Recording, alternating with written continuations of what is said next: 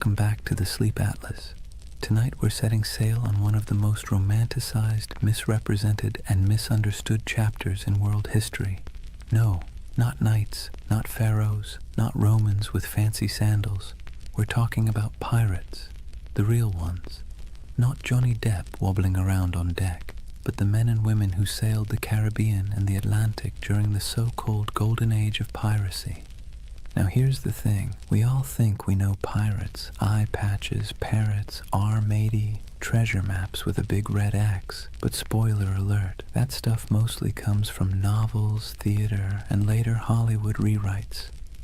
Real piracy was less swashbuckling and more sweaty, smelly, filled with salted beef crawling with maggots, water that tasted like a rotting barrel, and constant anxiety that your ship might sink in a storm, or your captain might keelhaul you for stepping out of line. And yet somehow the legend of pirates has become this glamorous story of freedom, adventure, and treasure. But here's the contradiction, and it's worth letting it sink in. The Golden Age of Piracy wasn't golden at all. It was born out of war, poverty, hunger, and desperation. It wasn't about noble freedom, it was about scraping survival out of salt air, blood, and backbreaking work. Yet people keep retelling their stories because deep down we're drawn to the fantasy of escape, of rejecting rules, of carving out a small piece of freedom on the open sea. So, as you settle in, maybe dim your lights or turn on some soft background sounds, let's drift together into this world. Imagine the creak of ropes, the groan of wooden planks, the crash of waves on the hull. Tonight, we'll wander through crowded ports, stand under the Caribbean sun with sweat dripping down our backs, and listen to the salty curses of men who gambled everything on the sea. Before we start, a small ask. If you enjoy drifting off with these stories, give this video a like, and maybe even subscribe. And tell me in the comments, what's keeping you up tonight? I'd love to know. Now, let's begin our first chapter with a world teetering on the edge of chaos, just perfect for the rise of piracy. Chapter 1. A world ripe for plunder. Picture the year 1690. Europe has been locked in endless wars, Spain versus England, England versus France, the Dutch fighting everyone. The whole continent is basically one long family feud where nobody remembers what the argument was about, but everyone is still holding grudges. And while kings and queens play chess with soldiers, their colonies across the Atlantic become treasure vaults waiting to be cracked open.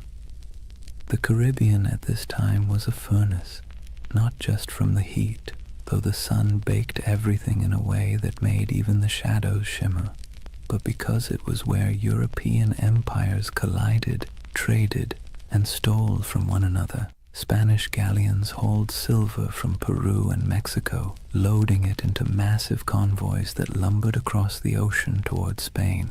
English, French, and Dutch merchants sailed their own fleets filled with sugar, rum, tobacco, and enslaved Africans, commodities that would fuel entire economies back in Europe.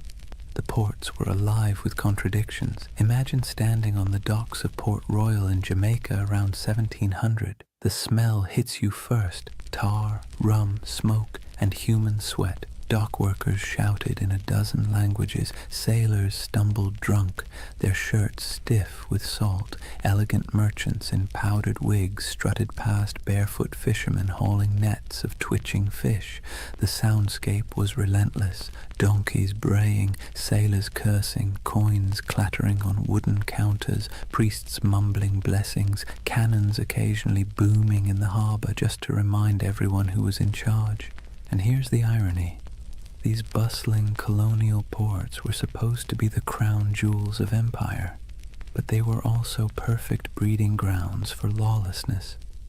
Governments thousands of miles away tried to impose order, but the reality was chaos. Governors took bribes, soldiers deserted, officials looked the other way when merchants smuggled contraband. The Caribbean was a place where, if you had a ship and a crew desperate enough, you could either make a fortune or lose everything in a week. Now think about the sailors themselves. Life at sea under a Royal Navy wasn't glamorous. It was miserable.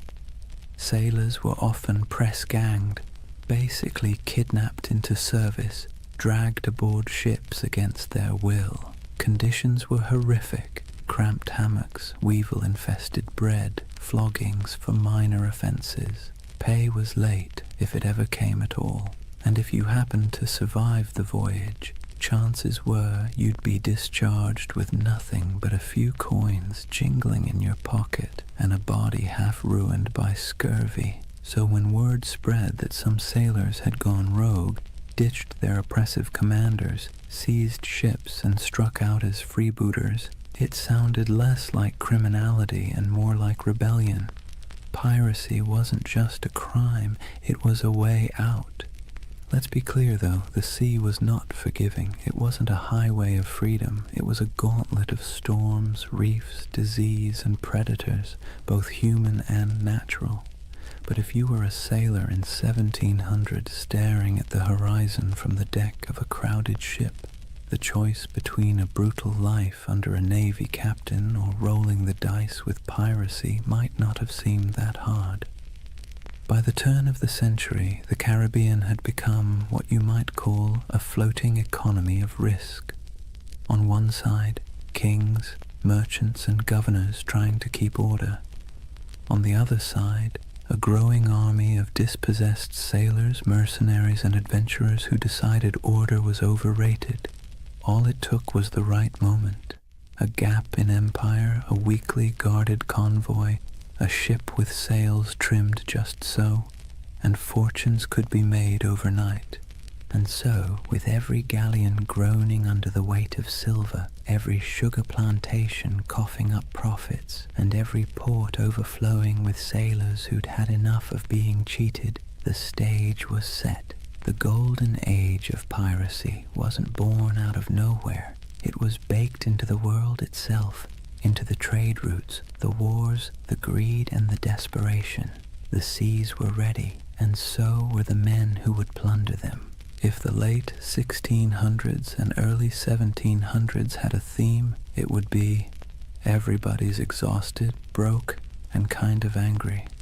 Europe's great powers had been at each other's throats for decades, and while kings and queens could patch up peace treaties, the wars left a trail of wreckage that stretched across the Atlantic, and in that wreckage, piracy took root. Take Spain, for example. Once upon a time, Spain was the big kid on the block. They had the gold, the silver, the fleets, and the swagger to call themselves masters of the New World. But by the late 1600s, their empire looked less like a shining crown and more like a rusty bucket with holes. Wars drained their coffers, silver shipments were constantly raided, and their ships, once the pride of the seas, were often outdated and slow. Spain still had territory, but its grip was slipping, and everyone else smelled the weakness. England wasn't doing much better. Sure, they were clawing their way toward global power, but back home, ordinary sailors were being tossed around like dice in a rigged game. One year they were privateers, government-approved pirates, with papers giving them permission to plunder Spanish ships in the name of the crown. Then, suddenly, the war ended. The crown said, "Thanks for your service," and those same men were dumped ashore with no pay, no prospects, and no sympathy. Imagine fighting for your country, risking death a dozen times only to be told you were now just another unemployed vagrant clogging up the docks. The Dutch Republic had its own story. Once dominant traders, their fleets crisscrossed the globe, but wars with England and France chewed through resources, leaving fewer jobs for sailors and merchants. France, meanwhile, under the grandiose reign of Louis XIV, spent lavishly on wars, palaces, and pretty much anything shiny, leaving French colonies stretched thin and their sailors restless. The result? a perfect storm of unemployed seafarers with skills nobody wanted, except in piracy. These weren't random peasants deciding to play pirate for fun. These were trained men, veterans of naval battles, gunners who could load a cannon in seconds, carpenters who could patch a hull under fire, navigators who could steer through reefs in the dark, armies of skilled but bitter men, all with the same problem. No empire wanted to pay them anymore. And here's where it gets ironic. These empires had essentially created their own monsters. When Spain and England handed out letters of marque, those little slips of paper that legalized piracy during wartime, they encouraged men to attack enemy shipping. Privateers like Sir Francis Drake in the 1500s became national heroes.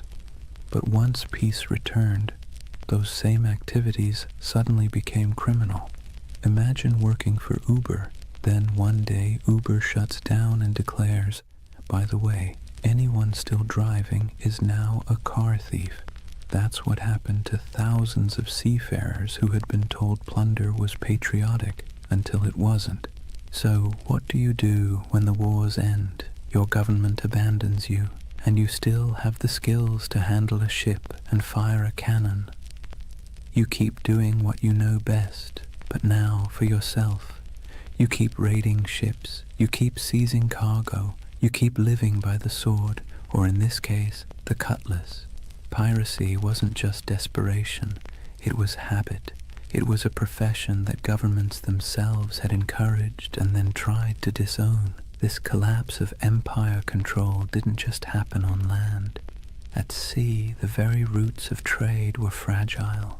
Convoys of Spanish galleons might be well defended, but smaller ships carrying sugar or rum often sailed alone. Merchant captains wanted profit, not protection, and cutting corners left them exposed. Add in tropical storms that could scatter fleets like confetti, and suddenly the Caribbean looked less like the King's Ocean and more like a buffet table for anyone bold enough to take a bite. And let's not forget the colonies themselves. Governors sent from Europe often cared more about lining their own pockets than enforcing the law. Some even welcomed pirates, so long as they brought in enough gold or shared enough loot. For struggling outposts like Nassau in the Bahamas, pirates weren't a nuisance, they were the economy. It's hard to enforce anti-piracy laws when half your town depends on stolen goods to survive, so piece by piece the mighty grip of empire loosened. Spain couldn't patrol all its waters. England's navy was stretched thin. France was distracted by continental wars. The Dutch were in decline. And into that vacuum sailed the pirates, men who saw the weakness of kings and decided to crown themselves instead. The collapse of empires didn't just make piracy possible, it made it inevitable. The seas were full of treasure. The navies were too thin to guard it, and the men who knew how to seize it had nothing left to lose. Out of that mix came not just scattered rogues, but an entire era, the so-called Golden Age of Piracy, when men and women from a dozen nations chose the black flag over the king's flag. Let's be clear, piracy didn't appear out of thin, salty air. It was the awkward child of privateering, a sort of legal piracy that governments were perfectly happy to use when it suited them. To understand how privateers turned into pirates, you have to look at how the lines between hero of the crown and villain of the seas were about as thin as a ship's rope after a rat problem. Privateering was, in theory, simple. A government at war, say England against Spain, would hand out a letter of marque. This was a fancy slip of paper saying, "Go ahead, raid enemy ships, keep a cut of the loot, and send us our share." It was piracy, but with paperwork. Sir Francis Drake did it in the 1500s, sacking Spanish ports and coming home loaded with plunder. England called him a knight, Spain called him a criminal. One man's pirate was another man's patriot. Fast forward to the late 1600s, and the system was still in play. Privateers swarmed the Caribbean and Atlantic during wars, seizing sugar shipments, Spanish galleons, and anything else they could get their hands on. The Caribbean became a giant chessboard, and privateers were the pawns, expendable but useful. As long as the war lasted, they were tolerated, even celebrated. But here's the twist. Wars end. And when they did, governments suddenly didn't need these men anymore. One day you're proudly waving the flag of your nation, attacking the enemy, and selling stolen goods back to friendly ports. The next day, the war is over, the letter of marque is revoked, and now you're just a thief with a ship. There was no retirement plan, no pension, no thank you parade, just a shrug and an unspoken suggestion to quietly disappear. The men, however, weren't built for disappearing. They were hardened sailors who knew the rhythms of the sea better than the rhythms of ordinary life. They knew how to fight, how to navigate, how to survive storms, and, most importantly, how to take wealth by force. These were not skills easily repurposed into farming or shopkeeping. So what did they do? They kept at it. The only difference was that now, instead of doing it for a king or queen, they did it for themselves. This transition was so common it almost feels inevitable.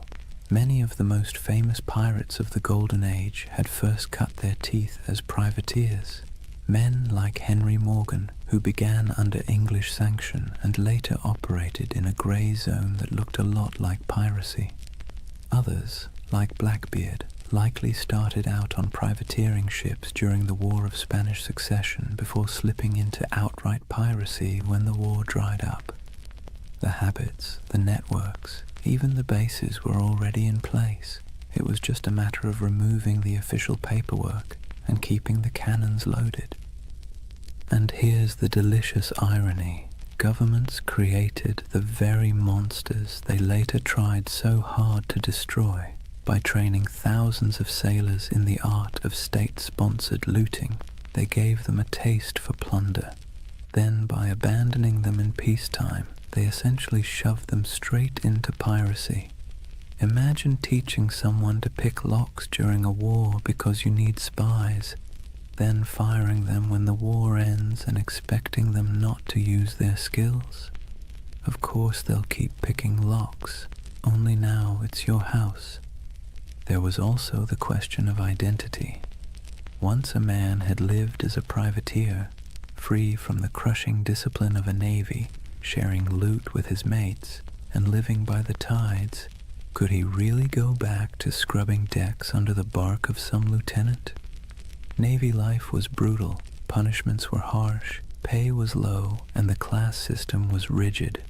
By comparison, the life of piracy, even with its hunger, storms, and risk of hanging, offered more equality and excitement. It wasn't just survival, it was liberation from the grind of the empire. Ports like Port Royal in Jamaica and Tortuga off Hispaniola blurred the line even further. Merchants there didn't care if the goods were captured legally or not. Sugar, silver, rum, if it could be sold, it was welcome. Tavern owners, traders, even governors quietly winked at piracy, especially when it brought wealth into their struggling economies. Some governors even kept pirates as unofficial attack dogs, unofficial allies when convenient, expendable scapegoats when politics shifted. So, from privateers to pirates wasn't a sharp break. It was more like a slow, sloping slide into the inevitable. Men who had been celebrated for plundering Spanish ships found themselves doing the exact same thing, only now branded as criminals. And they embraced it because what was the alternative? Starvation? Subservience? A return to naval whippings and starvation wages? No thank you. Better to live on your own terms, however short that life might be. It's easy now to think of pirates as chaotic rebels who suddenly popped up to terrorize the seas. But really, they were a byproduct of empire, born from its wars, abandoned in its peace and sustained by its greed. The black flag wasn't a rejection of Europe's system, it was its mirror, twisted and stripped of pretense. So when we picture those ragged sails appearing on the horizon, it wasn't random lawlessness at sea. It was the logical conclusion of policies that blurred morality for convenience. Privateering was piracy in a fancy coat, and piracy was privateering with the coat torn off, and for the men who lived it, there wasn't much difference at all. Now let's imagine, for a moment, what happens when thousands of unemployed sailors, disgruntled privateers, and general misfits all end up in the same place. No law, no oversight, no queen wagging her finger from across the ocean. Just wide open seas, islands thick with sugarcane and palm trees, and ports desperate for trade, even if that trade came dripping with blood. Welcome to the Pirate Republic, a loose patchwork of havens across the Caribbean that briefly turned outlaw life into a kind of anti-establishment experiment. The most famous of these havens was Nassau, on New Providence Island in the Bahamas. Today it's a tourist destination with beach chairs and cruise ships. Back then, it was more like a dusty stage set built for chaos. The island's harbor was shallow, perfect for the smaller, nimble pirate ships, but treacherous for the heavier Navy vessels. That natural advantage made Nassau nearly untouchable, and so it blossomed into the unofficial capital of piracy. If London was the beating heart of empire, Nassau was the loud, drunken laugh echoing across the Atlantic. Life in Nassau was a strange mix of desperation and freedom. Picture ramshackle huts leaning against each other like tired sailors, taverns spilling music and shouting into the night, and the constant smell of rum, sweat, and salt. Pirates from every corner of the Atlantic crammed together, English, French, Dutch, African, even a few indigenous sailors who'd escaped the crushing grip of European colonization. The result was something Europe would never have tolerated back home, a society stitched together by outcasts, running on booze, barter, and the occasional cannon. What made it so intoxicating was the sense of equality. A runaway slave could find a berth on a pirate ship and suddenly be treated, at least relatively speaking, like an equal. A woman could dress as a man, grab a cutlass, and carve her place on deck. Anne Bonny and Mary Read, two of the most famous pirates in history, lived that very reality. The rigid hierarchies of Europe, lords and serfs, captains and peasants, broke down in Nassau's taverns. Everyone was broke, everyone was sunburned, everyone was one bad decision away from the noose. That kind of shared peril made for a twisted kind of democracy. And then there was Tortuga off the coast of Hispaniola. French buccaneers had started it as a base in the 17th century, and over time it became another pirate haunt. Tortuga was wilder, less organized than Nassau, but it shared the same energy, a place where authority didn't reach. Port Royal in Jamaica, before an earthquake literally dropped half of it into the sea in 1692, was the original pirate playground.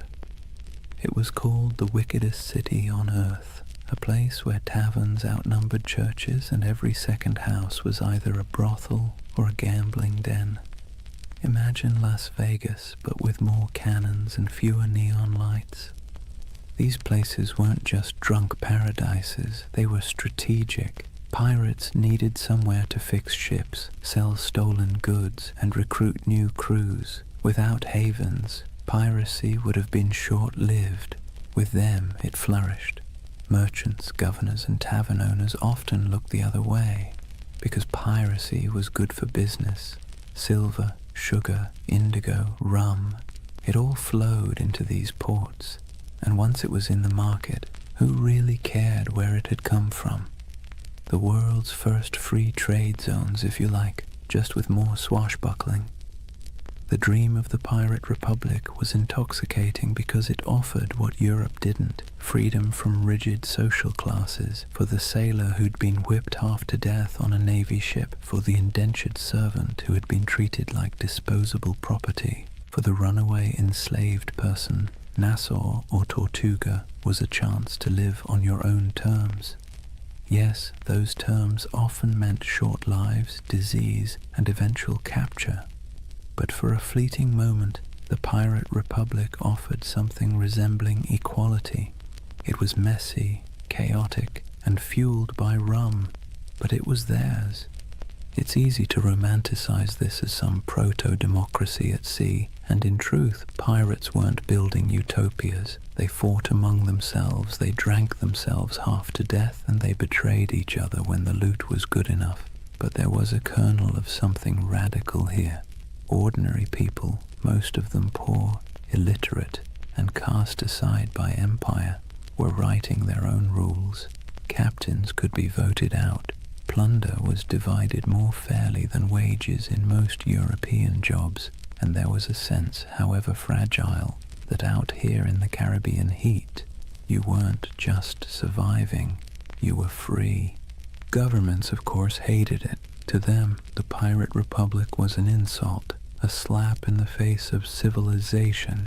They saw it as a cancer spreading across the Caribbean, undermining trade and embarrassing the crown. And so, predictably, they began plotting its destruction. But for a brief, shining decade or two, the dream held. A world of tattered sails and lawless harbors, where outcasts became rulers, if only of themselves. So when you hear the phrase Pirate Republic, don't imagine marble halls or noble ideals.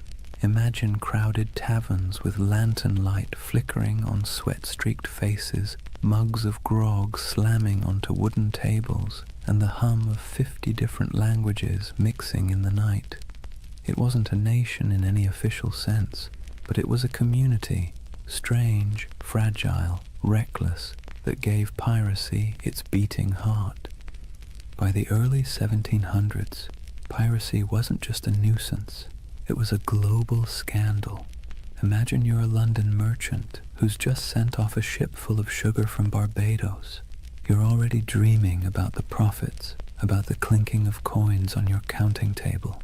Then word arrives that your ship was intercepted somewhere between Tortuga and Nassau by a crew of outlaws who now plan to sell your precious cargo at a discount in the very next port. Frustrating, absolutely. Embarrassing, even more so. And it wasn't just London merchants, Dutch traders, French planters, Spanish governors. Everyone had a stake in the Caribbean economy, and pirates cut into all of them like barnacles on a hull. News of piracy spread quickly, carried in letters, pamphlets, and gossip that traveled almost as fast as the ships themselves. In coffee houses in Amsterdam or taverns in Boston, people swapped stories of Blackbeard's blockade of Charleston or of Bartholomew Roberts capturing hundreds of vessels. Pirates became both feared and oddly admired, the same way we talk about celebrities who behave badly. They were disruptive, scandalous, but undeniably fascinating. Governments tried to project strength, but the truth was they were embarrassed. The Caribbean was supposed to be proof of European dominance, a playground of plantations, trade, and naval power. Instead, it was crawling with independent outlaws who mocked imperial authority with every stolen sail. Spain, already stretched thin across its empire, struggled to protect the treasure fleets. England, riding high after victories in European wars, now had to explain why ragged men in patched coats could blockade entire colonial cities. France and the Dutch weren't faring much better. In a world obsessed with image, piracy made the great powers look incompetent. What made it worse was that ordinary people were often rooting for the pirates, at least quietly. Think about it. If you were a poor sailor in Bristol, or an indentured servant in Jamaica, or even a small-town farmer in Virginia, Who would you rather cheer for? The faceless merchants and noble families who controlled your taxes, or the ragtag crews who thumbed their noses at authority and spread the loot, sometimes literally, among the lower classes? Pirates had a populist appeal. They were villains to the elite, but folk heroes to the downtrodden. Ballads were written, stories were exaggerated, and every port town knew someone who claimed to have once seen, or maybe even joined, a pirate crew. That uneasy admiration worried rulers as much as the piracy itself. It wasn't just about stolen goods anymore. It was about stolen loyalty. If too many sailors chose piracy over honest naval service, if too many colonists chose to trade with outlaws instead of legal merchants, the whole system could unravel. In this sense, the Pirate Republic wasn't just an economic threat. It was a political one. It represented a kind of freedom, however messy, that stood in direct contrast to empire. And so, as the first decade of the 1700s drew to a close, the world was watching. Governors wrote desperate letters to their monarchs begging for naval reinforcements. Merchants lobbied for protection. Admirals were dispatched with orders to stamp out the scourge. Yet for all this official outrage, the pirates kept sailing, kept raiding, and kept slipping back into the shallow harbors of Nassau, Tortuga, and Port Royal. The balance of power was precarious, and for a short, chaotic stretch of years, it seemed like the pirates might actually hold their ground. But as with all things in history, nothing so audacious lasts forever. The seeds of the pirates' downfall were already being sown, even as they toasted their freedom with mugs of grog under the Caribbean moon. Kings and parliaments were growing tired of being mocked. Naval patrols were growing stronger, and alliances, those fragile bonds between men who lived by theft and rum, were starting to fracture under the weight of greed. For now, though, the world watched in equal parts fear and fascination. Pamphlets painted pirates as monsters with hearts of stone, while tavern songs turned them into legends.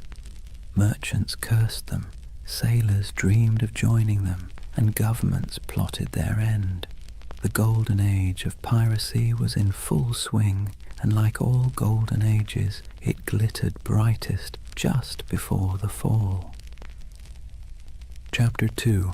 The Pirate's Life, Grit, Glory, and Grievance. So, let's get something straight right at the start. Life on a pirate ship was not a Caribbean holiday. You've probably seen the romantic paintings, glorious sails catching the wind, dramatic sunsets, and dashing figures with cutlasses gleaming. But if you were actually there, you'd spend less time admiring the view and more time trying to keep your stomach from revolting at the smell of rotting food. The pirate's life, while freer than serving in the Navy or laboring on a plantation, was still back-breaking, filthy, and endlessly uncomfortable. Imagine waking up below deck in the humid Caribbean heat. The air is thick, cloying, and full of the stink of unwashed bodies, damp wood, and tar. The ceiling is so low that you can't even stand upright. Rats scuttle across the beams, and you can hear the groan of the ship as it shifts against the waves. The pirate life didn't come with feather beds. You'd likely be sleeping on rough planks, maybe with a scrap of canvas for a blanket if you were lucky. Every day began with the creak of ropes, the bark of orders, and the endless rhythm of labor needed to keep a ship moving. Food was its own special kind of torture. Pirates stole plenty of supplies from captured ships, but unless you were lucky enough to raid a fresh merchantman recently, meals were, let's say, monotonous. Salted beef, so tough you could use it as a weapon. Hardtack, which was basically a cracker but harder than stone and often infested with weevils. Grog, a mix of watered-down rum, was the drink of choice, not because it tasted good, but because plain water went bad quickly in the heat. If you were lucky, you might snag some fruit or vegetables before they spoiled, but scurvy was always lurking like an uninvited guest. Teeth loosened, gums bled, and bones ached from the lack of vitamin C. Daily chores weren't glamorous either. Pirates weren't just fighting and drinking, they were sailors first. That meant scrubbing decks, mending sails, climbing rigging slick with salt spray, and bailing water from the hold during storms. And storms, by the way, were constant reminders that the sea itself was often more dangerous than any enemy. A hurricane could scatter a fleet in hours, leaving survivors clinging to driftwood while their dreams of plunder sank to the bottom. And yet, for all this hardship, men, and a few women, chose it willingly. Why? Because compared to life in the Navy or under the whip of a plantation master, piracy offered something intoxicating: freedom. On a pirate ship, you weren't at the mercy of a cruel officer with a whip. You weren't paid starvation wages while some admiral or merchant lined his pockets. Instead, you had a say in decisions, a share of the loot, and a chance, just a chance, to change your fortune. The hardship was the same, but the dignity was different. Entertainment helped break the monotony. Pirates loved music, fiddles, pipes, and drums when they could get them. They told tall tales, gambled with dice and cards, and sang bawdy shanties that echoed across the waves. Some ships even kept pets, parrots, monkeys, or stray cats, both for company and for laughs. And of course there was always rum. Rum was less a drink than a coping mechanism, numbing sore muscles, smoothing frayed nerves, and sometimes sparking brawls that left men with more bruises than treasure. But make no mistake, life aboard a pirate ship was a constant balancing act between freedom and discomfort. The same deck where you danced to a fiddle tune at night might be awash with seawater or blood the next morning. The same comrades who shared their food with you today might vote you out tomorrow if you crossed the wrong line. It was a world where everything was unstable. The sea, the supplies, the alliances, and that instability defined the pirate's existence. So, yes, the Golden Age of Piracy glittered, but the day-to-day life was about sweat, salt, hunger, and a kind of stubborn resilience. You didn't become a pirate because it was comfortable. You became one because, for all its stink and danger, it gave you control of your own fate, at least for a while. Here's a funny thing about pirates. They were some of the most democratic people of their time, not in the sense of voting booths and campaign speeches, but in a rough, practical way that actually mattered to the men living on those creaking decks. Imagine that. While monarchs squabbled over crowns back in Europe and kings claimed they ruled by divine right, pirates were out on the high seas voting on who got to be in charge. When a crew formed, the first order of business wasn't just raiding a Spanish galleon. It was drawing up what they called the Articles. These were pirate constitutions, handwritten agreements that spelled out everything from how loot would be divided, to punishments for theft, to the share of compensation if you lost a limb in battle. And yes, pirates had a kind of early insurance system. If you lost an arm, you might get 600 pieces of 8, a leg, maybe 800. It wasn't exactly health insurance with a friendly provider, but it was better than what the average soldier got on land, which was nothing at all. The Articles also set limits on behavior: no gambling below deck, lights out at a certain hour, no deserting in battle. And yes, they often forbade bringing women on board, though that rule was broken often enough to be almost comical. These weren't arbitrary rules, they were survival tactics. A pirate ship was a pressure cooker of bad food, bad hygiene, and too many strong personalities packed into too small a space. Without rules, things would have descended into chaos faster than you can say. mutiny. Now, the captain wasn't an untouchable figure like on a Navy ship. Pirate captains were elected by the crew, and they could be voted out just as easily. If a captain was too reckless, too stingy with loot, or just too annoying, the crew could replace him with someone else. This was radical for the 17th and 18th centuries. Imagine a farmhand in Europe marching up to his landlord and saying, "Sorry mate, we've had a vote and you're fired." Unthinkable. But on a pirate ship, that was just Tuesday. Of course, the captain still held real authority in battle. When cannonballs were flying and boarding parties were scrambling across decks, someone had to make quick decisions. But outside of combat, his power was checked by the quartermaster. The quartermaster was like the ship's accountant and judge rolled into one. He handled supplies, settled disputes, and distributed plunder according to the articles. He was the balance to the captain, ensuring one man didn't hoard all the power or all the silver. Speaking of plunder, here's where pirates really stood out. On most navy or merchant ships, ordinary sailors got scraps. Captains and owners took the lion's share. Pirates, by contrast, split loot far more evenly. Yes, captains and officers usually got larger shares, but the gap wasn't massive. A captain might get 2 or 3 shares, while a common sailor got 1.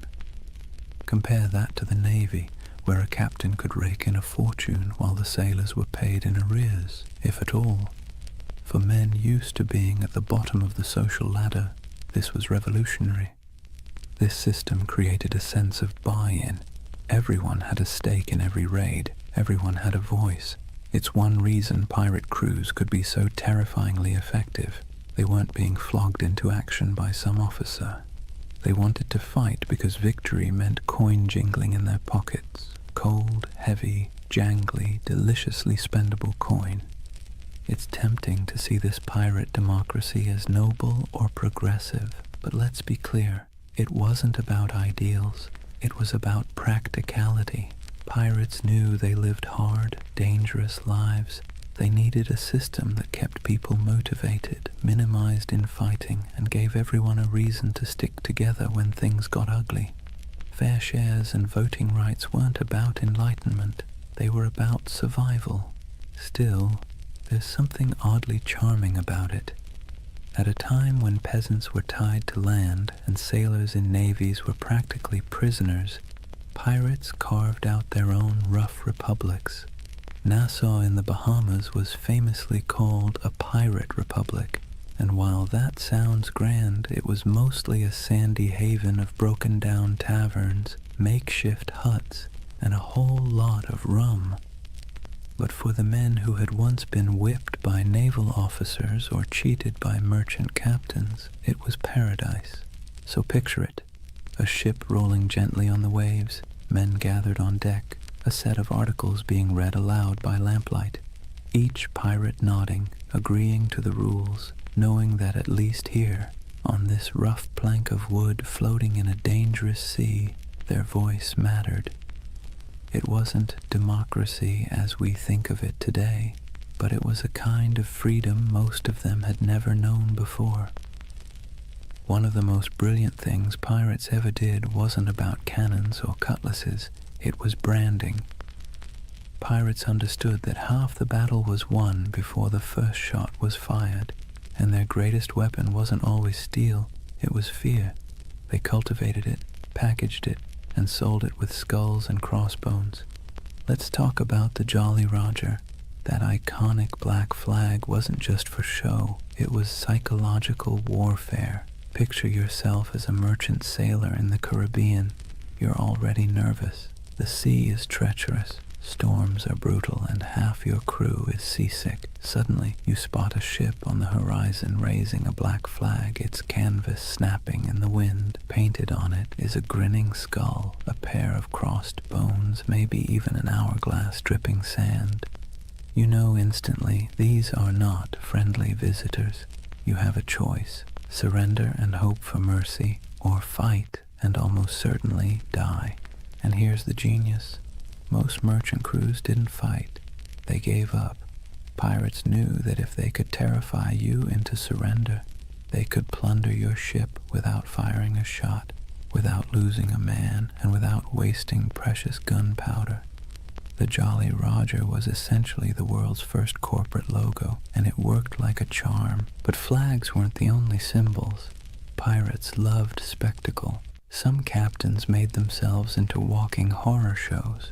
Blackbeard, for example, tied slow-burning fuses into his beard before battle.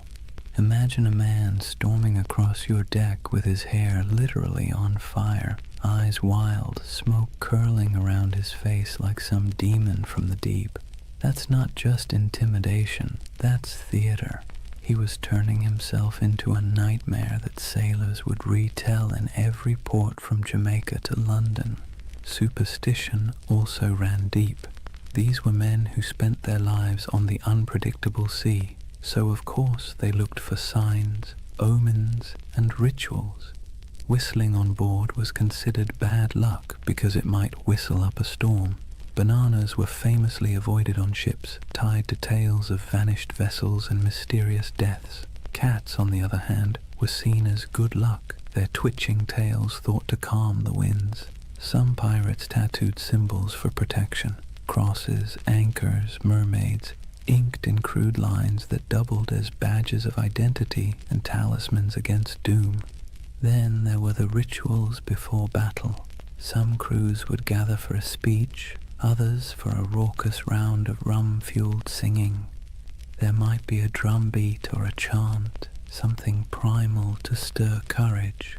Pirates knew the value of theatre not just for their enemies, but for themselves. Fear is contagious, and courage sometimes needs a costume. Music, too, had its place. Sea shanties weren't just entertainment. They were tools for survival, helping men row or haul ropes in rhythm, but they also bound crews together, creating unity in sound and spirit.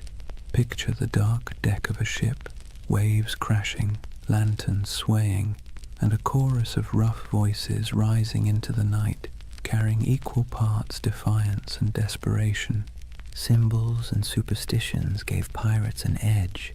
They were outnumbered and outgunned by naval powers, but they turned reputation into a weapon. Every skull painted on a flag, every whispered tale of a flaming bearded captain, every ritual chant before a raid, it all worked to magnify their presence far beyond their actual numbers. They made themselves larger than life, monsters of the sea, shadows that haunted every merchant sailor's imagination. And the beauty of it? Most of it cost nothing. A painted flag, a dramatic entrance, a bit of theatrical madness.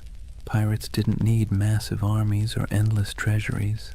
They needed fear, and they knew how to conjure it. So next time you see that skull and crossbones, remember, it wasn't just a warning, it was a brand, a promise of chaos, a theater of fear that made the legend of piracy far bigger than the men themselves. For all the flags and fiery beards, life aboard a pirate ship wasn't just about battle. In fact, most days weren't spent fighting at all. They were spent doing the very ordinary, very human things that bound a crew together, eating, talking, laughing, and finding scraps of comfort in a world made of salt and splinters. Let's start with food, because nothing unites or divides a crew faster than the question of dinner. Pirate diets were, to put it politely, uninspiring. Salted beef or pork, rock-hard ship's biscuit crawling with weevils and barrels of dried peas were the staples. Water turned slimy after a few weeks, so rum, watered down into grog, became the drink of choice. The thing is, pirates ate much the same as navy crews or merchant sailors, but they sometimes had an advantage. Because pirates plundered fresh food and drink whenever possible, they could actually eat better than the men they robbed. A captured merchant ship might yield cheese, citrus fruit, coffee, sugar, or even delicacies like cocoa or spices. For a brief time, life on the high seas could taste a little less like mold and more like luxury. But food was more than sustenance. It was ritual. Sharing a meal created unity. Imagine a crew gathered on deck, bowls in hand, gnawing at salted meat and joking about who got the biscuit with the most maggots. It was grim humor, sure, but humor all the same. A bad meal, eaten together, still forged bonds. And the occasional feast, say, after a particularly good raid, was celebrated with music, rum, and more laughter than some men had known on land. Music itself was essential. Pirates didn't have iPhones, but they did have voices, fiddles, drums, and makeshift instruments. Sea shanties weren't just working songs. They were entertainment, morale boosters, and the glue that kept rhythm in both work and play. Picture the rough chorus rising under the stars, a drum tapping time, a fiddle screeching out a tune stolen from some tavern ashore. These weren't trained choirs, but the sound was raw, communal, and strangely beautiful. It stitched men together, reminding them that even in isolation, they belonged to something larger. Then there were the games.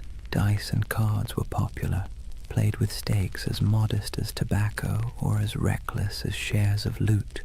Wrestling matches and contests of strength filled idle hours, with men cheering on their favorites. Betting on the outcome wasn't just fun, it was a way of creating drama in a life that could otherwise drag on in monotonous days of empty horizon. And let's not overlook the surprising inclusivity aboard pirate ships. Escaped slaves often joined pirate crews, where they could earn equal shares of plunder instead of chains. Women, though rare, found roles too, sometimes as disguised sailors, sometimes openly accepted as fighters or partners. Life aboard a pirate ship was brutal, but in its own odd way, it offered opportunities for outsiders that rigid societies on land never would. In these small details, the shared meals, the rowdy songs, the roll of dice, we see the human side of piracy.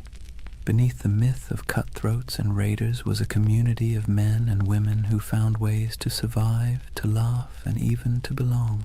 Their ships were floating worlds, part prison, part family, part workplace, part tavern. And while the dangers of storms, disease, and naval patrols never disappeared, these ordinary moments gave piracy its texture, the rhythm of humanity beneath the roar of cannons. So when you picture pirates, don't just imagine black flags and treasure chests. Imagine the sound of dice clattering on a barrel lid, the smell of salted pork frying in a pan, the laughter of men half drunk on rum, and the scratchy notes of a fiddle floating over the sea at night. That too was the pirate's life, not just violence and fear, but moments of messy, ordinary humanity carved out in the vast loneliness of the ocean. For all the adventure, freedom, and strange democracy of pirate life, you have to ask the question, why did so many men and a few women decide that piracy was worth the risk of hanging, drowning, or dying from scurvy in some forgotten corner of the sea? The answer, as usual, has less to do with romance and more to do with grievance. Pirates were not born with skulls and crossbones on their flags. Most of them were men who had been used, abused, and discarded by the very empires that later called them criminals. Take the average sailor in the early 1700s. His life was a cruel contract, low pay, brutal discipline, and punishments that bordered on torture. The British Navy in particular ran on forced service. Impressment gangs snatched men off the streets, dragging them aboard ships where they might serve years against their will. Once aboard, they were flogged for minor infractions, fed poorly, and often paid late, if at all. It was a life so grim that joining a pirate crew, where you at least got a vote, a share of plunder, and the occasional feast, looked less like criminality and more like opportunity. Then there were the privateers. These men had once sailed under legal commissions, essentially hired by governments to plunder enemy ships during wartime. But when treaties were signed and peace declared, those commissions were revoked. Overnight, skilled sailors became unemployed and unwanted. Some went home to poverty. Others, unwilling to give up the taste of plunder or unable to find work, simply kept raiding. The difference was only paperwork. Yesterday's patriot privateer was today's villainous pirate. Economic desperation played its part too. Europe churned with unemployment, inequality, and waves of displaced workers. Colonies offered work, but much of it was brutal plantation labor or indentured servitude. If you were poor, your choices were few. Toil endlessly for scraps on land, serve miserably in the navy, or gamble your life on piracy, where at least the rewards were immediate, tangible, and occasionally extravagant. Even a short run of luck could mean pockets full of coin, fine clothes stripped from captured merchants, or a chance to live like a king for a few weeks before it all fell apart. And make no mistake, piracy was a protest of sorts. Pirates didn't just steal. They struck at the heart of the empires that had used them.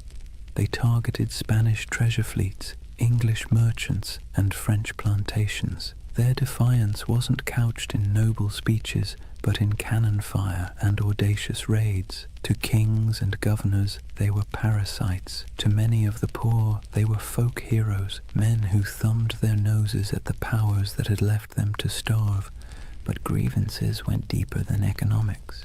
Pirates carried personal grudges, captains who had beaten them, navies that had cheated them of wages, merchants who had treated them as expendable.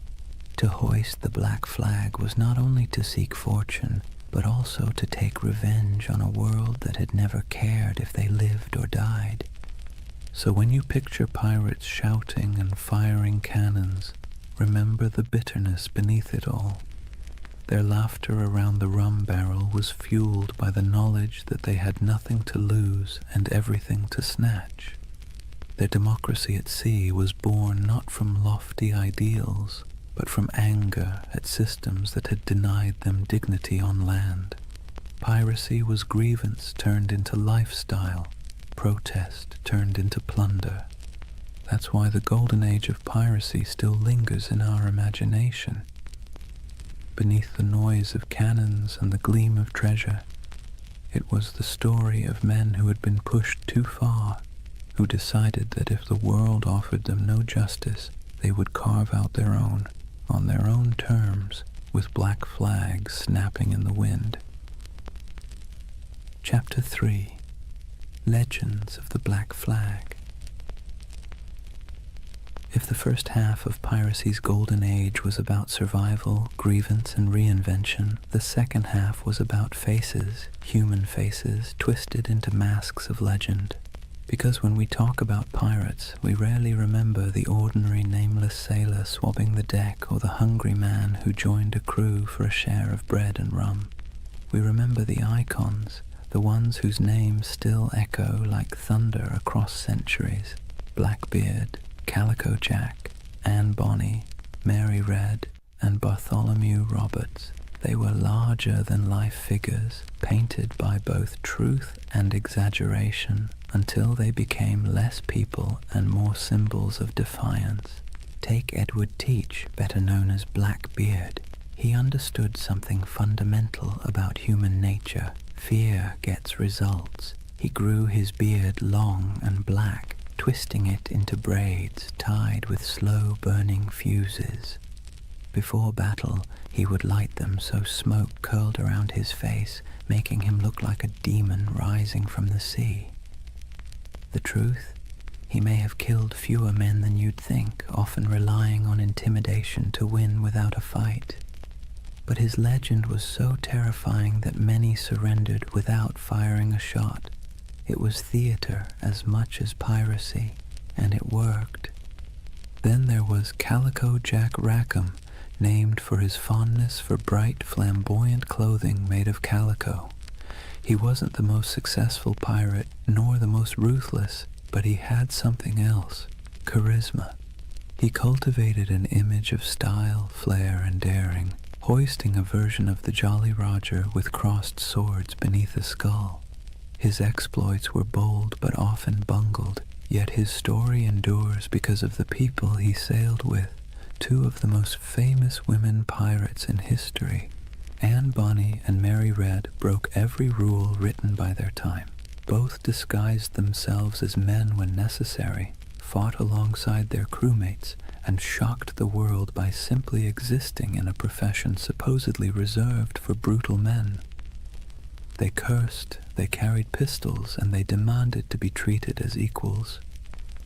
Stories tell of Anne shouting at her fellow pirates during a fight, furious that they were cowering below deck while she and Mary stood on, firing back at attackers. Were all the tales true? Probably not. But the image of two women wielding blades under the black flag has been impossible to forget. And then there was Bartholomew Roberts, Black Bart. Unlike Calico Jack, he was ruthlessly effective. Roberts captured more than 400 ships in his career, making him arguably the most successful pirate of the era. He dressed extravagantly, wore a crimson waistcoat in battle, and carried himself with the stiff pride of a gentleman gone rogue. He turned piracy into a system, drilling his men like a navy and enforcing discipline that other captains might have laughed at. If Blackbeard was terror and Calico Jack was style, then Roberts was efficiency, a man who turned plunder into a full-time industry. These figures didn't just survive, they thrived because they understood the power of story. Pirates lived and died quickly, but their reputations could sail farther than any ship. Merchants whispered their names in fear, tavern-goers retold their exploits in drunken awe, and pamphleteers in London exaggerated every detail to sell more copies. Legends inflated as fast as the sails of a ship in strong wind, until the line between man and myth blurred completely. So when you picture the Golden Age of Piracy, don't just imagine faceless crews swarming merchant ships. Picture these icons at the prow, beards smoking, calico shirts blazing with color, women fighting defiantly against all odds, crimson jackets flashing in the sun. They were performers as much as criminals, masters of spectacle, writing themselves into history by sheer audacity. That's why they endure, not because they lived long lives, they didn't, but because they played their roles so well that centuries later we still remember their stage. If pirates were actors on the stage of the sea, then Edward Teach, Blackbeard, was the undisputed director of horror. He understood better than almost anyone else that violence wasn't always necessary if you could make your enemies believe it was inevitable. His greatest weapon wasn't his cutlass or pistols, but the terrifying image he constructed of himself. Imagine this. You're a weary merchant sailor, your ship heavy with sugar and rum, when you spot a vessel in the distance. Its sails are patched but full, its hull dark and looming, and then you see him. A giant of a man with wild, coal-black hair and a beard so thick it looks like it's swallowing his face. He's tied slow-burning fuses into his braids, sparks spitting, smoke curling around him as if he's stepped straight out of hell. The sight alone is enough to send shivers through the toughest crew. Guns are loaded, cannons are aimed, but more often than not, the merchant ship simply lowers its colors and surrenders. Why fight when the devil himself has shown up to collect? Here's the funny part. For all his terrifying image, Blackbeard wasn't actually the most bloodthirsty pirate. In fact, his ledger of confirmed kills was surprisingly slim compared to others. He didn't need to spill blood when his performance did the work for him. He crafted a persona so fearsome that it did the fighting long before the first cannonball flew. Think about it. Would you rather battle a man who looked like your neighbor or a smoke-shrouded demon who seemed to revel in chaos? Most captains chose the wiser option and handed over their cargo. Blackbeard also knew the value of spectacle beyond the battlefield. He cultivated stories about himself, feeding into his myth. He'd fire pistols in the air just to startle his own crew. He once blockaded the entire port of Charleston, South Carolina, holding the city hostage until he was supplied with medicine. This wasn't just piracy, it was theater on a grand scale, a demonstration that one man and a few ships could humiliate an entire colony. It was both ridiculous and awe-inspiring. But beneath the smoke and noise, Blackbeard was a practical man. He divided plunder with some fairness, treated his crew as partners more than slaves, and knew when to negotiate. He wasn't some mindless brute. He was calculated. His use of fear wasn't just for show. It was a strategy that minimized actual risk. Why fight bloody battles when you can win by reputation alone? Still, his career was short. He rose fast and fell faster. By 1718, the British Crown, tired of his antics and the disruption of trade, decided it had had enough. Lieutenant Robert Maynard lured him into a trap off the coast of North Carolina. In a brutal fight, Blackbeard was shot and slashed repeatedly before finally going down. His severed head was hung from Maynard's ship like a grotesque trophy, a final theatrical image for a man who had lived by performance. And yet, did death end the legend? Not at all. If anything, it sealed it. Blackbeard's ghost was said to haunt the waters where he died, his headless body swimming in the waves, searching for its lost skull. Fishermen swore they saw his spectral ship, the Queen Anne's Revenge, drifting silently across the horizon. Whether or not any of it was true didn't matter. The myth had already outgrown the man. So when you hear the name Blackbeard today, you're not just recalling a pirate. You're recalling one of history's greatest performers, a man who understood fear as both an art and a weapon. His stage was the sea, his audience the world, and his performance so unforgettable that centuries later we're still applauding in awe and a little bit of dread. If Blackbeard was the terrifying face of piracy, then John Rackham, better known as Calico Jack, was its fashion icon. The man wasn't particularly fearsome, nor was he especially successful compared to others, but he had something almost as valuable as gold: style. His nickname came from the brightly patterned calico coats he wore, loud enough to be seen from a mile away. It was a choice that said, "I may not be the biggest or the baddest, but I'll be the most noticeable." And in a world where fear and reputation kept you alive, being memorable mattered. Calico Jack's story would likely have been a footnote in the annals of piracy, if not for two extraordinary women who joined his crew, Anne Bonny and Mary Read. Their presence turned his otherwise average exploits into a legend that has fascinated people ever since. Anne Bonny was born in Ireland, but grew up in the Americas, the daughter of a wealthy planter.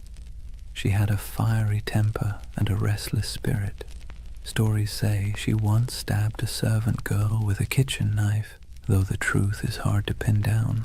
What we do know is that she wasn't content with the role society expected of her. Marrying a small-time sailor didn't calm her spirit. Running away with Calico Jack did. She traded the plantation house for the rolling deck of a pirate ship, proving herself as fierce with a blade as any man. Mary Red's tale was even stranger. Born in England, she was disguised as a boy from childhood so her family could inherit money. She grew up living as Mark Red, working as a soldier and sailor. By the time she crossed paths with Calico Jack and Anne Bonny, Mary had long since mastered the art of slipping between identities. When she joined their crew, she initially kept her disguise. But Anne, curious and bold, discovered the truth. Instead of turning her away, Anne accepted her, and the two became close allies. Now picture it, a small pirate crew led by a man in flamboyant coats, backed by two women who defied every expectation of the age. While other pirates leaned on spectacle or terror, this trio leaned on audacity. Reports from the time describe Anne and Mary fighting openly in men's clothes, wielding pistols and cutlasses, cursing louder than the men beside them. They weren't mascots or novelties, they were feared combatants. When boarding parties went over the rails, Anne and Mary were often the first in line. One of the most famous stories of their courage came during the final days of Calico Jack's career. His ship was cornered by a pirate hunter. Most of the crew, drunk and unwilling to fight, cowered below deck. But Anne Bonny and Mary Read fought ferociously, shouting at the men to come up and defend themselves. Outnumbered and abandoned, they couldn't hold out forever. The ship was captured, and the crew taken to trial in Jamaica. Calico Jack was sentenced to hang, and before his execution, Anne Bonny reportedly delivered the coldest line in pirate history. She told him, "If you had fought like a man, you need not be hanged like a dog." Brutal but fair. Anne and Mary both escaped the noose by pleading the belly, claiming they were pregnant, which delayed executions. Mary fell ill and died in prison not long after. Anne's fate is more mysterious. Some say her wealthy father intervened to free her, and she lived out her days quietly. Others imagine she slipped back into obscurity, perhaps even finding another ship to sail under a new name. The truth is lost, but the legend remains. Together, Calico Jack, Anne Bonny, and Mary Read embodied a different side of piracy. Not the sheer terror of Blackbeard, but the wild defiance of people unwilling to live within the boundaries society had drawn for them.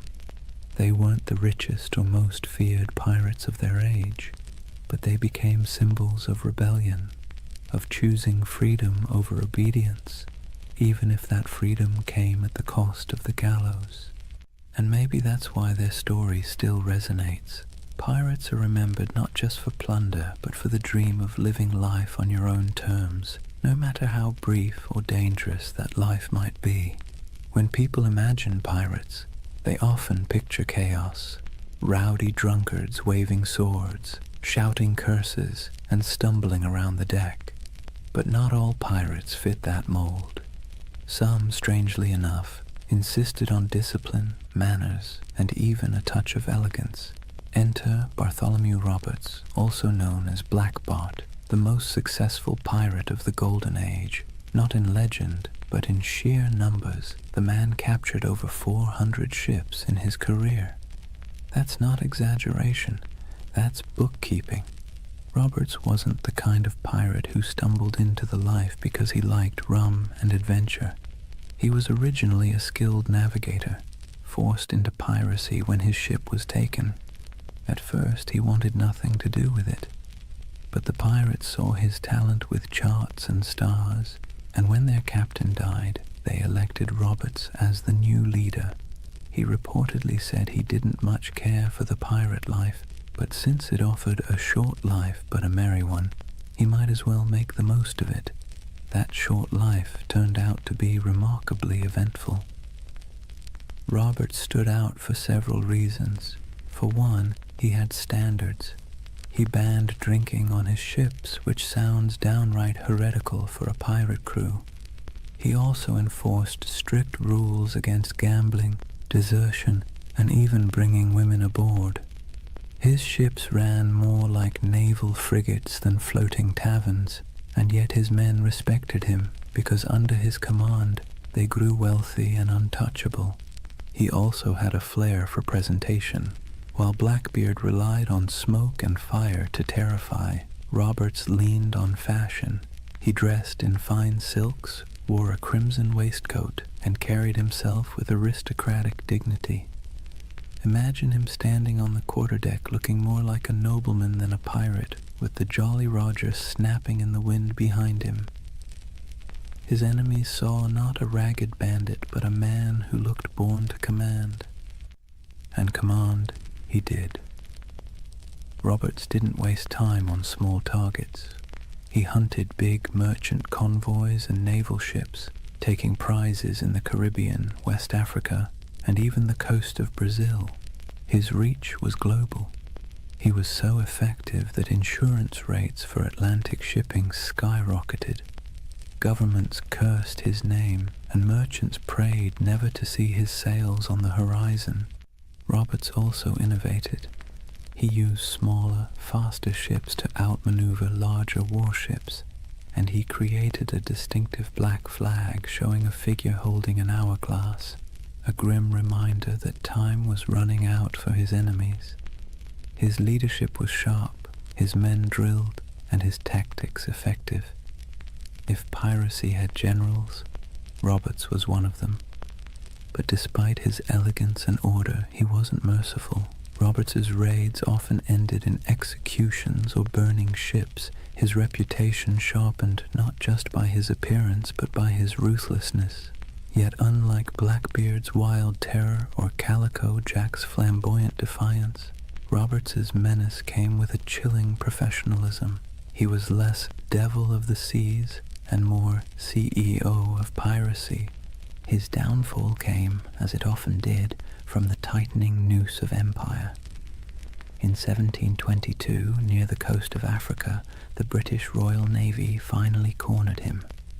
During the battle, Roberts was struck by grapeshot and killed instantly. His men, knowing what capture meant, dressed him in his finest clothes, weighted his body with chains, and cast him into the sea, denying the Navy the satisfaction of displaying him in death. Bartholomew Roberts's reign lasted only a few short years, but in that time he reshaped piracy. He proved it could be efficient, disciplined, and terrifyingly successful. More than Blackbeard, more than Calico Jack, he showed that piracy wasn't just chaos on the waves. It could be a well-oiled machine, run with precision and purpose. And in a way, Roberts's legacy marks the peak of piracy's power. After his death, the Golden Age began to dim. The seas grew less welcoming to outlaws, and the balance of terror shifted back to the empires. But for a moment, one elegantly dressed pirate managed to turn the oceans into his empire, and he did it not with smoke or theatrics, but with order, discipline, and an iron will. If pirates were remembered only for their hunger, sickness, or sunburn, the Golden Age wouldn't have stuck in our imagination. What really carved them into legend were the moments when ragged crews on creaking ships went toe-to-toe with empires and lived to tell the tale. These were the epic raids and showdowns that spread their reputation across oceans like wildfire, whispered from tavern to tavern, and exaggerated until they felt larger than life. Let's start with the Caribbean, where Spanish galleons groaned under the weight of treasure hauled from the New World. These ships were floating vaults, packed with silver from Peru, gold from Mexico, and spices from across the empire. They were also well-armed and heavily guarded, but that didn't always save them. Pirates struck with speed, knowing that a single galleon could fund a lifetime. Stories circulated of bold raids where men climbed aboard under musket fire, smoke filling the decks as treasure chests were dragged away. The truth was often messier, with smaller victories and more frustration, but the image of pirates plundering Spanish treasure ships became the core of their legend. Then there were the blockades, audacious acts where pirates essentially declared themselves rulers of the sea. Imagine sailing into a harbor, dropping anchor across the entrance, and holding an entire town hostage. That's exactly what Blackbeard did at Charleston in 1718. For nearly a week, he strangled the city's trade, capturing ships and ransoming hostages. The people of Charleston, terrified of massacre, had no choice but to give in to his demands. It wasn't just robbery, it was theater, a statement to the world that pirates could hold whole cities in the palm of their hands. Other raids were more brutal, like the infamous attack on Ouida on the coast of Africa by Bartholomew Roberts. Roberts stormed the harbor, seizing ships, killing crews, and leaving smoking wrecks behind him. His reach across continents showed how piracy had gone global. It wasn't just the Caribbean anymore. It was the Atlantic, Africa, Brazil, anywhere trade sailed and wealth moved. But the stories weren't just about treasure. They were about battles fought against impossible odds. Pirate crews often faced warships far larger than their own. When they won, it wasn't just luck, it was tactics. They fought dirty, boarding quickly, using fear and confusion as weapons. A Navy captain might train for years to master a cannon broadside, but pirates knew how to turn desperation into an edge. Their greatest victories weren't about gold. They were about proving that outcasts and runaways could stand against the giants of empire. Of course, these showdowns didn't always end well. For every successful raid, there were failed ones, with crews scattered, captured, or killed. Yet somehow, it was the victories that stuck in memory. Sailors retold the stories in candle-lit taverns, each time with a little more smoke, a little more fire, a little more treasure. And as the tales grew, so too did the aura of piracy. It's worth pausing to think about why. Pirates didn't win many wars. They didn't topple kingdoms or rewrite maps, but they became symbols because of these moments when they defied the odds, even briefly. They lived in the cracks between empire and chaos, and their raids and blockades became stories of small men standing up to vast powers. That's the kind of tale that sticks, even when the facts get fuzzy. So whether it was Blackbeard choking a city, Roberts storming a harbor, or nameless crews slipping away with treasure under the moonlight, these epic showdowns kept the legend alive. And while empires eventually struck back in those brief, violent, theatrical moments, it was the pirates who ruled the seas. Chapter 4. The End of an Era. For all the bravado of pirates waving black flags and swaggering into taverns, their freedom was always temporary. The Golden Age of Piracy wasn't built on strength, it was built on neglect. The empires of Europe had been too busy fighting each other to deal with the nuisance of rogue captains. But once the wars settled and merchants began counting their lost profits, the patience snapped. Suddenly, the same kings and governments who once winked at piracy decided it was a scourge that had to be eradicated. Picture the mood in London, Paris, and Madrid in the early 1700s. Merchants stormed into government halls, waving reports of ships lost, insurance rates skyrocketing, and ports paralyzed by blockade. Politicians, who once quietly enjoyed pirate loot filtering through colonial markets, now heard the complaints of bankers and shipping magnates, and when money complained, rulers listened. What followed was a coordinated crackdown, an imperial revenge tour.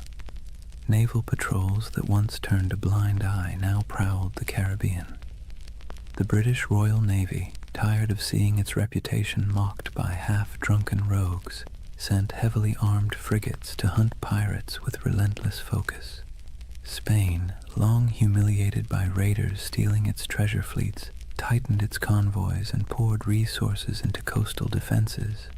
Even France, which had once tolerated privateers operating on its behalf, began closing off safe harbors. The age of indulgence was over, but it wasn't just the ships, it was the laws. Governments realized they needed not only cannons, but also courts. Piracy was declared a universal crime, meaning that any nation could capture and prosecute pirates, regardless of where the crime occurred. Admiralty courts popped up across the Caribbean, in Jamaica, in Nassau, in Charleston, offering swift, brutal justice. No long trials, no sympathetic juries, just a quick hearing, a guilty verdict, and the inevitable walk up the gallows. For men who had once toasted their freedom in Nassau taverns, the sight of bodies hanging along harbor entrances was a chilling message. The retaliation wasn't always fair, nor was it always accurate. Sailors unlucky enough to be mistaken for pirates were sometimes swept up in the dragnet, condemned alongside the guilty. Colonial governors eager to prove their loyalty to crown and profit made examples whenever possible. A pirate's end was no longer a quiet slip into obscurity. It was designed to be a public warning, a spectacle meant to terrify anyone thinking of hoisting the Jolly Roger. And yet the crackdown revealed something ironic. For all the talk of pirates as savage criminals, many common folk sympathized with them. They saw governments that taxed them harshly, navies that conscripted them unwillingly, and merchants who grew fat while ordinary sailors lived on scraps. Pirates, for all their brutality, had lived outside that system, at least for a while. So when governments retaliated, it wasn't just pirates who grumbled. It was the people who sometimes saw in those outlaws a shadow of their own frustrations. But sympathy wasn't enough to save them. Once the combined might of Europe's navies and courts turned fully against piracy, the end was only a matter of time. The sea that had once seemed wide open suddenly felt crowded with warships. The harbors that had once welcomed became hostile, and the taverns that once rang with pirate songs now whispered of hangings. The retaliation had begun, and with it, the Golden Age of Piracy was sailing into its final storms. The retaliation wasn't just abstract policy. It had names, faces, and bloody finales. The Golden Age of Piracy closed not with a quiet fade, but with dramatic hunts that read like the last acts of a tragic play. If pirates had been the rock stars of the seas, their final chapters were their public downfalls, staged for maximum effect. Take Edward Teach, better known as Blackbeard. His reputation had grown so outrageous that even his enemies described him with a shiver of reluctant admiration. He cultivated fear like an artist, braided his beard with smoking fuses, glared from beneath a tangle of hair, and moved through battle with pistols strapped across his chest like a walking arsenal. But in the end, fear was not enough. In November 1718, the British Navy decided Blackbeard had outlived his usefulness as a legend. Lieutenant Robert Maynard sailed out from Virginia with a pair of sloops and cornered him off Ocracoke Island. The battle was brutal and up close, fought with pistols, cutlasses, and grit, and though Blackbeard fought like a demon, he fell. His head was hung from Maynard's bow as proof, a grotesque trophy meant to tell every sailor what became of even the fiercest pirate. But Blackbeard wasn't the only one. Across the Atlantic, Bartholomew Roberts, Black Bart, was sailing at the peak of his fame. Unlike Blackbeard's flair for theater, Roberts was all about efficiency. He raided with precision, commanded fleets of captured ships, and dressed in flamboyant crimson coats that made him as much a spectacle as his raids. He captured more ships than any other pirate, nearly 400 by some counts, yet even he couldn't outrun the noose tightening around piracy. In 1722, the British Navy cornered him off the coast of West Africa. A cannon shot cut him down mid-battle. His men, fearing what the British would do to his body, buried him at sea almost immediately, sending their captain to the depths before his enemies could claim him as a prize. And then there was Nassau. For years it had been the pirates' dreamland, a ramshackle republic of grog shops, makeshift huts, and lawless camaraderie where men and women reinvented themselves under the black flag. But in 1718, Woodes Rogers, backed by the British Crown, sailed in as governor. His arrival marked the beginning of the end. Pirates were given a choice: accept a royal pardon and live, or resist and hang. Many, weary of the chase, accepted. Others fled, and a handful fought to the bitter end, only to be cut down. The pirate republic evaporated almost overnight, replaced by British order, courts, and gallows. These final hunts didn't just kill individual men, they killed the dream. Piracy had thrived on the cracks between empires, on the moments of chaos when law couldn't keep up with ambition. But as the empires recovered, they sealed those cracks. The end of Blackbeard, the fall of Roberts, and the capture of Nassau were not just events, they were symbols. Symbols that the era of pirates ruling the seas was closing, replaced once again by the iron grip of empire. Still, in taverns and whispered stories, their names lingered. Blackbeard's ghost was said to haunt Ocracoke. Roberts was remembered as the most efficient pirate who ever lived, and Nassau became a half-mythical place, a memory of freedom in an age of order. The final hunts had claimed the bodies, but the legends were already slipping beyond reach, sailing into something no navy could kill: myth. When the nooses were tightened and the bodies left swinging in the Caribbean sun, it wasn't just individual men who were gone, it was a way of life. The end of piracy marked the closing of a strange, brief experiment in freedom and rebellion. But like all endings, it was not complete. Something was lost, yes, but something also remained. So, what was lost? First, the fragile dream of equality at sea. On land, society was suffocatingly rigid. Kings at the top, peasants at the bottom, and 1,000 unspoken rules about who could eat what, wear what, or even look at whom. But on a pirate ship, things were startlingly different. Captains were elected, loot was shared, and even the least skilled sailor had a voice in the Articles of Agreement. When piracy ended, that floating democracy sank with it. Back came the brutal hierarchy of naval life, where sailors were whipped into obedience and officers strutted about like petty kings. The sea, once a frontier of possibility, reverted to another arm of empire. Also lost was the illusion of safe passage for merchant ships. For 2 or 3 decades, the Caribbean and Atlantic had felt like waters where danger lurked behind every horizon. Every fat merchantman sailing out of Havana or Port Royal lived in fear that a black flag might rise from the waves. The end of piracy reassured investors, merchants, and kings, but it also stripped the seas of a strange kind of excitement. The stories that once terrified crews would, in time, thrill readers instead. But for the men who lived it, the sudden absence of that uncertainty was like a silence, comforting to some, suffocating to others. And let's not forget the pirate havens themselves. Nassau, Tortuga, Port Royal, these places lost their wildness.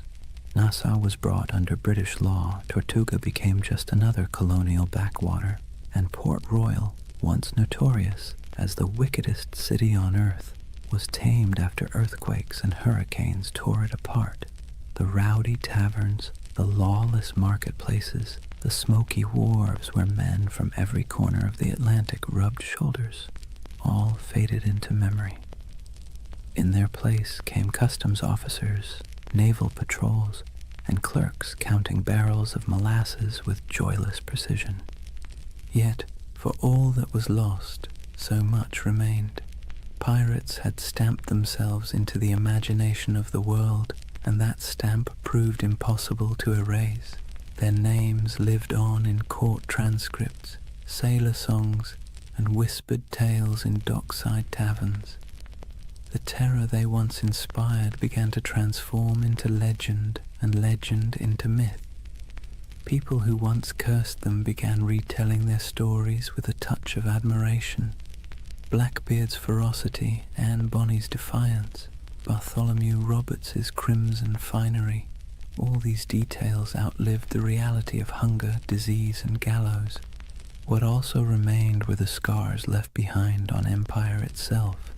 Piracy had forced colonial powers to admit that their grip on the seas was fragile. They had to pour money into patrols, fortifications, and treaties. In a way, pirates had been the most honest critics of empire. They exposed its weaknesses, exploited its greed, and thrived on its contradictions. Even in defeat, they left a mark, a reminder that power is never absolute, and that resistance, even in the form of theft and chaos, can rattle the mighty. And then, of course, there was the cultural inheritance. Pirates gave us more than just a few colorful tales. They gave us a vocabulary, pieces of 8, dead men tell no tales, the Jolly Roger. They gave us an image of freedom and defiance, however messy the reality was. They gave us a vision of men and women who lived outside the law, who thumbed their noses at kings and corporations, who carved out fleeting moments of liberty in a world dominated by authority. That vision survived long after the hangings were over. So yes, much was lost when piracy ended, but perhaps what mattered most remained. The idea that, for a brief, turbulent moment in history, ordinary people seized the sea and lived by their own rules, and even as their bodies rotted under the Caribbean sun, their legends sailed on untouchable. Here's the thing about pirates. They may have died at the gallows, but their ghosts never left. The Golden Age of Piracy, brief as it was, cast echoes that still rattle through our culture today. You can hear it in the creak of a movie ship's rigging, see it in the skull and crossbones slapped on Halloween costumes, and even hum it in the chorus of a sea shanty that went viral on TikTok centuries after the last pirate flag fell. The age itself ended, but the echo never stopped. The first echo came in literature. In the decades after the crackdowns, sailors still sang about Blackbeard and Roberts in taverns, but it wasn't until the 18th and 19th centuries that writers really started polishing the pirate into something mythic. Captain Charles Johnson's A General History of the Pirates, possibly written by Daniel Defoe, was basically the pirate's who's who of its time. It turned real men into larger-than-life anti-heroes, blending fact, rumor, and outright invention. Without Johnson's book, we might not even remember Anne Bonny or Calico Jack. He gave them immortality, even if he also gave them a touch more swagger than they probably had in real life. The next big echo came with adventure novels. Robert Louis Stevenson's Treasure Island didn't just echo the Golden Age, it amplified it into something permanent. Long John Silver's Crutch and Parrot, the buried treasure maps marked with X, the idea of pirates talking in a peculiar accent. These weren't direct from history, they were creations, echoes distorted into legend, and yet they stuck so firmly that even today, when you picture a pirate, you're probably picturing Stevenson's imagination more than anything Blackbeard ever did. The echo spread into song and theater, then into Hollywood. Errol Flynn swung from rigging with suspiciously clean teeth. Disney built an empire of its own with Pirates of the Caribbean, turning Captain Jack Sparrow into a global icon, and with each retelling, the pirate grew further from the salty, disease-ridden truth and closer to an eternal symbol of rebellion, freedom, and adventure. Pirates once hanged for terrorizing shipping lanes were recast as lovable rogues. History got smoothed over, but the echo carried on.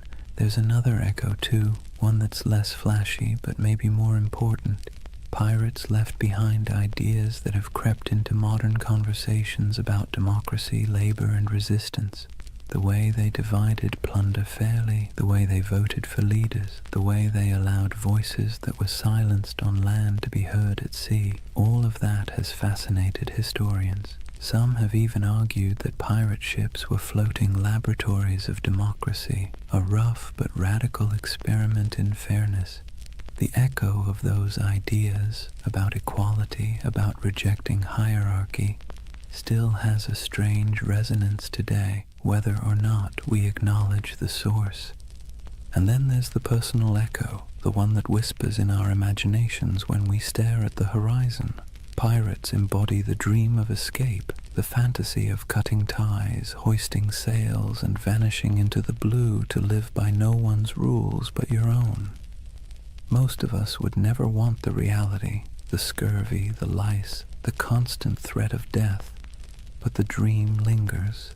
It's why pirate flags still flutter on college dorm walls, why people still hold talk like a pirate day, and why buried treasure stories still make kids dig holes in the backyard. The echo isn't just in books and movies, it's in us. So when we talk about the Golden Age of Piracy, remember, it didn't just end, it transformed. The flesh and blood pirates are gone, but the shadows they left behind still sail. Their flags wave in our stories, their songs ring in our ears, and their ideas, twisted, exaggerated, but stubbornly alive, still haunt the edges of culture. The seas are quieter now, the Caribbean no longer stalked by men with pistols and cutlasses, but in the echo of their age, they never truly died. So here we are, at the quiet end of a noisy age. The Golden Age of Piracy burned bright and brief, just a few decades of chaos, rebellion, and salt-stained dreams. In reality, it was cramped decks, spoiled meat, diseases that lingered like unwelcome passengers, and the constant threat of capture. Yet somehow, from those harsh conditions came a legend that refuses to sink. Think of what we've walked through tonight. We've seen how wars and collapsing empires set the stage for piracy. We've stepped onto ships where men voted for their captains and shared their plunder in a rough version of equality. We've met figures who blurred the line between myth and reality. Blackbeard with his smoky theatrics, Anne Bonny and Mary Read defying expectations, Calico Jack turning piracy into style, and finally we watched as governments cracked down, the nooses tightened, and the so-called Republic of the Seas faded back into dust. But of course the story didn't really end there. Pirates didn't just vanish, they drifted sideways into imagination, into tavern songs, into novels, into Hollywood, into Halloween costumes and internet memes. Their Jolly Roger still waves, not from a mast, but from the collective imagination of every generation that sees in them a flicker of freedom, rebellion, or adventure. They were criminals, yes, but also dreamers, and maybe that's why we can't quite let them go. As you lie back now, let the rhythm of the waves soften in your mind. Picture the creak of a ship's timbers rocking gently in the swell, the lanterns swinging in the dark, the faint hum of a sea shanty fading into the night. Out there, beyond the horizon, the pirates have gone, but their echoes remain, half history, half myth, all carried forward by our restless need for stories. And unlike those sleepless men who once scanned the waters for sails on the horizon, you don't need to keep watch tonight. You can rest easy, knowing the only thing waiting for you is the calm of sleep. Close your eyes, let the waves carry you, and drift peacefully into dreams. Good night.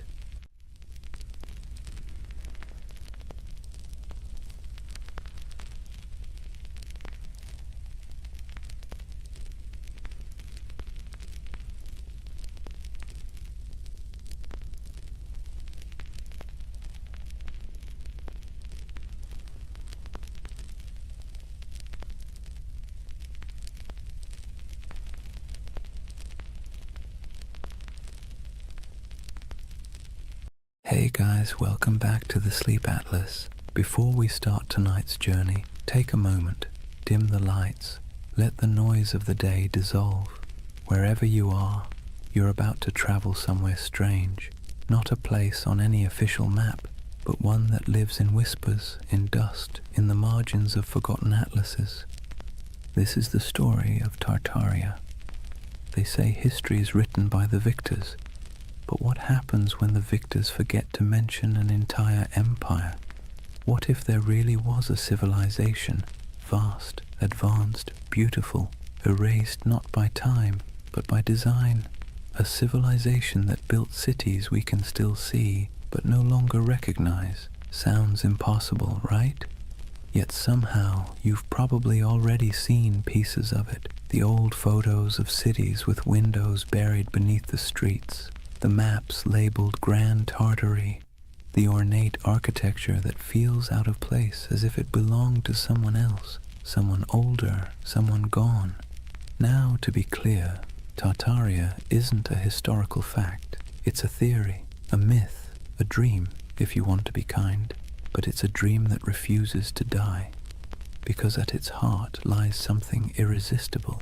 The idea that history isn't what we think it is, that we've been handed a world with a few missing chapters, and whether you believe the myth or not, it's hard not to feel something when you see it.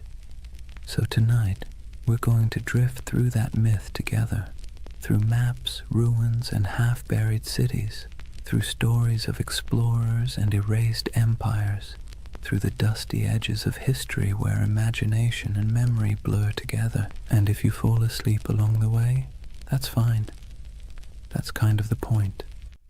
For more journeys through history to help you sleep, please subscribe to the Sleep Atlas. And hey, what's keeping you up tonight? Let me know in the comments. All right, let's begin. Imagine fog rolling over endless plains, gold grass bending under the wind. You stand before a vast land that feels both ancient and impossible, somewhere between Asia and memory, somewhere once called Tartaria. Chapter 1. The Empire That Never Was, or was it? They called it Grand Tartary. On maps from the 17th and 18th centuries, it sprawled across nearly half of Asia, an empire stretching from the icy edges of Siberia to the mountains of Tibet, from the Pacific all the way to the Caspian Sea. A continent-wide expanse so huge it made Europe look like a backyard garden. But here's the strange thing. When you look closer, it doesn't behave like any other empire on the map. No clear capital, no list of rulers, just a name, Tartaria, floating over deserts and steppes, surrounded by decorative drawings of camels and horsemen. The cartographers might as well have written, "Here be mystery." And yet, for hundreds of years, Western mapmakers copied that name again and again. Tartaria, Grand Tartary, the Great Tartar Empire. Sometimes they drew castles or cities with minarets. Sometimes they left it blank, as if even they didn't know what they were depicting. So what was Tartaria, according to the official story? Nothing. The word Tartary was simply a European catch-all term for the unknown lands of Central and Northern Asia. The people who lived there, Tatars, Mongols, Siberian tribes, were lumped together under one convenient label. To the Europeans of the 1600s, it was the great blurry East, wild, uncivilized, and beyond comprehension. But to modern eyes, it doesn't look like nothing. It looks deliberate, mysterious, like the ghost of something that was once real. And that's where the story starts to hum. Because if you look long enough, if you trace enough old maps, you start to notice inconsistencies. Cities drawn where no cities should exist. Structures too grand for the people historians claim built them.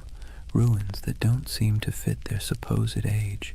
Some believe those ruins were Tartarian, that an advanced civilization, older than Rome, older even than Egypt, once stretched across the world.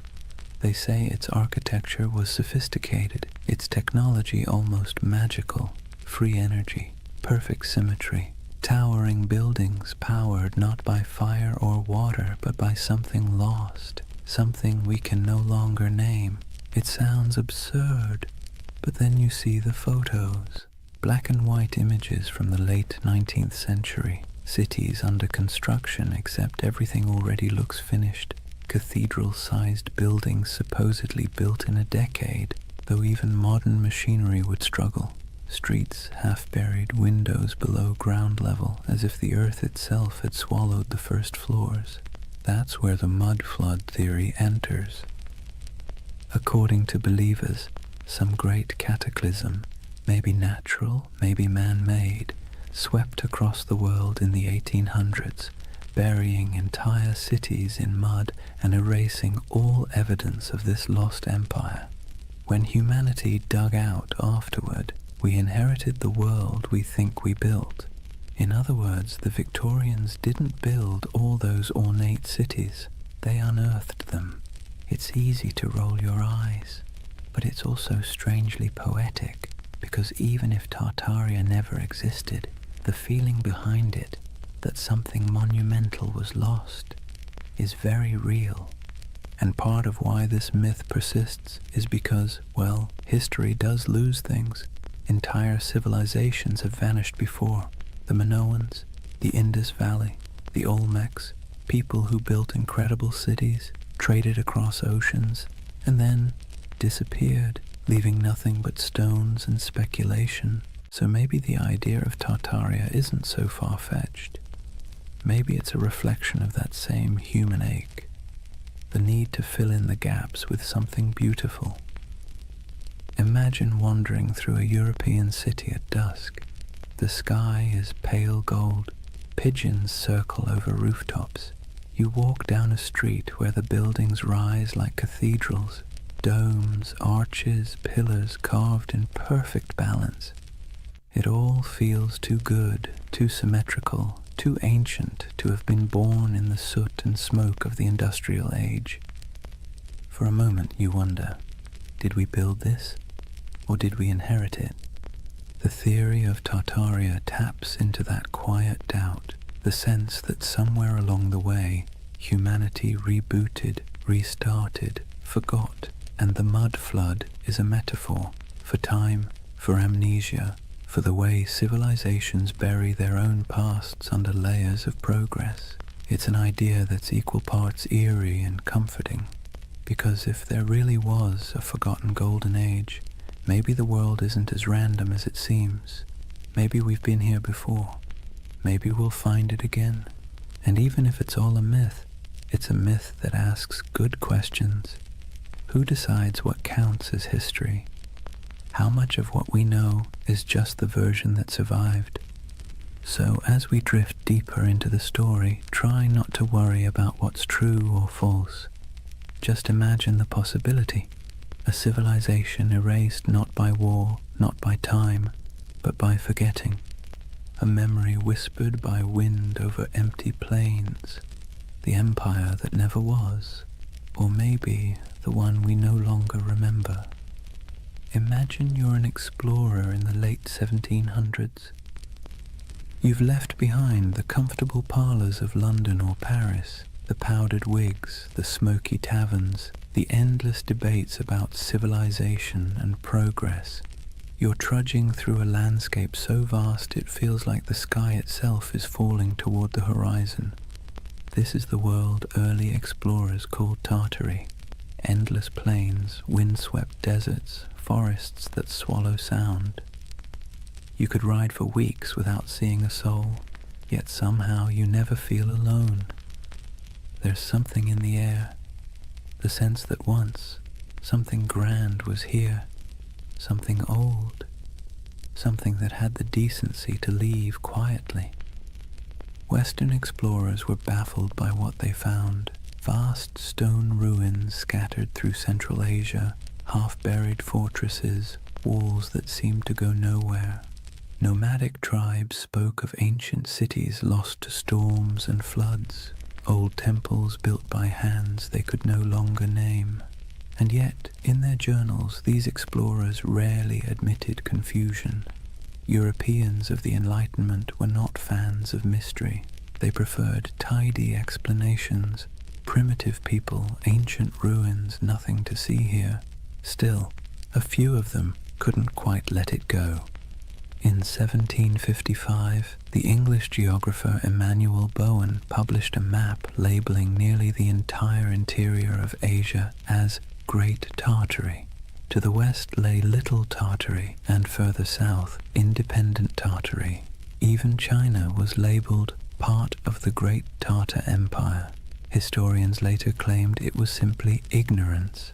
Cartographers didn't know what else to call it. But if you're a conspiracy-minded insomniac scrolling through old atlases at 3 a.m., it starts to look deliberate, like someone drew a curtain over half the world and wrote, "Don't ask." Those maps became the backbone of the Tartarian legend. The idea that there was once a sprawling civilization across Siberia and Central Asia, erased from history and memory alike. And when explorers traveled through those regions, what they described often sounded contradictory. They found nomadic tribes living in tents, herders, hunters, perfectly ordinary people. But they also found traces of things that didn't fit. Ancient irrigation systems, half-buried brickworks, strange mounds that hinted at forgotten settlements. The farther they went, the more surreal it became. In Siberia, there were reports of colossal ruins swallowed by forests. In Mongolia, strange carvings and fortifications half lost to the sands. Some described crumbling citadels near the Altai Mountains, built of stone so precisely fitted it might as well have been cast, not carved. To modern historians, it's no great mystery. Remnants of older cultures, Turkic kingdoms, Mongol fortresses. But to the romantically inclined, it's something else. Evidence, perhaps, of a civilization that once ruled these lands, far older and more advanced than the textbooks admit. And then there's the emptiness, the eerie, silent expanse that made even hardened travelers uneasy. Take the accounts of Peter Simon Pallas, a German naturalist who explored Russia and Siberia in the 1770s. He described vast areas devoid of inhabitants, where ruined settlements lay beside abandoned mines and decayed fortifications. He mentioned rivers cutting through landscapes that seemed to have been reshaped by catastrophe, as though floods or mudslides had swept entire cities away. When his journals were published in Europe, readers found them haunting. The image of a land once filled with life, now reduced to wind and silence. It's here that the myth of the mud flood starts to germinate. The idea that an ancient disaster literally buried a civilization under layers of sediment, windows below street level, doors half submerged, entire first floors beneath the dirt. For believers, that wasn't just geology, it was evidence. And if you've ever walked through an old city, St. Petersburg, Prague, even San Francisco, you might have noticed it too. Streets sitting higher than the building's original entrances, like time itself kept adding layers. Of course, historians say it's just how old cities evolve. Roads get repaved, foundations sink, streets are raised to prevent flooding. But the human imagination doesn't like boring answers. Geological settling doesn't keep you awake at night. The idea of a worldwide cataclysm, though, that does. What's compelling about these explorers' reports is not what they found, but what they felt. The sense that they were moving through someone else's world, one that had been erased. There's a moment in nearly every explorer's journal, the kind that never makes it into the abridged editions, where they sound tired. The grand adventure wears off, and what's left is silence. Cold wind, vast skies, the creak of leather, and a feeling that they are walking through the afterlife of history. They pass strange earthworks, abandoned stone foundations, carvings of faces eroded to anonymity. Sometimes they sketch them, sometimes they move on. Always there's the sense of almost understanding, almost remembering. And maybe that's what Tartaria really is, a landscape of almost history, almost memory, a civilization that feels like it should have existed, even if it didn't. Think about it. How many times has humanity stared at something old and half-broken and said, we could never build that today? It's an illusion, but a powerful one. Standing before ruins or monuments, we see not just stone and mortar, but the faint shadow of our own fragility. We want the past to be smarter than us, nobler than us, more advanced than we deserve. It's easier to believe we're living in the ruins of greatness than to admit that maybe we're the ones who'll be forgotten. So when explorers trudged across those endless Asian plains and saw remnants of something they couldn't explain, it planted a seed, a legend. And legends, once born, never die. They sleep, they wait, they resurface in new forms, on message boards, in YouTube videos, in late-night rabbit holes where half the fun is not believing, but wondering.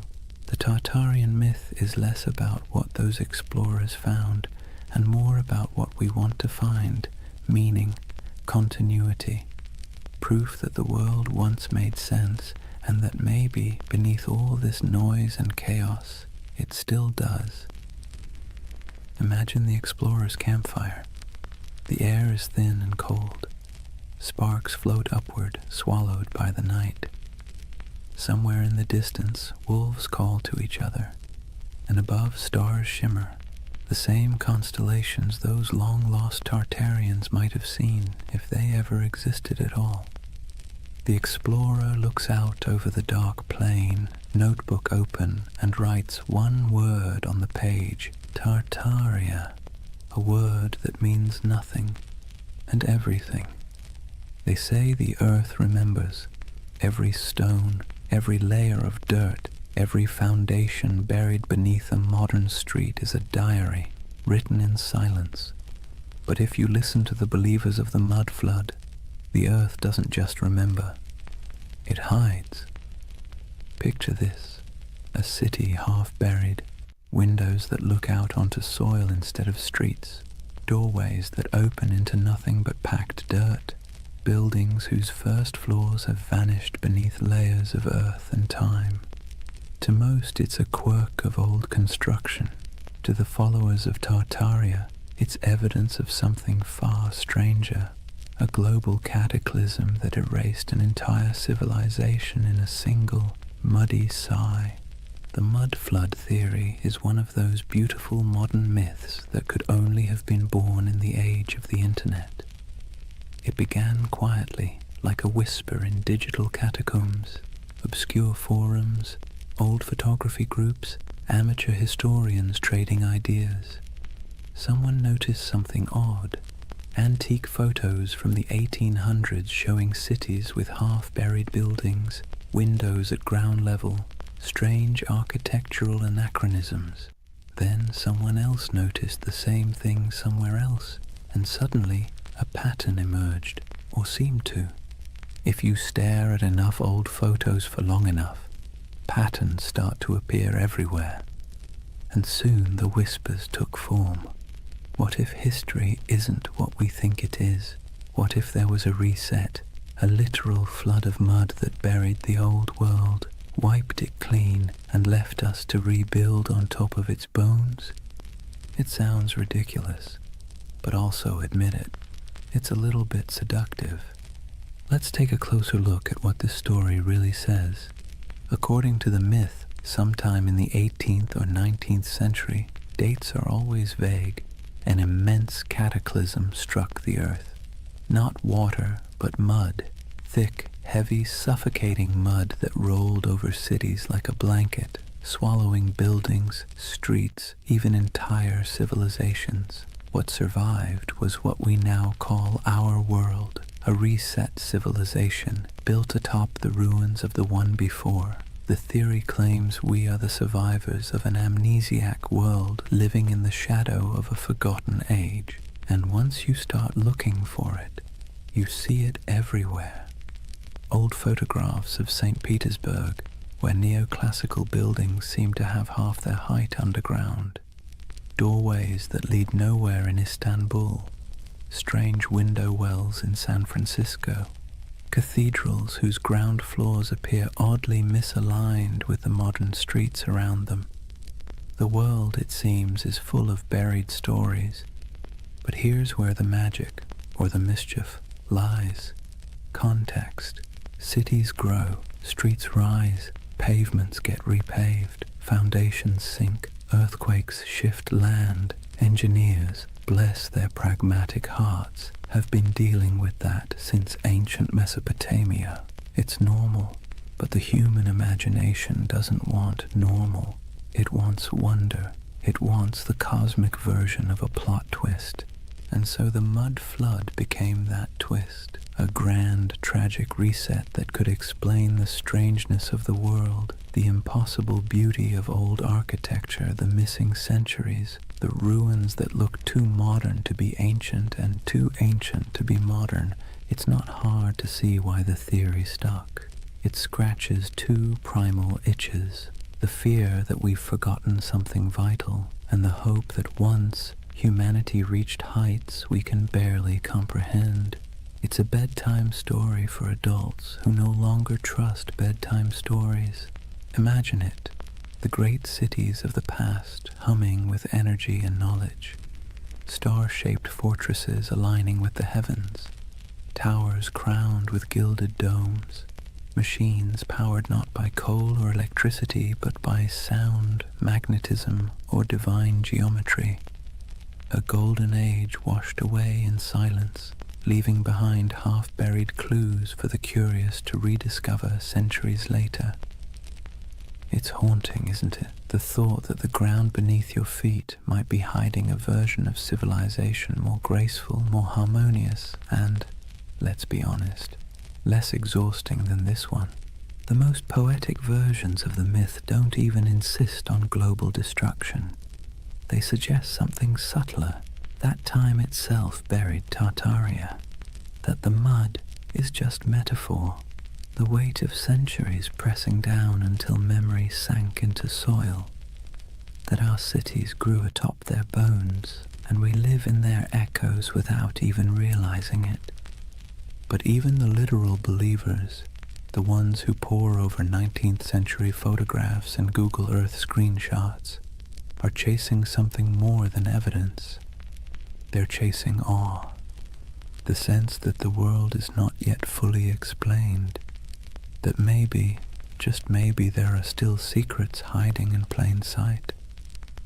Because here's the uncomfortable truth. We like feeling small, not powerless, just small. The idea that we are part of something vast, mysterious, and older than we can imagine brings comfort. It means our anxieties, our endless scrolling, our late-night insomnia, they're all just surface noise above something deeper, older, wiser. The mud flood myth, for all its implausibility, taps into that longing. It's also, in a strange way, an act of defiance. In an age where algorithms decide what we see and experts tell us what to believe, the mud flood says, "No, I'll look for myself." It's a rebellion of curiosity, however misguided. And curiosity, even when it wanders off the map, is still one of the noblest human instincts. There's another reason the mud flood myth feels oddly soothing. It provides closure. History as we know it is messy. It's full of gaps, contradictions, burned archives, and lost languages. But if you say, it was all wiped out by a cataclysm, suddenly everything makes sense. The missing records, buried, the inconsistent architecture, survivors of the old world, The sense that things used to be better, proof of what we lost. It's a complete narrative, simple, self-contained, emotionally satisfying. And if you whisper it softly enough, it almost sounds plausible. But let's pause for a moment. Imagine walking through one of these mud-flood cities today. St. Petersburg in winter, snow falling over pale facades, the streets gleaming under the dim orange glow of street lamps. You pass a row of 18th century buildings, their ground floors half below street level, the windows dark and shuttered. And for a second, just a second, you feel it. The hum of something ancient, the faint vibration of time layered upon time. You know rationally that the explanation is boring, centuries of road repairs and architectural evolution. But your imagination doesn't care. It leans closer, it listens, it wants to believe. That's the quiet power of myths like Tartaria. They live not in evidence, but in emotion. And emotion, not logic, is what builds civilizations, or stories of them. So when someone insists the world was buried in mud a few hundred years ago, it's tempting to laugh, but look closer, and you'll see what they're really saying. They're mourning something they can't name. They're trying to make peace with the feeling that something's missing. That modern life, bright, loud, and efficient, feels a little hollow, as if the real story is still underground. And maybe, in a metaphorical way, it is. Not beneath our cities, but beneath our certainty. History is the soil we stand on, and every generation adds another layer. The deeper you dig, the older the questions get, until eventually you realize that the mud was never hiding the past. It was making it. The world is built on burial, and everything beautiful is, in some sense, reclaimed from the dirt. So maybe Tartaria was never an empire at all. Maybe it's an idea, a longing for the lost wholeness of things. Or maybe it's just a very elaborate excuse for why so many basements flood in spring. Take your pick. Either way, as the night deepens and your thoughts drift like dust in lamplight, the question lingers: if an entire civilization could be buried under centuries of mud and forgetfulness, would we even recognize it when we uncovered it? Or would we mistake it for ruins of our own? It's a strange thing, how ruins can feel alive. You walk among them and swear you can hear breathing. Not loud, not human, but the slow exhale of stone, the whisper of time smoothing edges and swallowing stories. That's the allure of forgotten grandeur, the feeling that the past isn't gone, just drowsing, half buried, half awake, waiting for someone to notice. When people speak of Tartaria, they don't imagine mud and dust. They imagine beauty, colossal arches, glittering domes, towers capped with orbs of gold, and wide boulevards aligned with the stars. They imagine symmetry, harmony, perfection, the world before we made it messy. And that's the quiet genius of the myth. It isn't built on fear, but on longing. You've seen it, even if you didn't recognize it. The grand railway stations built in the 19th century, dripping with ornament that seems almost too elegant for its purpose. The courthouses with domes that look more celestial than civic. The cathedrals rising from cobblestone streets like frozen thunderclaps of devotion. You stand before these buildings and wonder, who built this, and why don't we build like this anymore? That question is the ember that keeps Tartaria glowing in the imagination, because it feels wrong that we've forgotten how to make beauty on that scale. It feels wrong that we can't carve marble with such grace, or erect domes that kiss the clouds. And when something feels wrong, the human mind looks for a story to explain it. Tartaria becomes that story, a civilization that mastered form, function, and soul, then vanished without a trace. Some say those old buildings are Tartarian relics, that the ornate facades of St. Petersburg, Paris, Chicago, and even San Francisco are remnants of the same world, a world whose architecture was an act of faith. That the reason we can't replicate it now is because the knowledge was erased, the formulas for harmony, for proportion, for power drawn from geometry, gone, buried under new blueprints and the hum of electric wires. Of course, historians roll their eyes at this. They'll tell you, patiently, that these buildings were designed by very real architects, that neoclassicism was an artistic movement, not evidence of a hidden empire, that the beauty of those domes and arches came not from secret knowledge, but from mathematics, sweat, and a lot of unpaid apprentices. And they're right, technically. But here's the thing. Beauty doesn't care about technicalities. The Tartarian myth persists because these buildings feel different. They hum at a frequency modern architecture doesn't. Walk past a concrete office block and your mind slides off it. Walk past a century-old opera house and you slow down without meaning to. You feel something, a pulse. Maybe it's nostalgia, maybe it's resonance, maybe it's just the echo of a time when craftsmanship was an act of worship. But whatever it is, it feels alive. Imagine standing at twilight in front of one of those old structures. The stone glows amber. The carvings seem to move in the shifting light. You can almost believe the building is remembering itself, its birth, its purpose, its centuries of reign and revolution. That's the spell of forgotten grandeur. The architecture isn't just old, it's haunted by the idea of meaning, and when meaning vanishes, mystery rushes in to fill the space. Tartaria thrives in that mystery. It offers an explanation for why the world feels simultaneously ancient and amnesiac, why progress sometimes feels like forgetting, why the cities of the past, those that survived wars, plagues, and fires, still look more eternal than anything we've built since. Modern life gives us glass towers and efficiency. Tartaria promises something slower, something that glows, a civilization that built not for profit or speed but for resonance, structures designed to outlast memory itself.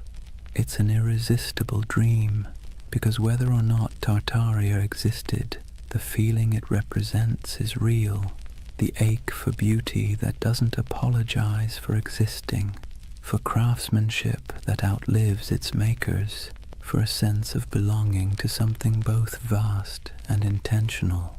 That's why the myth never fully dies. People share photographs of star-shaped forts, cathedrals that look like spaceships, and ornate courthouses buried halfway underground, whispering, "Look, this can't just be random." And maybe they're right, though not in the way they think, because what they're really seeing isn't proof of a lost empire. It's proof of a lost mindset. A time when humanity built upward and outward with a kind of faith we've since replaced with convenience. Take St. Isaac's Cathedral in St. Petersburg. It looks like it shouldn't exist. A colossal dome balanced on rows of red granite columns covered in gold that blazes even through fog. Inside, the marble floors mirror the heavens, and the ceilings are painted with saints so vivid they seem alive. Visitors describe it as overwhelming, transcendent, but the Tartarian imagination sees something else, evidence. They ask how such grandeur could be built in the early 1800s by hand in a place that was supposedly swamp and snow. They ask why the foundations look so deep, as if the building once stood taller. Historians give answers: scaffolding, imported granite, decades of work. But believers see a gap, and gaps, as we know, are where myths thrive. It's comforting in a way, because when you believe in Tartaria, you believe that someone once got it right, that the world once understood balance, proportion, light, and energy, that humans long ago built in tune with the earth instead of against it. It's a prettier story than the truth that history is mostly a series of accidents that occasionally produce beauty by mistake. And yet, even if the story is wrong, the emotion behind it is not. There's something deeply human about looking at ruins and imagining paradise, about standing in front of a crumbling palace and whispering, "Who were you? What did you know that we've forgotten?" We do this everywhere. In the jungles of Cambodia, staring at Angkor Wat, in the deserts of Egypt, under the shadow of the pyramids, in the mountains of Peru, among the terraces of Machu Picchu. We look at beauty that endures and assume it must have come from a civilization wiser than ours. Maybe it didn't, but maybe the impulse to think so says more about us than about them. Because really, the myth of Tartaria isn't about lost knowledge, it's about lost reverence. We miss believing that beauty meant something, that it wasn't an accessory, but a form of truth. That stone could hold memory, and domes could sing. So when you see those impossible old buildings and feel that small, unexplainable ache, don't rush to fill it with conspiracy. Let it linger. That ache is the story. It's the ghost of wonder, tapping you on the shoulder, reminding you that history is not a timeline. It's a mood, a long, slow chord, still resonating beneath the noise. And maybe that's what Tartaria really is, the echo of a world that believed in harmony more than speed, a civilization of imagination, built not in stone, but in longing. So as you drift deeper into this story, eyes heavy, thoughts softening, remember this: whether Tartaria was real or not, the beauty it promises was. You can still walk through it, touch it, breathe it in brick and marble and dusk. It's there, waiting quietly behind every ornate facade and every buried window. Forgotten grandeur, humming in the walls. There's something strange about ideas that shouldn't survive, yet somehow do. Tartaria is one of them. Every few decades it slips back into conversation like a ghost that refuses to stay buried. A whisper here, a map there, a photograph that feels off. Too ornate, too advanced, too forgotten. It persists not because it's proven, but because it's beautiful. You see, real history doesn't linger in our imaginations the same way myths do. Facts settle, myths breathe, and Tartaria breathes in the spaces history forgot to fill. It's almost poetic, how a rumor can live longer than an empire. How a half-remembered word on an antique map, Tartary, can spark entire worlds in the modern mind. Because the truth is, humans don't remember data, we remember stories. And this one, it's irresistible. A world erased, a golden age hidden beneath our feet. The paradox of Tartaria is that it survives precisely because it never existed. A real empire would have ended, decayed, been replaced, but something that never was can never truly die. It hovers in imagination, endlessly renewable, unprovable, untouchable. The perfect myth for the digital age, weightless, viral, and infinitely remixable. Scroll through YouTube or Reddit and you'll see it. Old photographs of grand cityscapes labeled Tartarian architecture, posts about star forts and buried windows, endless debates about free energy, hidden cataclysms and lost technology, thousands of comments beneath them, people saying things like, "I've always felt something was off about history." It's not about belief, it's about belonging. The myth offers comfort to anyone who looks at the modern world and feels like something essential slipped through our fingers. Maybe that's the real allure. Tartaria gives shape to a feeling we all have but rarely admit, that somewhere along the way, humanity traded mystery for machinery. We built faster, higher, louder, but maybe not better.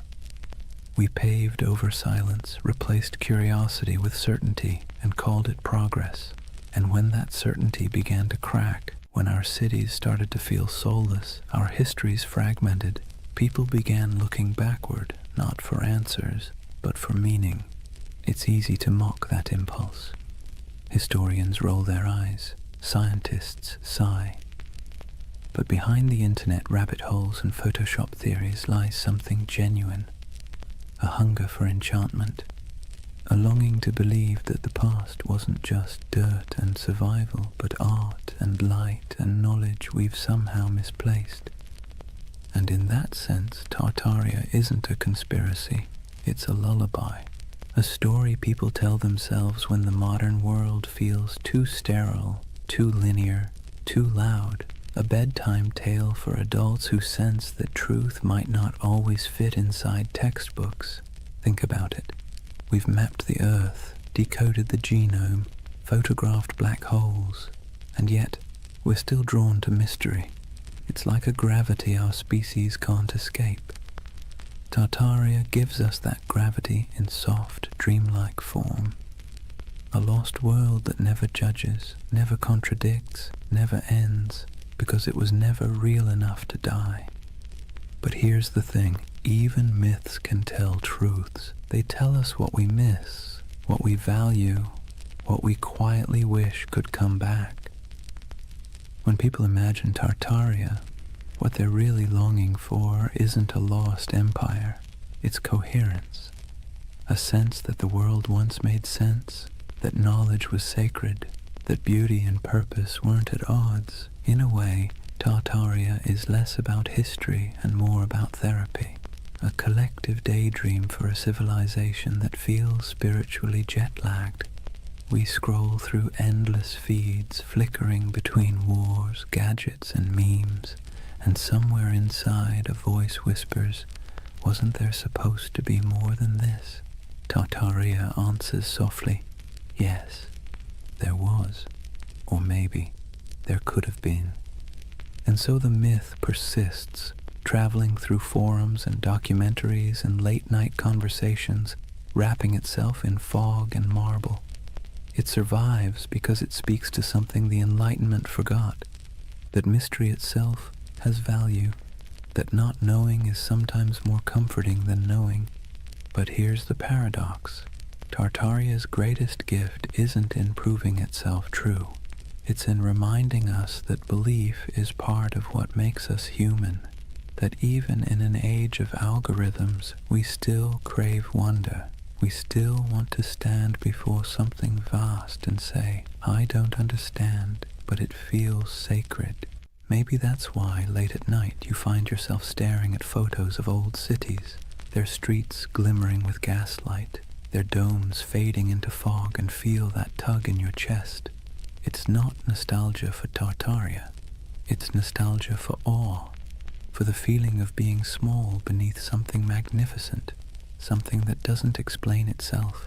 So as you lie there now, the room dim, the hum of the modern world soft around you, imagine that somewhere, beneath centuries of soil, beneath stories and skepticism, there's a quiet city still dreaming. Its towers shimmer faintly under the weight of time. Its fountains murmur in forgotten languages, and if you listen long enough, you can almost hear it, the heartbeat of the world before we named it.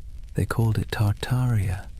Maybe it never was, but its echo, soft, patient, luminous, still lingers. Drift with it for a while. Let the questions fade. You don't need answers tonight, only the wonder.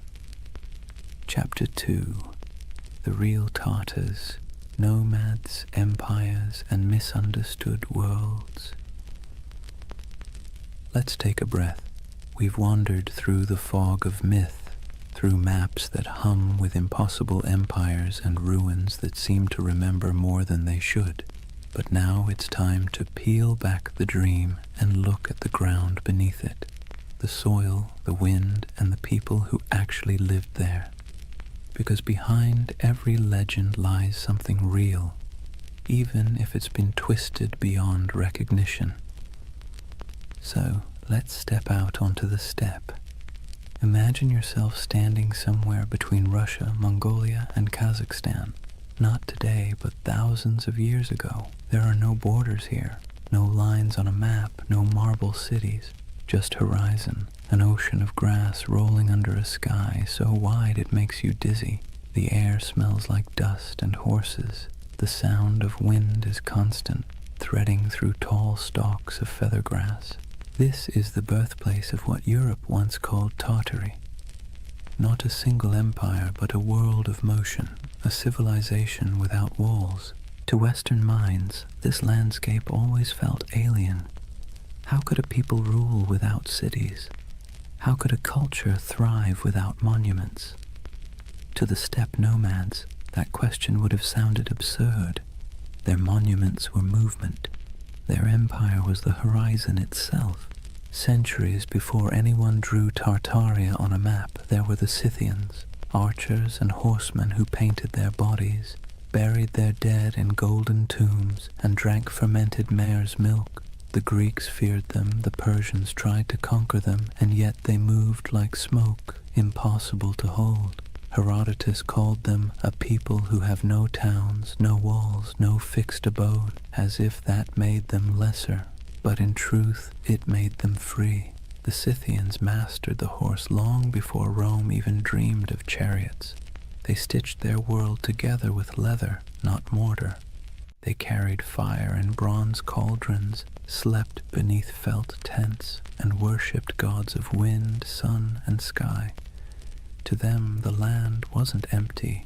It was alive, a vast breathing plain where everything connected through motion and story. After the Scythians came the Sarmatians, then the Huns, then the Turkic Khaganates. The names shifted, but the rhythm stayed the same. Nomads rising like storms, surging westward, reshaping everything in their path. They raided, traded, intermarried, and vanished into the mist again, leaving behind only graves and legends. And so, by the time medieval mapmakers in Europe began sketching the world, this enormous, ungovernable space had already become a myth. To them it was a blank, the unknown lands beyond the Christian world, filled with monsters, giants, and Tartars. That word, Tartar, wasn't even theirs. It came from outsiders, likely twisted from the name of a Turkic tribe, the Tatars, with a dash of poetic menace added. Medieval Europeans thought it sounded like Tartarus, the Greek underworld, so they called these nomads Tartars, as if they'd come from hell itself. You can almost hear the shiver in the name, but the truth was far more complicated and far more interesting. These weren't demons, they were people. Traders, horsemen, mothers, poets. They lived lives as rich as any Roman senators, just measured differently. Picture a nomadic camp at sunset. The steppe glows gold. Horses graze on the horizon, their coats shimmering in the low light. Fires crackle as women stir pots of milk and millet. Children chase each other between felt tents, yurts, their laughter carried by the wind. Men return from herding, their bows slung over shoulders, dust clinging to their boots.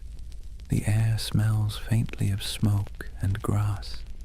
Somewhere, a throat singer begins a low, resonant song, and the notes ripple across the plain like the hum of the earth itself. This was their Rome. Not a city of marble, but of motion and memory. And to them the West's obsession with stone walls would have seemed as strange as worshipping stillness. But as centuries rolled on, stillness began to win. Empires like China, Persia, and eventually Russia pushed outward, trying to tame the steppe.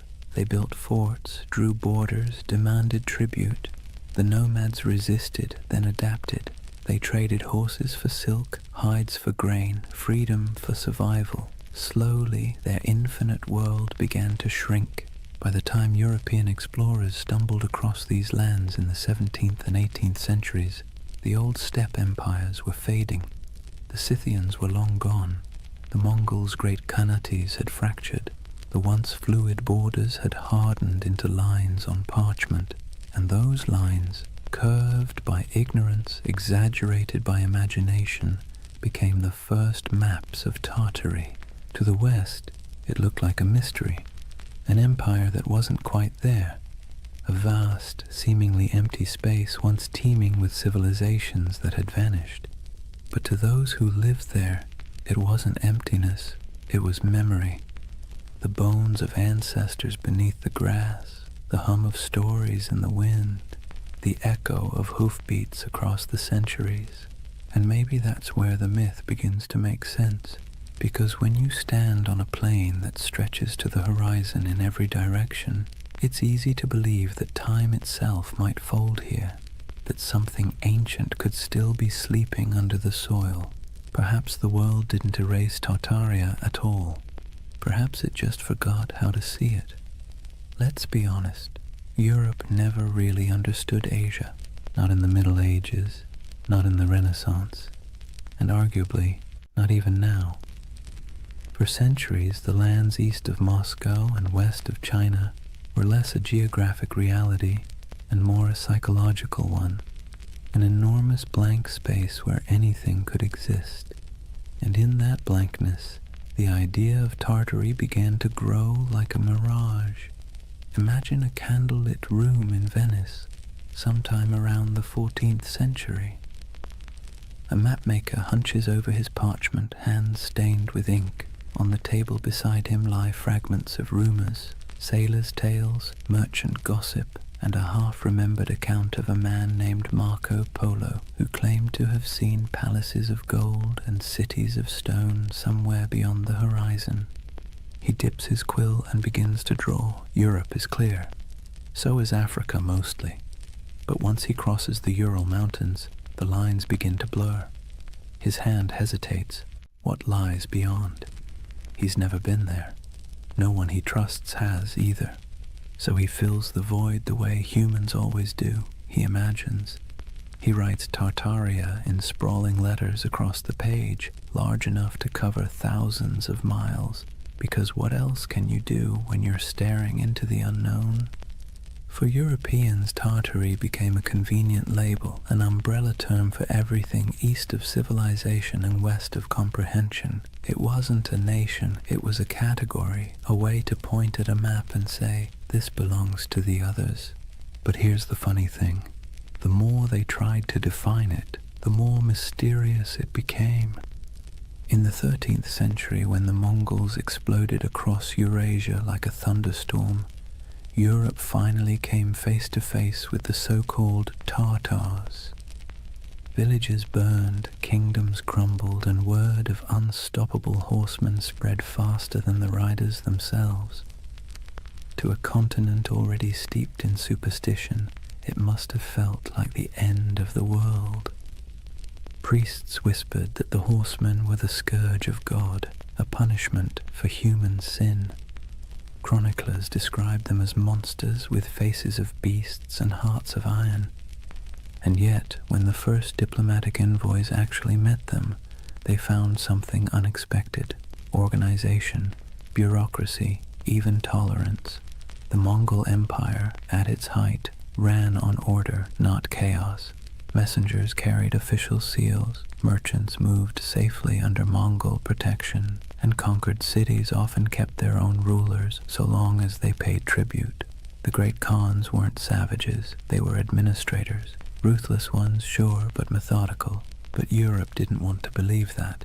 It was easier, somehow, to imagine an empire of shadows, to turn complexity into myth. So the name Tartary stuck, not as a real place, but as a kind of warning, a whispered reminder that beyond the edge of the familiar world, something vast and unknowable waited. By the Renaissance, the legend of Tartary had evolved into something even stranger. The age of exploration brought better maps, but not necessarily better understanding. Cartographers began drawing Great Tartary, Little Tartary, and Chinese Tartary across their globes. carving up Central Asia into neat territories that existed mostly in imagination.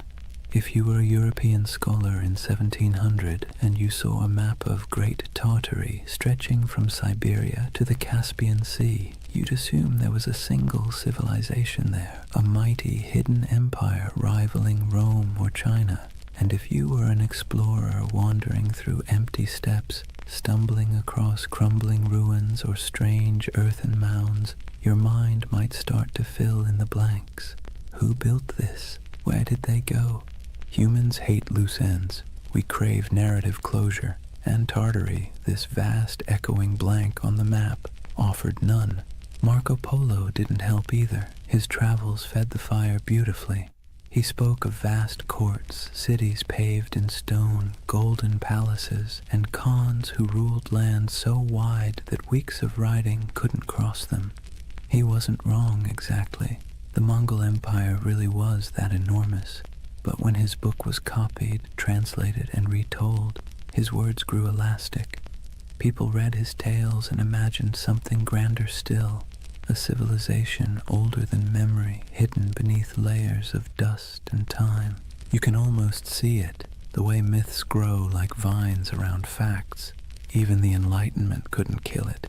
In the 18th century, as Russian explorers pushed eastward into Siberia, they stumbled upon ancient fortifications, strange geometries in the earth, and traces of civilizations long gone. The local tribes spoke of ancestors who built great cities before the snows came. The scholars, baffled, wrote it all down. And back in Europe, those reports fed the imagination once more. By now, Tartary had become more than geography. It was an aesthetic. The word conjured mystery, distance, and faded grandeur. Artists painted sweeping landscapes of icy mountains and lone riders beneath silver skies. Novelists filled their pages with lost kingdoms and forgotten dynasties. And so, when conspiracy theories about a lost Tartarian empire began resurfacing centuries later, it wasn't from nowhere. It was born of something older, a long European tradition of misunderstanding the East, of romanticizing what couldn't be explained, and of filling blank spaces with dreams. Maps, after all, are never neutral. They don't just show where things are, they show what people believe matters. And for centuries, Tartary mattered not because it was real, but because it was mysterious. Imagine yourself once more looking at one of those old maps. The parchment crackles under your fingers. The ink has faded to brown. The edges are frayed. Across the top, in flowing letters, are the words, Magna Tartaria. You trace the line of mountains, the curving rivers, the scattered cities whose names you don't recognize. You realize you're staring not at geography, but at imagination, a dream caught in ink, a memory of a place that never quite existed, but that never fully went away either. And maybe that's why Tartaria still captures people today. It wasn't born in a lab or on a message board. It was born in candlelight on parchment, in the minds of men who couldn't stand not knowing. A story that began as cartography became mythology. And mythology, as history always proves, has a way of outlasting the truth. Picture a road that isn't really a road. It's not marked by signs or asphalt or tidy lines of direction. Instead, it's an invisible web of paths, camel tracks winding through dunes, mountain passes marked by cairns, river barges drifting under starlight. This was the Silk Road. Not one road, but thousands, threading together China, Persia, India, Byzantium, and everything in between. And somewhere in the middle of that vast tangle lay the ghost of Tartary. The Silk Road was less about silk than it was about exchange. Of goods, yes, but also of ideas, stories, and beliefs. Every caravan that set out carried more than fabric and spices. It carried imagination. The West dreamed of the East as a place of wonder, while the East saw the West as a land of restless curiosity. And where those two imaginations met, right there, in the open steppes of Central Asia, the myth of Tartary quietly took root. Imagine the rhythm of a caravan, bells jingling from camel necks, dust swirling beneath hooves, a merchant humming softly, half to himself, half to keep his pace. At night, when the fires burned low, stories flowed like wine, tales of lost cities swallowed by sand, temples of gold hidden in the desert, empires that rose and vanished before the next dawn. Every traveler added a new layer to the legend, and the Silk Road became less a trade route than a whispering gallery of the world's dreams. Now let's be clear, there were empires here, real ones. The Scythians, Parthians, Sogdians, Kushans, and of course the Mongols, civilizations that thrived for centuries, building fortresses, minting coins, and carving art that fused Greek realism with Persian geometry and Indian grace. These were the real architects of what Europe would later call Tartary. But to a traveler passing through, the borders blurred. One city's language faded into another's. One god's statue looked suspiciously like a god from somewhere else. The world felt unified and strange all at once. The Silk Road had a way of softening distinctions. It made neighbors of distant worlds. Greek philosophers' ideas found their way into Buddhist monasteries. Chinese silk wrapped Roman senators. Persian astronomers charted the same stars that guided caravans across the steppe. But myths travel even faster than silk. When a merchant from Samarkand sold a roll of fabric in Venice, he didn't just trade goods, he traded worlds. He told stories of the East so dazzling they didn't sound real. Cities with towers of glass, he might say, rivers that shimmer like silver. Men who lived 200 years, and back home, when he unpacked his profits and poured himself a drink, he probably heard equally absurd stories about the West. It's easy to forget that for most of human history, distance was a form of magic. The farther away something was, the more fantastical it became. And no distance loomed larger in the European mind than that mysterious space labeled Tartary. Through this swirling exchange, Tartary became a kind of mythic glue, a word that held together the fragments of a world too vast to comprehend. Think of it like this. When a Venetian mapmaker in 1500 scribbled Tartaria across the center of his globe, he wasn't really describing a political entity. He was describing everything between Europe and China, between knowledge and ignorance, between history and imagination. And here's where things get interesting. While Europe imagined Tartary as an exotic wilderness, the people who actually lived there were building connections that shaped the ancient world. The Sogdians, for instance, traders from what's now Uzbekistan, ran a network of trade colonies so extensive that historians sometimes call them the FedEx of the Silk Road. They spoke multiple languages, mediated between empires, and filled their homes with art from every culture they touched. A single Sogdian mural might show an Indian goddess, a Persian king, and a Chinese dragon all sharing the same painted wall.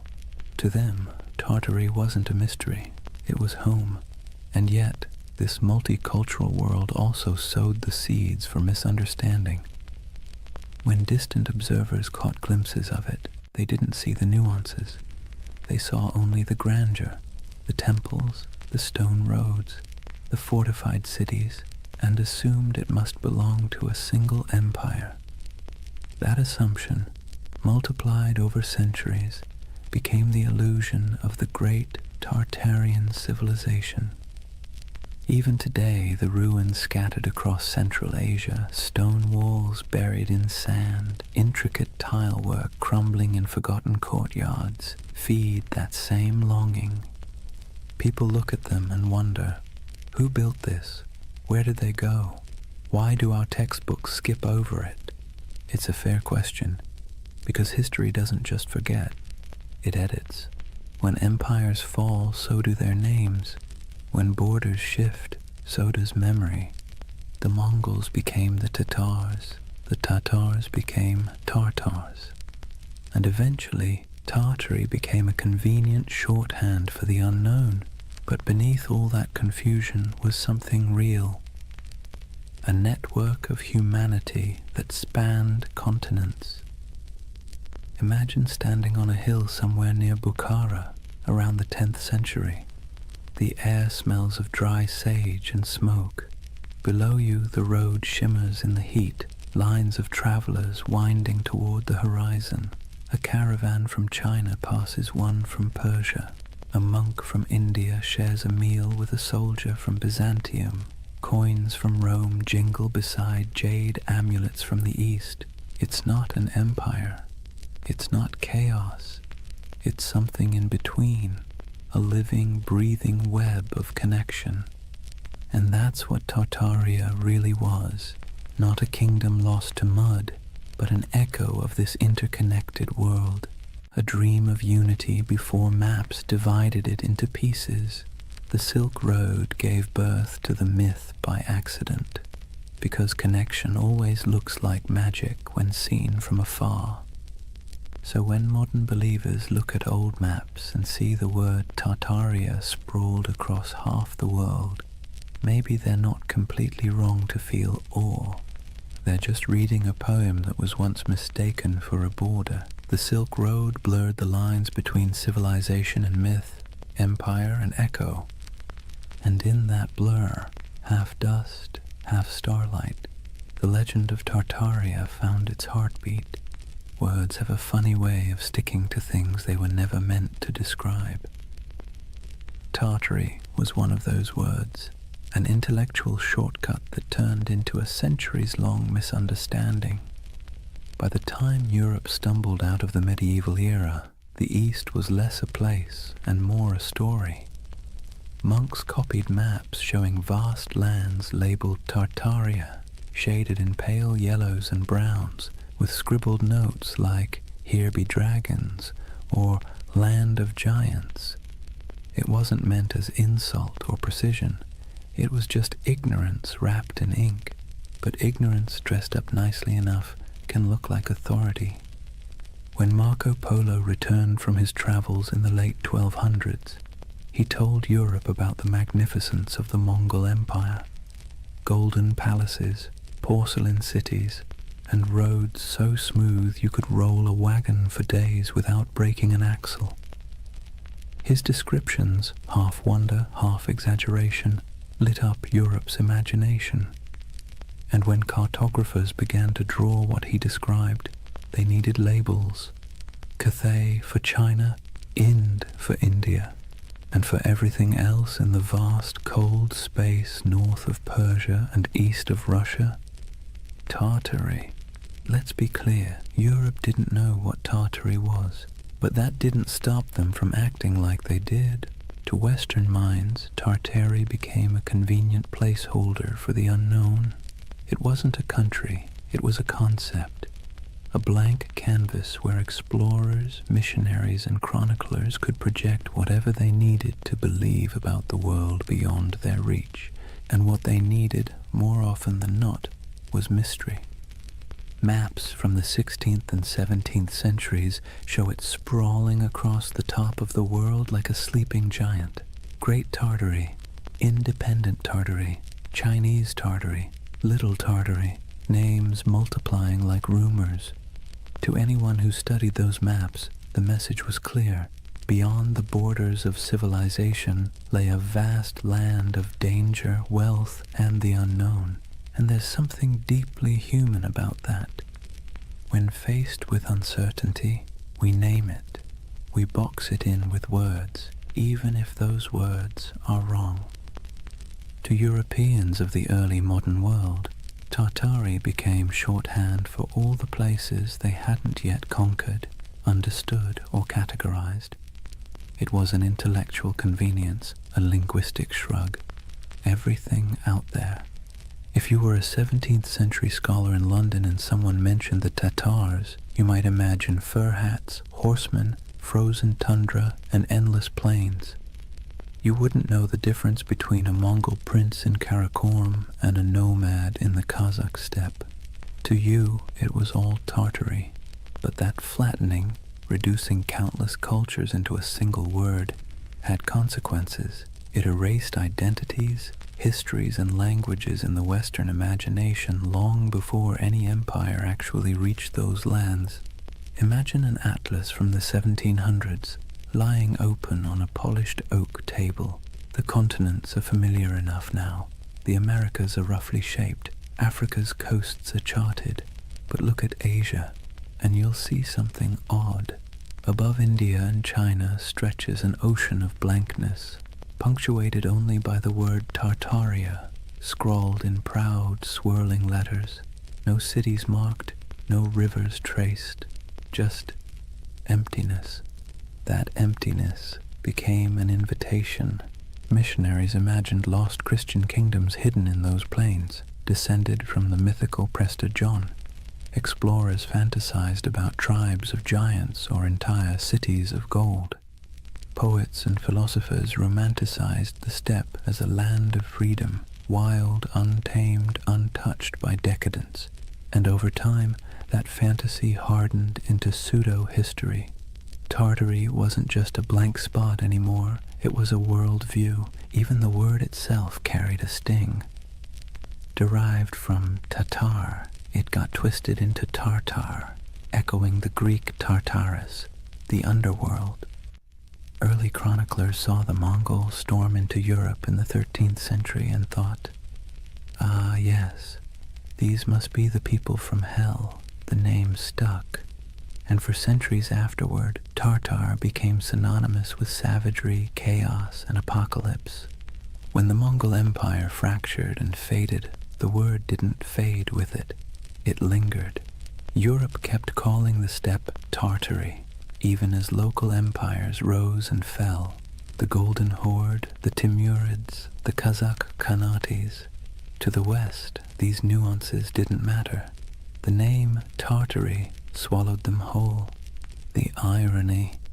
By the time Europe started mapping Tartary with any real accuracy in the 18th and 19th centuries, it had already become a relic. Russia had expanded eastward, swallowing Siberia province by province. Qing China had claimed the west, and yet the word persisted, echoing in atlases long after it had lost any real meaning. There's something almost poetic about that, how a word can outlive the thing it never actually described. And it's here that the modern myth of Tartaria quietly germinated, because when those old maps resurfaced centuries later, digitized, color-corrected, and posted online, they seemed to show something uncanny. A vast empire covering half the world, cities we've never heard of. Borders that no modern historian could explain. To the curious eye, it looked less like a cartographic mistake and more like a cover-up. Why don't they teach this in school? People asked. How could such a massive empire just vanish? But the answer, as with most things, is simpler and somehow more mysterious. It didn't vanish. It never existed. Not as one empire, anyway. What vanished was understanding. What collapsed was the web of meaning connecting the real places, Siberia, Mongolia, Central Asia, to the word Tartary. The West's misunderstanding created a ghost, and the modern age brought that ghost back to life. There's an eerie beauty in that, a reminder that myths don't die. They just wait for technology to resurrect them. When you look at one of those antique maps, ink faded to sepia, the parchment curled at the edges, you can almost feel the hum of it, not as evidence of a conspiracy, but as a fossil of imagination. Tartary wasn't a lie. It was a mirror. It reflected Europe's fears, desires, and limits. and like all mirrors, the longer you stare into it, the more it stares back. By the dawn of the 18th century, the old mystery of Tartary was about to meet its slow death, not in battle, not in flames, but in bureaucracy, in borders drawn, treaties signed, and maps updated by men who preferred paperwork to poetry. It wasn't an erasure in the way myths like to imagine. No secret cataclysm, no forbidden knowledge sealed away by shadowy elites. It was something quieter, more mundane, and somehow more tragic. Tartary was about to be swallowed, not by time, but by empire. Let's set the stage. The year is 1721. Peter the Great has just declared the Russian Empire. He's reformed the army, modernized the navy, shaved the beards off his nobles, and built a brand new capital, St. Petersburg, on a swamp that would one day gleam like a mirror of Europe itself. Russia, once the frontier of the old Tartarian wilderness, now saw itself as its conqueror. And conquest, as Peter understood, was as much about naming as it was about fighting. Where the maps once said Tartaria, Russia began writing Siberia, Yakutsk, Omsk, Irkutsk. The empty spaces of imagination were replaced with administrative precision, governors, garrisons, and census records. You can almost hear the scratching of quills replacing the crack of hooves across the steppe. This was empire by cartography. For centuries, Europe had peered east and seen a void. Russia filled it with coordinates. And just like that, the last breaths of Grand Tartary disappeared under layers of ink and decree. But here's the irony. While the West's maps were losing their mystery, the lands themselves were as unknowable as ever. Siberia wasn't tamed. It was endured. Frozen rivers, taiga forests, mountains that chewed up expeditions and spat them out as legends. To the empire, it was a treasure chest of resources, furs, minerals, and later oil. But to the people living there, it was home. The native tribes, the Evenki, Buryats, Yakuts, and dozens more, didn't think of themselves as Tartarians or Russians. They were simply themselves, and yet, in the tidy world of European cartographers, they became footnotes to someone else's empire. Take a moment to picture a Russian expedition in the mid-17th century, trudging through snow so bright it hurts to look at.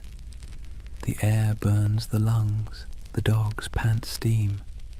A Cossack officer marks a new river on a map, proud that he's bringing civilization to the wilderness. But behind him, an old shaman watches silently, knowing that the land doesn't belong to anyone who needs to draw it to believe it's real. That's how Tartary truly vanished, not by disaster, but by documentation. The Enlightenment had arrived, and mystery was no longer fashionable.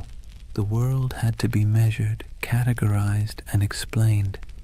A single romantic name like Tartaria didn't fit into that neat little system.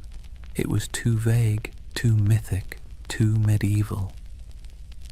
By the early 19th century, Tartary lingered only as a kind of ghost word on maps, an anachronism that survived in outdated atlases or in the minds of travelers who still preferred fantasy to geography.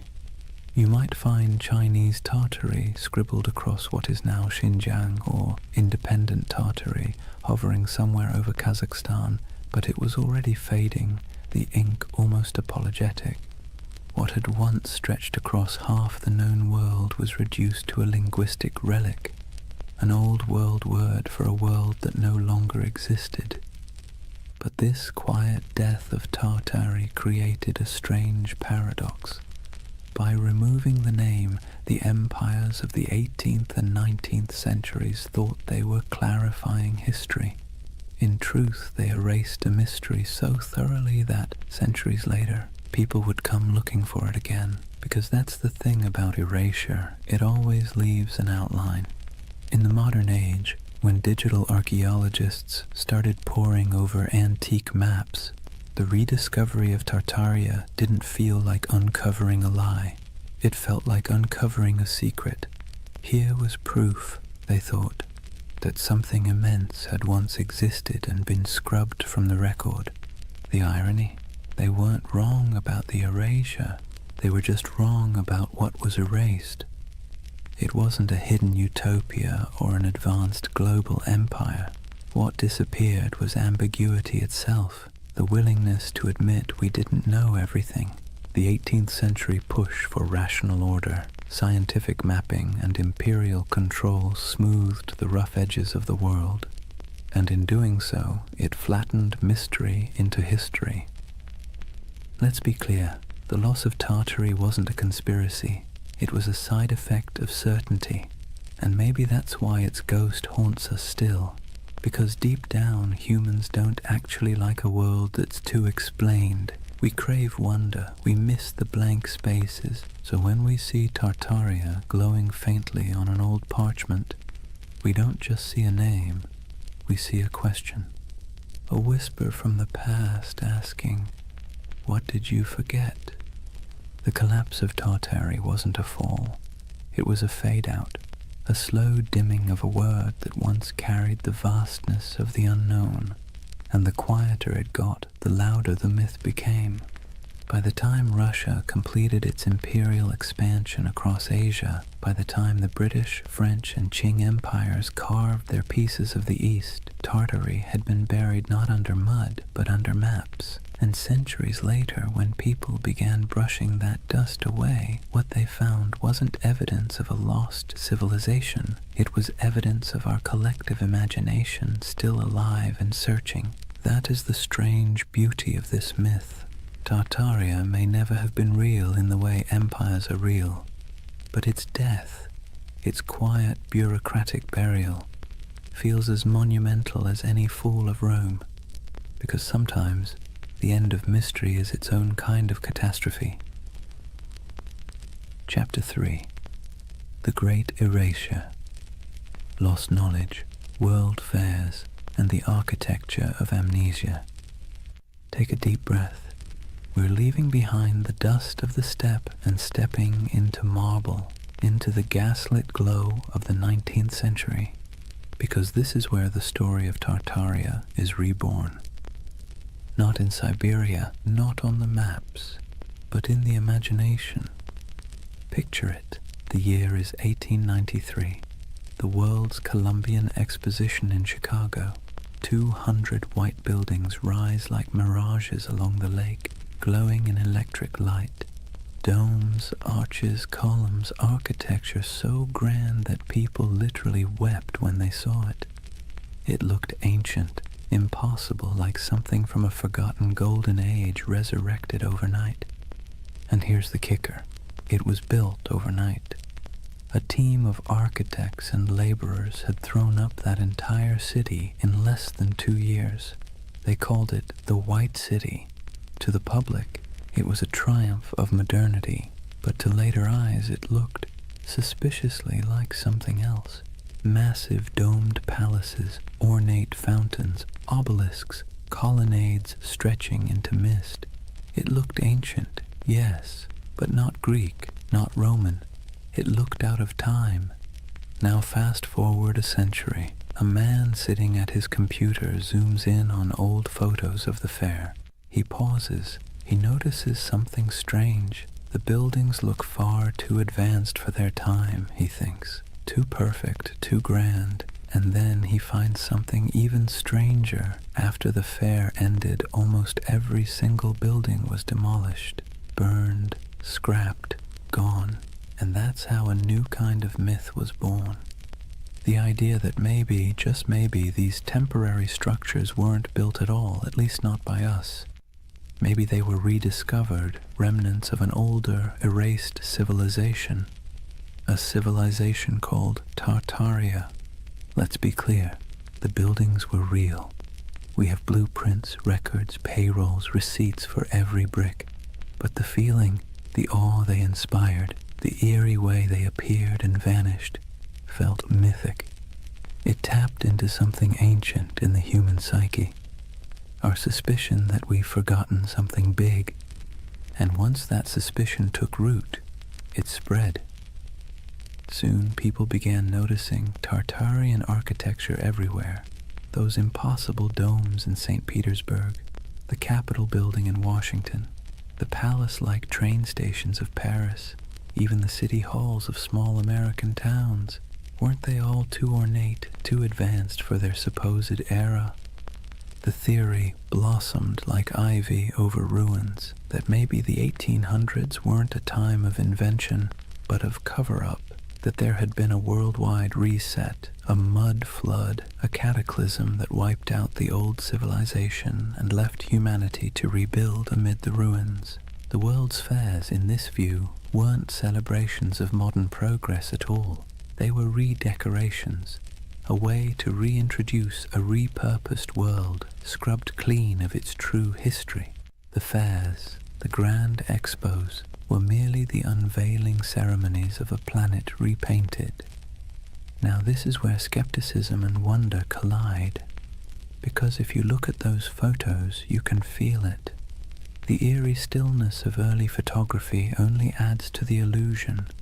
Long exposures make crowds disappear. The buildings stand pristine, gleaming, deserted, as if waiting for a civilization that never returned. It's beautiful and unsettling and hypnotic.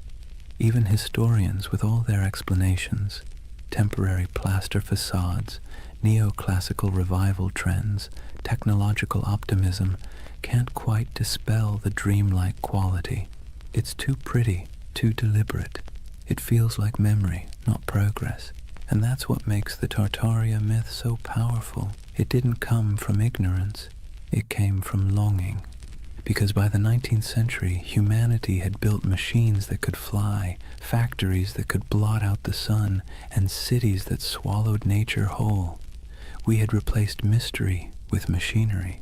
But beneath the gears and soot, people were starting to feel something hollow, something missing. Tartaria filled that hole. It became the name for everything that seemed too beautiful, too harmonious, too purposeful to belong to the chaotic modern world. It was nostalgia in disguise, a yearning for an imagined time when architecture was sacred, when energy was free, when civilization felt like art rather than industry. Of course, the irony is exquisite. The people of the 19th century built those palaces themselves, but we, centuries later, look back and refuse to believe them capable. Maybe it's easier to believe in a lost utopia than in the idea that our ancestors simply cared more about beauty than we do. So imagine walking through that white city. The lamps hum softly. The canal reflects the moonlight. Music drifts from the pavilions. You hear the shuffle of dresses, the murmur of voices, the click of carriage wheels, and for a moment you can almost believe the myth that you've stumbled into the remains of a vanished empire, briefly resurrected for one last dance before fading again into legend. That's the strange charm of Tartaria. It doesn't matter if it's real. What matters is how it makes you feel, because beneath every conspiracy is a heartbeat, the desire to belong to something greater, to touch a truth the textbooks forgot to mention. And so, through the flickering gaslights of the 19th century, the dream of Tartaria returned, not in stone, but in spirit, not as an empire rediscovered, but as a memory resurrected. Let's be honest for a moment. Modern architecture doesn't exactly make the heart sing. Steel boxes, glass towers, angles sharp enough to injure your soul. Function over form, they say. Minimalism, efficiency, progress. But walk past an old courthouse or a crumbling railway station with columns carved like Roman temples, and suddenly something stirs. It feels like memory. Not your memory, but someone's. And that's exactly where Tartaria hides, in that emotional shadow between nostalgia and doubt. See, the 19th century didn't just give us new machines, it gave us new eyes. Photography froze the world for the first time. Urbanization made old beauty vanish beneath brick and smog. And as the industrial age thundered forward, the West began quietly rewriting itself, paving over not just landscapes, but the very story of civilization. This was the age of erasure disguised as progress. When old cathedrals were restored into shapes they had never been, when ancient city walls were torn down to make room for the future, when soot-blackened monuments were scrubbed and renamed, their histories conveniently rewritten for the age of reason. Historians call it modernization. Tartaria believers call it cover-up. Now, let's pause and take a breath, because this is where myth and history start blending like watercolor. The truth is simpler, but also sadder. It wasn't a conspiracy, it was forgetfulness. The 1800s were obsessed with the new: steam, glass, iron, materials that seemed to promise immortality. The faster technology advanced, the more the past looked like an inconvenience. When people demolished centuries-old buildings to make room for factories or boulevards, they didn't think they were erasing history. They thought they were improving it. But here's the paradox. Progress, when it moves fast enough, feels like amnesia.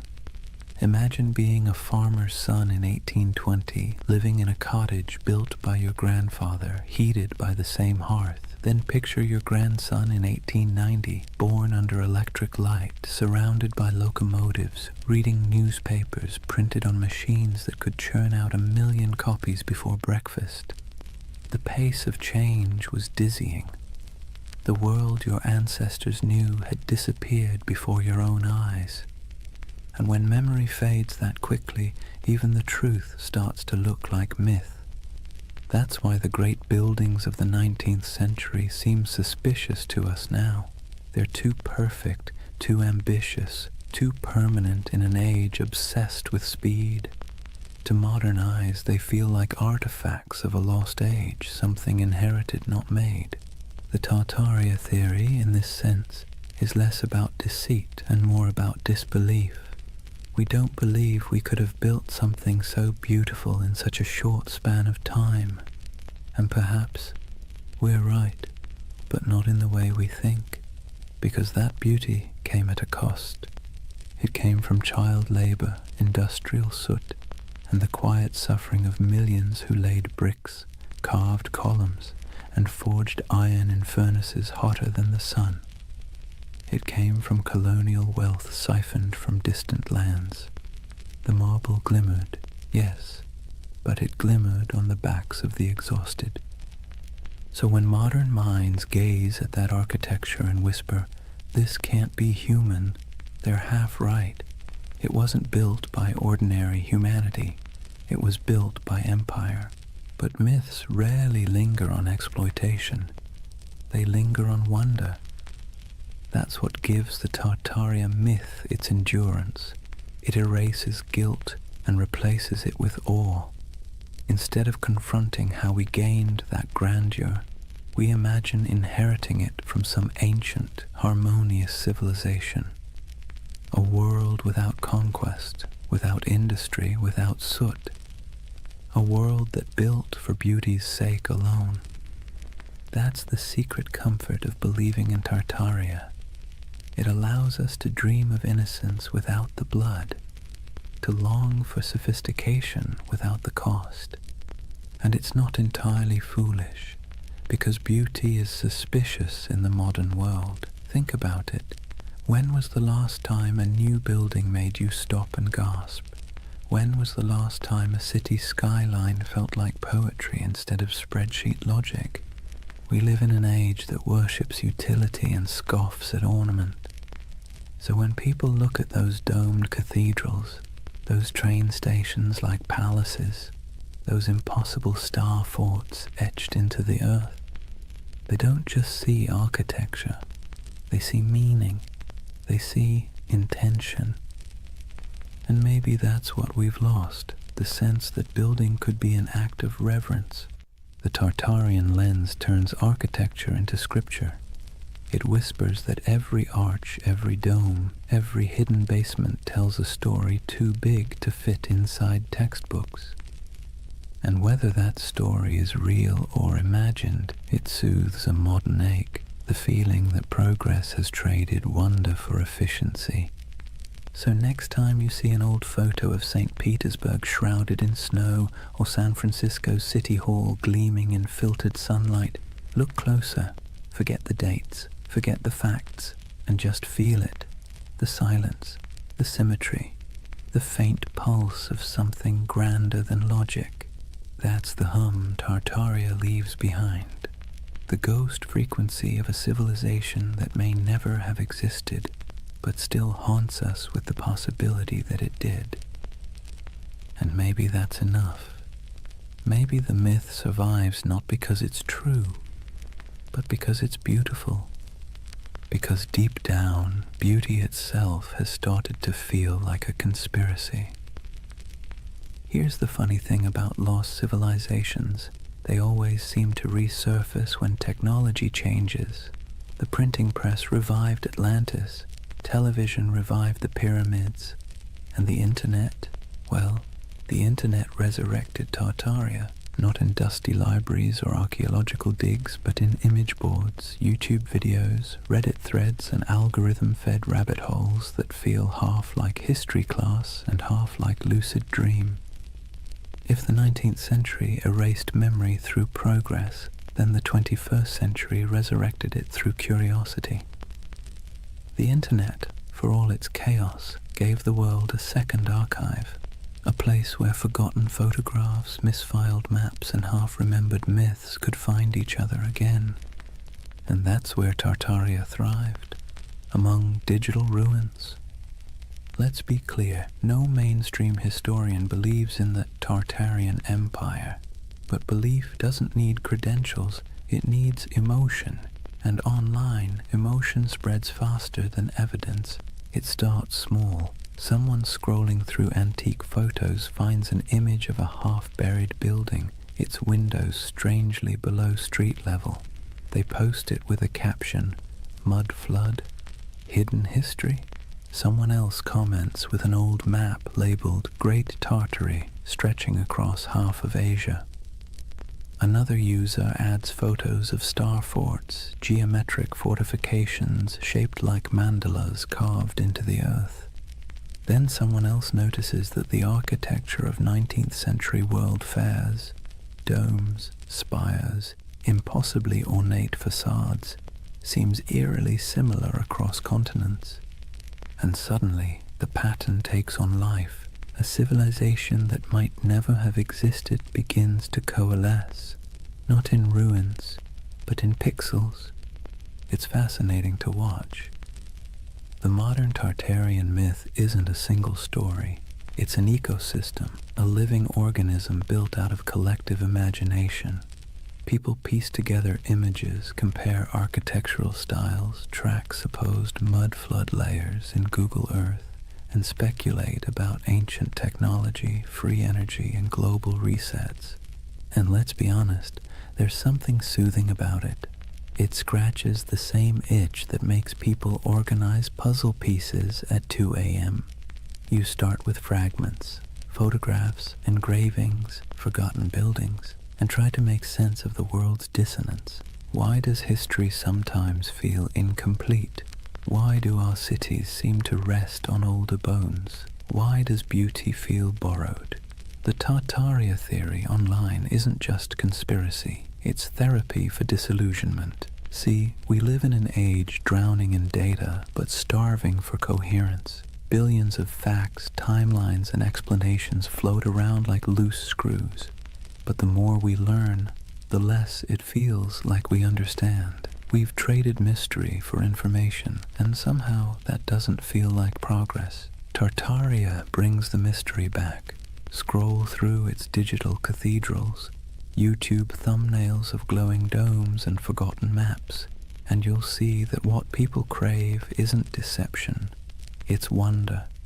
the feeling that history still holds secrets, that maybe we haven't already found every answer, that maybe, just maybe, there's still magic left under the mud.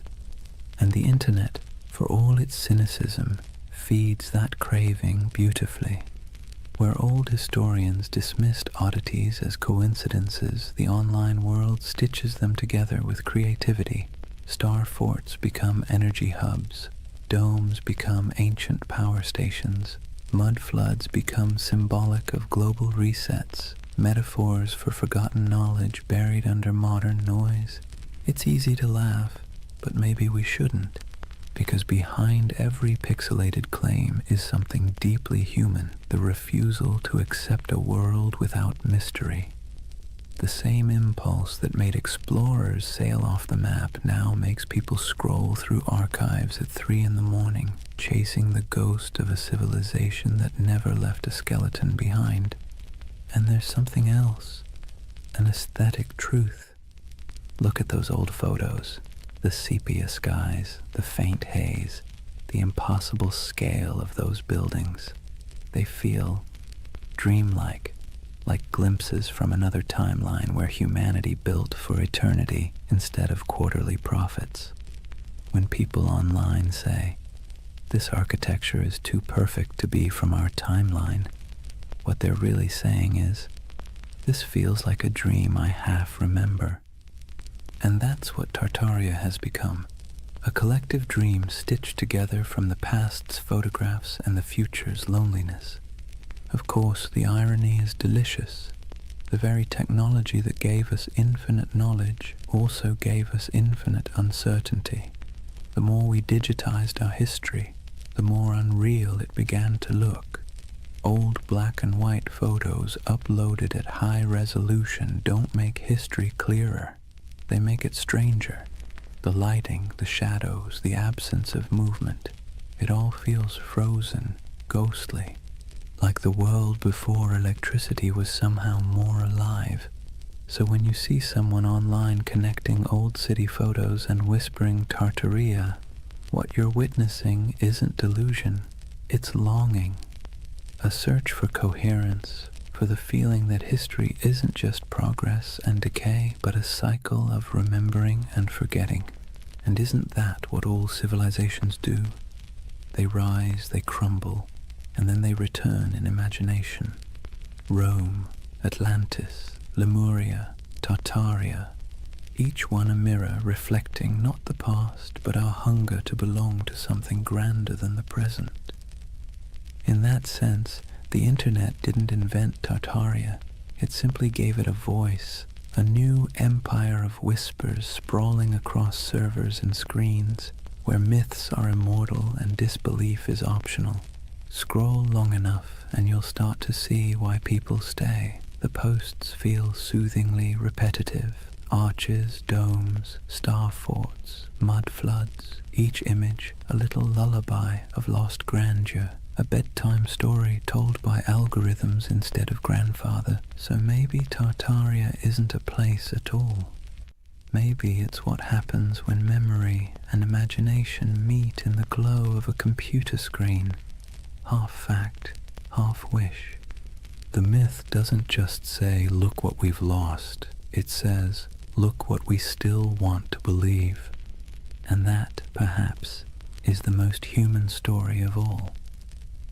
Let's pause for a moment, take a slow breath, and think about why people believe in things like Tartaria. Not in the mocking way you see on forums or documentaries, but really think about it. Why does the idea of a lost civilization hidden under our cities feel comforting? It's not stupidity. It's not gullibility. It's yearning. Humans, for all our cleverness, are wired for mystery. We're pattern-seeking animals, tracing meaning in the stars, in tea leaves, in the cracks of old maps. The unknown makes us restless. The known makes us bored. And between the two, we spin myths that make life feel a little more meaningful. Tartaria lives in that space. It's not really about mud floods or star forts. It's about the suspicion, deep down, that the world we've been handed is incomplete, that someone, somewhere, has hidden something important, that maybe history isn't a straight line of progress, but a looping dream where civilizations rise, fall, and are forgotten not by accident, but by design. And honestly, that's not such a crazy thought. Think about how much of history you've forgotten personally. Think of everything humanity has lost to fire, war, vanity, or neglect. Libraries burned, languages erased, empires swallowed by desert and jungle. The dark ages weren't dark because nothing happened. They're dark because the light of memory didn't reach that far. So when someone looks at an ornate 19th century building and says, "I don't think we built that," they're not rejecting history. They're mourning it. They're mourning a world that seems to have misplaced its wonder. Let's be clear, modern life doesn't give us much mystery anymore. We have answers for everything, or at least the illusion of them. You can type any question into a search bar and get a dozen replies in seconds. But that convenience has a side effect. It kills the thrill of not knowing. And mystery, as it turns out, is essential to the human spirit. Without it, the world feels flat. That's where conspiracies slip in. They fill the void left by lost awe. When people say the elites hid the truth of Tartaria, what they're really saying is, I miss when the world felt magical. It's an emotional rebellion against boredom, a soft protest against a sterile universe made of facts but lacking enchantment. And here's the interesting part, it's not new. Every age invents its lost golden age. The Greeks dreamed of Atlantis, the Victorians romanticized Lemuria, the 20th century turned the Mayans into cosmic prophets, and now in the digital age we have Tartaria, an empire of dreams built on archives and algorithms. Each generation looks backward and imagines perfection because it's easier than imagining perfection ahead. We do it because the past is safe. It can't disappoint us anymore. Psychologically, belief in a hidden civilization like Tartaria scratches multiple itches at once. There's pattern recognition, the brain's love for connecting dots even when they don't belong together. There's narrative control, the soothing illusion that the world makes sense, that nothing happens by accident. And there's nostalgia, the bittersweet ache for a world that may never have existed, but should have. And then there's trust. Modern institutions, media, government, academia, have lost credibility with the public.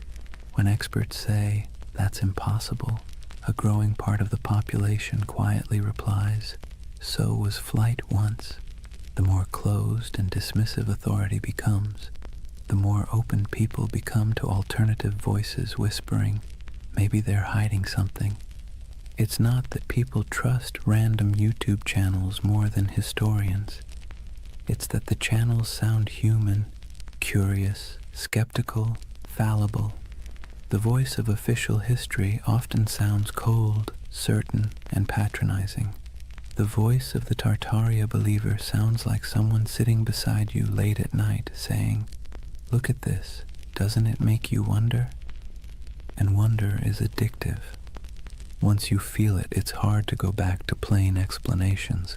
Even the act of believing, of piecing clues together, creates a small dopamine rush. It gives the believer a sense of purpose. You're not just scrolling, you're investigating. You're part of something big, something secret. It's empowering in a world that makes most people feel small and powerless. So the Tartarian myth becomes more than a theory. It becomes a community, a shared dream. People trade discoveries, maps, and theories not because they're delusional, but because it feels good to search together. The hunt becomes the reward, and in that sense, Tartaria isn't a symptom of ignorance. It's a symptom of loneliness. Think about it. The more connected we are online, the less connected we feel in real life. Cities are crowded but isolating. News is constant but disorienting. Our modern world gives us everything except belonging. And so people build belonging out of mystery.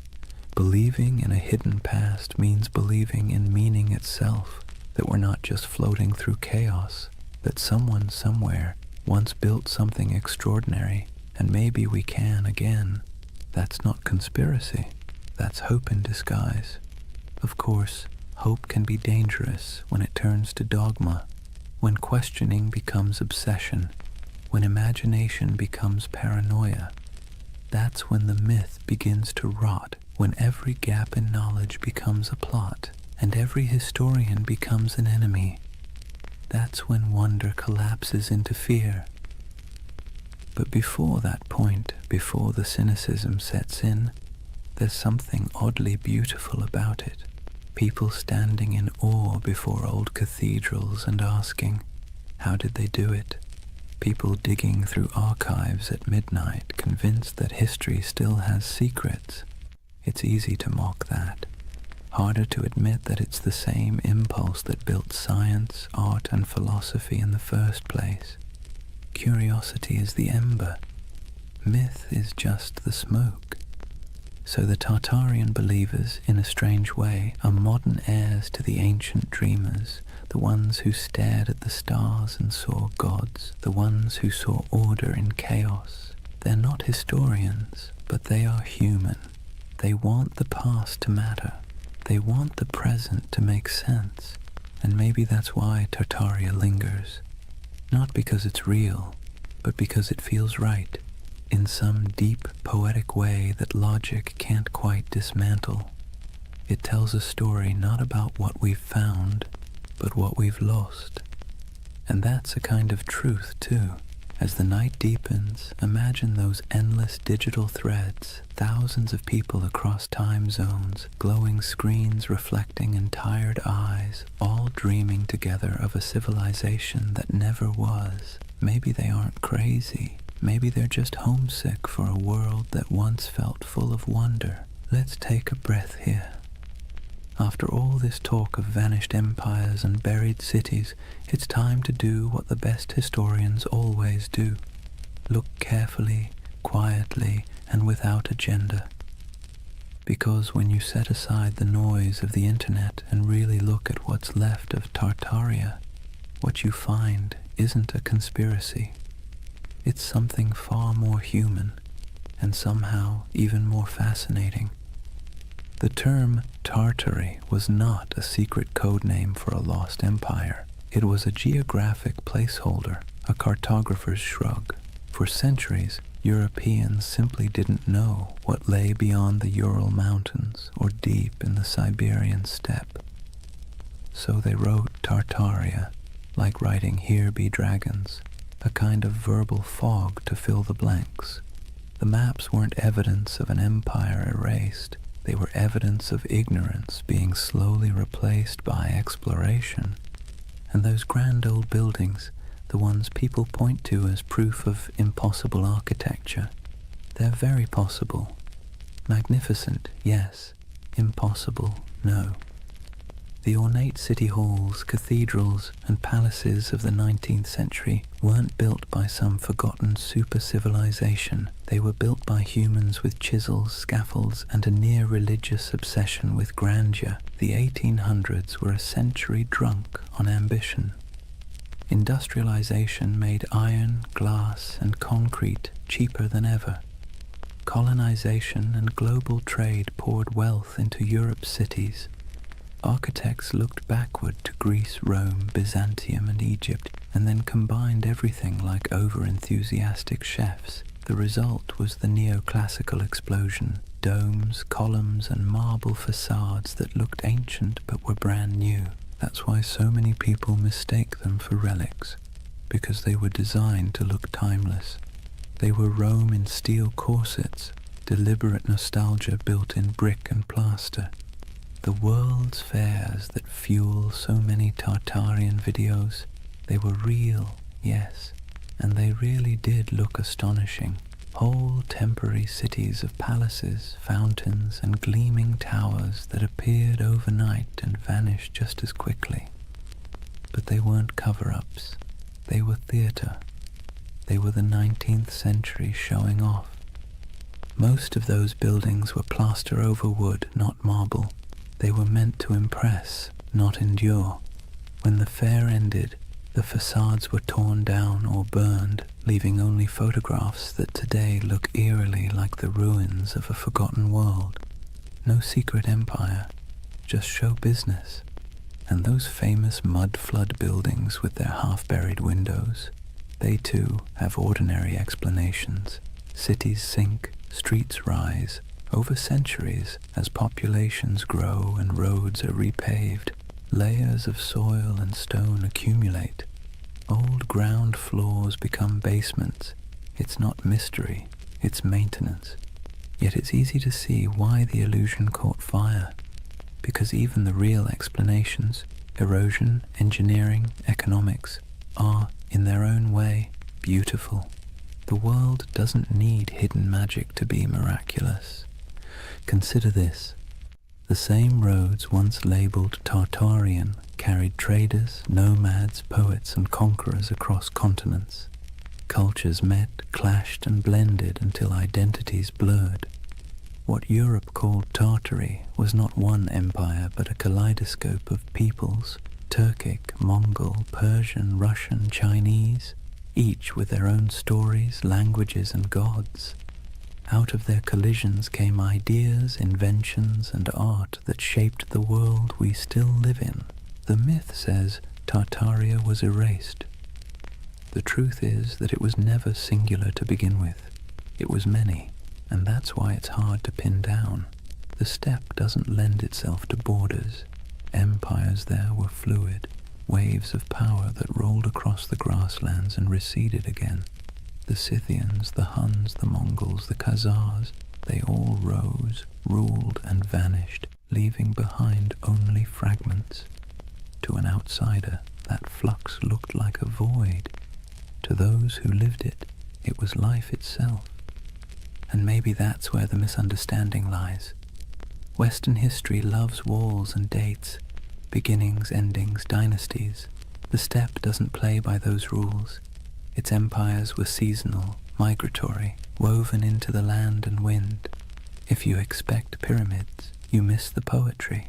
So no, there was no single global Tartarian empire, but there was a vast interconnected world of trade, culture, and movement that stretched from Europe to China long before globalization had a name.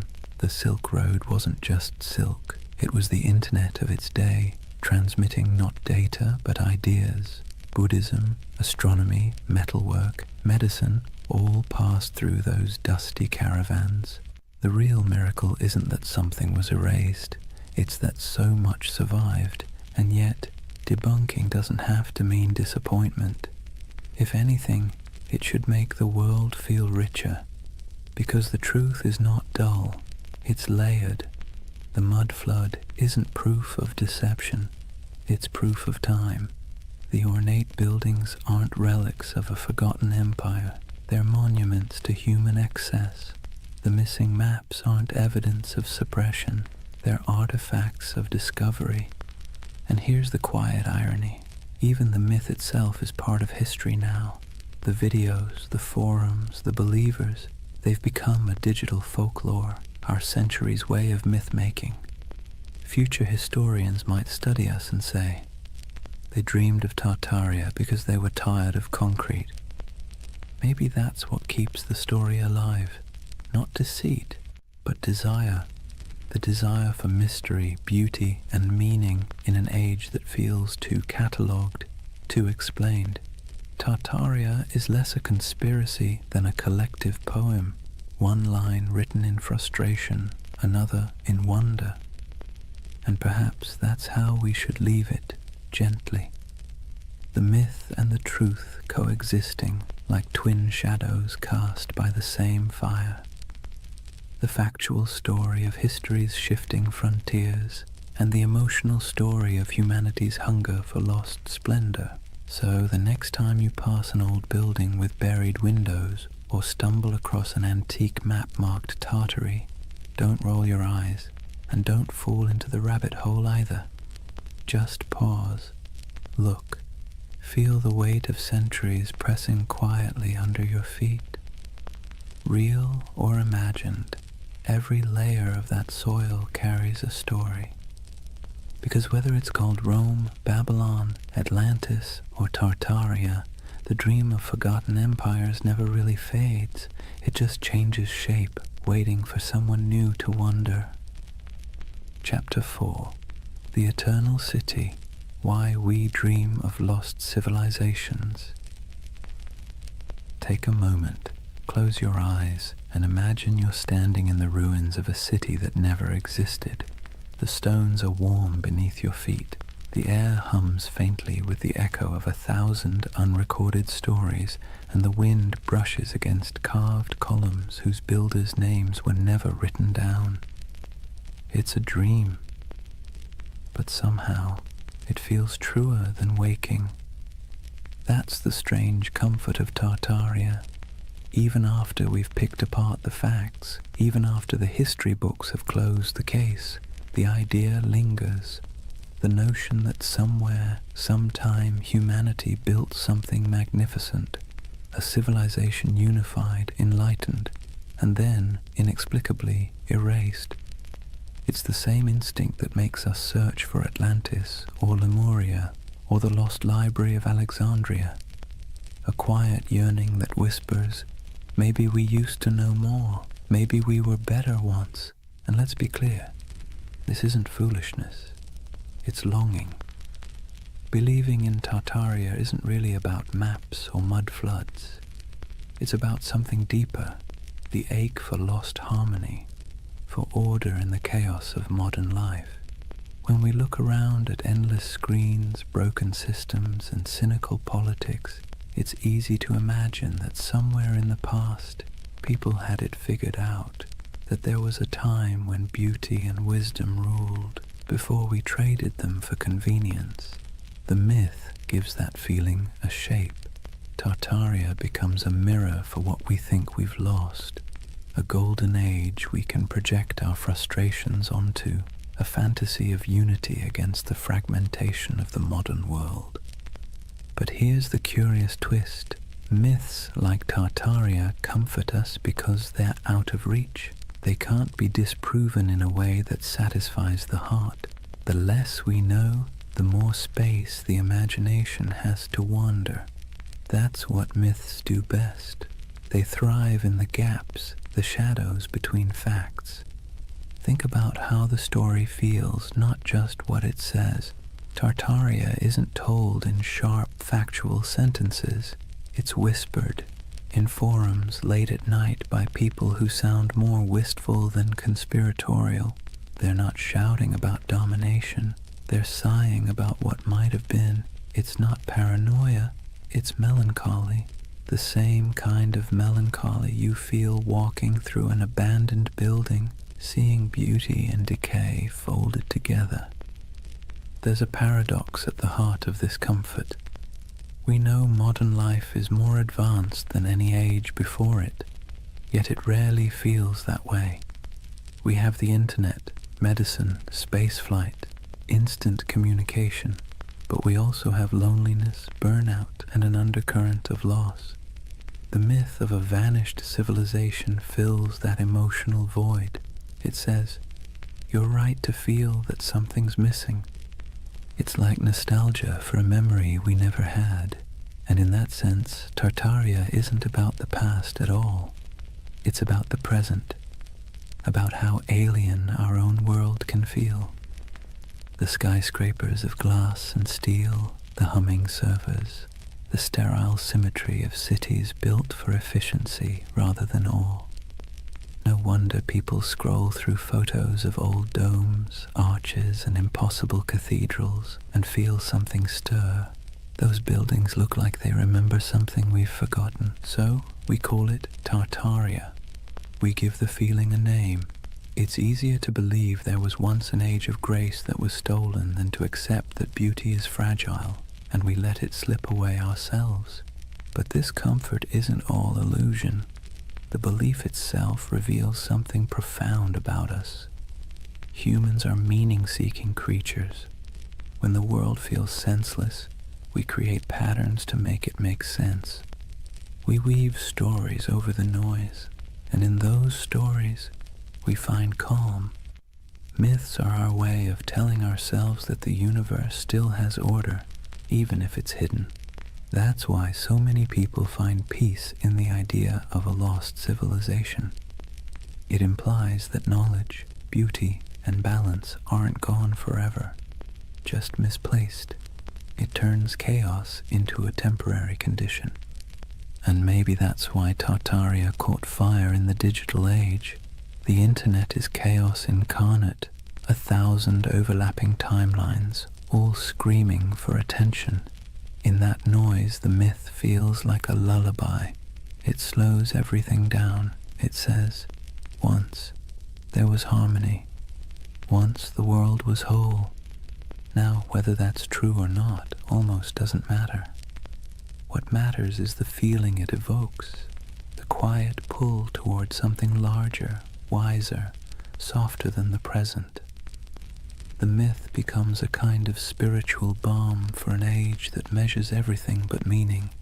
Imagine yourself late at night, scrolling through photos of ornate ruins, strange domes, or cities half buried in snow. You feel that twinge, that recognition without memory. The beauty is haunting, not because it hides a secret empire, but because it reminds you that time erases, and yet somehow we still search for permanence. That search, that ache, is what keeps myths alive. They aren't about fooling ourselves.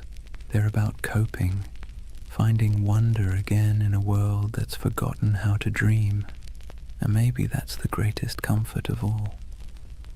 Tartaria might not have existed on a map, but it exists in us, in that quiet place between curiosity and longing, where we still hope that something grand and good once stood before the mud, before the noise, before the forgetting. If you really want to understand why Tartaria has captured so many imaginations, you have to stop asking what it was and start asking what it means. Because myths, like mirrors, don't just reflect the world, they reflect us. When people talk about Tartaria, they're not just discussing lost cities or forgotten empires.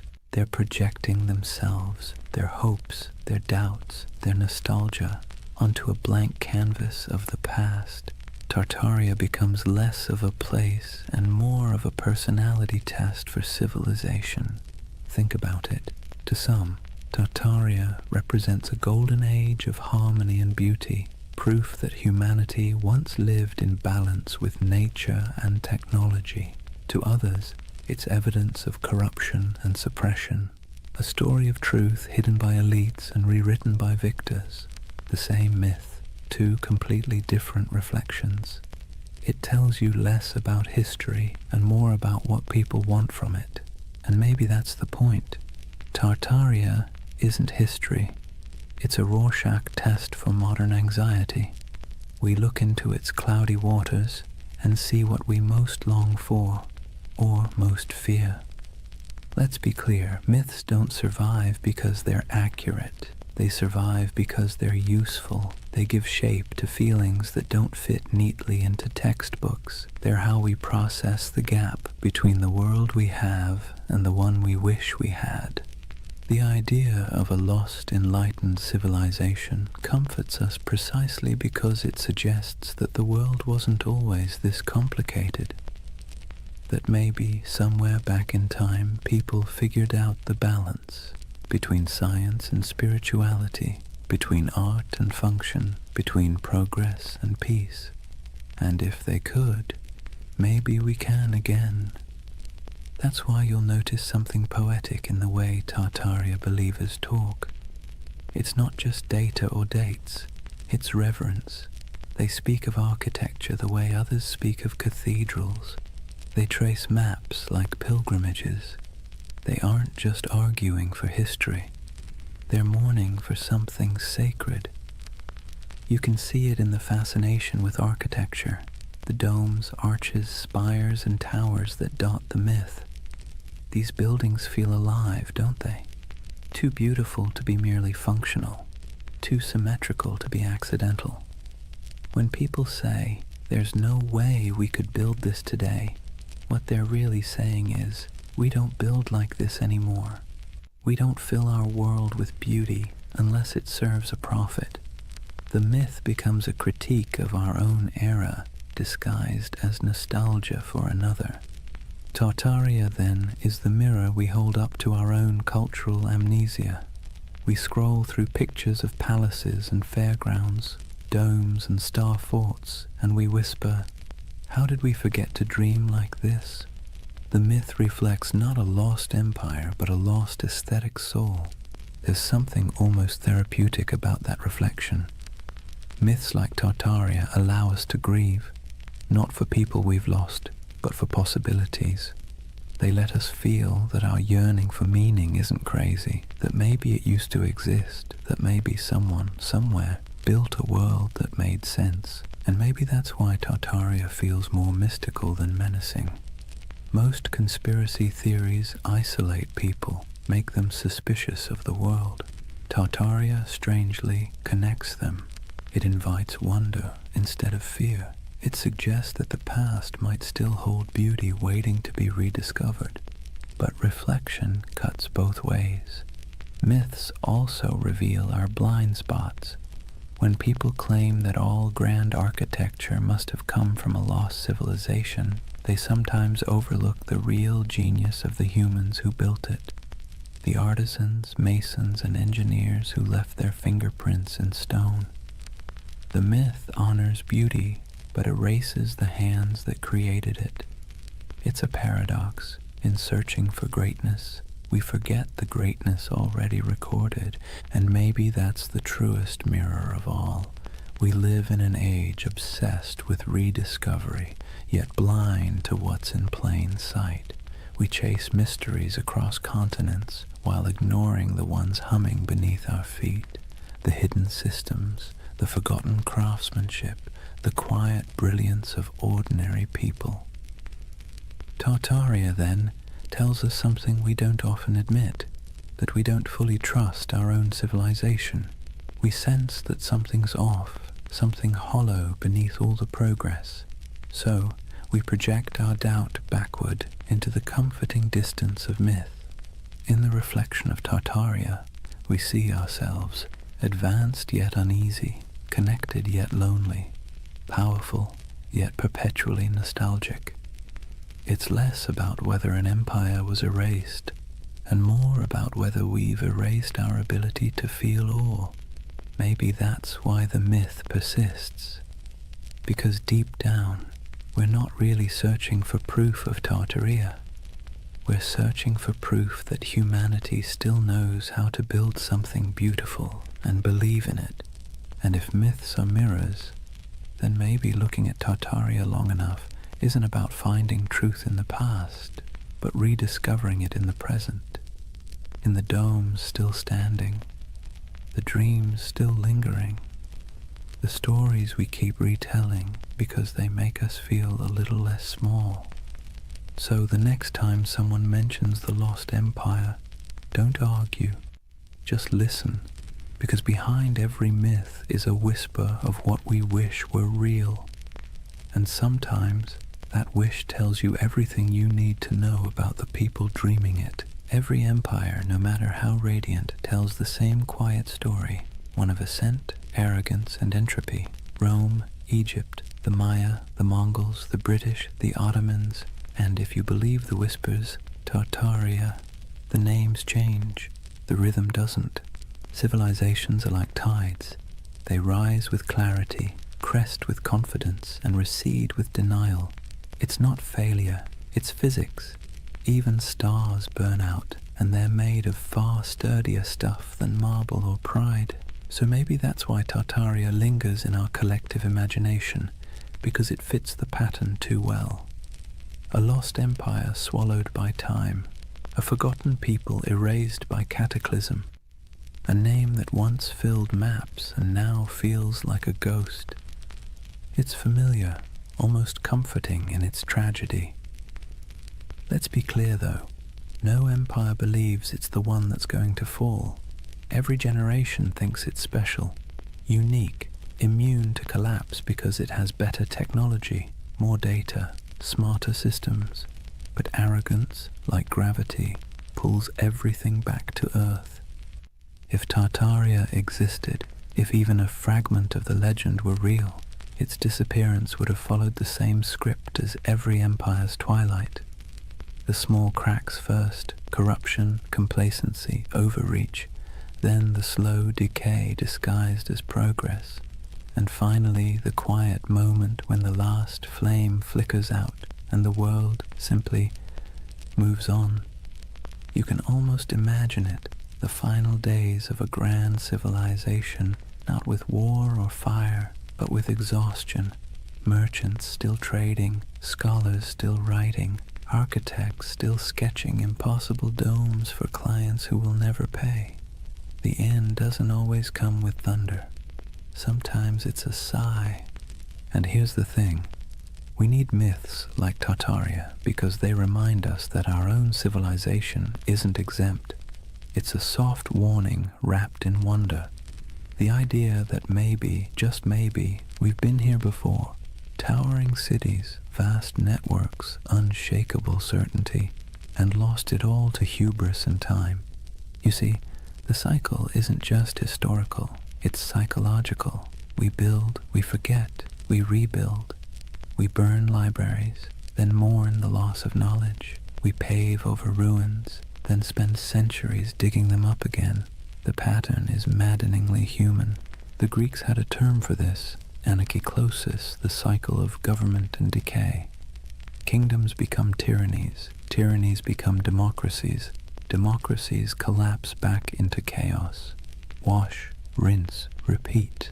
The myth of Tartaria just takes that ancient idea and stretches it across a planetary scale. And that's what makes it powerful, because deep down we know the pattern fits us too. Look at the ruins of any civilization, and you'll find the same fingerprints. Ambition, brilliance, greed, denial. The same stone roads leading nowhere.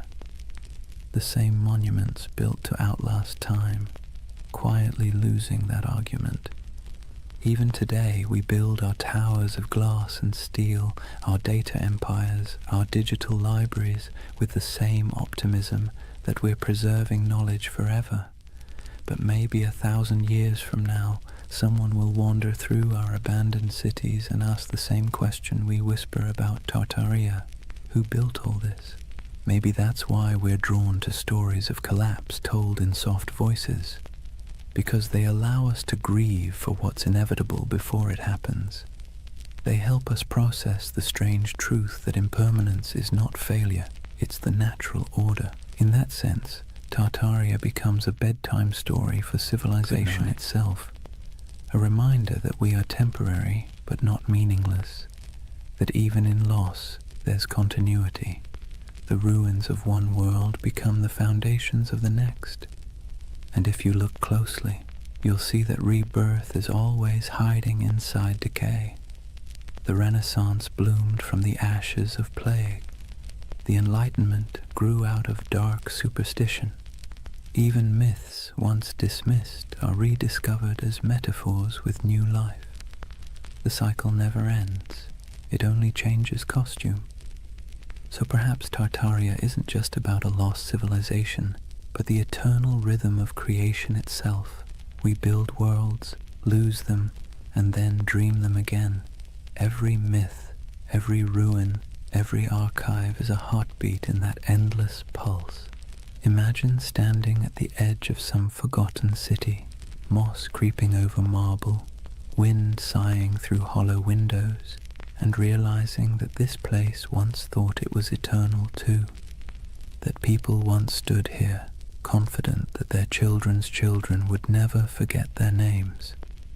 But the earth has other plans, and yet the beauty is in the persistence. Even in silence the stones whisper. Even when names fade, the patterns remain. Every fallen empire becomes a lesson written in dust, and every myth like Tartaria is the echo of that lesson, trying to reach us before we make the same mistake. History doesn't repeat exactly, but it rhymes in hauntingly familiar cadences. The trick isn't to break the cycle, it's to learn to hear the rhythm, to build with humility, to remember what was forgotten before, and to leave behind something that, even when buried, still hums with meaning. So when you hear the word Tartaria, don't roll your eyes. Listen to the rhythm beneath it, because that's not just a myth about the past, it's a lullaby for the present, and maybe a warning for the future. There's something irresistible about a mystery that refuses to die. You can debunk it, explain it, trace its origins down to the dusty corners of old libraries, but if it still feels like a secret, people will keep chasing it. That's the real magic of Tartaria. It doesn't survive because it's proven. It survives because it haunts. In a world that measures everything, categorizes everything, and leaves nothing ungoogleable, a mystery like Tartaria feels like a rebellion. It's a crack in the glass of certainty, a reminder that not everything is neatly archived in the cloud. Some things remain just out of reach, teasing, luminous, half-remembered. Let's be honest, the modern world isn't built for mystery. We live in an age of answers. Every question has a search bar waiting to solve it in half a second. And yet deep down, we miss not knowing. We miss wonder. We miss the feeling that the world is bigger than our understanding. Tartaria gives us that feeling back. It's a paradox. We're surrounded by more information than any civilization in history, and somehow we trust less of it. We have satellite maps of every mountain, street view of every alley, but we still find ourselves staring at old maps labeled Grand Tartary and thinking, maybe something's missing. Maybe history isn't as linear as it pretends to be, and who can blame us? The past is always a little blurry, like a photograph printed from a damaged negative. Historians do their best to fill the gaps, but even the most rigorous scholarship leaves shadows. Tartaria slips into those shadows, into the empty spaces between what we know and what we feel. There's also a quiet beauty in unanswered questions. They remind us that curiosity itself is a form of connection. When someone spends years digging through forgotten archives, zooming into grainy satellite images, or exploring the ruins of an abandoned palace, they're not just chasing facts, they're chasing wonder. They're trying to feel something vast and timeless, something that hums beneath the noise of everyday life. Tartaria gives people permission to believe that the world might still hold secrets.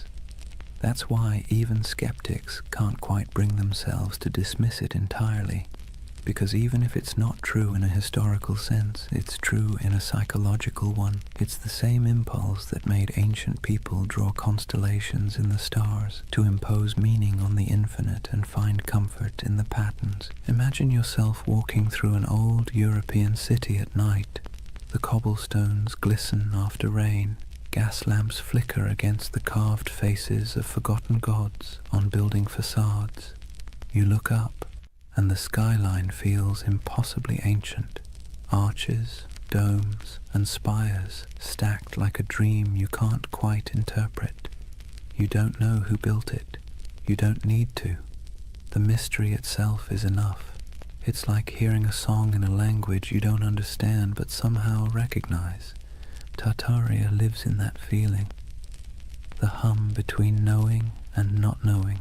The soft echo of lost craftsmanship, the sense that time might be a loop and we're just tracing paths our ancestors already walked. And the irony is, the more we learn about history, the more mysterious it becomes. Every discovery opens 10 new questions. Every answer reveals how much we don't know. The ruins of Göbekli Tepe pushed back the dawn of civilization by thousands of years. The Antikythera mechanism rewrote what we thought the ancients could build.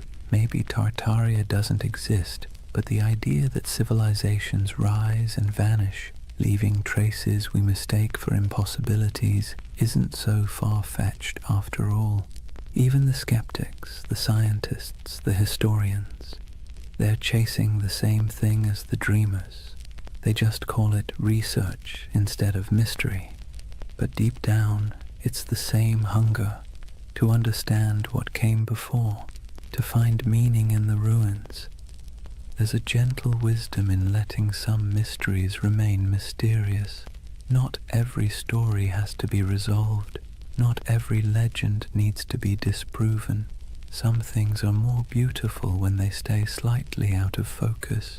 Tartaria belongs to that realm, the twilight between history and imagination. Because here's the truth, even if we mapped every ruin, deciphered every language, catalogued every artifact, we'd still find ourselves asking, what's missing? What did we overlook? What used to be here? And that question, that ache, is what keeps humanity moving forward. It's what drives us to explore, to create, to tell stories at all. Mystery, in a strange way, keeps us human. It reminds us that we don't control everything, that there are still edges to the map, and in a world that feels increasingly small, that's a comfort. So if you ever feel the pull of Tartaria, the urge to look at an old map and imagine lost cities under the soil, buried glass domes beneath the ice, vanished languages whispered through time, don't resist it. It's not foolishness, it's memory dressed as wonder. It's the part of you that still wants to believe there's more to the story, because there always is. Imagine drifting in that half-awake space between dreaming and memory, the kind where time doesn't quite make sense and faces blur into landscapes. That's what the myth of Tartaria feels like, a collective dream stitched together from ruins, half-forgotten books, and the quiet yearning that maybe, just maybe, humanity once built something beautiful and lost it. Not just an empire, but an idea. Tartaria isn't really about maps or mud floods. It's about longing, the longing for a golden age before the noise, before the smog, before the blinking lights of modern anxiety. A world where cities gleamed, not with plastic and neon, but with purpose, where architecture felt alive, humming with mystery, where the air itself seemed to remember something divine. When people talk about Tartaria, they're really talking about home, a home they've never seen but somehow recognize. It's tempting, isn't it, to imagine that once there was a civilization so advanced it left behind the blueprints of paradise, smooth white marble gleaming under perpetual sunlight, towers spiraling toward the heavens, not in arrogance but in harmony, streets where water flowed instead of traffic, and knowledge wasn't locked in institutions but breathed like air. The myth whispers that maybe humanity peaked, fell, and forgot, and maybe we're just children trying to remember the lullaby our ancestors sang before the storm. Let's be clear though, Tartaria, as the internet tells it, probably didn't exist, but the feeling of it does. That's what matters. Because myths are just dreams that cultures refuse to wake up from. They serve a purpose, especially in times like ours, when everything feels impermanent, synthetic, and accelerated. Tartaria slows the world down. It reminds us of the beauty of mystery, craftsmanship, and the sense that not everything has to be profit or progress. There's a kind of poetic justice in the way this myth took shape online, in the strangest corners of the internet. A digital ghost story for the digital age. Scroll long enough through photos of ornate buildings with impossible domes and buried windows, and you'll feel it too, that little flicker of awe. Even if your rational mind rolls its eyes, your imagination leans in. What if, it whispers, what if this really was part of something greater? The myth resonates because we're surrounded by ruins and don't realize it. The old train stations, the opera houses, the abandoned civic buildings with ceilings painted like cathedrals, they still stand, silent and out of place. They belong to an age that believed in permanence, in beauty as a civic duty. And compared to that, our world of glass and rectangles feels hollow. Tartaria becomes a name we give that feeling. The ache for artistry, for meaning carved in stone. But beneath the aesthetic nostalgia is something deeper, a memory not of buildings, but of belonging. When people say they erased Tartaria, what they're really mourning is the loss of connection, the sense that we were part of something coherent, meaningful, and vast. We feel fragmented now, nations arguing, truths dissolving, the past rewritten every week on social media. Tartaria becomes a symbol of unity we've misplaced, the dream that once we all spoke the same unspoken language, the language of creation instead of consumption. Maybe that's why the myth refuses to die. It's not a conspiracy, it's a yearning, a collective homesickness for a world that valued wisdom over noise. Whether it's a literal memory or a psychological echo doesn't matter. Myths like this are emotional fossils. They preserve what facts forget. If you strip away the maps and theories, what remains is something tender. The belief that we can do better, that humanity once built something sublime, not through domination, but through understanding, and that maybe we can again. It's less about recovering a lost empire and more about remembering how to build meaning into our world. And maybe, in a strange roundabout way, the myth is right. There was a flood, a metaphorical one. The flood of time, technology, and forgetfulness. It buried not cities, but attention. It drowned not buildings, but wonder. And now, through whispers of Tartaria, people are trying to dig it back up, not the structures, but the feeling of awe they carried. Picture the end of the dream, an endless step at dusk. The horizon glows gold, and somewhere in the distance, faint towers shimmer through the haze. They're not ruins, not anymore, just echoes of possibility. You start walking toward them, though you know you'll never reach them. That's Tartaria, not a destination but a direction, not history but hope. And as you drift toward sleep, remember this. Every civilization is both a memory and a prophecy. What we imagine today shapes what we build tomorrow. So maybe Tartaria isn't behind us, it's ahead. Waiting to be remembered not as a lost empire, but as an invitation to build again, but slower, kinder, wiser, to carve beauty into the world and mean it this time.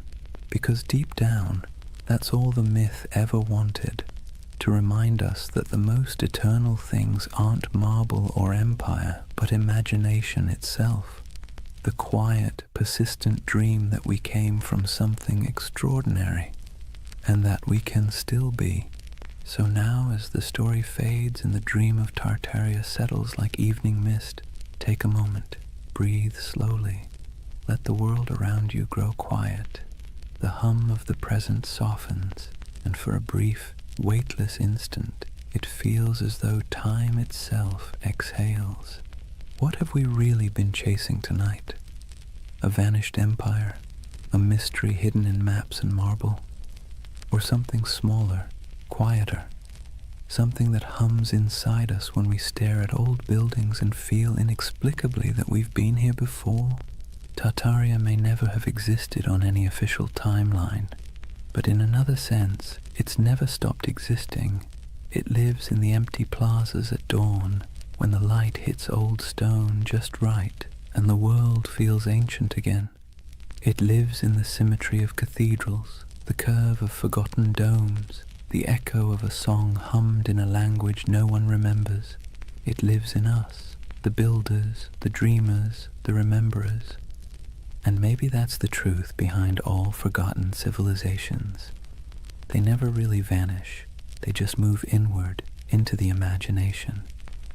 Every myth is a refuge, a way of saying, once we were capable of beauty. Once we remembered how to build with our hearts. So as you lie there now, listening to the quiet between sentences, imagine those impossible cities, half marble, half memory. The air is cool, the towers glow faintly, their reflections trembling in still water. Somewhere in the distance, bells ring, soft as wind chimes, a civilization asleep, waiting to be remembered. Let yourself drift there for a while, between the known and the forgotten, between myth and truth, between what was and what could be, because that's where Tartaria lives, not in the history books, but in the gentle space between waking and dreaming. The world outside your window may look ordinary, but beneath it runs the same current that built empires, painted ceilings, and told stories by firelight. It's the same desire to make meaning from the chaos, to leave something beautiful behind, even if no one remembers who built it. So rest easy. You don't need to solve the mystery tonight. You don't need to decide what was real and what was legend. Just breathe and listen. The past has a rhythm, slow and steady, like the tide, like a heartbeat. It's the sound of humanity remembering itself. Tomorrow the noise will return, screens, traffic, chatter. But tonight belongs to silence, to candlelight, to the soft pulse of an imaginary empire that refuses to die. Tartaria is gone, but also eternal, an echo across time reminding us that wonder is its own kind of truth. And as your eyes grow heavy, think of it this way. Maybe the greatest lost civilization isn't buried under mud or stone. Maybe it's the one inside us, waiting to be uncovered again. A world built not from power, but from awe. Good night, dreamer. Sleep well under ancient skies. And if you find yourself walking through those shining cities again, don't rush. Stay a while. The empire of imagination is always open.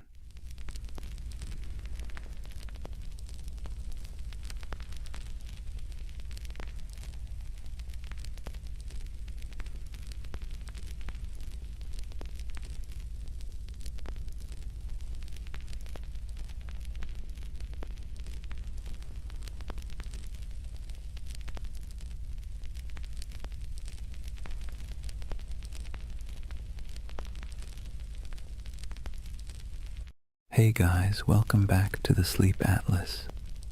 Tonight, we're wandering into one of those stories that sits somewhere between history and myth, the kind that makes textbooks squirm but conspiracy theorists cheer. We're talking about the Anunnaki, the ancient gods of Mesopotamia, the so-called Great Ones, whose names have echoed for thousands of years. Now, before you picture little green men zipping around in flying saucers, let's be clear. The Anunnaki weren't dreamt up by modern sci-fi.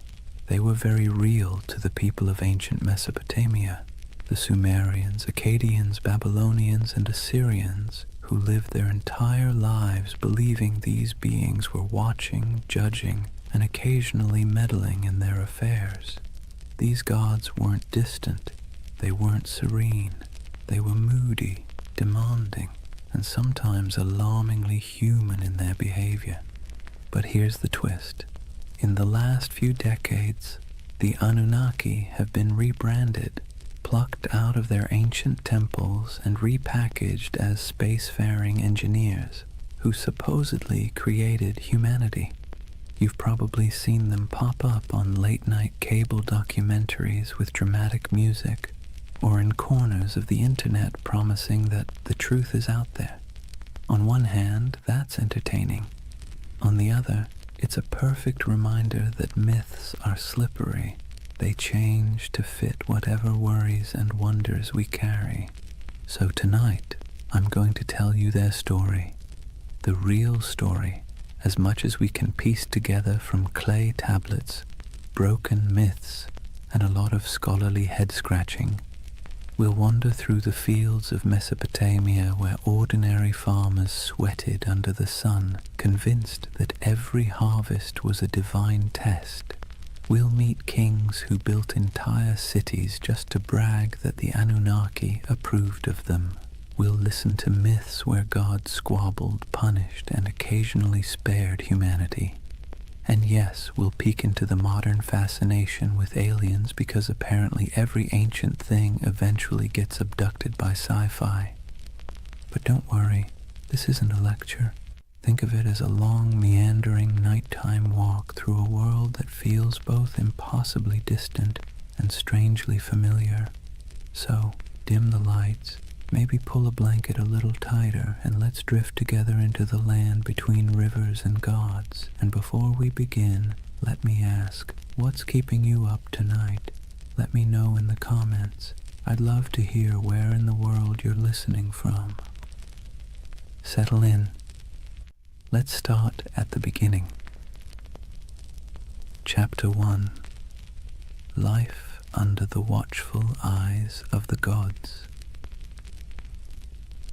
Imagine yourself standing in the wide open plain of Mesopotamia, the land between the rivers, the Tigris to the east and the Euphrates to the west. The horizon stretches flat and endless, broken only by the shimmer of heat and the twisting bodies of those unpredictable rivers. The air is heavy, thick with dust and the smell of damp reeds. Somewhere in the distance, a donkey brays, and over all of it, an invisible weight hangs in the air, the belief that the Anunnaki are watching. To the people who lived here thousands of years ago, the rivers weren't just water. They were divine moods made liquid. A generous flood meant the Anunnaki were pleased. A drought meant they were angry. A sudden storm that flattened your barley fields, that was a cosmic tantrum, the gods reminding you who really ran the show. Every harvest, every illness, every successful birth or sudden death was interpreted as a sign that the Anunnaki were either blessing or punishing humanity. Daily life unfolded under this constant sense of scrutiny. Farmers trudged barefoot through muddy fields, wooden plows dragged by weary oxen. Every furrow cut into the soil was not just work, but an offering, an unspoken prayer that the Anunnaki would let the grain grow. Scribes bent over clay tablets in the shade of temples, scratching wedge-shaped symbols into wet clay, convinced that the gods valued their careful accounting of grain, beer, and taxes.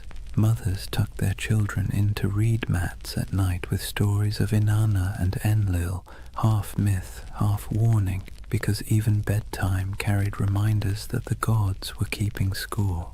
The landscape itself reinforced the idea. Towering ziggurats rose above flat mud-brick cities, stepped pyramids painted in bright colors that have long since faded.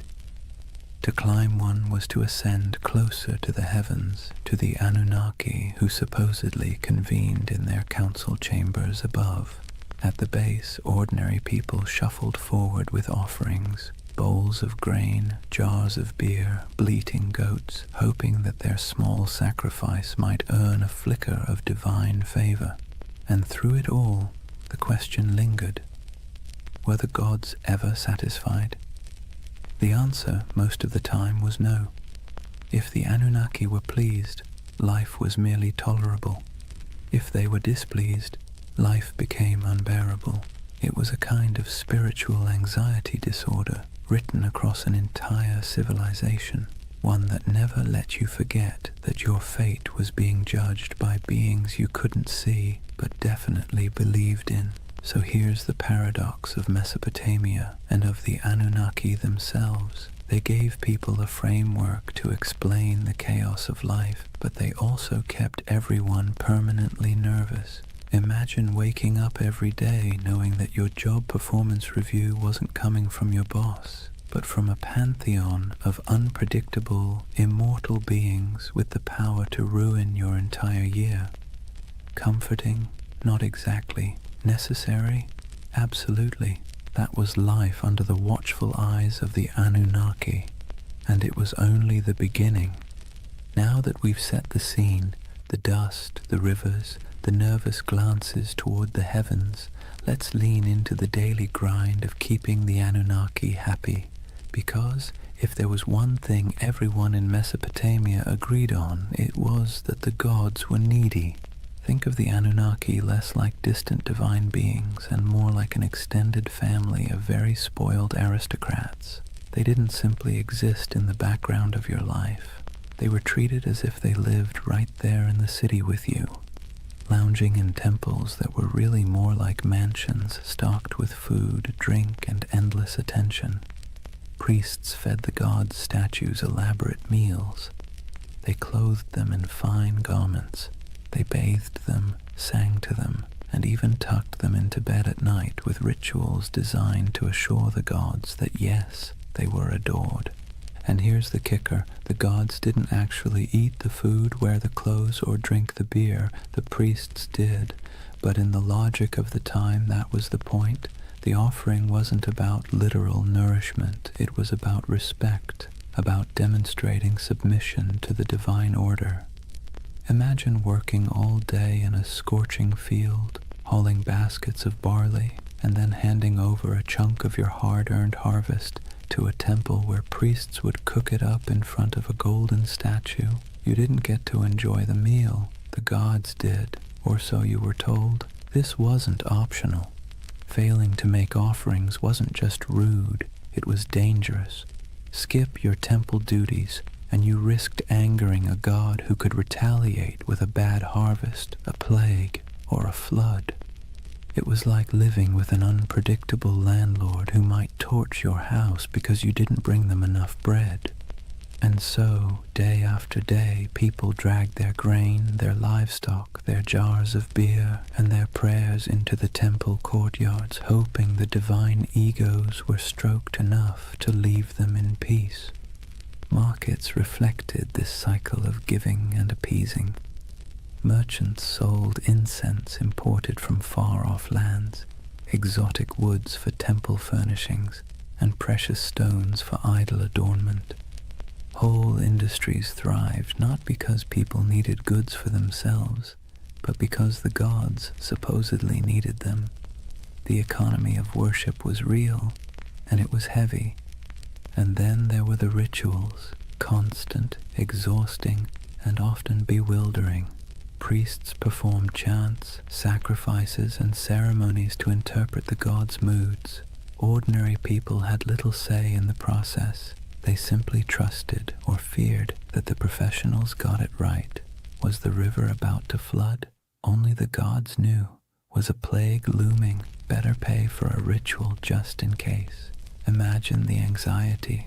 You might lose your family, your crops, your city, not because of something you did wrong in the field, but because a priest forgot to wash a statue properly before a ritual. This constant pressure shaped how people thought about themselves. You weren't just a farmer, a merchant, or a craftsman. You were a servant of the gods, and your work was always under review. The Anunnaki weren't the kind of bosses who praised your effort either. At best, they ignored you. At worst, they punished you for reasons you could never quite understand. And yet there was comfort too. As strange as it sounds, the ritual obligations gave life structure. There was a rhythm to the year, festivals, sacrifices, processions, moments when the whole city gathered together in noisy, colorful celebrations. For a while, the pressure of survival melted into shared relief. Beer flowed, music played, incense smoke curled into the sky, and people could convince themselves that the Anunnaki might actually be pleased for once. But make no mistake, the weight of worship was heavy. It pressed down on every meal, every harvest, every family gathering. It meant living in a world where you never really owned your life. You were always making payments upward, into the hands of gods who demanded much and explained little. Civilization, in other words, came with a permanent divine subscription fee. So when you picture Mesopotamian life, don't just imagine mud brick houses and busy bazaars. Picture the temples looming above everything, casting long shadows across the city. Picture priests bustling through courtyards, chanting prayers and carrying offerings. And picture the ordinary farmer at the gate, holding a bowl of barley with cracked hands, hoping that this small gift would keep the Anunnaki's attention fixed somewhere else. That was the weight of worship, a constant burden, heavy as the mud brick walls themselves, shaping every breath of life in the land between the rivers. If temples were the stage for grand rituals, then the family was where belief in the Anunnaki seeped into the most ordinary corners of life. From the moment you were born in Mesopotamia, you were wrapped in layers of tradition, lore and stories that all reminded you the gods were watching and you had better behave. Picture a household, mud brick walls enclosing a small courtyard with reed mats laid out for sitting and sleeping. The air smells faintly of cooking grain, sheep dung burned for fuel, and maybe onions sizzling in oil if the family was lucky enough to afford them. Life here was simple, cramped, and endlessly repetitive. Yet, hovering over every task, grinding flour, weaving wool, teaching children their chores, was the belief that the Anunnaki were present, judging not just cities or kings, but households too. Families were patriarchal, meaning the oldest male ruled the home, and his authority was framed not as personal power, but as divine order. Fathers were seen as enforcers of a structure that supposedly mirrored the cosmic hierarchy. Just as gods ruled over humans, men ruled over their families. Hammurabi's famous law code spelled this out with brutal clarity. Wives owed obedience, children owed respect, and failure to comply could bring harsh consequences. This wasn't just social convention. It was written into the laws that claimed divine backing from the gods themselves. Mothers carried their own weight, of course. They were the backbone of the household, weaving, grinding, managing food stores, raising children, and passing on the stories that glued the family's beliefs together. Bedtime wasn't a cozy session of fairy tales. It was an education in fear and respect. Children were told myths of Inanna descending to the underworld, of Enlil sending storms, of the Anunnaki judging souls in the afterlife. These stories weren't entertainment so much as early compliance training. The message was clear: live properly or the gods will notice. Children's lives reflected this constant training. Boys learned the family trade early, whether that meant trudging in the fields, selling goods in the marketplace, or, if you were very lucky, scratching cuneiform signs into clay tablets under the harsh eye of a schoolmaster. Girls learned weaving, cooking, and managing the household, roles that prepared them to keep the rhythm of worship alive in the next generation. Even play wasn't free of divine oversight. Children carved little clay figurines of gods and heroes used in games that blurred the line between fun and reverence. Faith wasn't just whispered in prayers, it was baked into family rituals.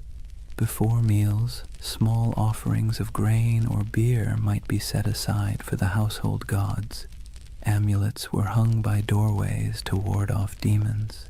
Protective charms shaped like little snarling figures were placed in bedrooms, especially near infants.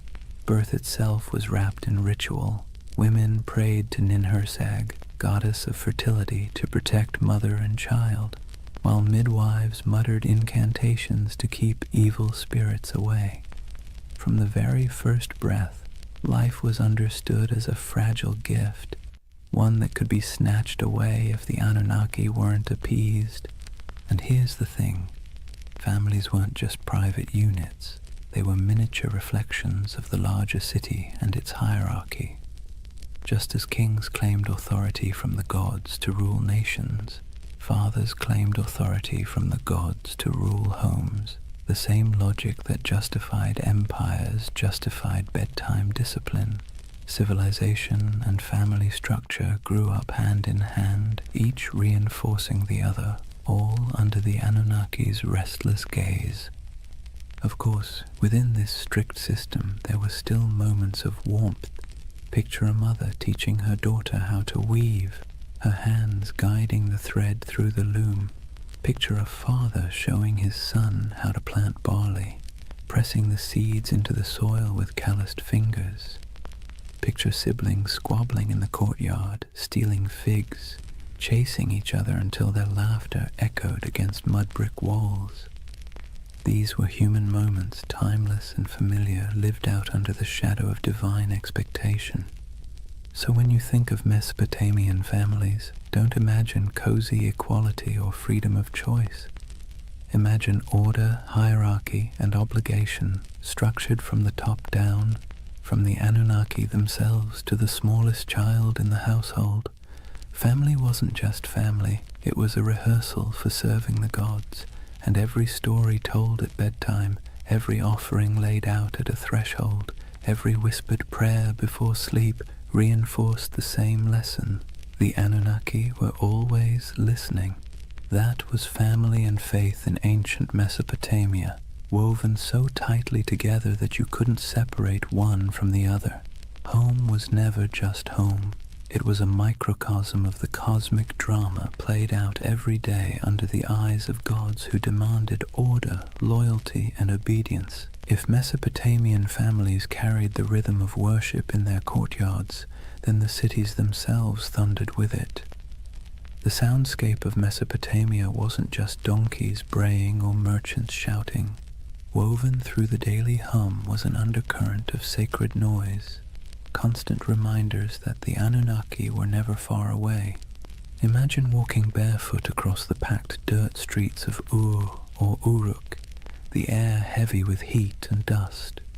The first thing you'd notice rising above the chatter of the marketplace is chanting, long, steady voices carrying from the temple courtyards. Priests chanted hymns in Sumerian or Akkadian, their words flowing like the rivers themselves, steady, unrelenting, rhythmic. To the people listening, these weren't just words, they were incantations meant to keep the cosmic order intact. If the chanting stopped, who knew what chaos might break loose? Temples were alive with activity. Incense smoldered, releasing thick curls of smoke that clung to the air, sweet and sharp at the same time. The scent was meant to please the gods, but for ordinary people walking by, it was a reminder that the divine was close enough to smell. Lyres plucked their delicate notes in temple courtyards, drums pulsed with steady beats, and flutes added piercing tones that drifted across rooftops. To us, it might sound like music.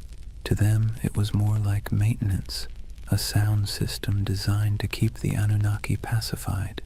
And it wasn't just priests who contributed to the sacred soundscape. Festivals turned entire cities into orchestras of devotion. Imagine crowds gathering for a procession, voices rising together in chants, bells clanging, animals bellowing as they were led toward sacrifice. The ziggurat loomed above it all, terraces echoing with footsteps as priests climbed higher to offer food, drink, and prayers to the gods at the summit shrine.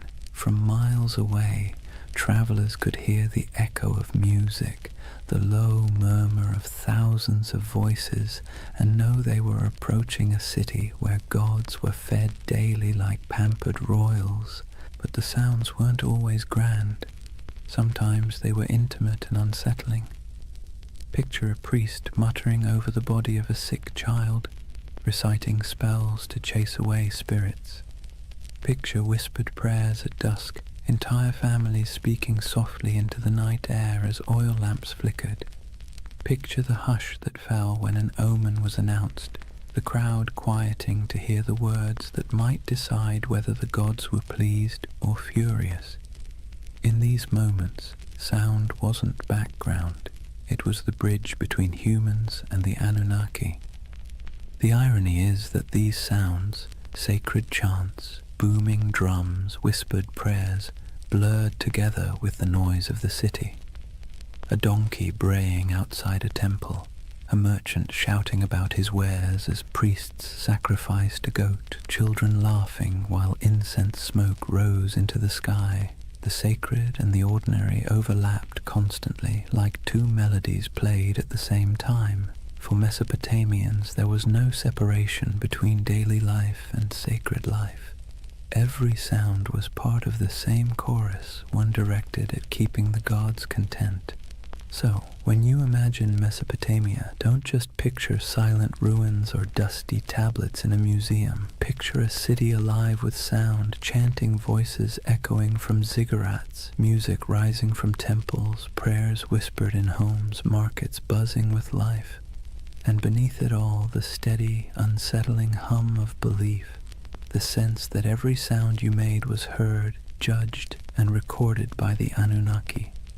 That was the soundscape of Mesopotamia, sacred and ordinary, human and divine, blending into one endless hymn beneath the gaze of restless gods. So far we've walked the fields, stepped into homes, and stood in the courtyards of temples. But if there's one thread tying all of Mesopotamian life together under the watch of the Anunnaki, it's struggle. Not dramatic Hollywood-style struggle, more like the constant grinding kind. The kind that wears you down day after day until survival itself feels like an act of worship. Imagine yourself as an ordinary farmer standing ankle-deep in a muddy canal, sweat dripping into your eyes as the sun beats down. The water that gives life to your crops also threatens to destroy them, either by flooding too much or not enough. You dig ditches, patch walls, and mutter prayers, hoping Enki might spare you this season. Your back aches, your hands blister, and still the work never stops. Each seed you plant is not just a gamble with the soil, it's a plea to the gods. Or imagine being a craftsman, hunched over a clay tablet, shaping wedge-shaped marks into wet clay. Maybe you're writing receipts, tallying debts, or recording temple rations. The work is tedious, your teacher strict, your mistakes punished, and yet every stroke of your stylus feels like part of something bigger. You're not just tracking grain, you're participating in a divine system where the Anunnaki themselves are imagined to weigh human worth in records and decrees. Disease lurked in the background too. Cities were crowded, hot and filthy, and illness spread quickly. If someone in your family fell sick, you didn't think of germs, you thought of angry gods or lurking demons. Maybe it was punishment, maybe it was bad luck, maybe both. Priests muttered incantations over the feverish burned incense and offered sacrifices. Sometimes it worked, sometimes it didn't. Either way, you believed your life was being tallied by powers you couldn't see. And then there was the simple, unshakable anxiety of living in a land where nothing stayed stable for long. Floods, droughts, raids from neighbors. Every threat felt like it came with divine approval or divine neglect. You might work tirelessly, live faithfully, and still watch your field wash away overnight. It's no wonder that Mesopotamian myths constantly circle back to the same themes. Humans struggling, gods displeased, chaos always around the corner. But within that struggle, there was resilience. People endured. They dug new canals after floods, rebuilt homes after raids, prayed louder after disasters. Families bound themselves tightly together. Neighbors leaned on one another in the marketplace, and communities clung to rituals that gave their world meaning. The Anunnaki may have loomed like stern overseers, but the people found ways to keep living, laughing, and even celebrating in the cracks between their hardships.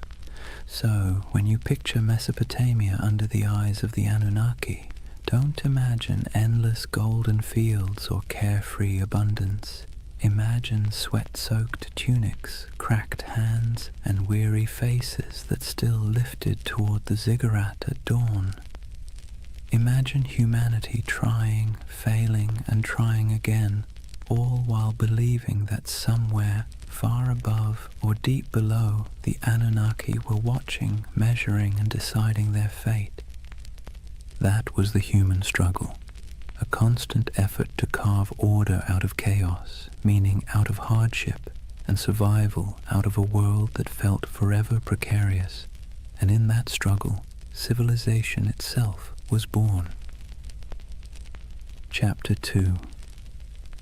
The gods who ruled the skies and earth.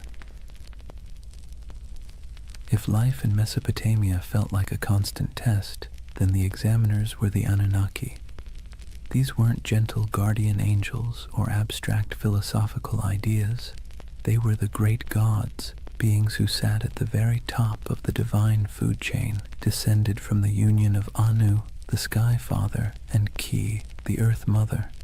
To the Mesopotamians, the Anunnaki weren't distant background characters. They were judges, enforcers, and supervisors, always peering down like cosmic landlords who never forgot to collect rent. The word itself, Anunnaki, has a heaviness to it, something that sounds like it should be whispered by torchlight.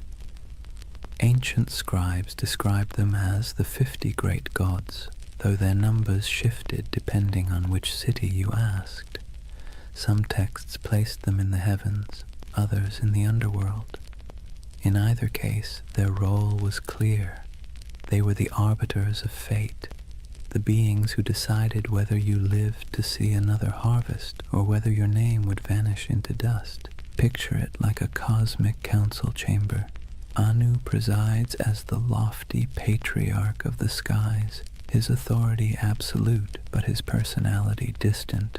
He isn't the kind of god you chat with about personal problems. He's the one who sets the tone, like a CEO you've never met, but whose name sits on every memo.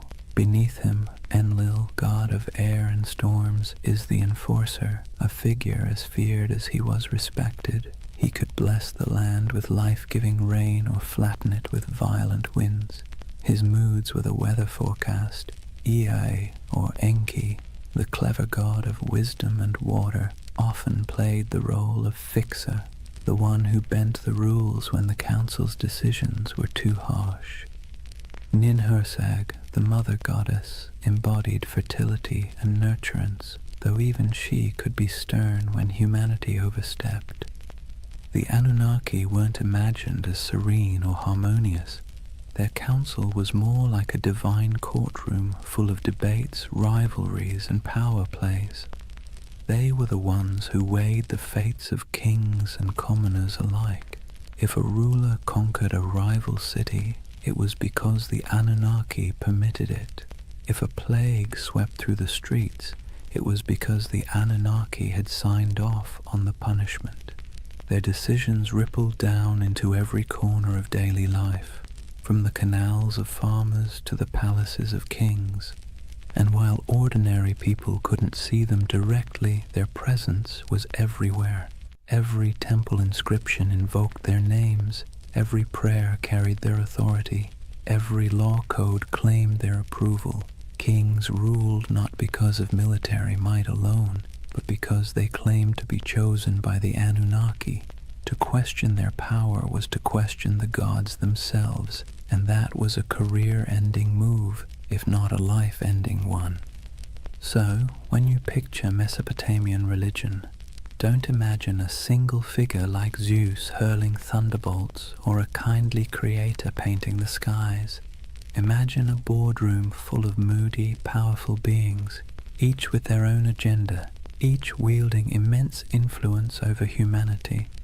Some offered guidance, some unleashed terror, and all demanded constant recognition. The Anunnaki were both the architects and the auditors of civilization, and their signatures were stamped on everything that survived from Mesopotamian life. They weren't just gods in stories.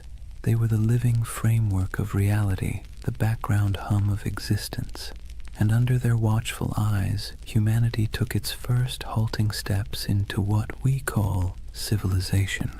If the Anunnaki were the great gods of Mesopotamia, then their stories were the epic sagas that gave life meaning and, frankly, kept people both entertained and terrified. These weren't bedtime tales meant to lull you to sleep. They were cautionary dramas about power, mortality, and what happens when you cross the wrong god on the wrong day. Take Inanna, also known as Ishtar, the goddess of love, war, and everything messy in between. Her most famous story is the descent into the underworld. Imagine her striding into the shadowy realm ruled by her sister Ereshkigal, Queen of the Dead. But there's a catch. At each of the 7 gates she passes through, she must remove an item of clothing or jewelry. By the time she arrives before her sister, she's stripped bare, not just physically, but of her power and protection, and the Anunnaki, acting as judges in the underworld, condemn her. She's struck down, lifeless, and the world above begins to wither without her presence. Only through divine trickery and intervention does she return, but not without a price. Her lover, Dumuzi, is dragged down to take her place for part of the year.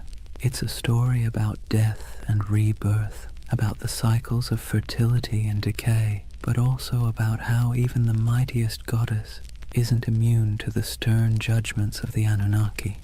Then there's Enlil, the god of storms, whose power was as unpredictable as the weather he ruled. In one tale, he decides humanity has become too noisy.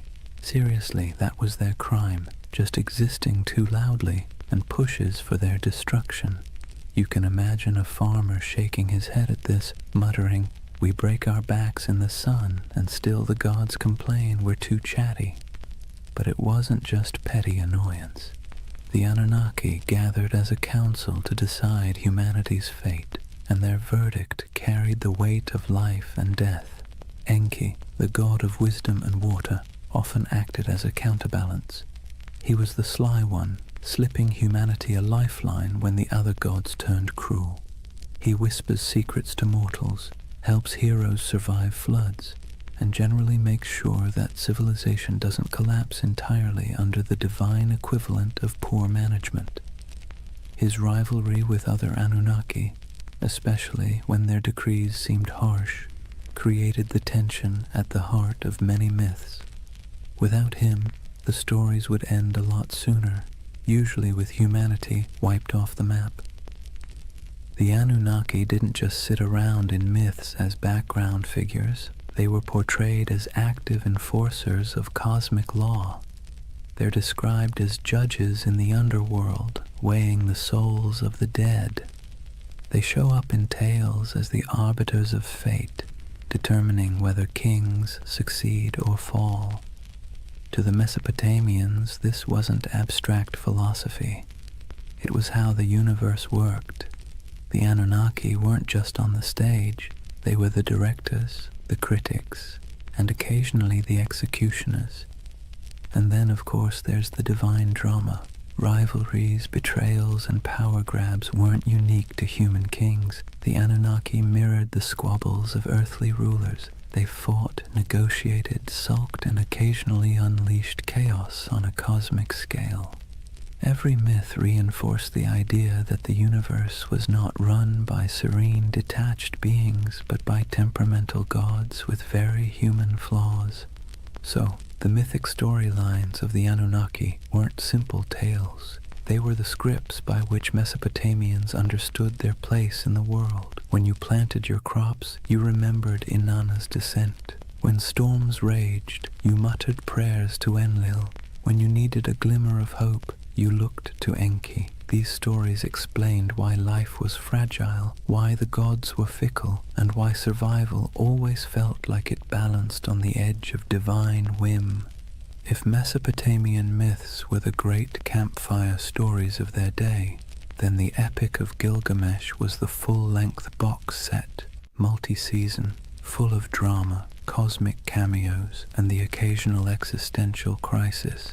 And tucked into this saga, just behind the swagger of Gilgamesh himself, you find the fingerprints of the Anunnaki. They weren't the stars of the show, but they were always present, quietly pulling strings, stamping judgments, and reminding humanity who was really in charge. Gilgamesh, king of Uruk, is portrayed as 2/3 divine, 1/3 human, a math equation that somehow worked in Mesopotamian mythology but would make your high school algebra teacher sweat. Despite his divine heritage, he still lived under the gaze of the Anunnaki. His strength, his ambition, even his arrogance, all of it was tolerated but not entirely unchecked. The Anunnaki weren't about to let one man, no matter how mighty, get away without consequences. Take his quest for immortality. After the death of his companion Enkidu, Gilgamesh is swallowed by grief, staring mortality in the face. And in that grief, he sets out to find Utnapishtim, the Mesopotamian Noah, the one mortal granted eternal life after the Great Flood. But here's the twist. Utnapishtim's story is inseparable from the Anunnaki. It was they who decreed the flood to wipe out humanity, annoyed once again by our collective noisiness. It was they who sealed the fate of countless villages. And it was Ea, sly Ea, who bent the rules by whispering to Utnapishtim, helping him survive in a boat loaded with animals. Without that divine trickery, there would be no flood hero, and thus no quest for Gilgamesh to undertake. When Gilgamesh finally finds Utnapishtim, he's told in no uncertain terms that immortality isn't for him. The Anunnaki themselves had decreed it. When the gods created man, they allotted him death, but life they retained in their own keeping. That line is essentially the fine print of existence. Humanity got the mud bricks, the barley, the back-breaking labor. The gods kept immortality for themselves. Tough luck. Even the great adventures within the epic, slaying Humbaba, guardian of the cedar forest, or killing the bull of heaven after Inanna sends it to punish him, circle back to the gods' involvement. The Anunnaki weren't background noise. They were the referees, deciding when Gilgamesh had crossed a line and when his hubris deserved punishment. The death of Enkidu, for instance, is the direct result of divine judgment. The Anunnaki convene and decree that one of the pair must die for their defiance. Enkidu becomes the casualty, and Gilgamesh, for all his divine strength, can do nothing but weep and rage. What's remarkable is how these stories resonate with us even now. The Epic of Gilgamesh isn't just about a king wrestling lions or digging canals. It's about humanity's oldest anxieties. Why we die, why we suffer, and why no amount of wealth or power can change those facts. And standing behind those anxieties are the Anunnaki, like cosmic administrators who handed humanity its most dreaded memo. Life ends, always. So, as Gilgamesh wandered deserts, scaled mountains, and crossed seas in search of eternal life, he wasn't just wrestling with his own fears. He was wrestling with the verdict of the Anunnaki, a verdict no mortal could ever overturn. His story wasn't just a king's adventure. It was a parable about the boundaries set by the gods and the futility of trying to break them. And in the end, Gilgamesh's great realization wasn't that he could cheat death, but that he couldn't. His city, his walls, his legacy, those would endure, not his body, which, ironically, is exactly what the Anunnaki seem to want. Humanity striving, building, suffering, and remembering, but never escaping. Civilization itself, with all its mud, sweat, and noise, became the immortality humans were allowed. If you've ever heard the story of Noah's Ark, you might think it's unique. One righteous man, one enormous boat, a zoo crammed 2 by 2, and a god who decided humanity needed a hard reset. But here's the thing, Long before the Bible put pen to parchment, Mesopotamia had already told its version. Several versions, in fact, and at the center of everyone, like judges sitting in an endless board meeting, were the Anunnaki. The earliest version we know comes from the Atrahasis epic. In this story, humanity isn't destroyed because of sin or even bad manners, but because of noise. Yes, noise. Apparently, humans were just too loud for the gods to get a decent night's rest. Picture the Anunnaki sitting in their divine chambers, grumbling like cranky landlords.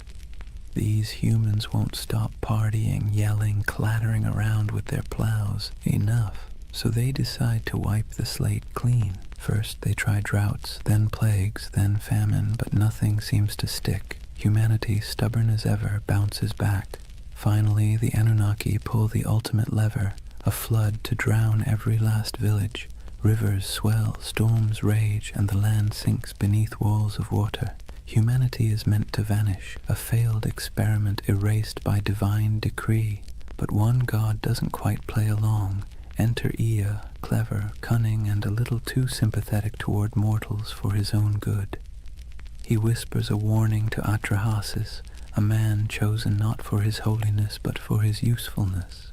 Build a boat, Ea advises, and not just any boat, a giant vessel sealed with pitch, stocked with food, and loaded with animals. Atrahasis obeys, and when the waters rise, he and his cargo survive, bobbing above the drowned world like the last ember of human life. A later version of the story appears in the Epic of Gilgamesh, where the survivor is called Utnapishtim. The details are eerily familiar: divine anger, whispered instructions, an ark, a flood, and birds sent out to find dry land. Sound familiar? It should. The echoes between these Mesopotamian tales and the later biblical flood story are too strong to ignore. Scholars argue endlessly about who borrowed what, but one thing is clear: Mesopotamia wrote the first draft of humanity's greatest flood myth, and in every draft, the Anunnaki are central. They sit in council, they bicker about humanity's fate, and when the floodwaters finally cover the land, they're portrayed in almost comic relief, huddled together, terrified by the very storm they unleashed. Some tablets even describe them as starving, deprived of the offerings that humans usually provided. Without people bringing bread, beer, and incense, the gods themselves were suddenly cut off. The flood, in other words, was as inconvenient for them as it was catastrophic for us.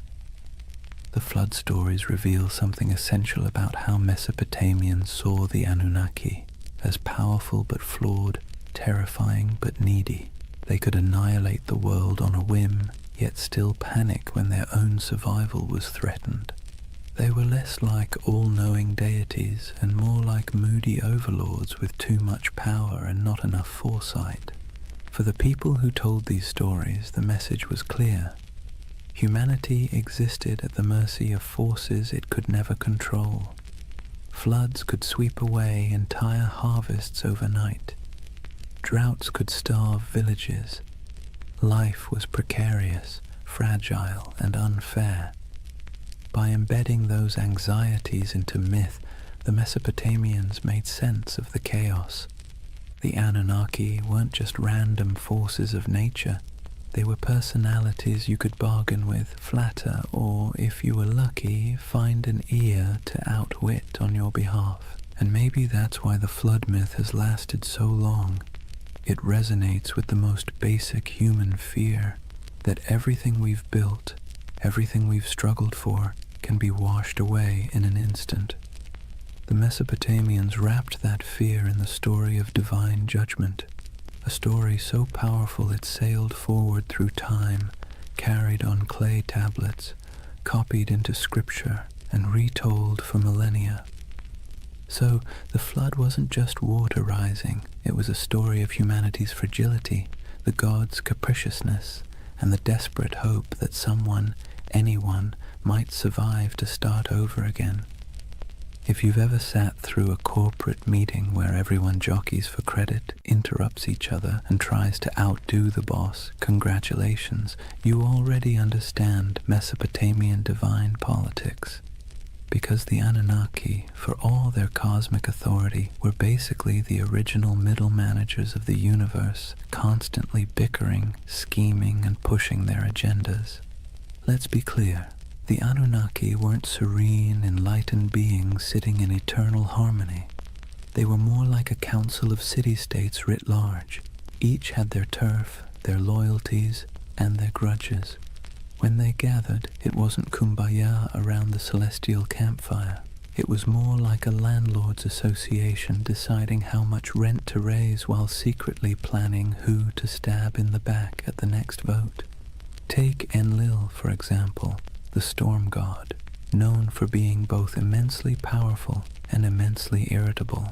He's often depicted as the one pushing for harsh judgments, floods, plagues, the occasional smiting.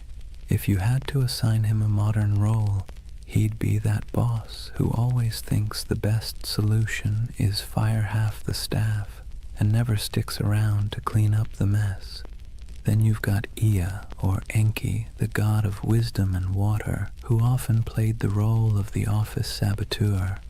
Whenever Enlil wanted to wipe out humanity, Ea would sneak behind his back, whispering to mortals like Atrahasis or Utnapishtim. He wasn't rebellious enough to stage a coup, but he was crafty enough to bend the rules. Think of him as the co-worker who nods along in the meeting, then quietly emails the client with a completely different plan.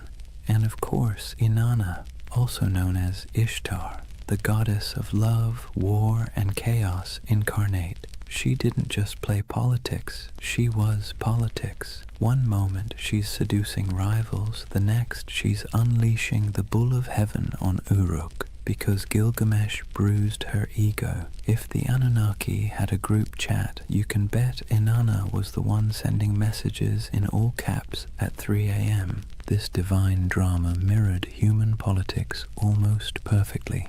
Kings invoked the Anunnaki to justify their wars. Priests claimed to interpret the gods' wishes, usually in ways that happened to benefit their city. When two cities fought, it wasn't just about irrigation canals or trade routes. It was framed as their gods battling too. The human squabbles were just the earthly reflection of celestial office politics. What's fascinating is that the Anunnaki weren't portrayed as flawless rulers. They were prone to jealousy, anger, and terrible decision-making. They punished entire populations for petty grievances. They feasted on offerings while mortals starved. They demanded loyalty, but offered little security in return. Sound familiar? That's because the people who invented these myths knew exactly what it felt like to live under rulers who acted the same way. The gods were a cosmic mirror of their kings, only with bigger egos and the ability to drown the world when annoyed. And yet this chaos wasn't just accepted, it was baked into the worldview. For Mesopotamians, the divine council was messy because life was messy. The Anunnaki didn't represent a utopia, they represented reality, unpredictable, unfair, and exhausting, but also the only system anyone knew. So the next time you picture Mesopotamian religion, don't imagine calm temples and peaceful hymns. Picture a smoky back room, gods arguing over humanity's fate, each angling for influence while pretending to act for the greater good. That was the drama of divine politics, and it shaped every flood, famine, and fleeting moment of human survival. Chapter 3. Myths, Mysteries, and Alien Theories. Before we dive into modern theories about aliens with laser beams building ziggurats, let's ground ourselves in how the people of Mesopotamia themselves actually understood the Anunnaki. Because for them, these weren't space visitors or sci-fi saviors. They were the very fabric of existence. The Anunnaki were the great gods, descended from Anu, the sky, and Ki, the earth. They weren't casual background deities. They were the stern judges, the cosmic accountants of fate. Picture them sitting on a celestial council bench, scribbling down humanity's behavior like the universe's first HR department, except the performance reviews were terrifyingly final. They decided who lived, who died, and how the world ticked. But here's the twist. They weren't abstract. They were woven into every corner of daily life. A farmer digging an irrigation canal didn't just worry about weeds or floods. He worried about whether the Anunnaki were pleased with his offering of grain. A merchant weighing silver in the bazaar wasn't just concerned about fair trade. He wondered if the gods of fate were tallying his honesty. The Anunnaki weren't far away. They were breathing down your neck in every deal, every harvest, every storm cloud on the horizon. Temples were their houses, but also their workplaces. Priests acted as caretakers, feeding the statues daily meals, dressing them in embroidered garments, and bathing them in ritual purity. Imagine treating a carved stone figure as if it were your very picky, very powerful roommate who might throw a tantrum if dinner was late. That's the relationship Mesopotamians had with their gods, equal parts reverence and anxiety. The Anunnaki's role stretched beyond the fields and temples. They were tied to fertility, justice, and even the underworld. In some myths, they sit as judges in the realm of the dead, weighing the shadows of human lives like bureaucrats processing endless paperwork. Not exactly a comforting image, but then again, Mesopotamian religion wasn't about comfort. It was about explaining a world that was dangerous, unpredictable, and constantly shifting. And the rituals reflected that. People poured out libations of beer, laid down offerings of bread, burned incense, and sang hymns to keep the divine machine running. Festivals were not just moments of joy, they were mandatory maintenance on the cosmic engine. Skip a ritual, anger a god, and suddenly your canal might collapse or your child might fall sick. So when we talk about the Anunnaki, the ancient understanding wasn't glamorous, it was anxious. These weren't benevolent guardians handing out blessings. They were moody overseers, cosmic bosses whose whims dictated survival. And humanity's job was simple, if exhausting. Keep them fed, keep them clothed, keep them entertained, and maybe, just maybe, they wouldn't ruin your week. In other words, the Anunnaki were less about lofty spirituality and more about survival management. They reflected the world their worshippers lived in, harsh, unstable, unpredictable, but impossible to ignore. So let's clear the fog a bit. When we talk about the Anunnaki, what do we actually know from the ground? What's been dug up, baked in clay, and translated by bleary-eyed archaeologists squinting at wedge-shaped cuneiform? Because while modern theories tend to leap straight into sci-fi territory, the ancient sources are both more grounded and, in some ways, more fascinating. The word Anunnaki itself pops up across thousands of years of Mesopotamian texts, from Sumerian myths to Babylonian epics. These weren't obscure fringe deities whispered about in one dusty tablet. They were front and center, woven into the very structure of Mesopotamian religion. They appear in the Enuma Elish, the Babylonian creation story. They're judges in underworld texts. Their name dropped in royal inscriptions, invoked as divine witnesses to treaties and curses. If you lived in Mesopotamia, you would have heard their names the way we hear the law or the government. Archaeologists have unearthed thousands of cuneiform tablets that mention them. Some are myths, some are hymns. Others are dry administrative lists where the Anunnaki show up as the divine recipients of offerings, bread, beer, livestock, and occasionally the odd luxury good. Imagine seeing your gods listed alongside taxes in a spreadsheet carved into clay. That's how real they were to the people of the time. Visually, the evidence is trickier. Unlike Egyptian gods with instantly recognizable animal heads, the Anunnaki weren't locked into one iconography. Sometimes they're represented as human-like figures in elaborate robes with horned crowns, a symbol of divinity. Other times, they're mentioned collectively, more as a divine council than as individuals with distinct faces. Reliefs from places like Assyria show gods flanking sacred trees, holding ritual objects, or hovering in winged forms. Whether every winged figure should be read as Anunnaki is debated, but what's certain is that these divine images were meant to remind worshippers of cosmic hierarchy, gods above, humans below, no exceptions. Then there are the ziggurats themselves, the massive step temples that dominated Mesopotamian skylines. While we can't slap a label on the bricks reading Anunnaki headquarters, the texts make clear these structures were dedicated to them and their kin. Priests, trained scribes, and entire economic systems revolved around the upkeep of these temples. Archaeological digs at Ur, Uruk, and Babylon show storehouses stuffed with offerings, workshops producing ritual goods, and courtyards where processions would wind past colossal altars. These weren't quaint little shrines. They were institutions, part Wall Street, part Vatican, part government office, all in the name of gods like the Anunnaki. Of course, the tablets don't answer every question. They leave gaps, frustrating gaps that modern minds love to fill with speculation. Did the Anunnaki descend from the heavens in some dazzling moment of contact? The texts never say that. Did they genetically engineer humans in a laboratory? No mention. What they do say is that the Anunnaki were the arbiters of fate, the enforcers of divine will, and the ever-watchful overseers of human existence. They're described as present in the underworld, as the ones who decree destinies, and as an assembly that even other gods had to respect.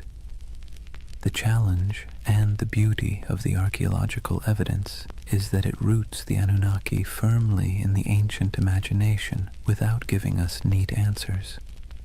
What survives is clay, dry, cracked tablets that were once wet mud in the hands of scribes, reliefs chipped out of palace walls, broken statues that once carried offerings, the echoes of rituals performed in smoke-filled courtyards.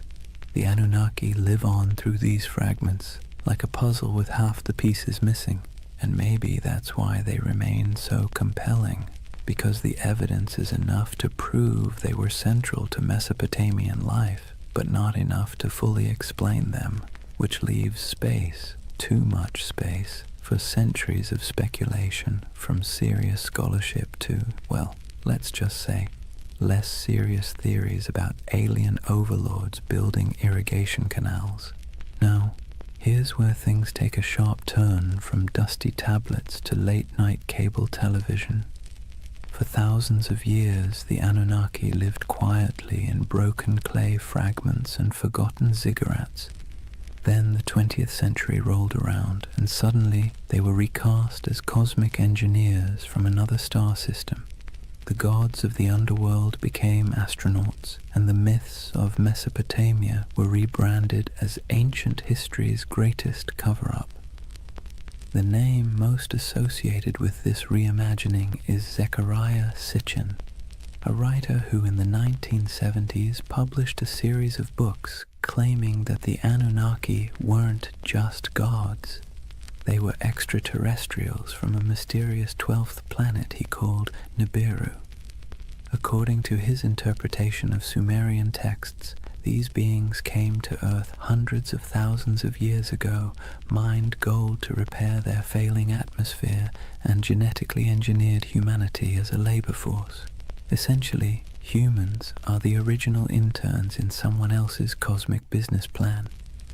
Sitchin's book sold like hot bread in a Mesopotamian market. They tapped into a cultural moment when UFOs, space exploration, and Cold War paranoia made alien narratives irresistible. His Anunnaki weren't just mythic figures. They were proof, he claimed, that our origins weren't entirely our own. The gods of Sumer weren't metaphors, they were visitors, technicians, and in some versions, slave masters. And conveniently, they promised to return someday, which gave the whole story a nice mix of biblical prophecy and sci-fi cliffhanger. From there, the Anunnaki leapt into popular culture. They became staples in documentaries, internet forums, video games, and conspiracy theories. You've probably seen them lurking in the background of the History Channel's Ancient Aliens, their horned crowns swapped for astronaut helmets in digital recreations. They pop up in books arguing that ancient architecture, the pyramids, Stonehenge, Machu Picchu, was the handiwork of godlike beings with advanced technology. Never mind that the Sumerians never claimed their ziggurats were rocket launch pads. The imagery proved too enticing for modern imaginations. The Anunnaki as aliens theory has sticking power because it blends two irresistible ideas, that the gods were real and that humans didn't climb the ladder of civilization entirely on their own. It offers mystery, grandeur, and, let's be honest, a touch of flattery. Because if aliens engineered us, then clearly we're special, or at least somebody's favorite experiment. Of course, historians and archaeologists roll their eyes hard enough to sprain something when these theories come up. There's no tablet that says, by the way, we came from planet Nibiru. There's no evidence of spaceports in Ur or genetic labs in Babylon. The texts talk about floods, fate, rituals, and divine councils, not interstellar travel. But for many people, that's part of the fun. The gaps in the evidence are fertile ground for imagination, and Sitchin's Anunnaki filled those gaps in a way that captured millions of readers. It's worth pausing, though, to ask why. Why did the Anunnaki, of all the gods in human history, become the poster children for alien theories? Why not the Greek Olympians, or the Norse pantheon, or the Aztec deities? Partly it's because Mesopotamia is so old. These myths stretch back to the dawn of writing, which makes them feel like they contain hidden truths, the first draft of humanity's story. And partly it's because the Anunnaki were always portrayed as remote, judgmental overseers, an image that lends itself easily to the idea of superior beings from elsewhere. So, in the modern imagination, the Anunnaki have been rebranded, no longer just the moody gods of grain and flood. They're star travelers, geneticists, and absentee landlords of Earth. Whether you buy it or not, you have to admit, it's a heck of a career change for a bunch of ancient underworld judges. So, let's weigh the scales. On one side, we have archaeologists with dirt under their fingernails, carefully piecing together tablets baked 5,000 years ago.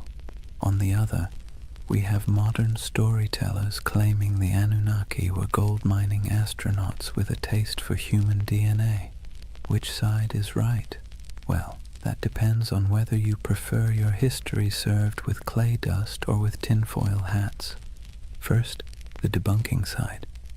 Professional Assyriologists, those are the folks who actually read cuneiform, not just squint at it until it looks like spaceships, are nearly unanimous. The alien Anunnaki theory has no basis in the texts. The tablets describe gods with human emotions, divine councils, underworld judges, and mythic battles. They don't describe rocket launches, orbiting planets, or genetic splicing. The so-called translations used by Sitchin and his followers are, to put it gently, extremely creative. Imagine reading a cookbook, ignoring the ingredients list, and deciding it's actually a secret guide to time travel. That's about the level of scholarship we're talking about. Historians also point out that Mesopotamian myths are not unique in describing gods coming from the heavens or shaping humanity. Nearly every culture personified natural forces, storms, floods, fertility, death, as divine beings. The Anunnaki fit neatly into this pattern. Their role as overseers of fate and cosmic order makes sense in a world where rivers could make or break your survival overnight. They were not literal engineers from outer space. They were metaphors dressed in horned crowns. And yet, here's where the believing side makes its case, not necessarily because the evidence is strong, but because the allure is irresistible. People love mysteries. We love the idea that official history only tells part of the story, and we especially love the idea that ancient civilizations had secrets we can barely comprehend. The Anunnaki as aliens theory scratches all those itches. It takes the gaps, the missing pieces in the archaeological record, and fills them with rockets, DNA labs, and interstellar empires. And let's be honest, the official scholarly version isn't exactly sexy. The Anunnaki were stern gods who oversaw the underworld and enforced cosmic order doesn't exactly sell 1 million paperbacks. The Anunnaki were aliens who built humanity as their labor force and promised to return. Now that gets you a book deal, a History Channel interview, and a lifetime supply of conference invitations. What's fascinating is how both sides talk past each other.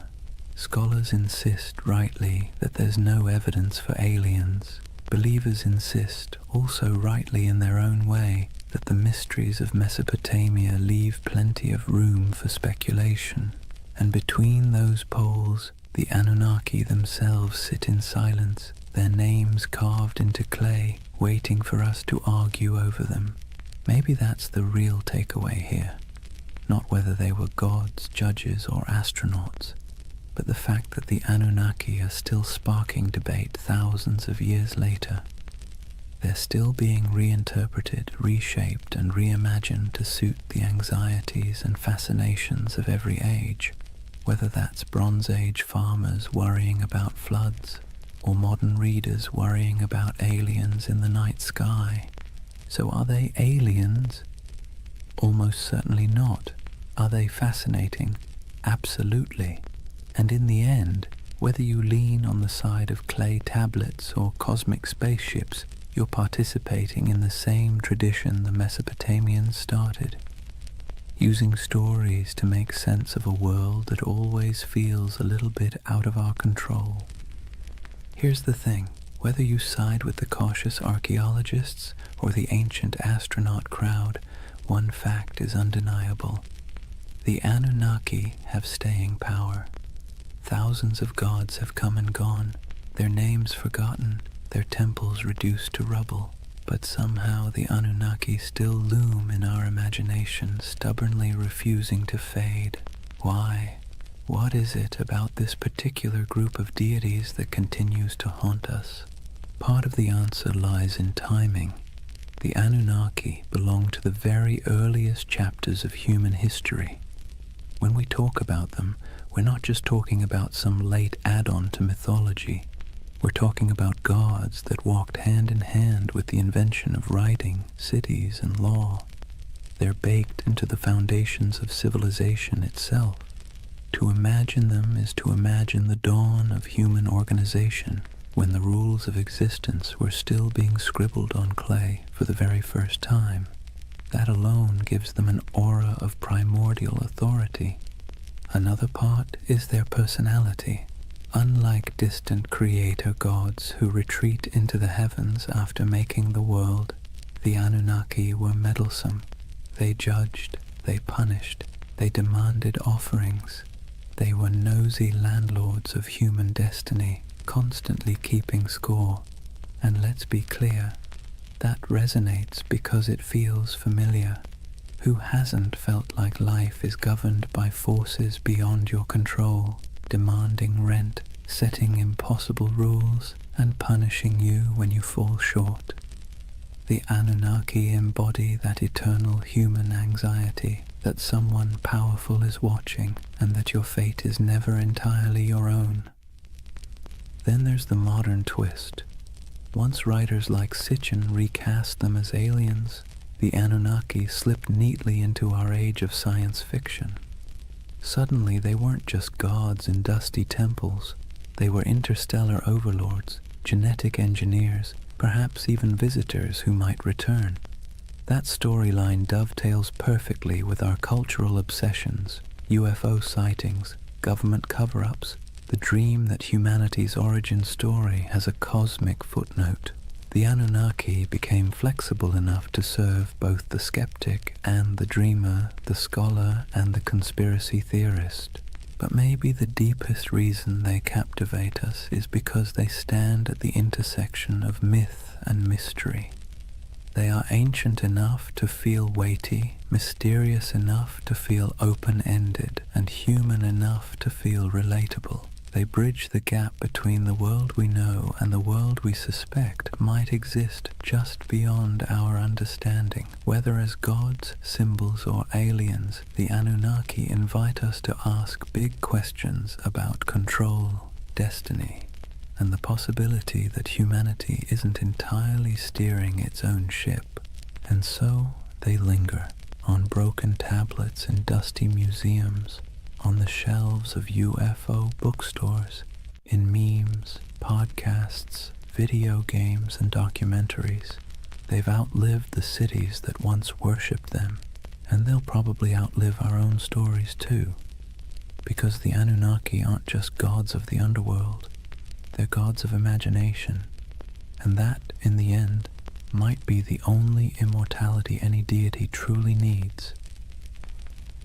Chapter 4. Legacy, Splendor, and Echoes in Time. If you were a Mesopotamian king, life wasn't just about managing crops or worrying about canal maintenance. That was for everyone else. Your main job, besides bragging in stone, was to convince people that the Anunnaki were firmly in your corner. Ruling wasn't just politics, it was theater, and the Anunnaki were the ultimate stage props. Step into the palace of a Babylonian ruler and look at the walls. Carvings show the king standing tall, flanked by divine symbols, winged discs, horned crowns, stars etched above his head. These weren't decorative doodles, they were bold advertisements. The message was simple: I don't just rule because I say so, I rule because the gods, the Anunnaki themselves, have given me the keys to the kingdom. If anyone dared question it, well, they weren't defying just a man, they were defying the cosmic order. Not exactly a comfortable position to be in. And then there were the temples. Massive ziggurats weren't simply for piety, they were political assets. Kings poured resources into these towering mud brick staircases to heaven, dedicating them to the Anunnaki as if they were paying off a divine mortgage. Each new level added, each gleaming brick was another way of saying, see how devoted I am? Clearly the Anunnaki love me more than the guy ruling next door. Priests, of course, benefited handsomely from this arrangement, receiving offerings, land, and workers, all in the gods' names.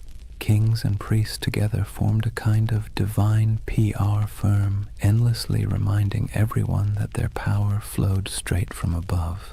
Rituals, too, were carefully choreographed to spotlight this connection.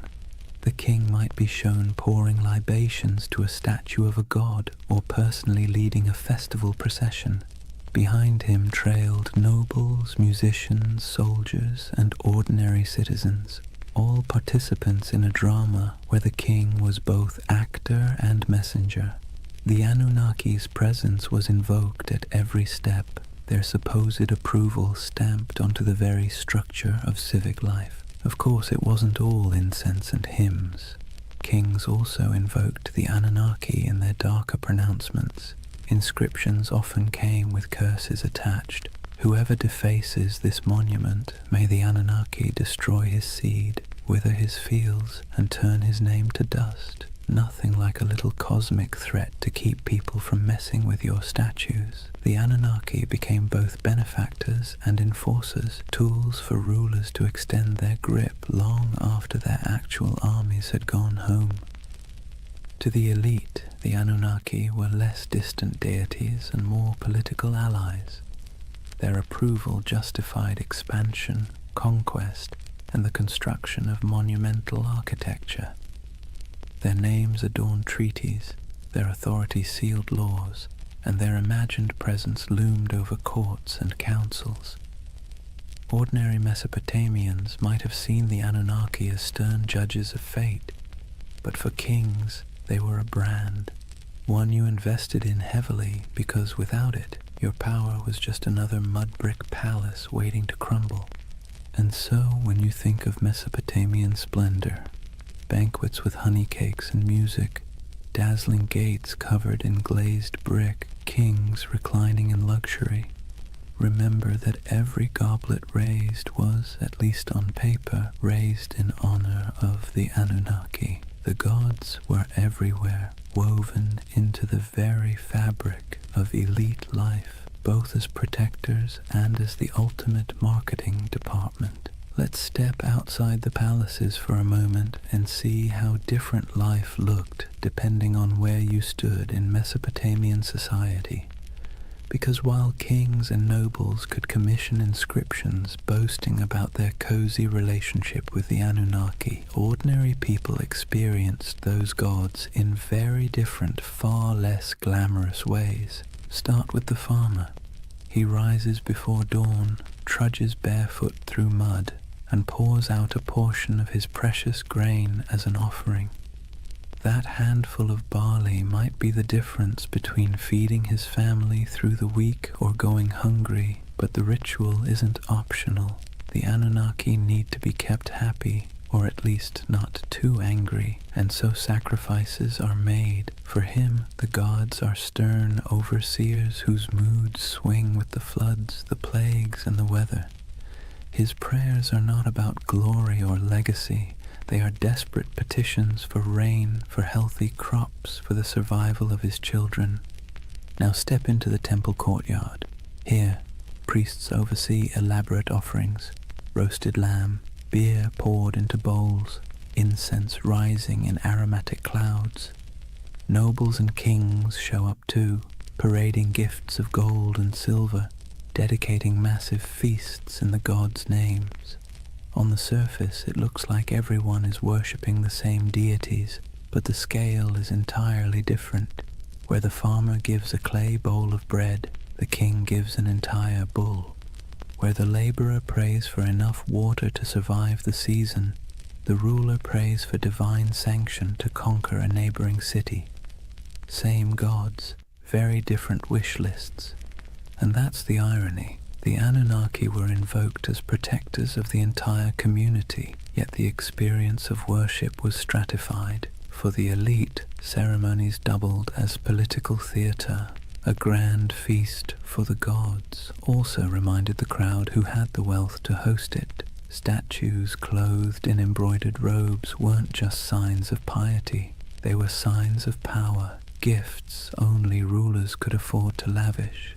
The gods, in other words, could be co-opted into a luxury brand. For ordinary people, the relationship was more anxious, even exhausting. You lived in constant fear of offending the divine, often through mistakes you didn't even understand. Did you skip a ritual unknowingly? Did a bad dream mean you had angered a god? The Anunnaki were less symbols of splendor and more reminders of how small, fragile, and vulnerable your life was. While kings used the Anunnaki to justify authority, you used them as insurance, however unreliable, against catastrophe. So picture the contrast. In the palace, banquets lit by oil lamps, honey cakes dripping with syrup, nobles reclining as musicians play, the king raising a jeweled cup to the gods. In the commoner's home, a dim reed fire, a bowl of barley porridge, children sleeping on mats while parents whisper prayers that the river won't flood that night. Both acts are framed as honoring the Anunnaki, but the emotional reality could not be more different. And yet, this inequality was accepted because it was dressed in the language of religion. If the Anunnaki had chosen to bless the king with riches, then clearly the king deserved it. If a farmer struggled, well, perhaps he had failed to please the gods properly. Religion became the great explainer of inequality, smoothing over cracks by wrapping them in divine will. The gods, it seemed, loved hierarchy just as much as kings did. That divide between the opulence of elite worship and the bare-bones devotion of ordinary people reveals something profound about Mesopotamian civilization. The Anunnaki weren't just deities of the skies and underworld. They were instruments of power woven into the daily grind of survival for some and the dazzling spectacle of glory for others. Nothing lasts forever, not even gods. For centuries, the Anunnaki dominated Mesopotamian imagination. They judged in the underworld, presided in temples, and loomed over every prayer, curse, and clay tablet. But slowly, quietly, they began to fade, not because people suddenly stopped believing in gods altogether, far from it, but because new powers, new empires, and new religions rolled in, sweeping the old names into the shadows. It began with conquest. Mesopotamia was never an isolated bubble. It was a crossroads where Persians, Greeks, and eventually Romans stamped their own cultures onto the land. Each wave of rulers brought new pantheons, new rituals, and new myths. The Anunnaki, once the unquestioned arbiters of fate, were slowly blended, reshaped, or outright replaced. A Babylonian might once have whispered prayers to Inanna or Enlil, but by the time of the Persians, attention shifted toward Ahura Mazda. Later, under Hellenistic influence, Greek gods elbowed their way into local imagination, blending awkwardly with the old Mesopotamian figures. The Anunnaki became echoes, half-remembered names tucked into older hymns and inscriptions, less feared than they once were. Even in the myths, they began to shrink. In the earliest texts, the Anunnaki were grand, mighty judges of humanity, controllers of storms and harvests. But later, their roles were downplayed, reinterpreted, or demoted. Some became minor underworld deities, their names appearing only in lists or rituals, stripped of personality. Others were absorbed into the identities of more dominant gods like Marduk, who rose to prominence in Babylon. It's as if the divine stage grew crowded, and the Anunnaki were pushed to the background, while new stars took the spotlight. Part of their decline came from the simple fact that memory is fragile. Myths were preserved on clay tablets, but those tablets broke, crumbled, or were buried under centuries of dust. Without scribes constantly rewriting and teaching them, names slipped away. And when temples fell into ruin, when ziggurats melted back into mud, the rituals that once kept the Anunnaki alive dissolved too. Gods require worshippers. Without daily offerings, songs, and fear, even the most intimidating pantheon becomes just a whisper in old stories. Yet their influence didn't vanish completely. Biblical writers remembered Babylon and its gods, often casting them as symbols of arrogance or oppression. Later cultures hinted at shadowy beings who sounded suspiciously like the Anunnaki, stern judges, watchful figures, half-remembered echoes of older myths. But their names, once shouted in temple courtyards, became faint murmurs in academic footnotes and archaeological reports. Imagine walking through the ruins of Ur or Babylon centuries after their decline. The great ziggurats are crumbling, reeds sprouting between broken bricks. Once bustling courtyards are silent, save for the wind. The statues of gods are toppled or eroded, their once bright garments long since rotted. To stand there is to feel the silence of forgotten worship, a silence where the Anunnaki once thundered.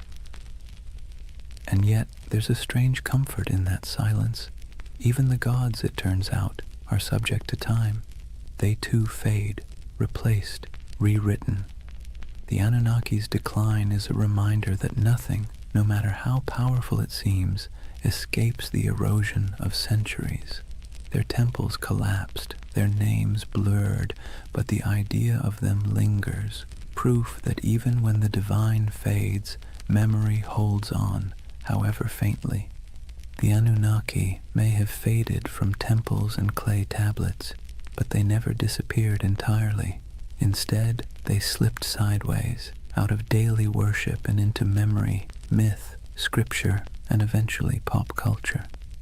In some ways, they're more famous today than they were in the last days of Mesopotamia, though not always for reasons a Sumerian priest would recognize. Let's start with the Bible. The Hebrew writers who lived through exile in Babylon didn't forget the overwhelming presence of Mesopotamian gods. They may not have name-dropped the Anunnaki directly, but echoes of their imagery crept in. The Watchers, described in certain apocryphal texts, the Nephilim, giants said to descend from divine beings, carry a suspicious resemblance to older tales of moody gods and semi-divine figures. The story of the Tower of Babel itself feels like a faint shadow of the ziggurats, those stairways to the heavens where priests once claimed the gods descended. Babylon became a symbol of arrogance, sin, and divine punishment. But behind that symbol lurked the forgotten faces of the Anunnaki. Fast forward a few millennia, and the Anunnaki were dusted off, not by priests or kings, but by authors with a taste for the mysterious. In the 20th century, writers like Zecharia Sitchin gave them a brand new identity, not just gods, but aliens.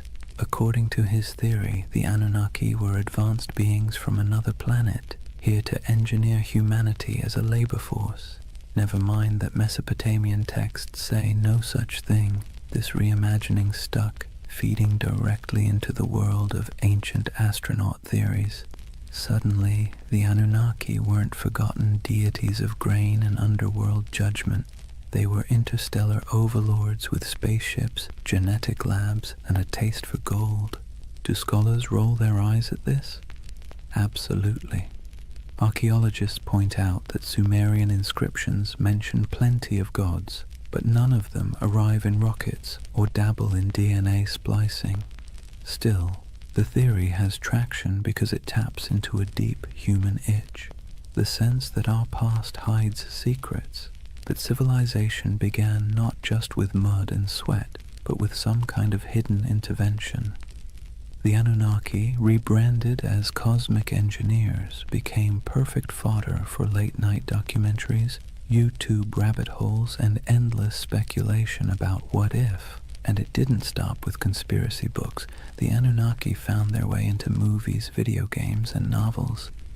They appear as shadowy gods in fantasy series, as alien overlords in science fiction, as mysterious powers in role-playing games. Their very name carries weight, ancient, strange, vaguely menacing. You don't even need to know who they were to feel a flicker of intrigue when you hear it. It's ironic, really. In Mesopotamia, the Anunnaki were feared as judges, overseers, the divine middle management who ensured humanity never forgot its place. Today, they're debated in podcasts, plastered across memes, and occasionally turned into boss battles on a PlayStation screen.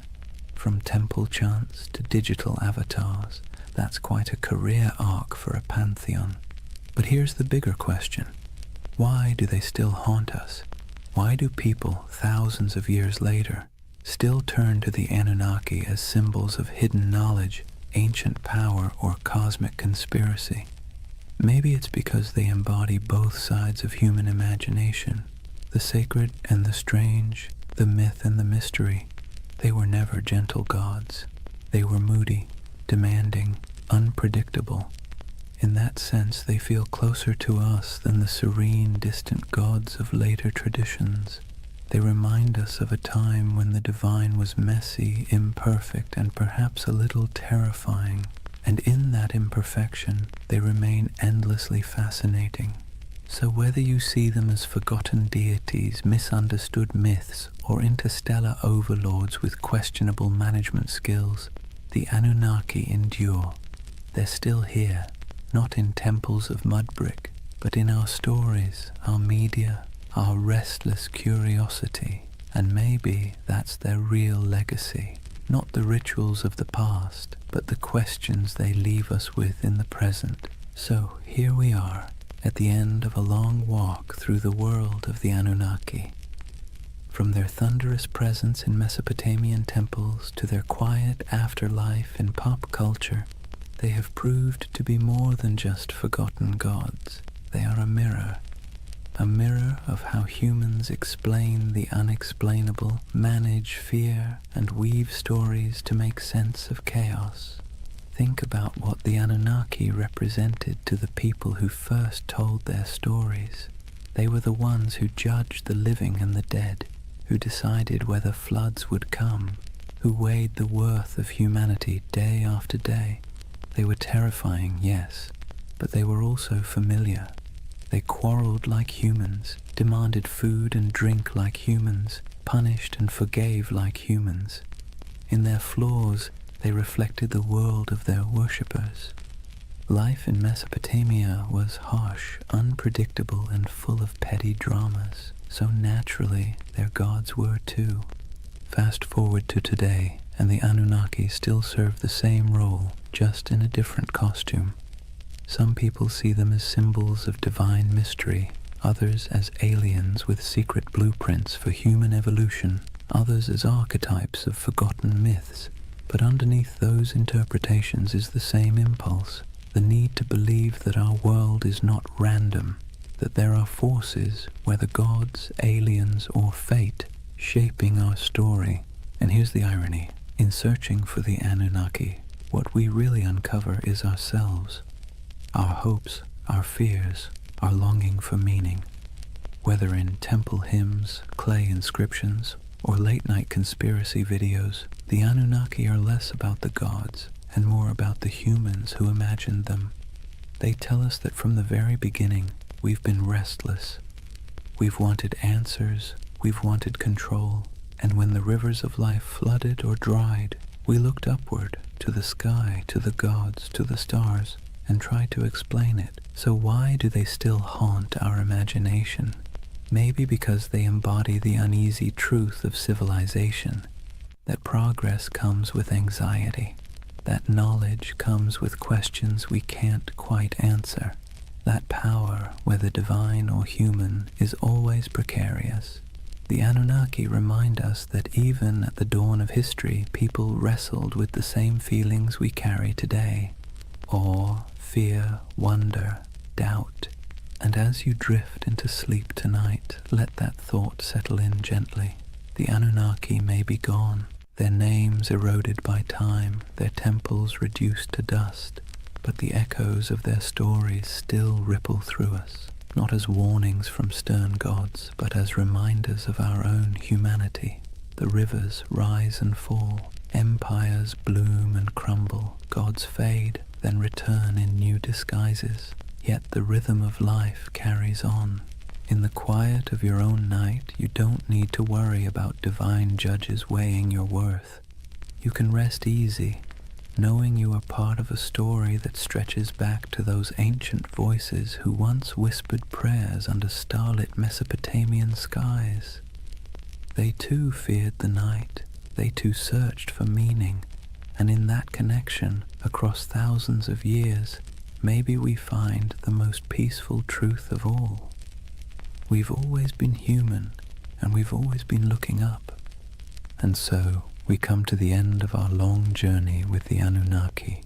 We've walked the muddy fields of Mesopotamia under their watchful gaze, sat in the courtyards of ziggurats while priests chanted, listened to myths of floods, heroes and gods who judged humanity like a never-ending performance review.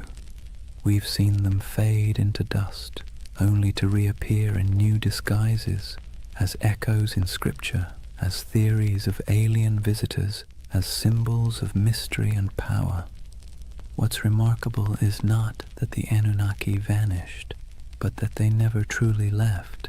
They live on in the stories we tell, in the patterns of our thought, in the restless curiosity that keeps humans forever asking, what if? They are a reminder that civilization itself began with questions, with awe, with fear, with the desire to turn chaos into order. And in their myths, we can still hear the heartbeat of the first cities, the first prayers, the first sleepless nights. But unlike those ancient people lying awake under reed roofs, fearing floods, demons, and divine wrath, you don't need to worry tonight. The Anunnaki may have been restless gods who never slept, but you can. The rivers outside your window aren't about to rise and sweep you away. The stars aren't omens of disaster, just quiet lights marking the night sky. The fears of yesterday can stay in yesterday, so take a breath. Let the weight of history ease your own thoughts. The Anunnaki watched over their world with suspicion and judgment, but you can rest in a world that has carried their stories forward, softened by time, transformed into echoes.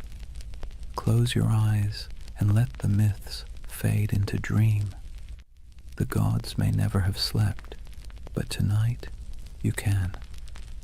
Good night.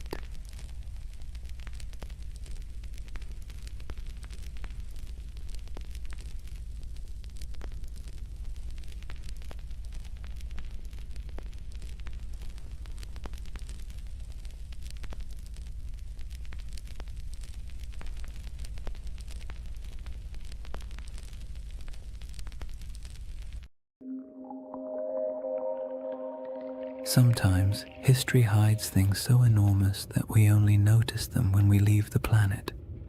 Hidden deep in the Sahara is a perfect circle 25 miles wide, a formation so strange that astronauts were the first to truly see it.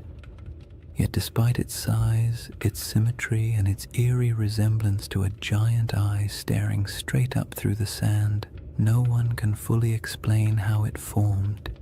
This is the Risha structure, the Eye of the Sahara, and tonight we're going to gently unravel one of Earth's quietest and most hypnotic mysteries. But here's the part that stops you in your tracks. However, despite all our technology, satellite mapping, and geological theories, the Risha structure still doesn't neatly fit into any box. It isn't a crater, it isn't a volcano, and it isn't the kind of erosion that typically produces such clean, concentric rings. And yet there it sits, alone in the desert, looking just organized enough to make your brain whisper, "Wait, who made that?" Now, don't worry. We're not here to chase sensational theories or sprint through conspiracies. This channel is all about slowing down, letting curiosity stretch out a bit, and using history's strangest corners as gentle stepping stones toward rest. So if you're someone who falls asleep best to ancient civilizations, quiet landscapes, and mysteries wrapped in soft, soothing detail, you're in the right place tonight. Go ahead and dim the lights, settle in, and if you haven't already, subscribe to continue exploring the enigmatic corners of history that make the perfect companions for sleep. And let me know in the comments where you're tuning in from and what time it is for you. I really do love seeing the entire world checking in. Tonight's journey starts with the moment humanity first encountered the Rishat structure. Not from the shifting dunes below, but from hundreds of miles above the Earth, where astronauts stared down at the Sahara and spotted something that absolutely shouldn't have been there. From that strange cosmic discovery, we'll move slowly backward through time to the lush green Sahara that existed long before the desert we know, to the geological puzzles that still bother scientists, and eventually to the gentle whispers of an ancient legend you may already be thinking about. So take a breath, let your shoulders relax, and whenever you're ready, we'll begin with Chapter 1, the moment we first glanced down from orbit and saw the eye looking back. Chapter 1. The Eye That Shouldn't Exist. Imagine looking down at Earth from orbit, the Sahara stretched beneath you in soft, endless waves of gold. From up there, the desert doesn't look harsh or unforgiving. It looks calm, like a giant sleeping creature under a pale blue sky. Astronauts have always taken moments to stare at the planet that way, partly out of awe, partly out of boredom, and partly because when you're strapped into a metal capsule moving faster than anything humans were ever meant to travel in, looking out the window is one of the few activities that doesn't involve switches, checklists, or mild existential dread. But during one of those early missions in the 1960s, a crew noticed something unusual, a shape far too large, too perfect, and too strange to ignore. Down on the desert floor, there was a circle, a perfect circle, 25 miles across, spiraling outward in broad rings that looked almost architectural. Not a crater, not a mountain, not a lake, just a massive, quiet symbol pressed into the land, so large that the only way to truly see it was to leave the planet entirely. To those astronauts, it looked like an eye staring straight back at them from the surface of Mauritania, the Rishat structure, though it didn't have that name yet. At the time, it was simply that giant thing nobody expected. From a distance of hundreds of miles, the symmetry was unmistakable: perfect curves, clean rings, a massive pupil-shaped center. It had the kind of geometry that makes your brain immediately start asking questions it can't answer. Why is it so round? Who carved it? What force makes a shape like this in a place so empty? And perhaps the most unsettling question of all, how could something this big go unnoticed for so long? On the ground, the Rishat structure is much less obvious. If you were walking across it on foot, you wouldn't see a circle at all. You'd just see gentle ridges rising and falling, interrupted by patches of rock, sand, and stubborn little plants that somehow decided this environment was worth the trouble. Nothing about it screams perfect cosmic spiral.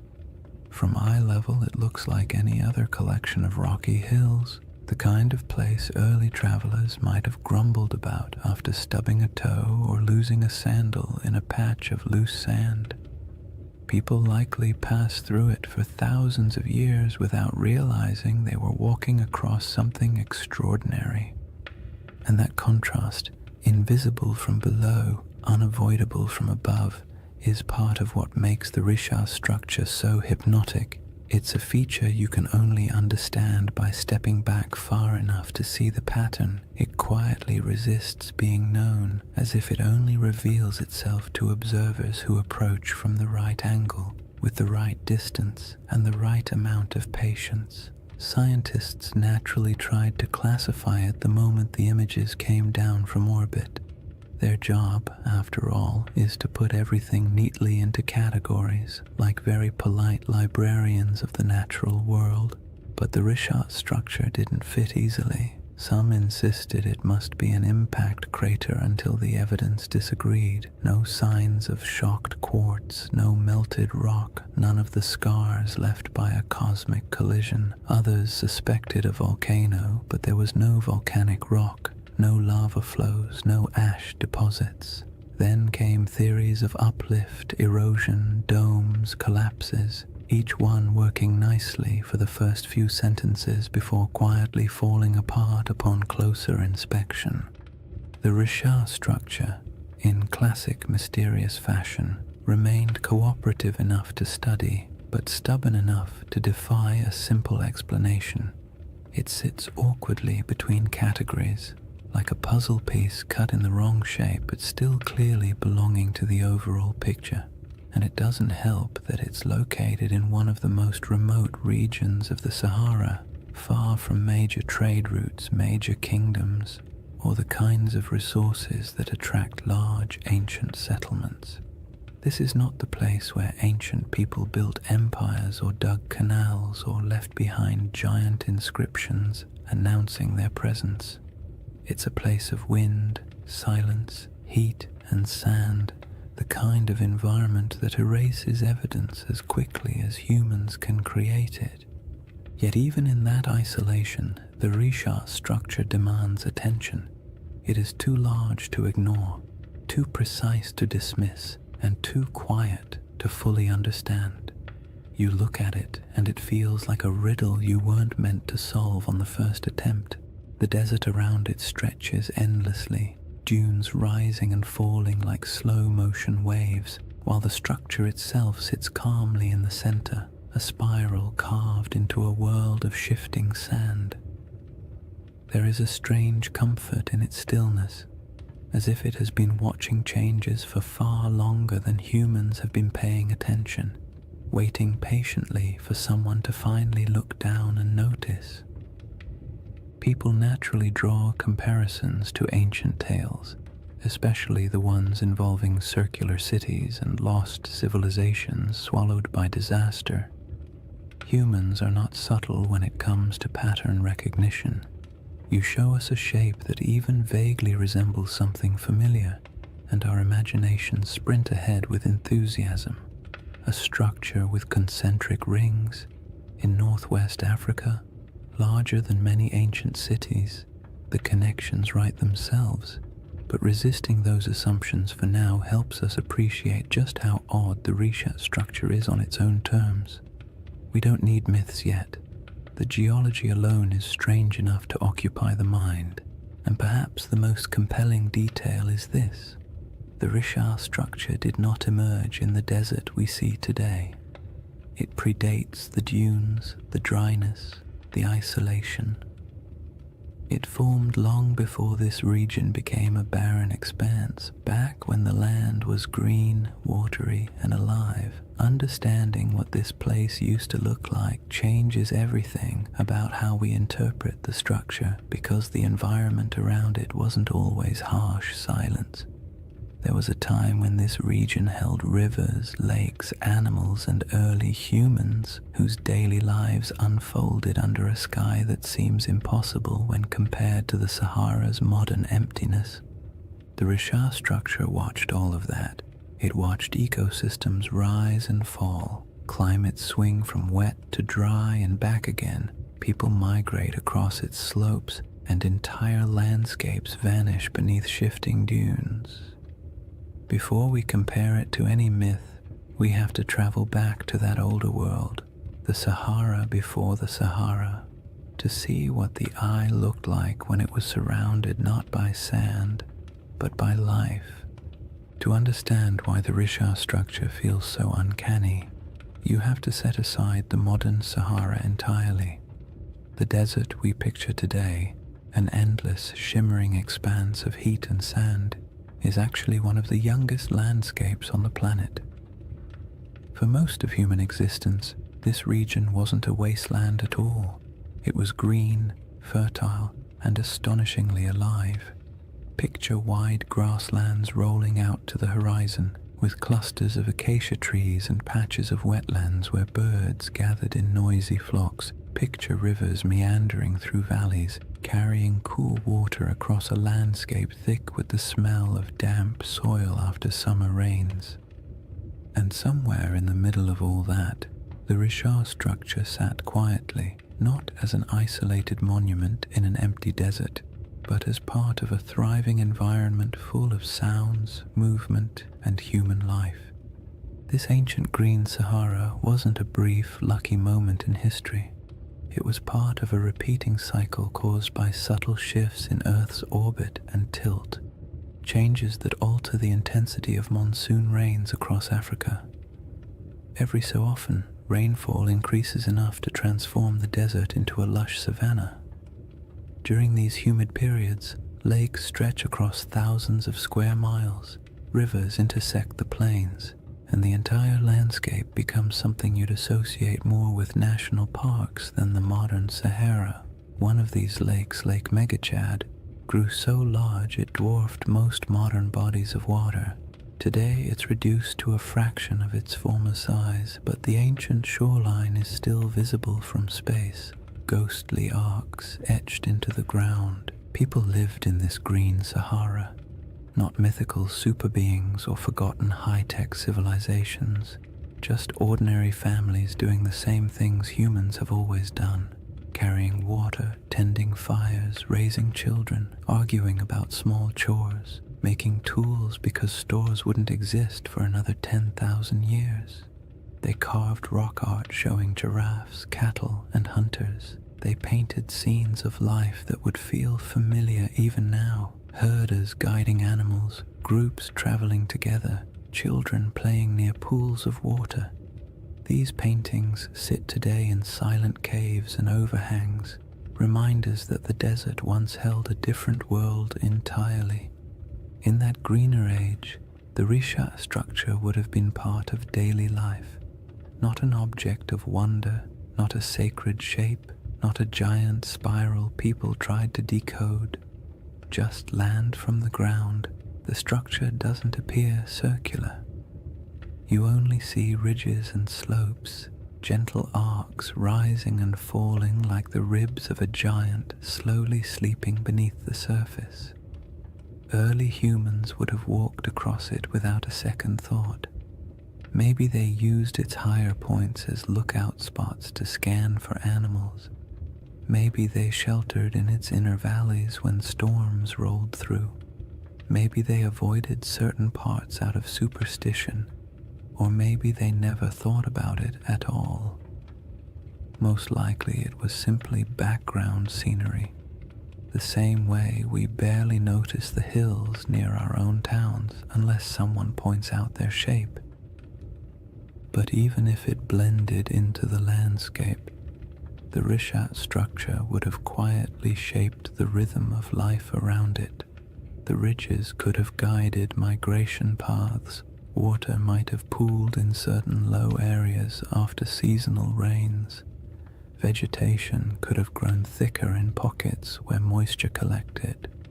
For thousands of years, people and animals would have used the structure without realizing they were interacting with something that would one day puzzle scientists, entice researchers, and inspire late-night conversations about lost civilizations and ancient catastrophes. As the climate shifted and rainfall declined, the green Sahara slowly began to fade. Lakes shrank, rivers dried, vegetation withered. The smell of earth after rain became less common.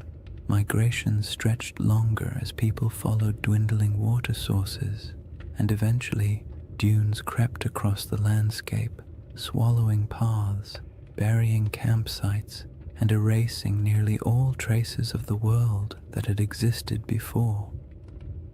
What's haunting about this transformation is how quickly it happened in geological terms. A few thousand years, an eye blink in Earth's timeline, was all it took to turn a thriving ecosystem into one of the largest deserts on the planet. The people who lived here would have witnessed that shift firsthand.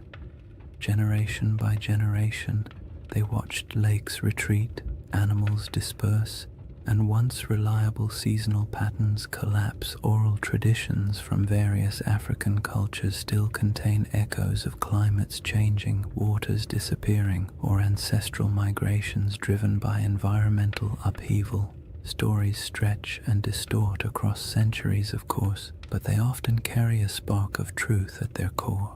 And it's not unreasonable to imagine that somewhere in the long, layered history of this region, memories of a circular landform in a once wet landscape might have eventually become a distant, reshaped legend.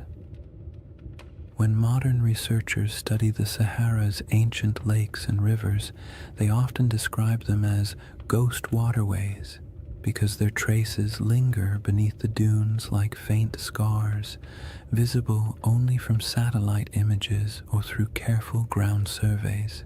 It's peaceful in a strange way to picture these lost rivers running across land that now feels so desolate. The desert is quiet, but beneath that quiet are the outlines of ecosystems that once flourished. The Risha structure existed during all of those cycles. It watched water fill basins, watched wetlands grow thick with life, watched grass return and then die away. It endured storms, sun, wind, and the slow grinding force of erosion. There's something soothing about how unbothered the structure is by all these changes. Landscapes rise and fall, climates swing wildly, civilizations appear and vanish, and the Risha structure simply remains. It doesn't tell its own story. It doesn't announce its presence. It doesn't offer answers. It's just there, a constant in a world where almost nothing else is. And understanding that ancient environment is essential because it sets the stage for the real puzzle, how this enormous circular formation came to be in the first place. The scientific explanations, volcanic uplift, erosion, collapsed domes, answer some questions while raising others. Each theory seems convincing until you begin to examine the details. The Risha structure looks simple from orbit, but grows more complicated the closer you approach it, like a calm surface hiding a tangled set of mysteries beneath. Now that the Sahara's old green world is clear in your mind, the geological puzzle becomes even more intriguing, because any explanation has to account not only for the structure's shape, but for how incredibly long it has stood unchanged through shifting climates and changing environments. The puzzle sits before us, layer after stubborn layer. Once you've pictured the Sahara as it used to be, wet, green, alive, and almost unrecognizable, the Risha structure becomes even stranger, because whatever formed this enormous circle had to withstand everything nature threw at it. Floods, droughts, storms, shifting climates, and entire ecosystems rising and collapsing. And yet it remains, not as a faint trace or a distorted outline, but as a nearly perfect set of rings still visible from space. That kind of durability demands an explanation, and scientists have certainly tried to provide one. The trouble is, each explanation works well for a few minutes before quietly unraveling under closer inspection, as if the Earth itself had decided to play a slow geologic prank on everyone who studies it. The first idea scientists proposed was the most obvious: an impact crater. Something big, something dramatic, something that would have made an enormous noise if anyone had been around to hear it. A meteorite slamming into the ground would create a circular depression, after all. And the Sahara is certainly large enough to have attracted its fair share of flying space debris. But the Rishat structure doesn't behave like a crater. Craters have distinct signatures, very specific patterns of shock, melted rock, and high-pressure minerals that act like the universe's version of a calling card. And the Risha has none of those. In fact, the rocks at its center aren't melted or crushed at all. They're simply there. Old, eroded, stubbornly normal. Not the sort of rocks you'd expect to find at the scene of a cosmic collision. So the meteor theory quietly excused itself from the conversation, and the next geological explanation stepped forward: a volcanic eruption. Volcanoes can create circular features after all, and their plumbing beneath the earth can sometimes produce domes, bulges, and ringed formations.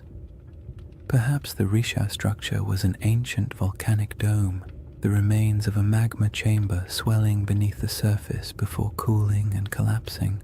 But again, the evidence refuses to cooperate.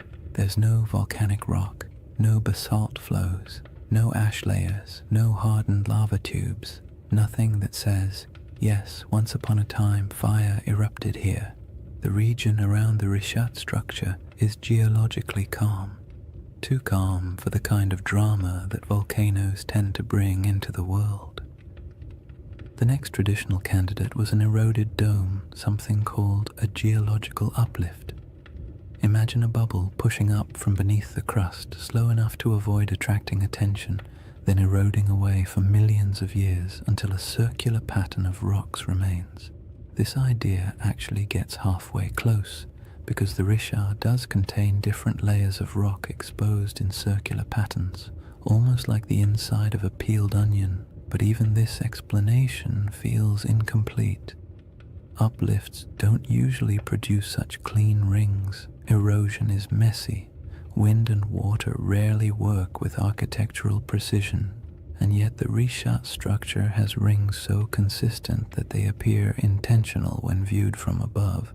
The dome theory explains the general shape, but not the perfection of it, and certainly not its scale. A 25-mile wide circle is not something easily dismissed as coincidence.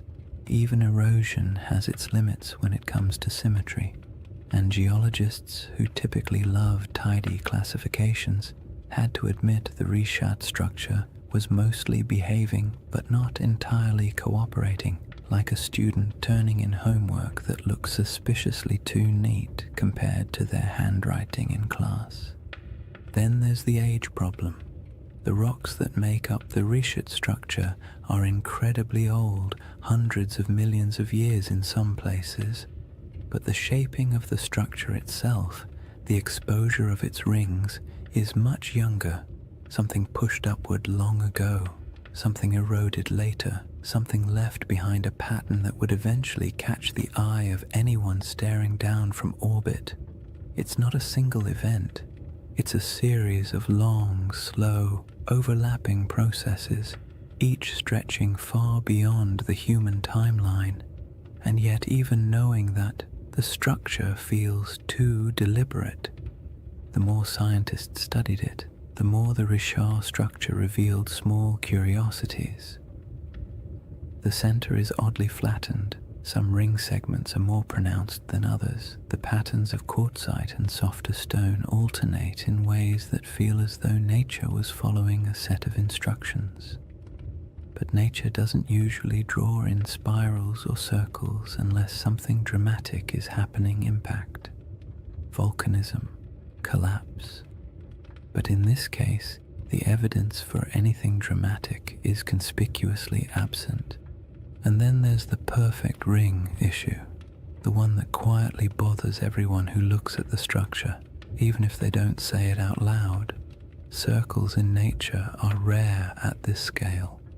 Random erosion doesn't create them, rivers don't carve them, wind doesn't sculpt them, and when you see one this large, this clean, and this old, it's hard not to feel like the earth briefly decided to act like a compass and draw a near-perfect shape in the sand.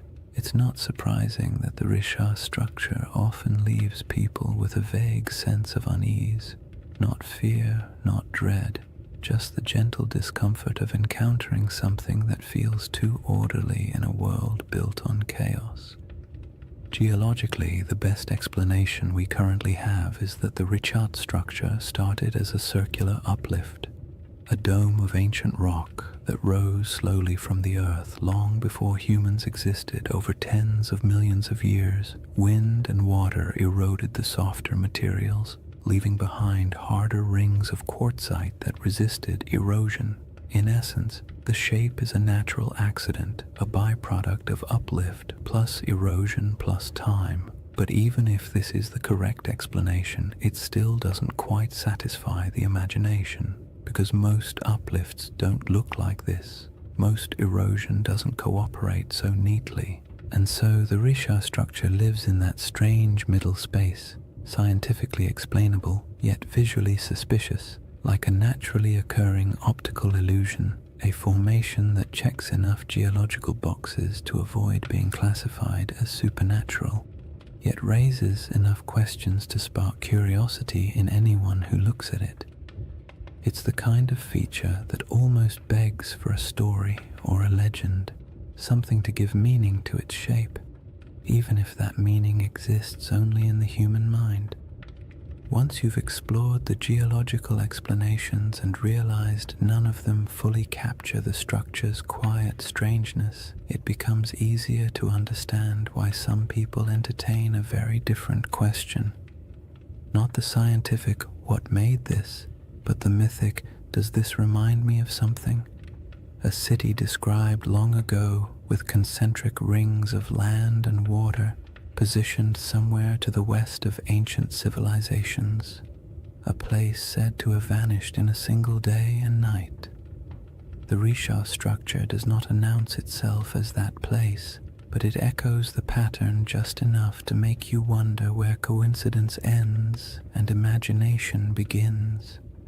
Before any comparisons can be made gently or cautiously, the building blocks of those ancient descriptions must be understood not as fantasy, but as the fragments of memory, geography, and storytelling that shaped one of history's most enduring legends. Long before anyone could stare down at satellite images or argue over geological uplift on the internet, there was a different kind of puzzle circulating through the ancient world. A story recorded by a single philosopher, passed on from a conversation he claimed to have heard, describing a civilization so strange and so perfectly structured that it bordered on myth even in its own time. Plato's tale of Atlantis has been repeated so often, repackaged so many times, and stretched so far by imagination that the original description often gets lost under the weight of all the versions built on top of it. But if you strip away the embellishments, the crystal cities, the impossible technologies, the ancient aliens with clipboards, interpretations, you're left with a surprisingly simple outline: a circular city, rings of land and water, mountains to the north protecting it, a broad plain to the south, a river that flowed to the sea stones of red, black, and white, abundant animals, especially elephants, and a civilization that rose to prominence before collapsing in a sudden, dramatic event. Whether this description is literal, symbolic, exaggerated, or entirely fictional is something scholars have debated for centuries. But what matters for our quiet journey tonight is not whether Atlantis existed. What matters is the shape of the story, because that shape is what causes people to glance at a satellite photo of the Risha structure and pause. The comparison doesn't begin with belief. It begins with pattern recognition. Humans are wired to look for familiar shapes in unfamiliar places. It's the same instinct that makes us see faces in electrical outlets or animals in passing clouds. So when someone sees a massive set of concentric rings in northwest Africa, a structure wrapped in mystery and sitting in a region that once held rivers, lakes, and life, it's reasonable that part of their brain whispers, "This looks like something I've heard before." The resemblance is not perfect, not literal, not conclusive, but it's enough to make curiosity shift in its seat a little. Consider the colors Plato mentions: red, black, and white stones. The Risha structure, like much of the Sahara, contains layers of rock and sediment that naturally fall into those shades. Iron-rich sandstone brings the red. Basalt and volcanic remnants elsewhere in the region bring the black, and pale limestones offer the white. No one is saying ancient builders selected them and arranged them like a geological art project, but the coincidence is interesting, especially when paired with the natural ring pattern visible from above. Then there are the mountains.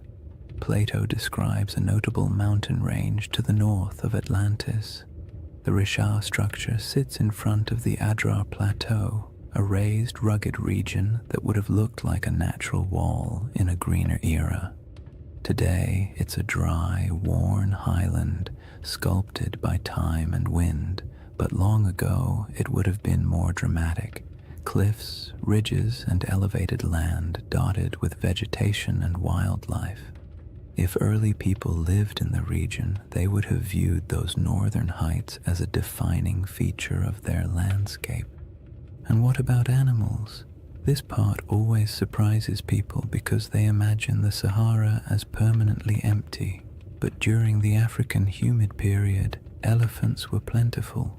So were giraffes, rhinos, crocodiles, and countless other species. Elephants weren't just passing through, they were thriving. Some rock art across the Sahara shows entire herds, depicted with the casual familiarity of people who lived alongside them. So yes, if someone had described this region during one of its greener eras, full of elephants, would have been an accurate statement. The river connection is where things become both interesting and gentle in their ambiguity. In a lush Sahara, a river system could have flowed westward toward the Atlantic. Some ancient channels still appear faintly beneath the modern desert, traced by satellite radar and geological surveys. These channels hint that at least some rivers once traveled across areas that are now sand and stone. Whether any of them connected near the Richard structure is debated, but the possibility is not unreasonable. In a world where climates shifted dramatically, waterways did too. It's worth saying calmly and clearly, none of these correlations prove anything. They simply show why the mind wanders toward the comparison. The Richard structure does not need Atlantis to be interesting. Its mystery stands fully on its own. But when the circular shape, the colors, the mountains, the animals, and the long-lost rivers all quietly line up with parts of an old story, your thoughts naturally drift toward the what-if of it all. Plato wasn't writing a travel guide. He was a philosopher using allegory to make a point about human nature, power, hubris, and collapse. Atlantis, in his narrative, was less a factual account and more a moral lesson bundled into a geographic metaphor. Yet even then, scholars have noted that ancient myths often embed distorted memories of older events. Storms, floods, migrations, or lost settlements folded into stories, generation after generation. Myths protect what history doesn't always preserve. They store impressions of landscapes that no longer exist. They embellish, exaggerate, simplify, and dramatize, but something recognizable occasionally survives inside them. The Richat structure doesn't have ruins. It doesn't have walls, canals, columns, marketplaces, or any of the features you'd expect of a large city. The environment around it would have been challenging even in greener times. And human settlements from that ancient period would likely have left fragile traces now erased by thousands of years of wind and shifting sand. So the idea of it being a lost civilization rests not on evidence but on the shape alone, the irresistible symmetry that triggers recognition even when no proof supports it. That's part of the comfort of this mystery. It doesn't demand belief. It simply invites curiosity. You don't have to imagine ancient kings or advanced societies. You don't have to build a hidden metropolis in your mind. All you need to do is stand quietly before a satellite image and let the shape speak for itself. A giant ringed formation in the middle of an ancient landscape that has changed almost beyond understanding. Somewhere between geology, memory, climate, erosion, and myth sits the Richat structure. It tells us nothing directly. It refuses to commit to any single story, and perhaps that's why it remains such a calming mystery, one that doesn't need dramatic conclusions or bold claims. It only needs an open horizon, a quiet night, and the imagination drifting gently toward possibilities. Chapter 2 begins with the world that once surrounded this structure, a world of forgotten lakes, shifting climates, and early peoples who lived in a Sahara that doesn't resemble the one we know today. Chapter 2: A Lost World Buried in Sand. To step into the next layer of the Richat mystery, you have to imagine a Sahara that feels almost impossible compared to the one we know today. Not the hot, shimmering, bone-dry desert that stretches endlessly across maps, but a world so green and alive that if you were dropped into it without context, you might not even guess you were standing in northern Africa at all.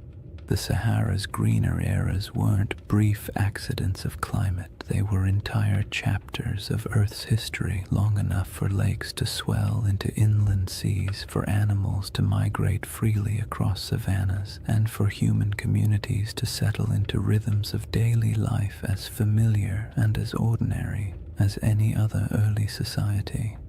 In that forgotten landscape, the Richard structure wasn't an isolated swirl of geology in a barren desert. It was simply part of the scenery, a ringed plateau sitting quietly in a world full of life.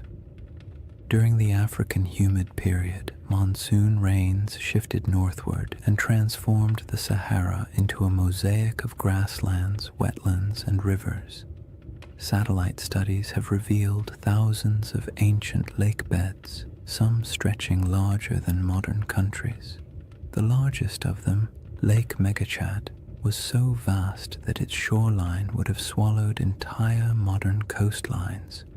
It's calming to picture early mornings on its edges, mist lifting off the water, birds scattering across reeds, herds moving slowly through tall grass. These weren't isolated oases like today, but interconnected ecosystems humming with life.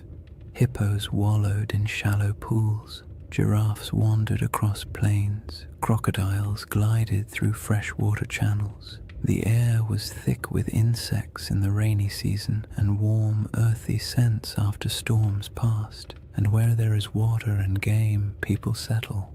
Early human groups built small camps near river bends, moving seasonally with herds or weather patterns. Their lives weren't glamorous. They dealt with all the usual prehistoric frustrations: unpredictable weather, stubborn animals, unreliable food sources, and the constant inconvenience of tools that, despite countless hours of crafting, were still capable of breaking at the worst possible moment. Yet these people left behind some of the most beautiful artifacts the Sahara still holds: rock engravings and paintings showing scenes of daily life, hunters with bows, families with cattle, children playing near water. These artworks are serene, calm snapshots of a world that no longer exists, carved into stone that has stubbornly endured long after the lakes dried. When people imagine ancient civilizations, they picture dramatic stone cities, elaborate temples, complex political systems, the kinds of things that leave behind headlines in history books. But most ancient people, including those who lived in the Green Sahara, were just trying to get through the week without too much trouble. They managed herds, gathered plants, navigated seasonal routes, and dealt with occasional arguments about who forgot to maintain the fire or who accidentally let a goat wander off into the brush. Civilization doesn't have to look like marble pillars to be worth remembering.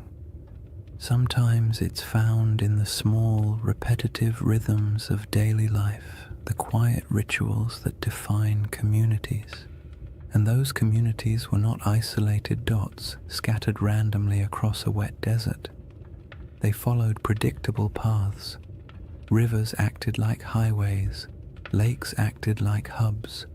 Fertile pockets of land created gathering points where groups traded, shared food, and passed down stories.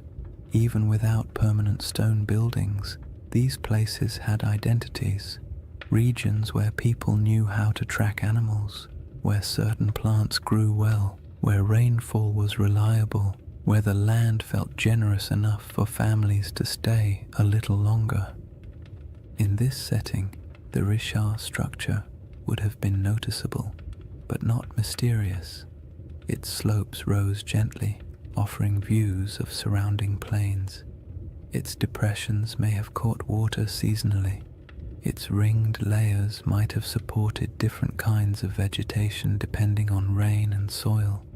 People could have camped along its edges, used its higher ground for scouting, or traveled across it without realizing they were walking across an enormous circular formation that future generations would discover only from space. It was a feature of the land, not a legend, a place you pass through while thinking about practical concerns, shelter, food, weather, instead of trying to decode the terrain beneath your feet. Some researchers have suggested that pockets of early Saharan cultures may have grown surprisingly sophisticated during particularly wet periods, not in the sense of monumental architecture or complex written languages, but in social networks, trade patterns, and livestock management. Evidence shows early domestication of cattle in the region, and groups may have practiced proto-agricultural techniques around wetlands and lake margins. These weren't lost empires. They were adaptable, resilient societies navigating a landscape that could shift dramatically over generations. The idea that a civilization could thrive here, disappear, and leave little trace isn't far-fetched at all. Wet climates draw people, harsh climates erase them. The desert isn't just unforgiving, it's efficient. Wind strips away organic material. Sand buries structures. Drought erases evidence of farming. Floods wash away tools. And time, paired with enough silence, can erase almost anything that isn't carved into stone. The Sahara has a way of taking the past, smoothing it out, and leaving behind a surface that pretends nothing was ever there.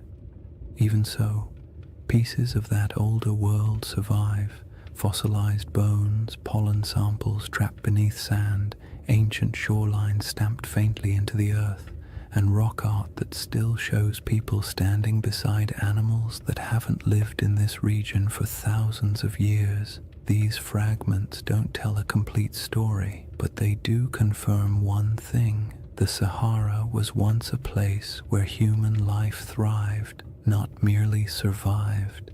And in that world, the Risha structure might have been a landmark of sorts, a subtle gate in the landscape, a recognizable formation people used to orient themselves, not a secret, not a holy site, and not the center of anything monumental, just a distinctive feature in a land full of water and vegetation.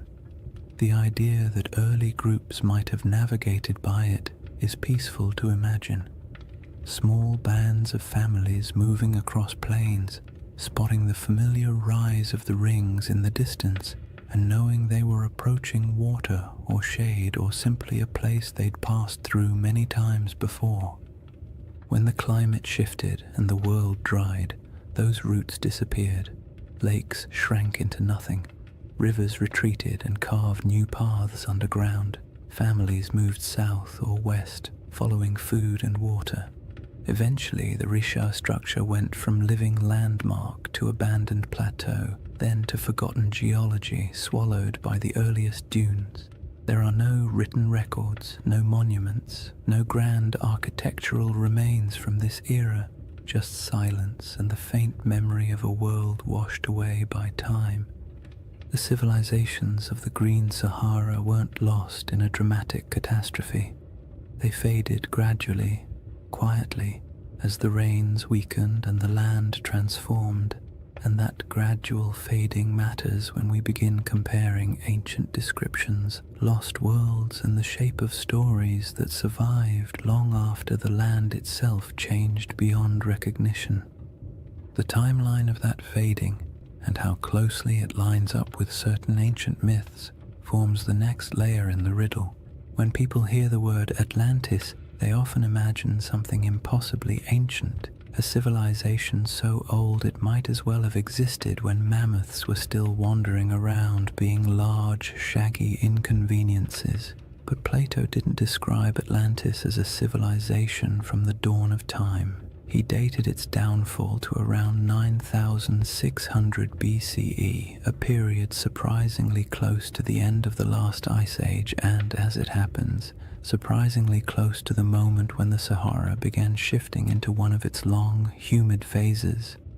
The more you compare his proposed timeline with the environmental data, the more you notice an odd overlap. not in details or certainty, but in rhythm, and rhythm is often what ancient memories preserve best.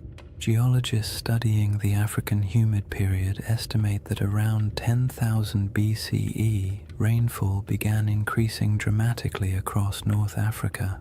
The desert, which had been relatively dry and barren, transformed into a landscape of lakes, wetlands, and grasslands. This wasn't a gentle shift. Climate models show that the monsoon system surged northward in a way that would have felt abrupt on a human timescale. Rivers reappeared, plants spread, herds expanded, and places that had been empty for thousands of years suddenly became habitable again. If you were living anywhere near the region, the shift would have felt like the land itself waking up after a long sleep. Plato's date for Atlantis is often treated like a mystical number.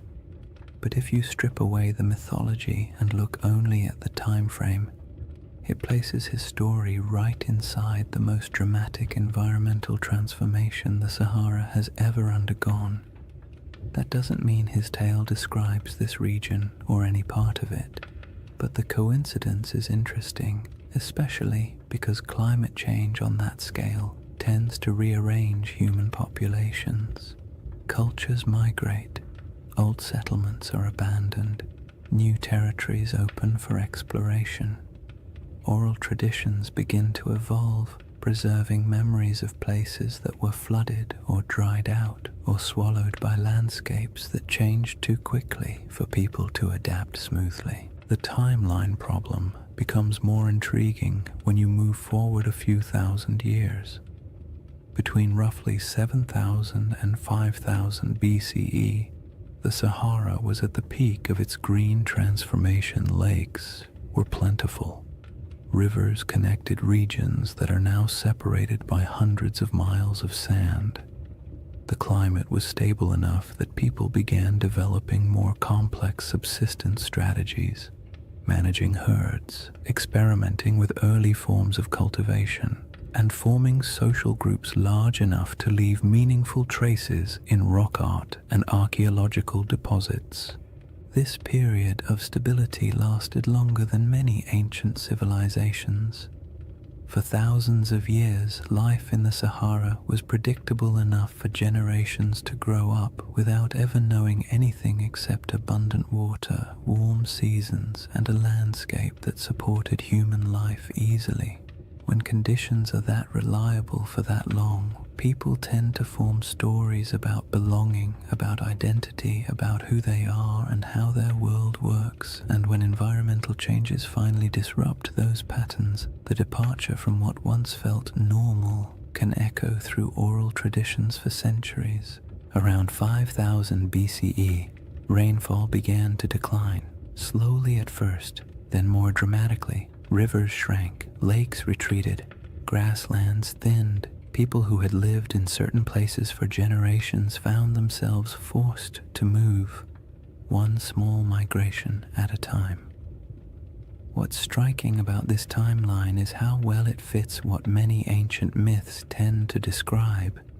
Not sudden apocalypses, but drawn-out declines, landscapes that once supported life losing their balance. Cultures forced to let go of familiar places, worlds shrinking gradually in ways that felt both natural and tragic. Plato described Atlantis as falling in a moment of sudden catastrophe, but his narrative was shaped by philosophical goals, not meteorological accuracy. When you strip the moral and symbolic layers away, you're left with a simple suggestion: an old civilization, once vibrant, lost to changing conditions long before recorded history. You don't need a supernatural event to produce a memory like that. All you need is a shifting climate. But the timeline problem isn't just about the humid period itself. It's also about the ancient coastline. During the era Plato places Atlantis, sea levels were dramatically lower. Coastlines extended far beyond their modern boundaries. Large parts of West Africa that are now underwater would have been exposed as dry land. Rivers would have flowed along different paths. Estuaries, marshes, and coastal plains would have existed where the ocean now rests. If someone in the deep past described a coastal landscape, that description would make little sense today unless you knew where the shoreline used to be. This matters because many interpretations of Plato's story assume that his geography reflects the world we see now, when in reality none of the modern coastlines apply. What he described could have been based on something that existed thousands of years before the Sahara dried, in a world with rivers and lakes stretching across land that is now considered lifeless. The Risha structure itself sits inland today, but in an earlier era, with different river networks and different coastlines, it might not have felt nearly as isolated. Human perception of geography is always shaped by local experience. A river can feel like a highway. A lake can feel like a boundary. A plateau can feel like a landmark that divides territories. When climates shift, those familiar markers vanish, but the stories about them can persist long after the landscape has changed beyond recognition. The most compelling part of this timeline overlap isn't the idea that Atlantis maps onto the Sahara, it's the realization that human memory, especially oral tradition, often stretches back further than we assume. Cultures pass down stories of floods, droughts, migrations, and disappearing lands without needing exact dates or written scripts. These stories evolve, take on symbolic meaning, and sometimes become cautionary tales. But the seeds of truth often remain embedded in the narrative. A changing coastline becomes a city swallowed by the sea. A drying river becomes the fall of a once great kingdom. A shifting climate becomes a punishment from the gods. Human imagination attaches meaning to change, especially when change feels larger than individual experience. The Risha structure sits quietly in the middle of this enormous timeline, a geological constant in a world that refused to stay still. Ancient people may have lived near it when the land was green. Their descendants may have moved away when the desert expanded.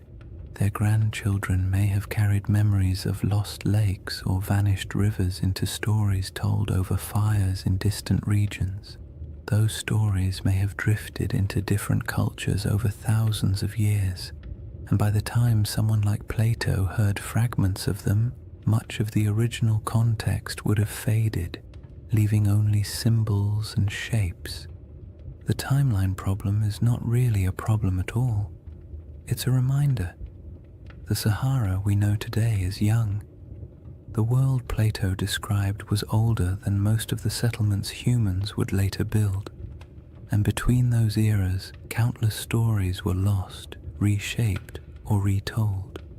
When you compare timelines, climates, and ancient memories, the idea of a forgotten world in North Africa stops sounding fantastical and begins to sound, quietly, like something entirely plausible in a landscape that has reinvented itself so many times. The next piece of the puzzle lies in the maps, reports, and strange hints left by ancient writers who claimed that distant peoples lived beyond the Pillars of Hercules, in lands most Greeks had never seen. These records aren't proof, but they are clues, echoes of a world few modern people realize ever existed. Long before satellites, long before compasses, and long before anyone tried to draw the Sahara from anything resembling first-hand experience, ancient geographers took their best guesses about the world beyond familiar coastlines. Their maps were charmingly confident and wildly inaccurate, full of creatures that never existed, coastlines that wandered like drunk serpents, and entire regions labeled with vague phrases like lands unknown or people of strange appearance. Yet even within that imaginative chaos, certain patterns appear again and again. Rumors of distant nations beyond the Pillars of Hercules, stories of tall tribes, strange settlements, and river systems far to the west that no Greek or Egyptian explorer had ever reached. These fragments don't offer facts.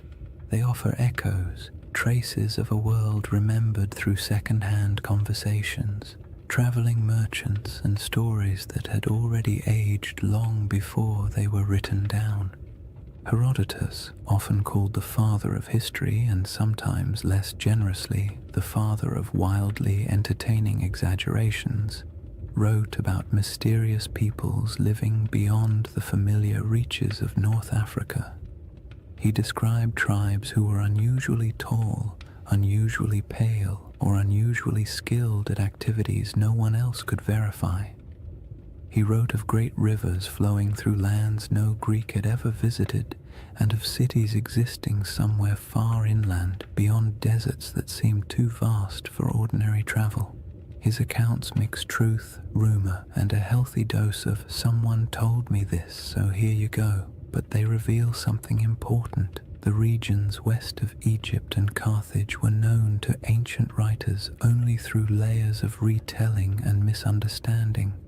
They existed in the Greek imagination as distant, half-seen places where strange things could plausibly happen. Cartographers, centuries later, drew maps that included a massive region labeled as Libya or Ethiopia, words that covered almost everything south and west of the Mediterranean. Even when the rest of the world began to take shape on parchment, the Sahara remained a blank expanse into which map makers poured their guesses. Some thought it held great inland seas. Others believed it was home to tribal confederations wealthy in minerals. Medieval maps continued the tradition, referring to kingdoms of the West or lands of gold believed to lie somewhere beyond the desert. These weren't precise descriptions. They were memories filtered through trade routes, travelers' claims, and stories that drifted through cultures like windblown sand. The most interesting thing about these early references is not their accuracy, but their persistence. For thousands of years, people believed that lost polities existed somewhere in the interior of Africa. Some of these rumors later turned out to be distorted accounts of real kingdoms. The Ghana Empire, for example, or the early Sahelian states whose wealth came from gold and trade. But some rumors seem older, as if they preserve vague memories of societies that were already gone by the time written history began. It's not hard to imagine how this could happen if the Sahara once held lakes, rivers, and stable populations. Then early travelers from coastal regions might have heard stories about people inland who lived near great bodies of water. By the time those stories reached Greek scholars, the lakes might have dried, the migrations might have begun, and the cultures connected to those earlier landscapes might have dispersed. All that remained were fragments, not histories, just hints. Modern science adds another layer to this puzzle. With satellite imagery, researchers can trace ancient riverbeds beneath the desert. These paleo-channels, as they're called, snake across the Sahara like veins in an old, forgotten body. Some run directly from central North Africa toward what is now the Atlantic. Others branch into networks that once fed massive lakes. These rivers didn't disappear in a sudden catastrophe.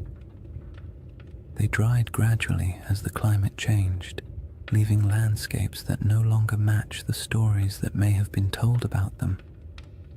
If early civilizations or large communities existed near these rivers, their memory would have been separated from their physical location by thousands of years, making it nearly impossible for later cultures to understand what the stories referred to. This disconnect between old memories and new landscapes is how myths form. A story that once described a river civilization becomes, after generations of retelling, a story about a kingdom swallowed by the sea. A recollection of great plains becomes a memory of a vanished island. A description of a circular plateau becomes an account of a circular city. The Sahara's transformation from green to desert wasn't instantaneous, but it was dramatic enough to fracture cultural continuity. If families were forced to migrate because their water sources vanished, they would carry memories of their old homeland with them. Their descendants might repeat those memories in new places. By the time those descendant stories reached literate societies, the land they described would have changed beyond recognition. Even the idea of lost maps plays into this. Some early maps portray strange circular features in North Africa, drawn not with precision, but with a kind of symbolic confidence, as if the mapmaker was trying to capture something half understood. These circles often correspond to mountain ranges or basins that once held water. They might represent ancient memories of circular lakes, natural rings of highland terrain, or simply the human impulse to draw the unknown in symmetrical shapes because symmetry feels meaningful. When you compare those old maps to modern satellite images, you occasionally find that their circles line up suspiciously well with real geological features, not perfectly, but enough to make you wonder how much geographic memory survives inside even the roughest ancient drawings. And then there's the broader Mediterranean tradition of referring to lands beyond the West as mysterious, advanced, or somehow older than the civilizations closer to the sea. Phoenician traders, known for their long-range voyages, undoubtedly reached parts of West Africa, but their records are mostly lost. Carthaginian sailors may have traveled even farther, leaving behind legends like those of Hanno the Navigator, who described coastlines that are still debated today. These accounts weren't detailed maps or precise reports. They were impressions, glimpses of coasts, glimpses of rivers, glimpses of interior lands that would later be swallowed by dunes over generations. These impressions morphed. Cultures forgot the context but kept the intrigue.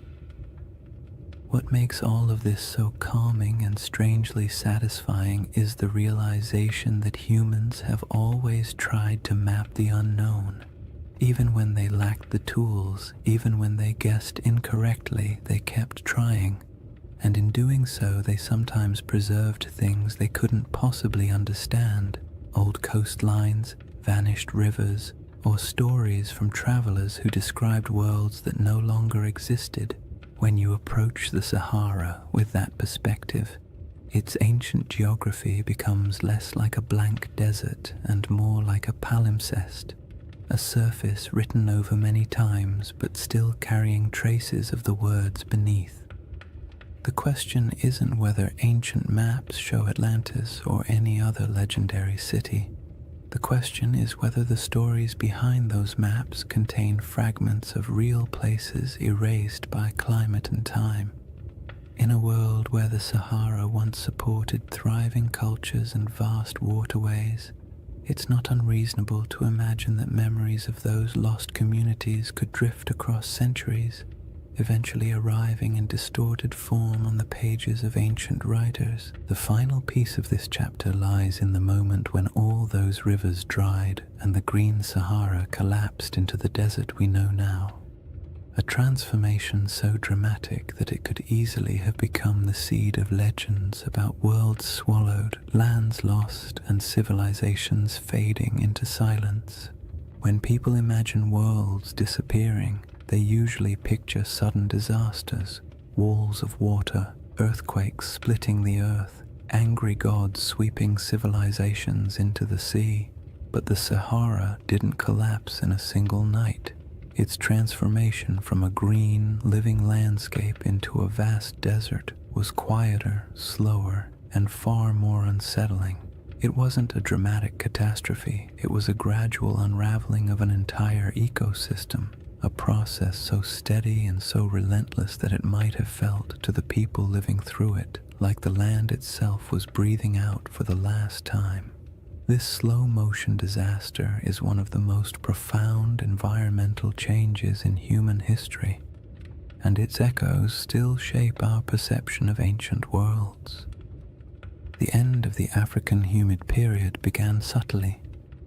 Rains that had once arrived predictably started coming later. Lakes that had always been full began to shrink just slightly around their edges. Wetlands that had supported birds, fish, and early settlements became patchier. People may not have noticed these first signs at all.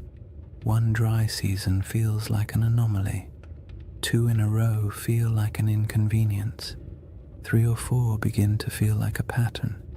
And before long, families who had lived near the same lake for generations might have found themselves walking farther and farther to reach the shore each year.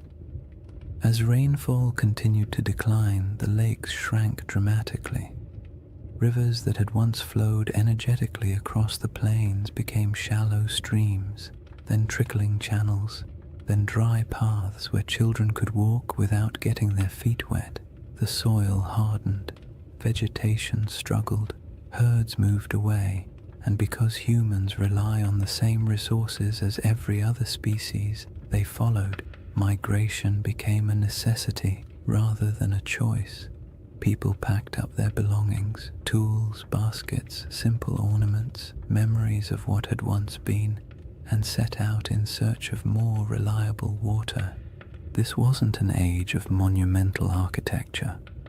People didn't leave behind cities where archaeologists could sift through layers of foundations. What they left behind were stories, passed from one generation to the next. Stories of places that had been full of water. Stories of rivers that used to run through valleys now swallowed by dust. Stories of hunting grounds that disappeared so gradually it felt like watching a friend fade over time. These stories survived even after the landscapes themselves did not. And as families moved farther away, spreading into new regions, the memory of those green lands became a distant echo, reshaped by each retelling. If you could watch the Sahara's drying from a high vantage point, maybe even from the center of the Richard structure itself, the change would look like a slow retreat, lakes pulling inward decade by decade. Shorelines collapsing, riverbeds fracturing into networks of disconnected pools before vanishing entirely, grasslands thinning until the only plants left were the stubborn species adapted to drought.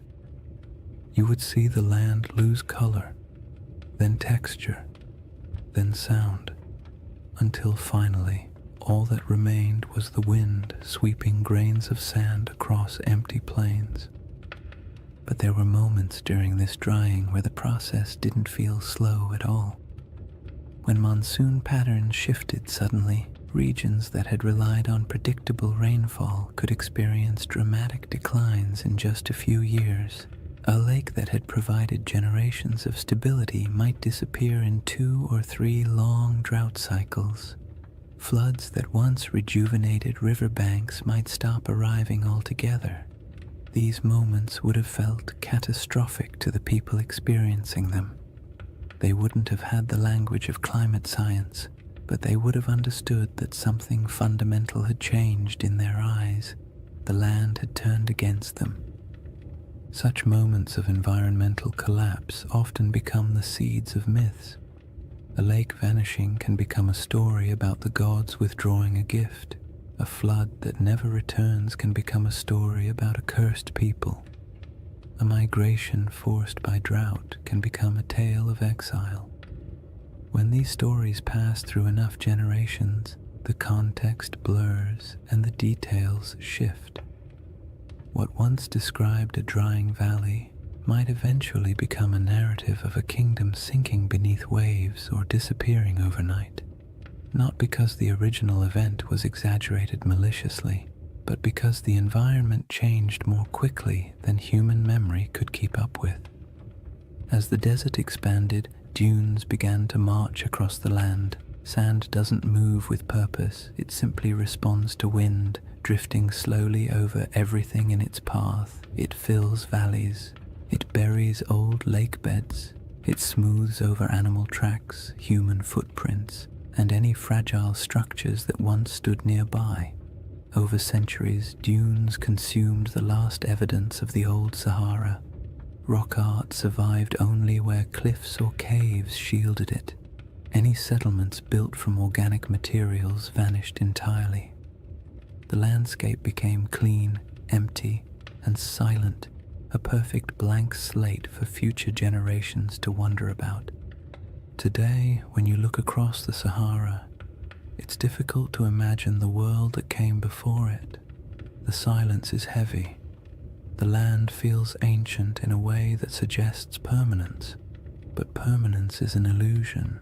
The desert is young, geologically speaking. It is still changing, still shifting, still carrying beneath its surface the faint outlines of rivers that once sustained entire populations. And in the midst of this world of sand sits the Rishat structure, a relic of deeper geological time that somehow feels connected to the stories of the people who once lived nearby.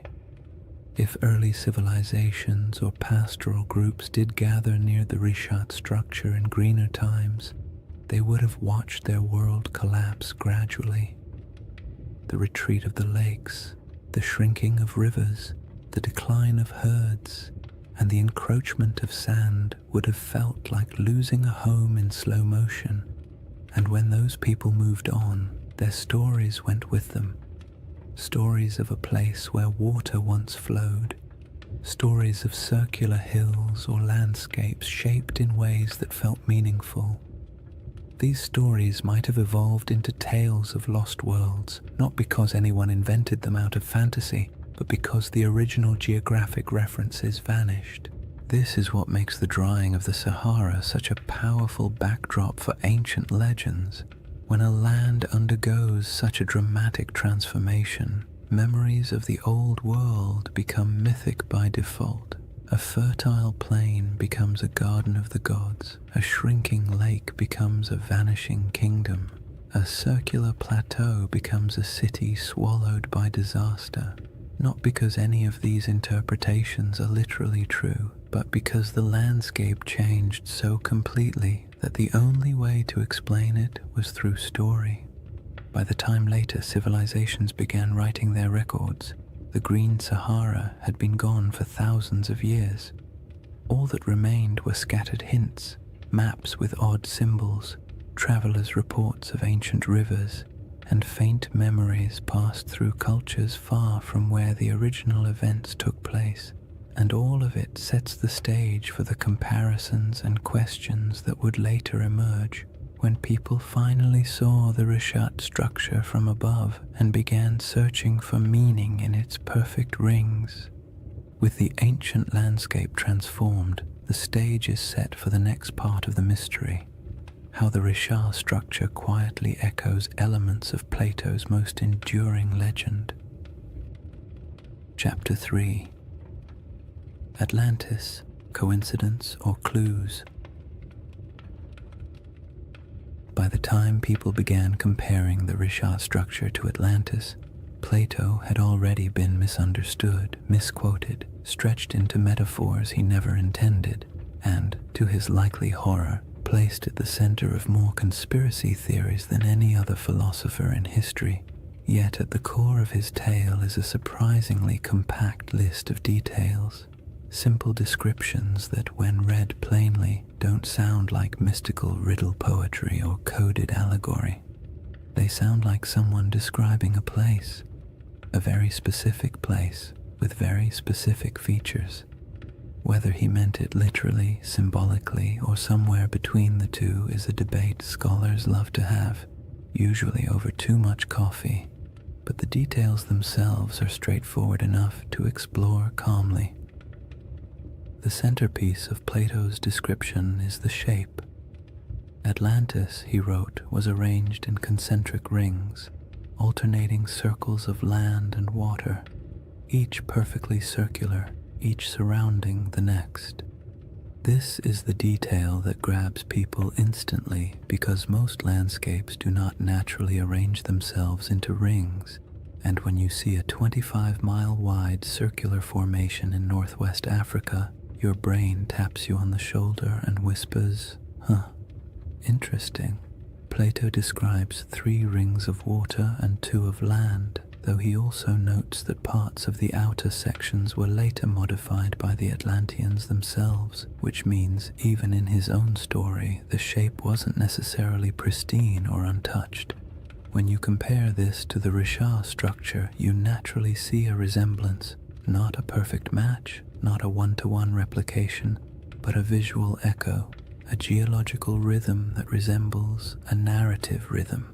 Next come the mountains. To the north of Atlantis, Plato describes a notable mountain range, high, sheltering, and rich with rivers. The Rishat structure sits in front of the Adrar Plateau, a rugged highland that, in a greener era, would have looked like a natural barrier protecting the region from northern winds. Today it looks like ancient stone sculpted by ages of dryness, but 10,000 years ago those elevations would have been covered in vegetation, dotted with water sources, and significantly more imposing. The match isn't perfect, but it's enough to make you tilt your head slightly. Plato then mentions the plain to the south, long, level, fertile. In his account, this plain was one of the defining features of the Atlantean realm, not the center city, but the agricultural heartland that supported it. In the modern Sahara, fertile plains feel like a strange fantasy, but during the African humid period, they were very real. Vast stretches of land south of the Richat structure once held grasslands, wetlands, and seasonal rivers. The environment shifted dramatically with each cycle of climate change, but during the greener ages the region could have supported exactly the kind of plains Plato describes. Whether he was referencing this area or somewhere entirely different is impossible to say, but the environmental context overlaps in interesting ways. One of the most striking details Plato gives is about the materials used in Atlantis. He refers to red, black, and white stones, distinct colors quarried from the landscape and used for construction. The Richat region naturally contains these colors in abundance. Iron-rich sandstones provide reds, dark volcanic rocks and basalts provide blacks, pale limestones and quartzites provide whites. Again, this doesn't prove anything at all. It simply means the palette Plato described exists in the region, which is more of a quiet coincidence than a revelation. But it's the accumulation of quiet coincidences that tends to capture people's attention. Then there is the detail about elephants.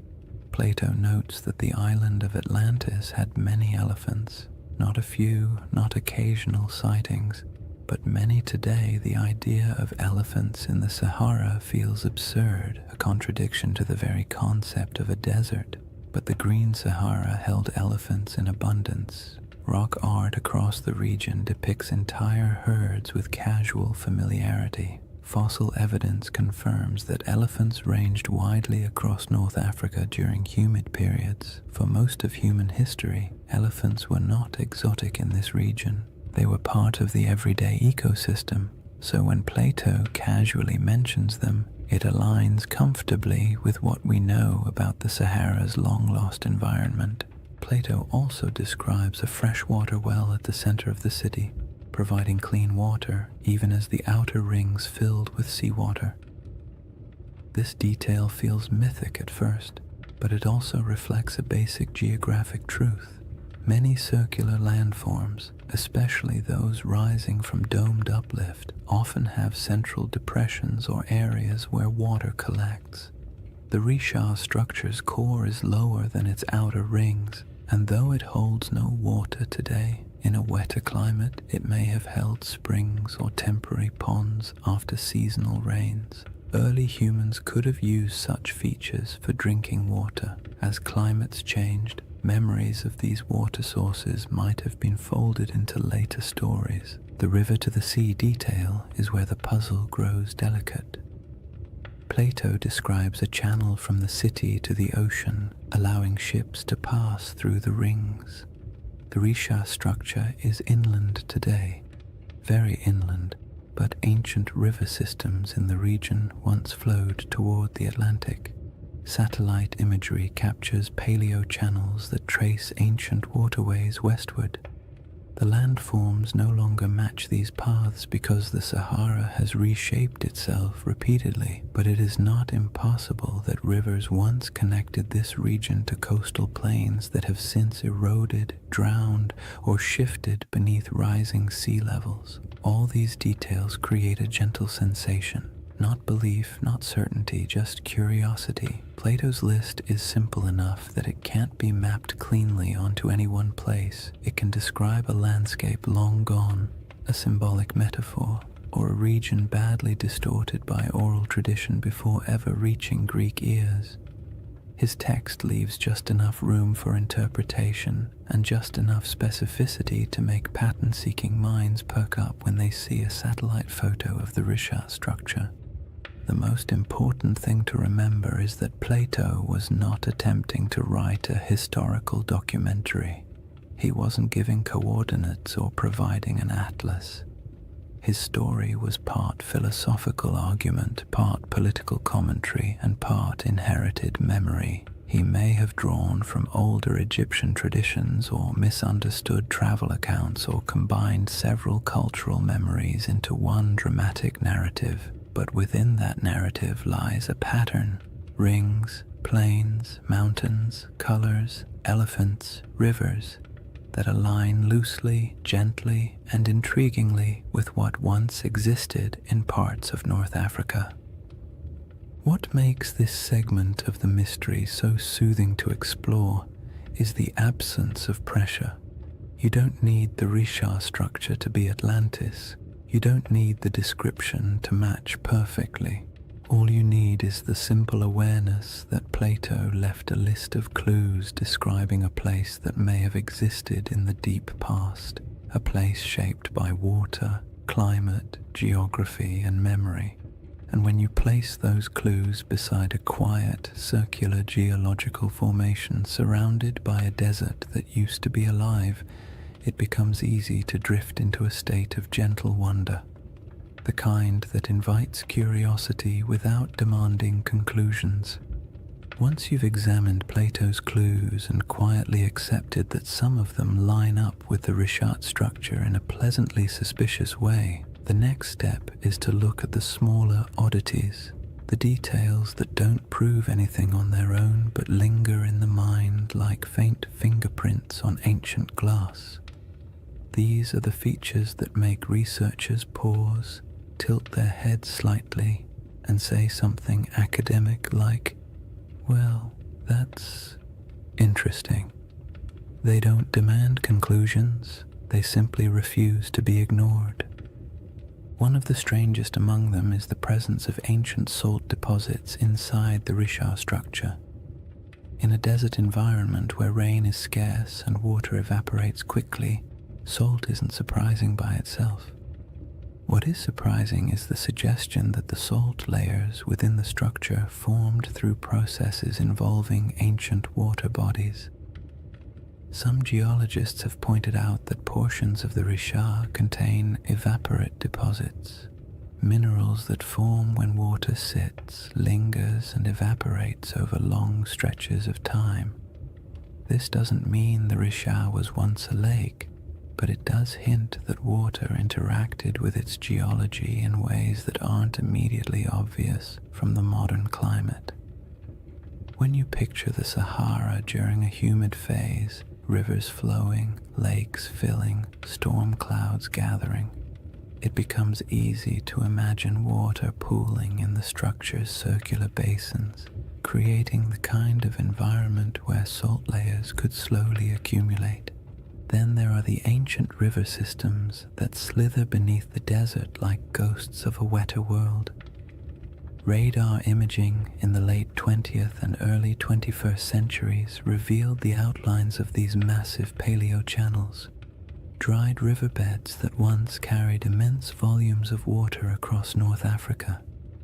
Some of these channels flow in directions that match Plato's narrative surprisingly well, running from deep inland regions toward what is now the Atlantic coastline. In modern geography, the Richard structure sits far from the sea, but in the world of 10,000 or even 8,000 years ago, the landscape would have been dramatically different. Coastlines were altered, deltas shifted, and river networks created pathways across regions that are now hostile to life. When you consider these ancient waterways, the idea of a circular formation once connected to a westward flowing system becomes far less far-fetched.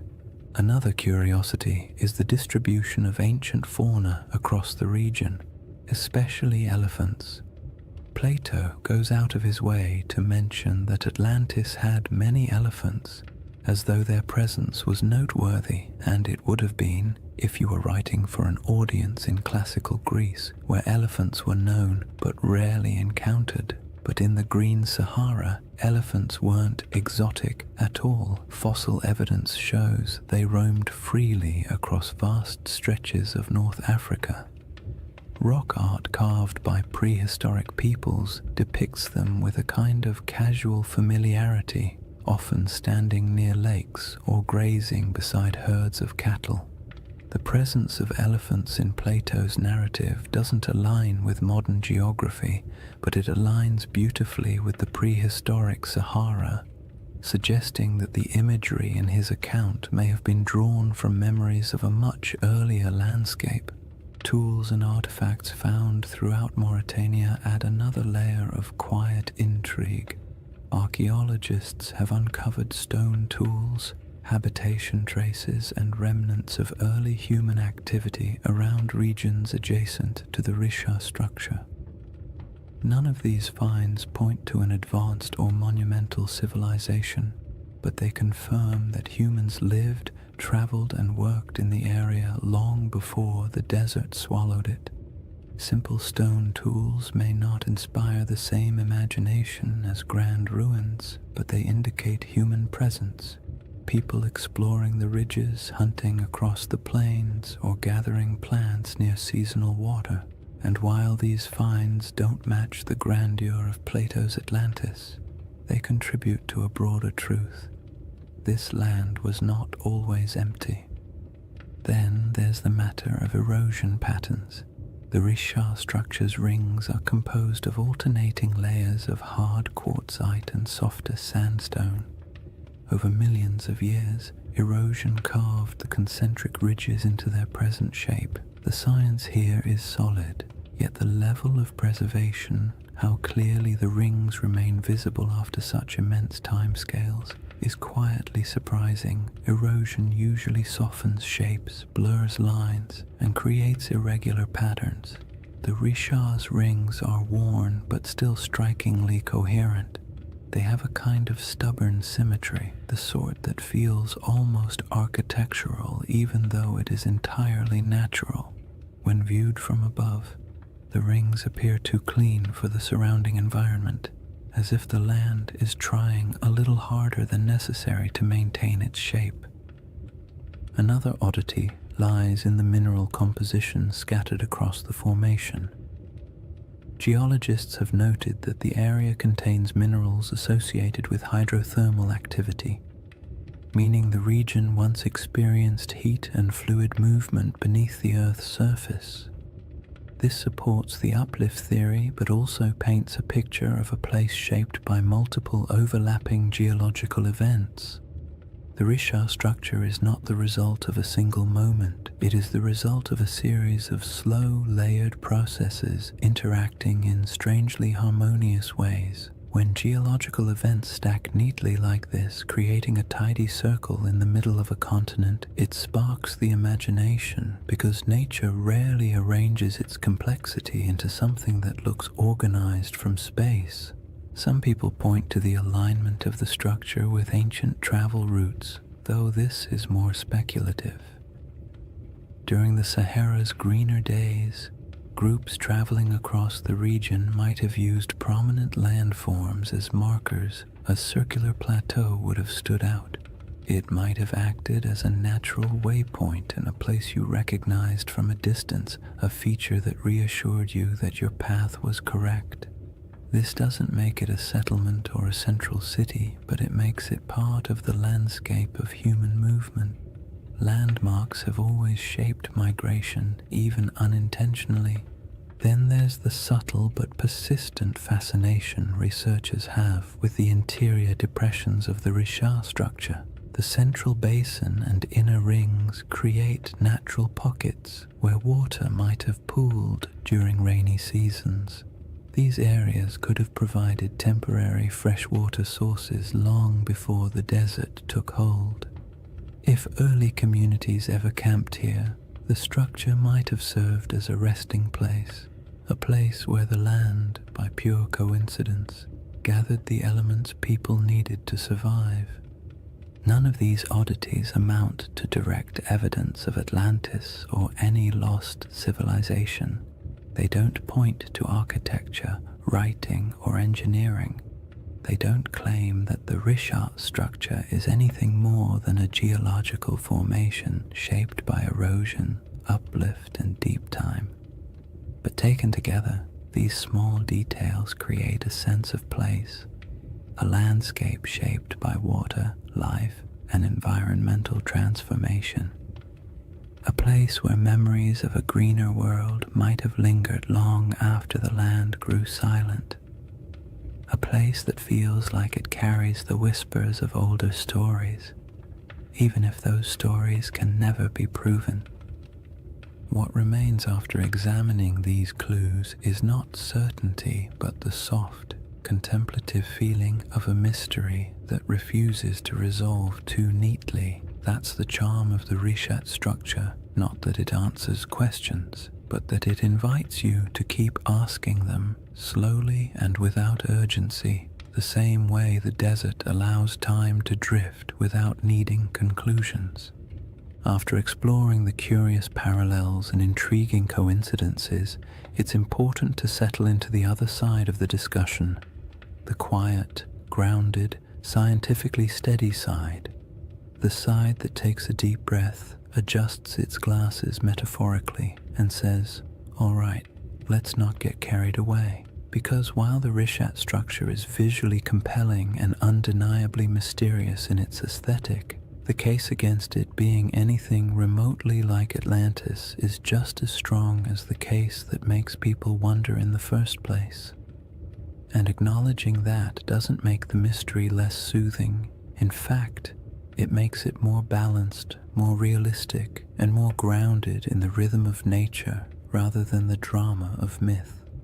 One of the simplest arguments against the Richat-Atlantis connection is the absence of ruins. No foundations, no walls, no pottery fragments, no structural remnants of any kind. If a major civilization once existed here, even one without monumental stone architecture, we would expect to find some trace of it. People leave things behind: tools, shards, fire pits, bones, carvings, symbolic objects, something.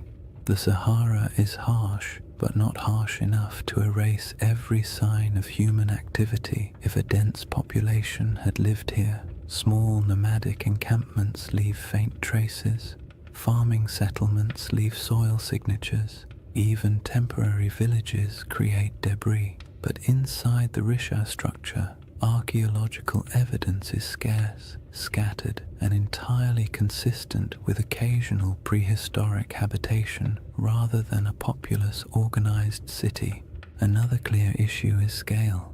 Plato describes Atlantis as a powerful naval civilization capable of launching fleets, influencing foreign regions, and maintaining a capital city large enough to impress outsiders. This would require infrastructure, labor specialization, long-distance trade, and durable materials.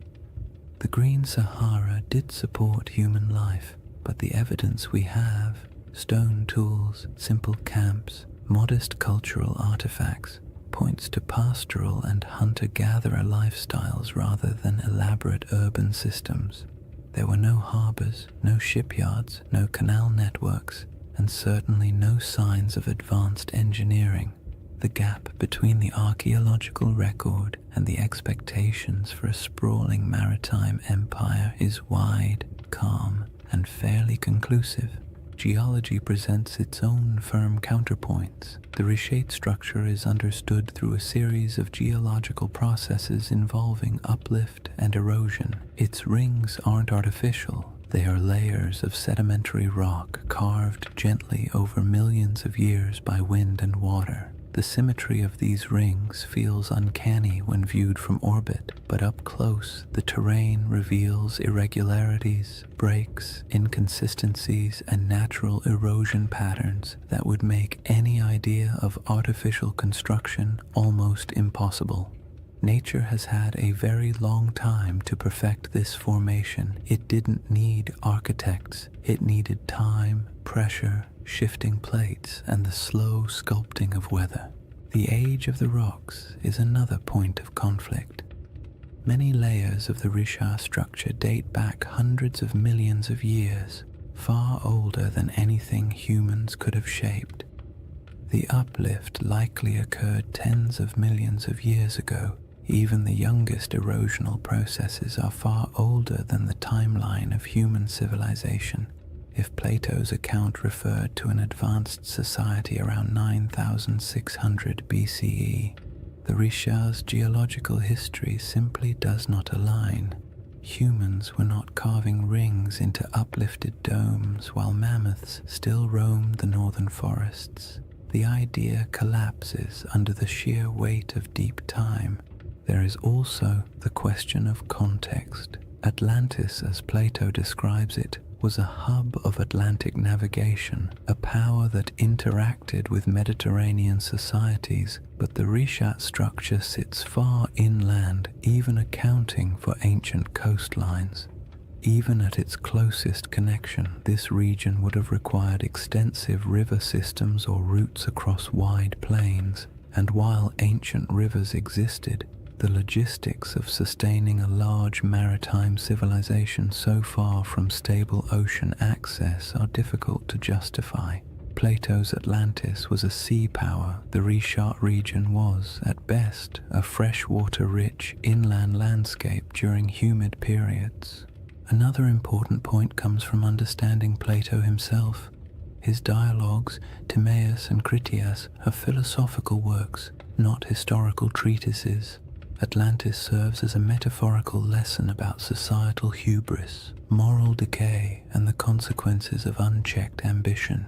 Ancient Greek writers often crafted allegorical narratives in grand mythic terms. They weren't necessarily recording precise histories. Even if Plato drew inspiration from older Egyptian stories or folk memories of distant lands, his purpose wasn't to document geography, it was to illustrate ideas. Seeing Atlantis as literal misses the genre he was writing in. Then there's the lack of supporting historical records. No Egyptian writings describe a circular coastal city matching Plato's description. No Phoenician traders mention it in their maritime logs. No Carthaginian accounts reference such a settlement.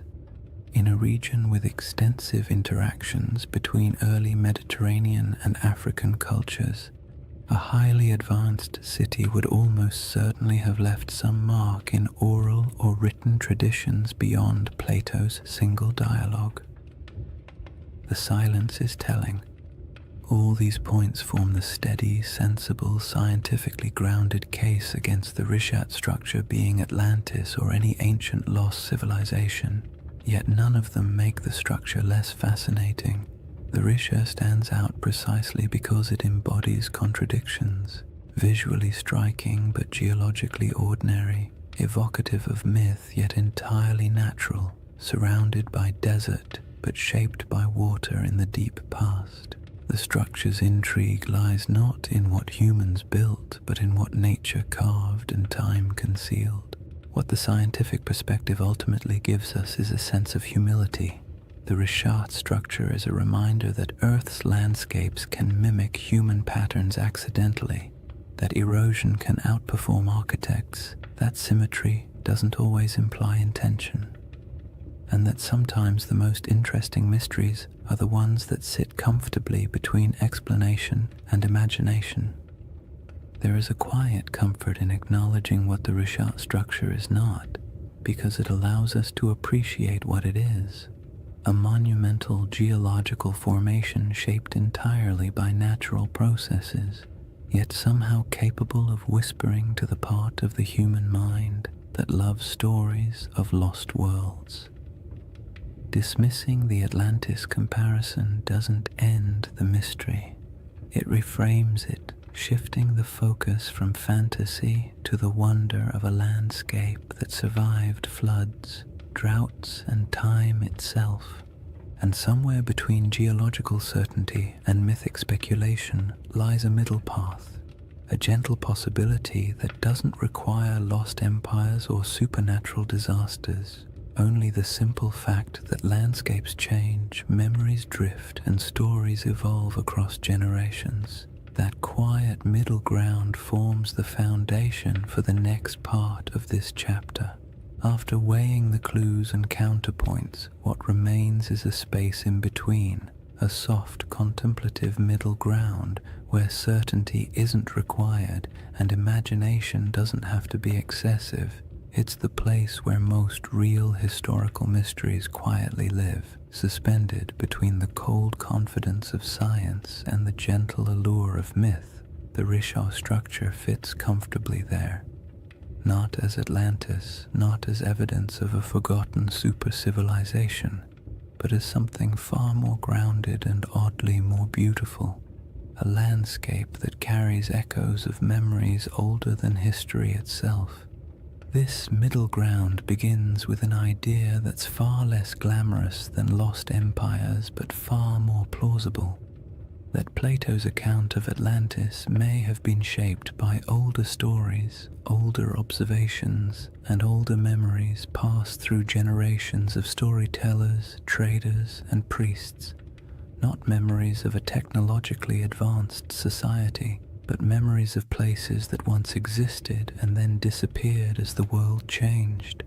Civilizations don't have to be grand to be worth remembering. A pastoral group displaced by drought can leave behind a story that grows in the telling. A lakeside settlement swallowed by desert winds can become a tale of a city lost. A dramatic shift in climate can be recast as a divine punishment, and long after the physical evidence is gone, the story continues, reshaped a little each time it's spoken aloud.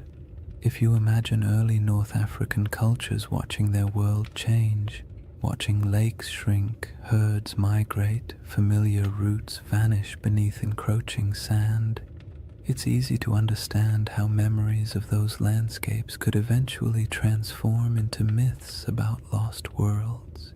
The Sahara didn't disappear overnight, but it disappeared quickly enough in human terms that it would have felt, to those who lived through it, like watching a homeland dissolve. People don't forget something like that. They carry it into new regions, tell it to their children, bury it in rituals and cautionary tales, and as those stories move from one culture to another, details shift, embellishments form, and simple memories become larger narratives.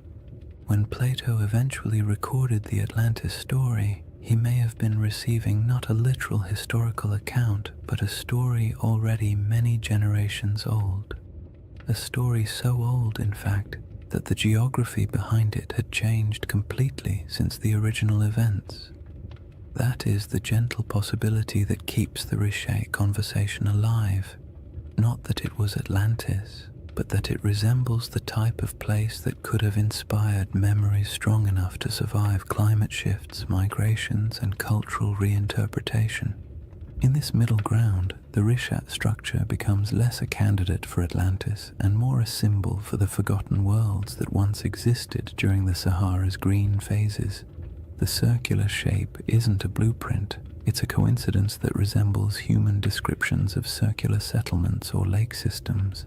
The environment around it, once fertile, later desolate, fits the rhythm of myths describing lands that flourished and then vanished, and the geological strangeness of the formation makes it the type of place human imagination gravitates toward, even without evidence of ancient cities or monumental architecture. This perspective is calm and grounding. It acknowledges that the Richat structure is geological, not architectural.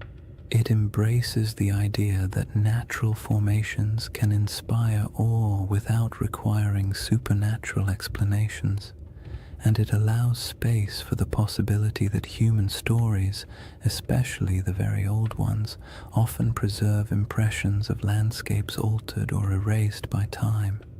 In this view, Atlantis isn't a lost city waiting to be excavated. It's a cultural memory of a world transformed.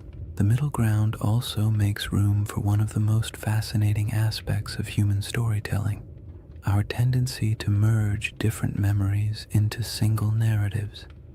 Imagine an Egyptian priest hearing tales from travelers who claim their ancestors once lived in a land where water flowed through concentric valleys. Imagine those memories mixing with other stories of disappearing lakes, ancient floods, or regions swallowed by drought. Imagine Plato hearing a version of that tale centuries later, filtered through generations of reinterpretation. By the time he wrote it down, the story would have been a blend, part geography, part metaphor, part nostalgia for a world the teller never saw. This blending of truth and tale is not deception, it's how oral traditions work. Details shift, landscapes become symbols, natural disasters become moral lessons. A story meant to explain why the world changed becomes a story explaining why people must be humble. Even today, we do this without realizing it. We condense complex events into simple narratives because simple narratives are easier to remember, easier to teach, and easier to carry into the future.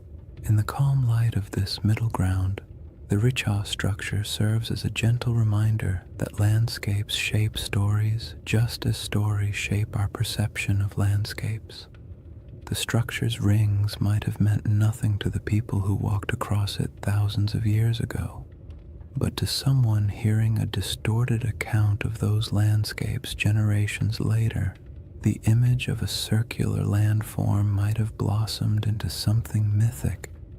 Not because the Richat structure was Atlantis, but because it felt like the kind of place myths grow from, strange, memorable, and entirely out of step with its surroundings.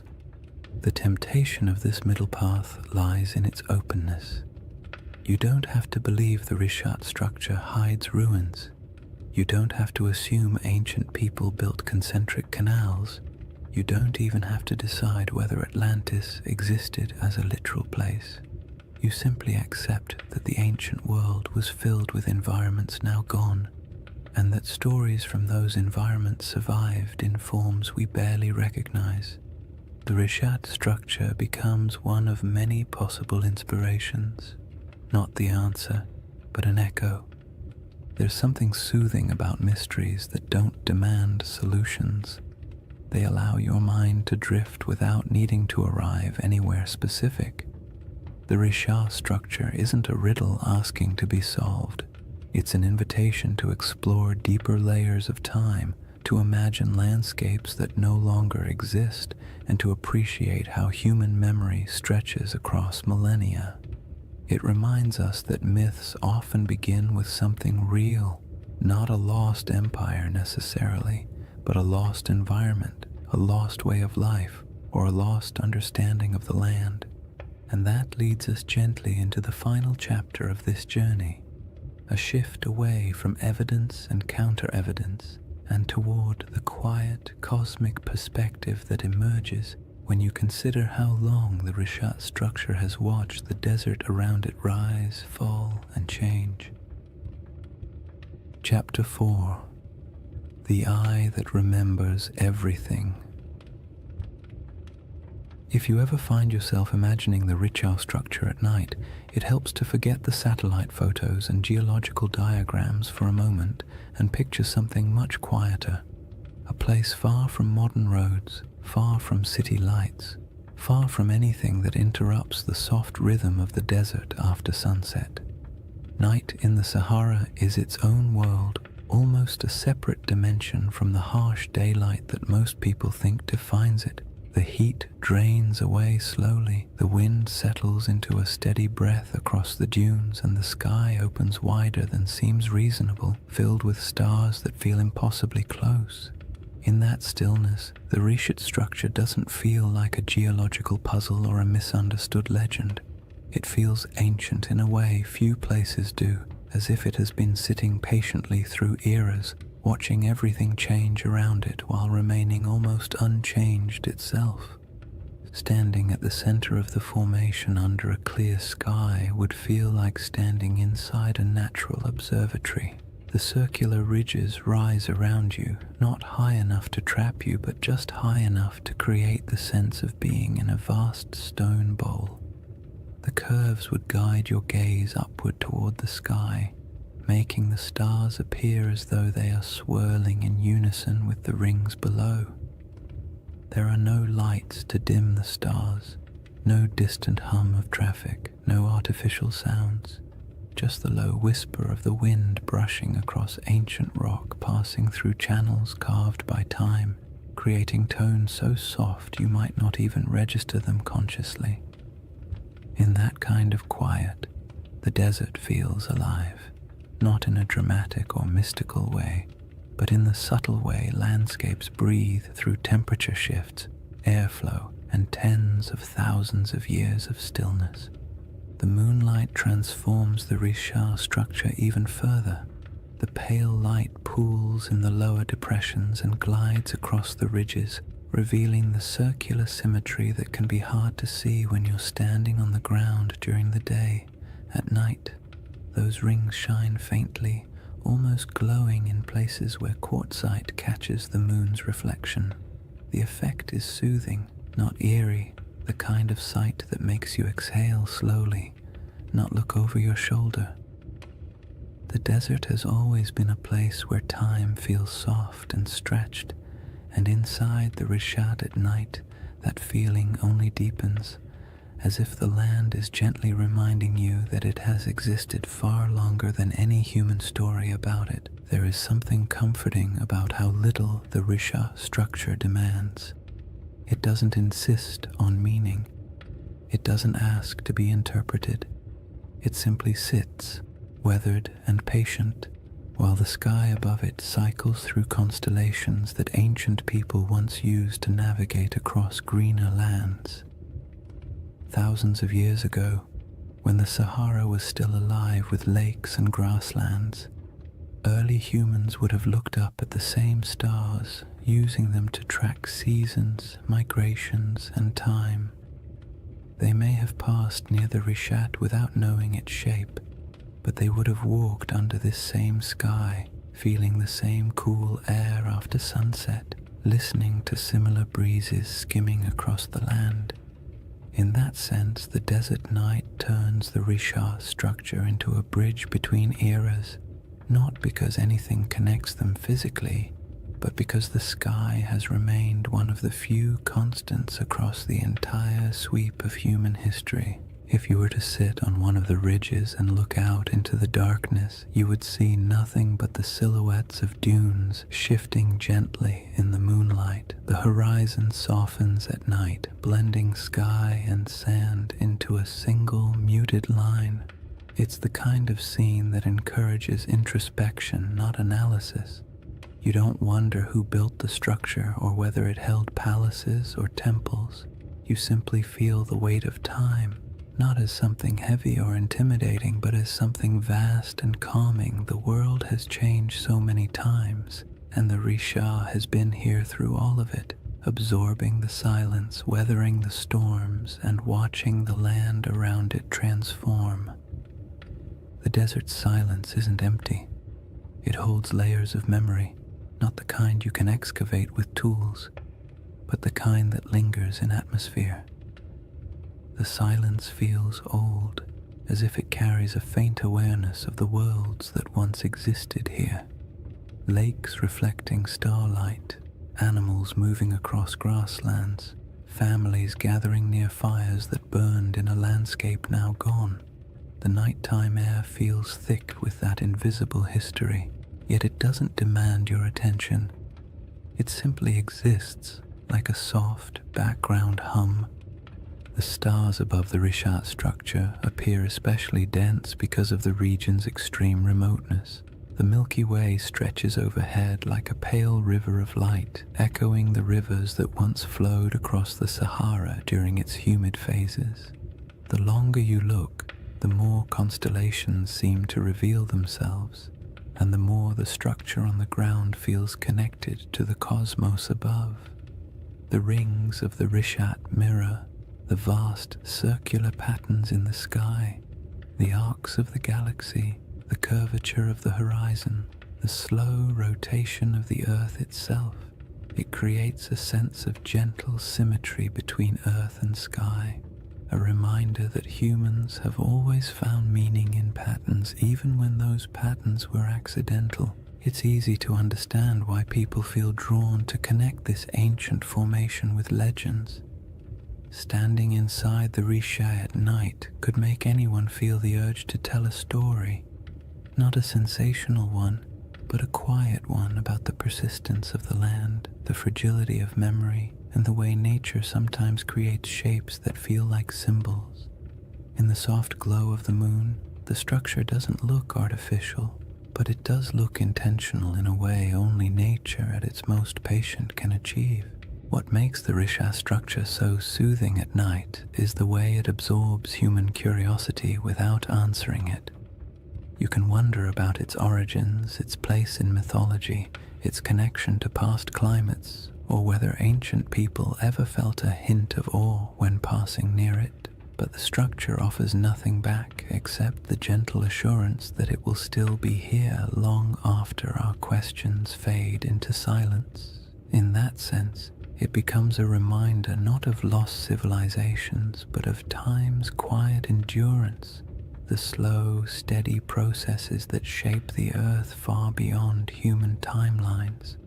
And as the night grows deeper and the air cools further, the Rishat structure settles into complete stillness, becoming not a mystery to solve, but a place to simply exist for a moment, to rest, to breathe, and to absorb the sense of calm that comes from standing in a landscape that has survived every climate, every story, and every shift the world has thrown at it. The next layer of this journey explores the source of that storytelling instinct, why humans see patterns, build myths, and create meaning from landscapes that endure long after the civilizations around them disappear. If you sit long enough inside the Risha structure, not literally of course, but in your mind, quietly imagining the desert night and the slow movement of stars overhead, you eventually drift into a very human question. Why do we tell stories about places like this? Why do certain landscapes, certain formations, certain patterns pull at the imagination more strongly than others? We don't look at an ordinary hill and assume it holds ancient secrets. We don't stare at a random cluster of rocks and start crafting mythologies. Yet give us a perfect circle in the middle of a desert, or a mountain shaped like a face, or a forest that feels too symmetrical to be an accident, and our brains immediately begin weaving meaning into the shapes. It isn't irrational. It's instinctive. A deep part of how humans make sense of the world, especially the parts of it that feel older than our ability to explain them. That instinct begins with something simple: pattern recognition. Humans are exceptional at spotting patterns even when those patterns don't exist. It's a survival trait. Recognizing the difference between a harmless shadow and a predator hiding in the bushes was once a matter of life and death. Over time, That instinct expanded into art, religion, storytelling, and all the imaginative ways we try to connect the dots between what we see and what we feel. When early people saw the rings of the Rishat structure, perhaps not from the ground but from the gradual rise of surrounding terrain, they might have sensed an unusual regularity in its shape. Maybe not enough to interpret it as a city or a monument, but enough to remember it, enough to describe it, enough to make it feel distinct from the ordinary landscapes around it. The human imagination thrives on places that feel just slightly out of place. The Risha structure does exactly that. It's too round, too wide, too neatly layered to blend in with the rugged desert. It doesn't look artificial, but it doesn't look random either. It occupies a liminal space, natural but strangely intentional in appearance, and when a landscape hovers in that space, the imagination naturally steps in to fill the gaps. People project stories onto it not to deceive anyone, but because stories help us understand what feels beyond understanding. Storytelling is how humans anchor themselves in time, how they transform landscapes into memories, and how they preserve experiences that might otherwise vanish. This is why even the calmest, most scientific minds sometimes drift into gentle speculation when they look at places like the Rishat, not because they truly believe in lost empires hiding under millions of years of erosion, but because landscapes with unusual beauty evoke a sense of quiet wonder, and wonder is a fertile ground for stories. You don't need to imagine Atlantis rising and falling. You only need to imagine how it felt for early communities to live in a Sahara full of lakes and wildlife, passing by a strange circular plateau that looked different each season. Maybe it was a landmark, maybe it was a gathering point, maybe it meant nothing at all, but it would have stood out, and anything that stands out tends to gather stories. Humans also tell stories because the natural world isn't always generous with explanations. For most of history, people didn't have geology textbooks or climate models. They had observations, intuition, and oral traditions. When a river dried, they created a story. When a mountain erupted, they created a story. When the stars shifted seasonally, they created stories to explain their patterns. Over generations, these stories evolved, blending details from nature with the emotional tone of the people describing them. A drought wasn't just an environmental event, it became a moral narrative of balance lost and regained. A vanished lake wasn't just climate change, it became a tale of a great flood or a divine warning or a forgotten world swallowed by forces beyond human control. It isn't surprising that the Rishat structure, surrounded by a desert shaped by one of the most dramatic climate transformations in human prehistory, inspires curiosity bordering on myth. Long before Plato wrote about Atlantis, people across the Sahara would have witnessed environmental shifts so profound they could barely describe them. Shrinking lakes, migrating animals, the slow invasion of sand, these experiences leave emotional impressions. A landscape that once supported entire populations can fade into silence within a few generations, and when that happens, the stories that form afterward are rarely literal accounts. They become metaphors for loss, change, and the fragility of human presence. The act of storytelling also brings comfort. It creates order in places where nature seems chaotic. It offers meaning in events that feel senseless, and it allows cultures to pass knowledge from one generation to the next. A story about a lost world isn't just entertainment. It's a way of saying, something important happened here, don't forget it. Those stories can stretch across thousands of years, even if the exact details blur. The memory of a disappearing lake might evolve into a legend of an entire region swallowed by the sea. The recollection of an unusually shaped landform might become a story about circular cities or divine architecture. When landscapes change as drastically as the Sahara did, the human imagination steps in to preserve what the land no longer shows. What's interesting is that the imagination doesn't only reach backward, it also reaches upward.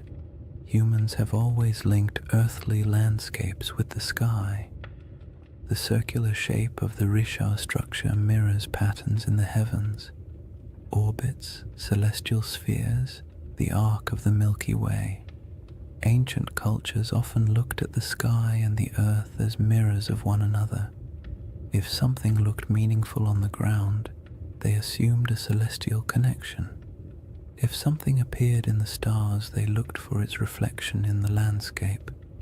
This tendency isn't mystical, it's psychological. It creates symmetry between the known and the unknown, allowing people to navigate a confusing world through harmony rather than randomness. The Risha structure invites that kind of thinking.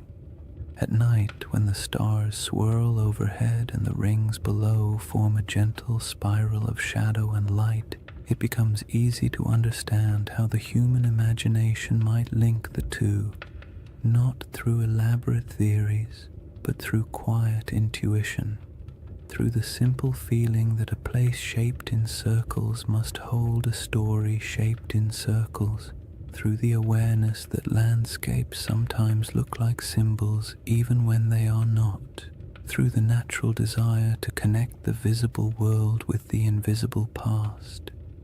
In the end, the human imagination isn't a flaw in our understanding of places like the Risha structure. It's a companion. It allows us to explore possibilities without insisting on answers. It lets us appreciate mysteries without demanding they be solved. And it reminds us that even when we know the scientific explanation for a geological formation, we can still feel wonder, still be moved by the beauty of its shape, and still tell stories about what it might have meant to the people who walked through a greener Sahara thousands of years ago. That instinct to remember, to reinterpret, to imagine, leads naturally into the next part of this journey. The way deserts protect, preserve, and occasionally conceal pieces of worlds that no longer exist, leaving behind not cities but quiet geological breadcrumbs for the patient observer. When people think of the desert, they often imagine it as a place that erases everything. Wind sweeping across dunes, sand swallowing anything left on the surface, time grinding all traces of the past into dust. And while parts of that are true, the desert is far more complicated. It destroys, yes, but it also preserves in ways wetter climates never can. Humidity decays wood, softens clay, and corrodes metal. Rain washes away structures and scatters artifacts. Plants reclaim abandoned land quickly, burying the past in roots and soil, but the desert is patient. Dry air keeps things intact. Sand buries but also protects. Stone carvings last almost forever when nothing grows to break them apart. If anything, the Sahara is one of the most powerful memory keepers on Earth, even if it rarely gives up those memories easily. The Rishat structure sits in the middle of this vast archive, not an archive of books or ruins or treasure, but an archive of landscapes. The rings themselves are a geological timeline. Each layer tells a story about a different era of Earth's crust. The minerals inside them remember volcanic activity, erosion patterns, shifts in ancient climates, and surrounding the structure, scattered across the Sahara, lie faint traces of worlds that came and went before the desert took over. Fossils of fish that once swam in freshwater lakes, shells from ancient inland seas, bones of hippos, giraffes, elephants, and antelope that lived in grasslands where nothing but dunes now remain. These remnants are quiet, fragile, and astonishingly well preserved because the desert has held them still for millennia. Even more delicate objects survive in surprising numbers. Stone tools left behind by early humans who walked across plains now buried under dunes, arrowheads, blades, grinding stones, small carvings. They're scattered, not concentrated, evidence of lives lived lightly on the land, following herds, collecting plants, moving when the seasons demanded it. None of these objects tell a story of a centralized city or a monumental culture, but they do tell the story of human persistence in a world that was constantly shifting around them. These tools have edges still sharp enough to cut.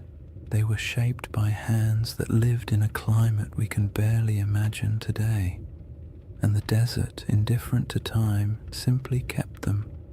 Then there are the rivers, or rather, the ghosts of rivers. Radar imaging reveals dozens of ancient channels beneath the Sahara's surface, some stretching hundreds of miles. These channels are not small trickles, but massive pathways carved by powerful flows of water. They show where life once concentrated, where animals gathered, where early humans traveled and settled, and though they're invisible from the ground, their presence beneath the sand acts like a geological memory, a map of how different the world used to be. Long after lakes vanished and grasslands withered, the shapes of these channels remained, buried but intact. The desert also preserves what might be called emotional landscapes, the subtle, atmospheric memory of places people once inhabited. Rock art in the Sahara captures these moments with eerie clarity, carvings of cattle, religious symbols, hunting scenes, boats gliding across water. Some images show animals that haven't lived in the region for thousands of years. Others depict rituals or daily activities of groups whose descendants migrated far away when the climate changed. These paintings survive because the desert air is too dry to dissolve the pigments. They are echoes etched into stone, fragments of human emotion fossilized in mineral form. And even though they don't correspond to Plato's Atlantis, they show how easily early cultures could leave behind traces that would confuse or inspire later generations. But the desert's preservation comes with a twist. It protects selectively. It keeps what nature builds, but rarely what humans build. Wood, cloth, bone, and plant materials decay quickly, stone lasts, but only if left untouched by wind. Anything built from mud or organic material disappears, so a region could support generations of habitation and leave barely any physical evidence. When the Sahara dried, entire ways of life evaporated with it. People moved south or toward the coast, leaving only a thin scattering of tools and art behind. By the time later civilizations emerged in Egypt, Carthage, and the Mediterranean world, the memory of those Saharan cultures had already faded into rumor. What remained was the land itself, a massive desert holding fragments of forgotten worlds. The Risha structure in this context isn't a monument to something lost. It's a survivor from geological history that just happens to sit among the buried traces of human history. Its rings are not ruins, but reminders that the planet keeps records in stone long after humans forget. Its symmetry draws the imagination not because it hides a city, but because it stands out against the silence of the desert, a quiet landmark in a landscape that erases almost everything else. What the desert preserves best, strangely enough, is not artifacts or fossils, but absence. It preserves the feeling of worlds that used to exist but no longer do. It holds the echo of water where there is none. It holds the memory of animals that once roamed freely. It holds the imprint of climate cycles so vast they dwarf every human empire combined. When you stand in a place like the Rishat structure, The most powerful sensation isn't that something is buried beneath your feet, it's that something is missing, something that used to be here but isn't anymore. That sense of absence can be misunderstood as evidence of ruins or lost cities, but it's really just the desert doing what deserts do, revealing nothing and everything at the same time. And that is why this landscape inspires stories. Humans fill silence with meaning. We see the absence and imagine what might have once filled it. We see preserved fossils and picture thriving ecosystems. We see ancient riverbeds and imagine the people who walked beside them.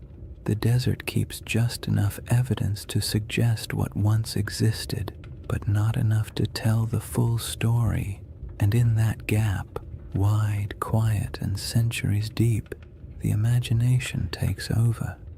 This brings us to the final movement of this journey, a gentle widening of perspective, a step back from geology and fossils and myths, and into the broader cosmic calm that emerges when you stand in the middle of a desert night and realize just how ancient, patient, and enduring the earth truly is.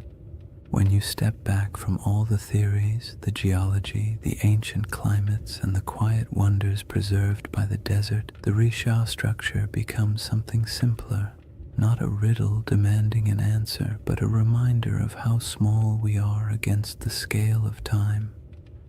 Standing in the middle of its rings, especially under the night sky, you can feel the weight of millions of years pressing gently around you, not in a frightening way, but in a calming, grounding way, the kind that makes your breath slow down without you meaning to, as if the land itself is inviting you to let go of the need for certainty. Because the truth is, the Rishat structure doesn't care what we believe about it. It existed long before humans tried to make sense of it, and it will exist long after our stories fade. The desert has watched entire civilizations rise and fall at its edges, while the eye of Africa simply remained what it always was, a geological formation shaped by pressures, erosion, and deep time. And yet, for something so indifferent, it has a remarkable ability to hold our attention, to stir our imagination, to make us lean forward and whisper, "What if?" That what if doesn't need to be answered. It's enough that the question exists. It's enough that something in a quiet corner of the Sahara can evoke wonder in people who will never stand beside it. We don't need Atlantis for the Risha to matter. We don't need a lost empire or buried ruins. The formation is compelling precisely because it sits on the edge of the known and the unknown, part science, part mystery, part myth, part memory. It invites you to be curious without demanding conclusions, and that is its most soothing quality.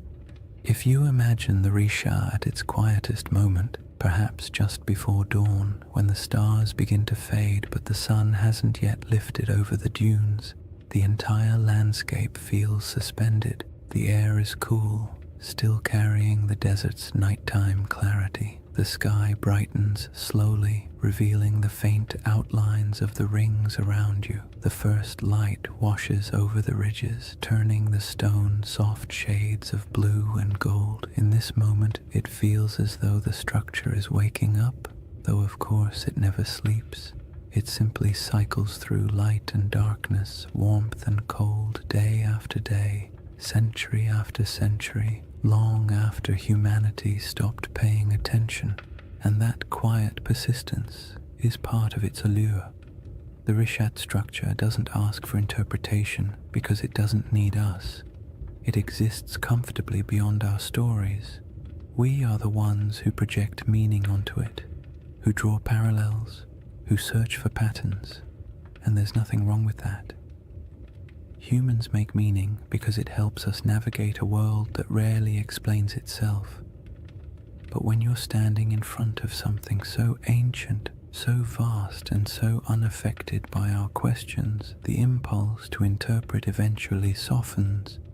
You start to accept the landscape the way you accept the night sky, beautiful, mysterious, complete without needing answers. This is why the final feeling the Risha structure gives isn't excitement or fear or even curiosity. It's perspective, the kind of perspective that makes you realize how temporary human history is compared to geological time. Civilizations rise, cities flourish, myths form, and then everything fades. But the land remains. The Sahara has been green, then brown, then green again, then sand, then grass, then dunes.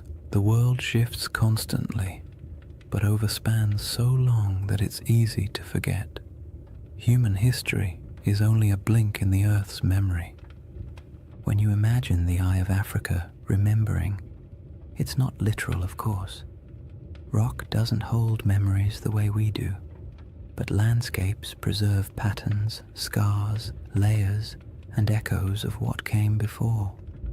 The Risha structure remembers not through intention, but through endurance, through the way its rings hold the imprint of ancient forces, through the way it witnessed the Sahara's transformation without changing its own essential shape, through the way it stands in the middle of emptiness, still holding the quiet dignity of something older than our oldest stories.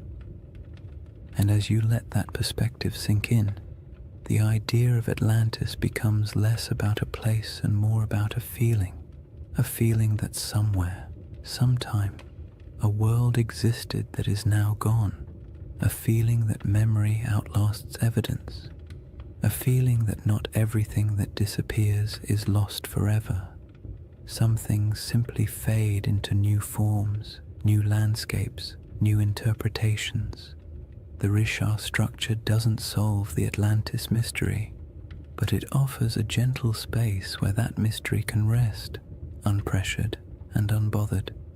In the end, the most peaceful thought of all is this: maybe Atlantis was real, maybe it wasn't. Maybe it was a memory of a greener Sahara. Maybe it was an echo of rivers and lakes that vanished before history began. Or maybe it was just a story, a beautifully structured story passed down through generations. But somewhere out there in the quiet heart of the desert, the Eye of Africa is still watching. Not searching, not revealing, just watching. Watching the night sky turn. Watching the dunes shift. Watching time pass with the patience only the earth itself can hold. And there is something profoundly comforting about that. To know that long after questions fade and theories shift and stories evolve, the land remains silent, enduring, timeless. A slow, cosmic heartbeat in the middle of the Sahara, inviting you to breathe a little slower, to let your thoughts drift, and to fall gently into rest. If you've made it this far, awake, half asleep, or somewhere in that gentle in-between space where thoughts drift like sand across a desert floor, then you've journeyed through one of Earth's quietest mysteries. And maybe that's the real beauty of the Risha structure. Not that it holds answers, but that it encourages the kind of patient wondering that modern life rarely gives us time for. In a world full of noise, urgency, and constant stimulation, the Eye of Africa offers the opposite: silence, space, perspective, a slow reminder that the planet moves at a pace far older and far calmer than anything we build on its surface. When you think back to what we've explored, the green Sahara that once flourished with lakes and herds, the ancient river systems buried beneath dunes, the rock art carved by hands that lived in a world we can barely imagine, the geological forces that sculpted the Risha's rings millions of years before humans ever walked near them, it becomes clear that the story of this place isn't about a lost civilization. It's about a lost landscape, a world that once existed, quietly thrived, and then vanished vanished not because of catastrophe, but because Earth itself shifted into a new rhythm. The Rishat structure is a witness to all of it, a memory in stone shaped not by human intention but by natural processes that unfold over spans of time far beyond our comprehension. And even though the Atlantis comparison has become part of its identity, the truth is you don't need a legend to appreciate this formation. You don't need Plato or myths of rings and cities or theories about ancient mariners. You only need the simple awareness that our planet contains places so strange and so beautiful that they feel like stories even before we start telling them. The Risha structure is one of those places. Perfectly circular, timeless, a little unsettling, completely mesmerizing, the kind of formation that makes you pause and remember that the Earth was sculpting wonders long before anyone arrived to give them names. There's a quiet comfort in imagining the Eye of Africa as a presence rather than a puzzle, not a watcher in any mystical sense, but a symbol of endurance. It has seen the Sahara as a cradle of life, then as a wilderness, and now as a vast ocean of sand. It has seen climates shift, species migrate, and entire ecosystems vanish into memory. And through all of it, it stayed where it was, letting time carve every ridge, every basin, every curve. There's something almost meditative about that, the idea that some things don't chase meaning, they simply endure and allow us to come to them with whatever questions or stories we carry.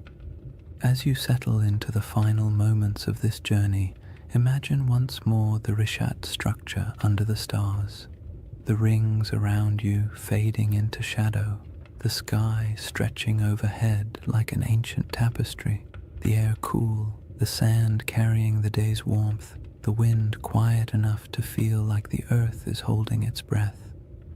In that moment, all the theories, all the debates, all the speculation falls away. What remains is just the land, unconcerned, immense, older than memory, a reminder that our place in the world is temporary but also meaningful in its own small way. And maybe that's the real gift of places like this. They allow us to step outside ourselves, to drift gently into perspective, to remember that not everything needs to be solved. Some mysteries are meant to rest, some landscapes are meant to simply be admired, and some stories, like the Sahara itself, are more soothing when left open, when allowed to breathe, when allowed to drift into the same soft silence that defines the desert at night.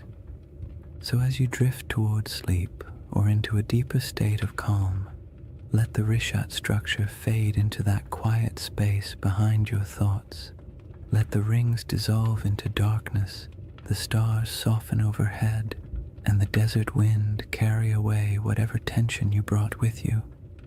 The earth has been here a long time, and it will be here long after the worries of today have faded. You are small compared to the scale of geological time, but that smallness is not a burden. It's a comfort, a reminder that it's okay to rest.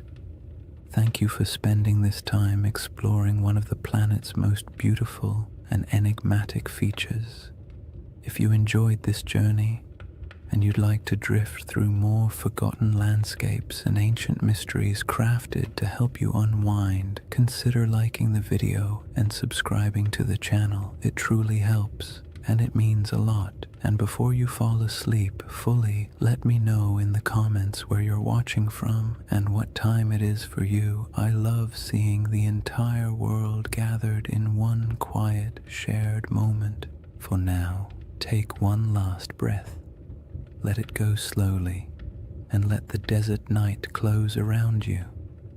The Eye of Africa will keep its silent watch. You only need to rest.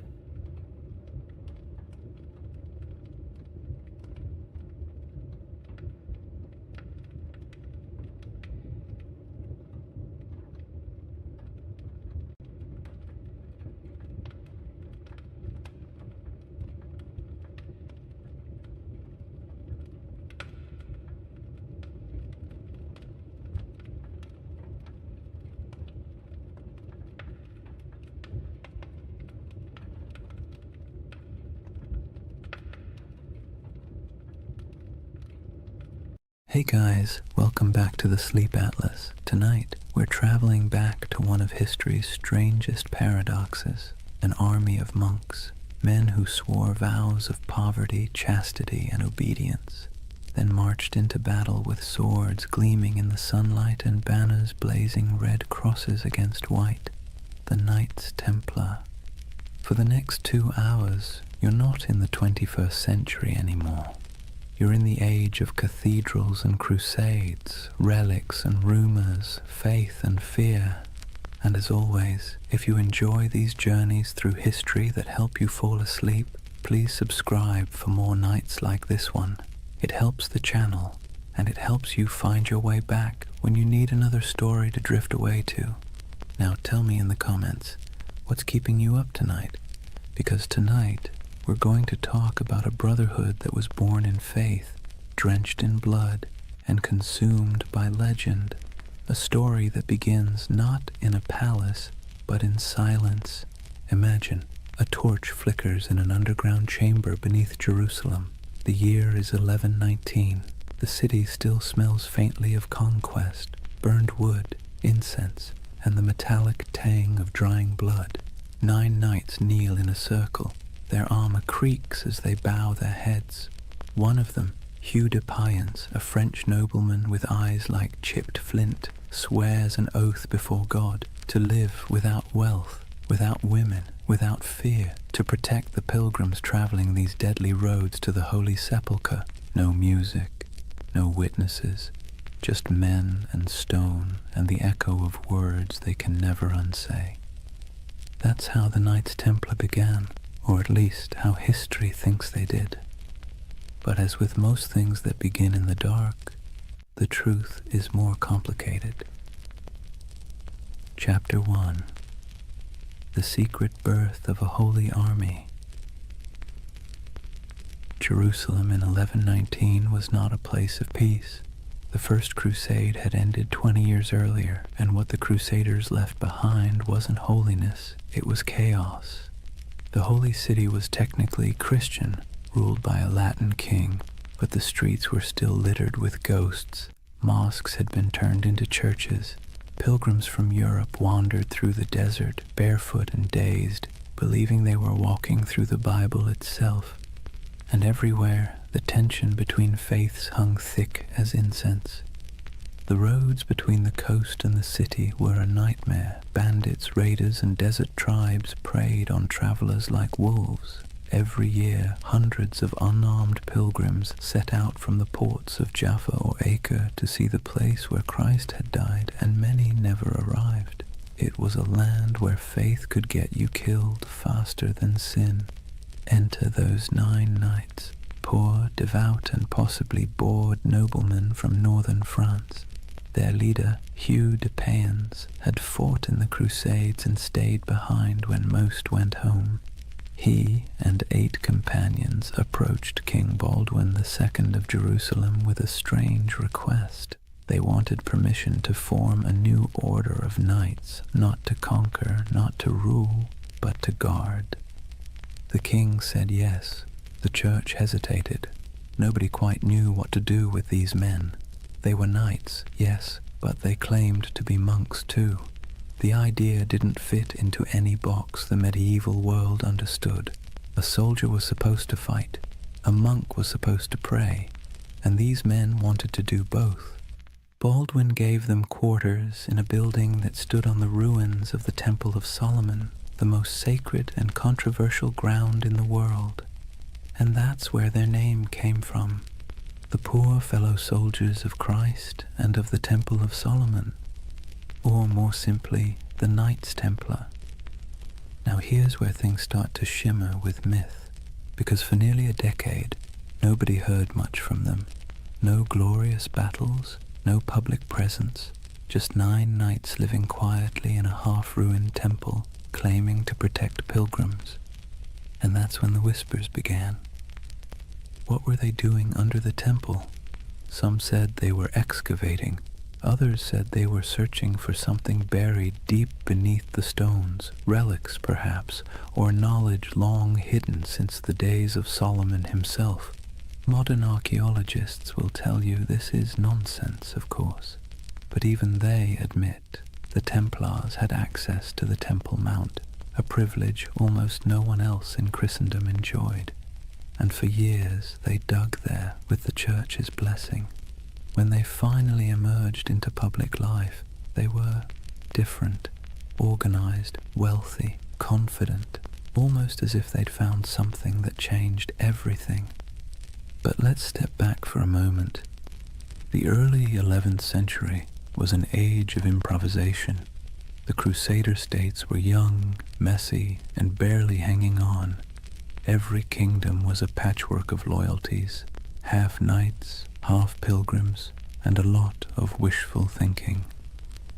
The Church was desperate for order, and the Templars offered exactly that, a blend of zeal and discipline that looked like divine intervention in armor. It was a brilliant pitch, and they sold it well.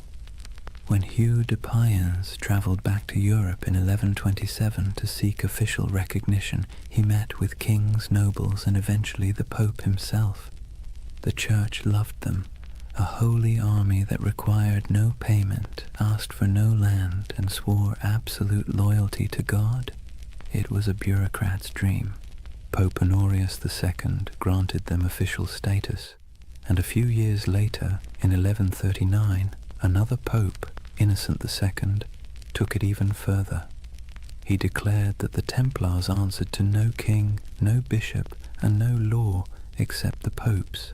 They were untouchable, exempt from taxes, allowed to cross borders freely, and permitted to collect donations directly from the faithful. In other words, the Knights Templar became a multinational corporation, centuries before such a thing should have existed.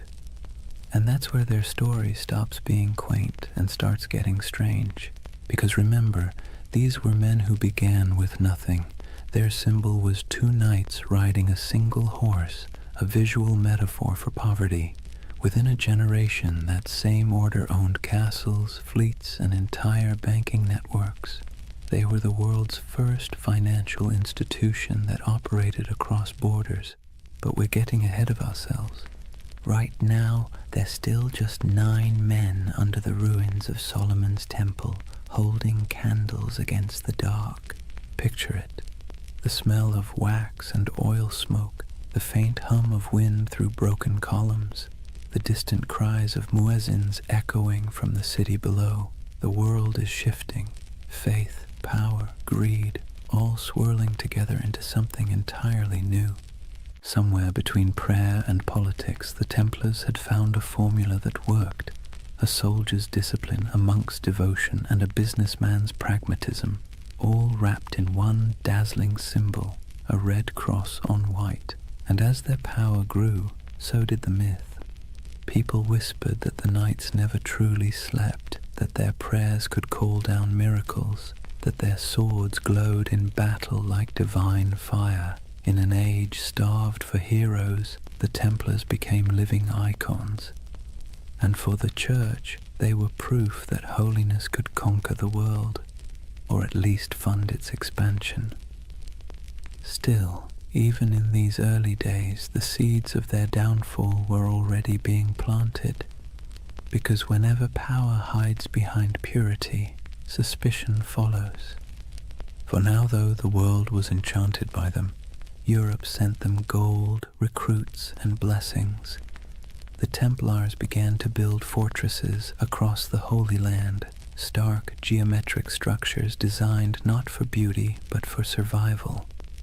The first of these rose near Gaza, its walls thick and severe as if carved from a single thought, hold, and hold they did. Against heat, disease, and endless waves of enemies, the Templars endured. They were a strange hybrid, too pious for ordinary knights, too violent for ordinary monks, but somehow they worked. The desert turned them into something sharper, harder, less human, and the world rewarded them for it. By the end of the 12th century, the Templars were no longer a curiosity. They were a force of nature. Their red cross fluttered on every major battlefield from Antioch to Acre.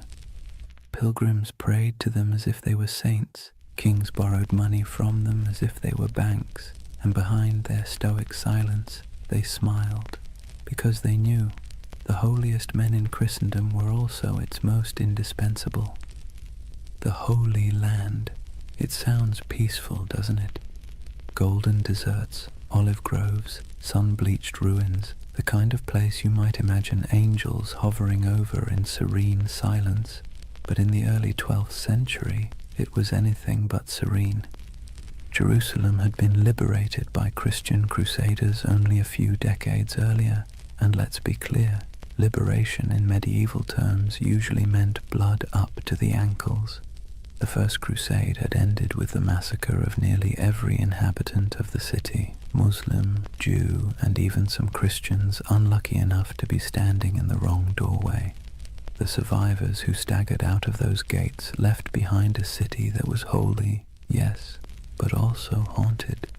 Now, imagine you're one of the pilgrims arriving from Europe after that carnage. You've sold your land, kissed your family goodbye, and endured months on a leaky ship that smelled of salt, vomit, and desperation.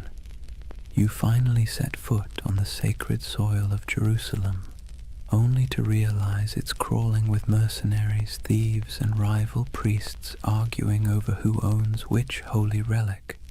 There were monks selling pieces of the true cross for pocket change, relic peddlers waving around bones that supposedly belonged to every apostle, and beggars who could quote scripture better than bishops. It was chaotic, commercial, and weirdly alive. The Holy Land was supposed to be a place of purity, but it was also a marketplace of faith, and this was the world the Templars were born into. To protect pilgrims, they needed roads. To patrol the roads, they needed horses. To feed the horses, they needed money. And to get money, they needed support from Europe, which meant they needed branding. And few groups in history have ever branded themselves better. The Knights of the Temple. It sounded like a riddle, a name that whispered of prophecy, secrecy, destiny. In an age addicted to relics and miracles, the idea of an army living on sacred ground was irresistible. Still, their mission was grimly practical. The routes from the ports to Jerusalem, Jaffa, Acre, Tyre, were treacherous. Travelers were robbed, murdered, or sold into slavery. The Templars became the bodyguards of faith itself, escorting caravans of believers through the desert, fighting off raiders who saw pilgrims as walking coin purses. Picture it, a long line of weary travelers trudging beneath a white-hot sun, sandals kicking up dust, and ahead of them a small band of armored men on horseback, faces hidden behind helms, silent except for the creak of leather and the dull thud of hooves. To see that Red Cross approaching must have felt like salvation made visible. But Jerusalem wasn't the only concern. Beyond the city walls, the Crusader states were fracturing. Christian lords squabbled like children over territory they barely controlled. The Kingdom of Jerusalem, the County of Tripoli, the Principality of Antioch, all were fragile, stitched together by ambition and distrust. The Muslim world, meanwhile, was far from united but infinitely more patient. Leaders like Zengi, Nur ad-Din, and later Saladin understood that the Crusaders were temporary. Empires built on zeal tend to burn bright and burn out. The Templars didn't know it yet, but they were living on borrowed time. For now, though, their world was still expanding. They built their first fortresses across the Holy Land, massive, angular structures that looked more like stone mathematics than architecture. No decoration, no vanity, just geometry and faith. These weren't castles meant to impress. They were meant to survive. Thick walls, narrow gates, cisterns for water, hidden staircases for escape. If you were a Templar stationed in one, your days were predictable. Prayer, patrol, repair, repeat. The heat was relentless. Armor became ovens. Horses collapsed from thirst. And yet, they endured. They believed every drop of sweat was a prayer, every scar a kind of devotion. The Templar life was monastic but also militarized. They rose before dawn, prayed, trained, rode, and ate simple meals in silence. Even at the table they sat in pairs, sharing food from a single bowl, just as they once shared horses when they were poor. That duality, poverty and power, humility and dominance, defined them. To outsiders, it made the Templars look almost supernatural. They were disciplined in a world that thrived on chaos. They didn't drink, gamble, or chase women. They didn't hoard gold for themselves, but for the order. Compared to the average Crusader knight, who often behaved like a drunk tourist with a sword, the Templars seemed godlike. But discipline has its price. Their strictness made them feared, but it also made them cold, and in a land that worshipped stories, coldness was suspicious. Rumors spread that they worshipped strange idols, that their prayers were not quite Christian, that beneath their white mantles they bore symbols not approved by Rome. None of it was true, yet, but you can see why people started to talk. The Templars were always apart. They answered to no king, no priest, and no local authority. They were an army within an army, a church within the church. And whenever men form a power that stands outside all others, paranoia soon follows. Still, in the 1130s and 1140s, those fears were whispers drowned out by praise. Pilgrims wrote home about the silent, white-cloaked knights who saved them from bandits. Kings sent donations, nobles offered land. The Templar name spread across Europe like wildfire. Soon new recruits poured in, sons of minor lords, second brothers with no inheritance, men too proud to farm and too poor to rule. To join the Templars was to gain purpose, rank, and immortality of a kind. When they swore their vows, they gave up everything, property, family, even their names. They became one organism, and that made them terrifyingly efficient. Meanwhile, in Jerusalem, politics festered. The so-called Latin Kingdom looked glamorous from afar. Gleaming churches, processions of relics, knights shimmering in gold. But behind the spectacle lay disease, infighting, and endless debt. Maintaining an army in the desert cost a fortune, and Europe's appetite for holy war was already fading. That's where the Templars' financial genius quietly began. They developed systems for storing, transferring, and protecting wealth for pilgrims and crusaders alike. A traveler could deposit money at a Templar preceptory in London, receive a coded letter, and withdraw the funds safely in Jerusalem. It was medieval banking, and it worked. While the kings of the Crusader states struggled to feed their armies, the Templars were busy inventing international finance. It's a miracle they didn't invent the credit card. Their wealth, however, wasn't just monetary, it was reputational. In a world obsessed with honor, the Templar cross became a brand of trust. Churches displayed it proudly. Merchants painted it on their ships. Even thieves hesitated to rob a Templar convoy because rumor said anyone who did would die within the year. But faith and fear are fickle allies. By mid-century, the political tides began to turn. Muslim forces under unified banners were pushing back. The dream of permanent Christian rule in the East was already fraying. The Templars found themselves fighting not for glory but for survival. Still, for every setback, they doubled down. When they lost a castle, they built two more. When armies fell, they recruited faster. When allies faltered, they became their own nation of stone and secrecy. You can almost admire the sheer stubbornness of it. The idea that faith could replace geography, that brotherhood could outlast empire. By the late 12th century, The Templars were no longer 9 poor knights in a ruin. They were the backbone of Christendom's military and financial power. Their headquarters in Jerusalem gleamed with marble. Their fortresses dotted the coasts of Syria and Palestine. Their banner, a red cross on white, was feared from Cairo to Constantinople, and yet the cracks were already showing. The Holy Land had always been an illusion of permanence. Empires rose there only to crumble beneath the same sun. The Templars, for all their discipline, could not change geography. They were foreigners defending a dream, and dreams, like empires, are fragile things. For now, though, as the night deepens and the desert cools, imagine the campfires of the Templar outposts glowing under a canopy of stars. The wind sighs across the sand. The horses snort softly in their sleep. A monk knight kneels beside a stone wall, whispering a prayer in Latin that drifts into the dark like smoke. Somewhere far to the west, Europe sleeps, safe, wealthy, and unaware that its most sacred soldiers are already walking the thin edge between salvation and damnation.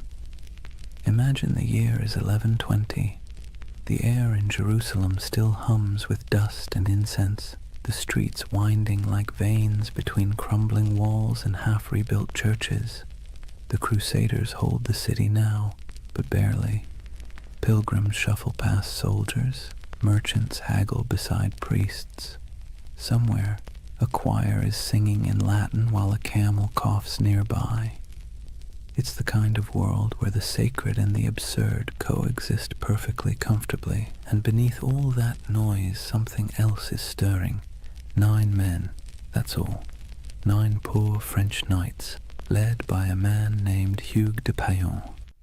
They arrive in Jerusalem without fanfare. No army, no banner, no gold. They make a simple request to King Baldwin II, the use of a few rooms on the Temple Mount. The king agrees, perhaps amused by their humility.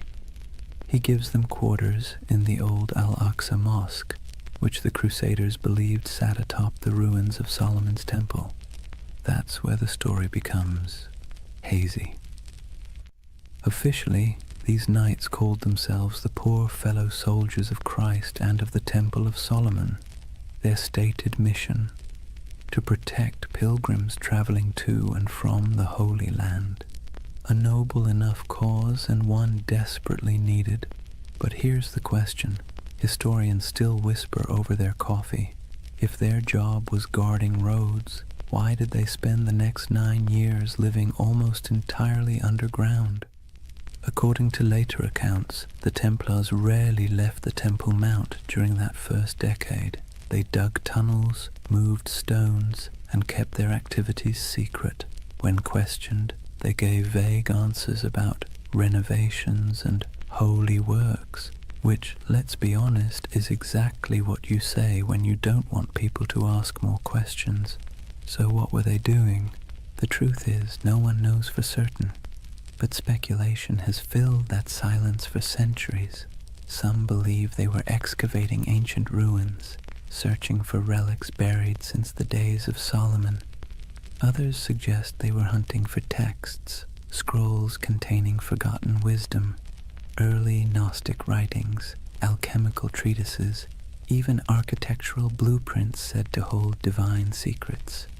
And then, of course, there's the most enduring rumor of all, the Holy Grail. It's easy to roll your eyes now, but picture it from their perspective. You're in the 12th century, sleeping on the ruins of the most mythic temple in history. You're a warrior who believes God speaks through symbols, and beneath your feet are thousands of years of rubble, Babylonian, Persian, Roman, Byzantine. If faith ever had a basement full of mysteries, this was it. The Templars' time under the Temple Mount became the seed of every legend that followed. Later chroniclers claimed they discovered something extraordinary, but were maddeningly vague about what that was. Some said they found the Ark of the Covenant, Others insisted they unearthed gold from Solomon's treasury.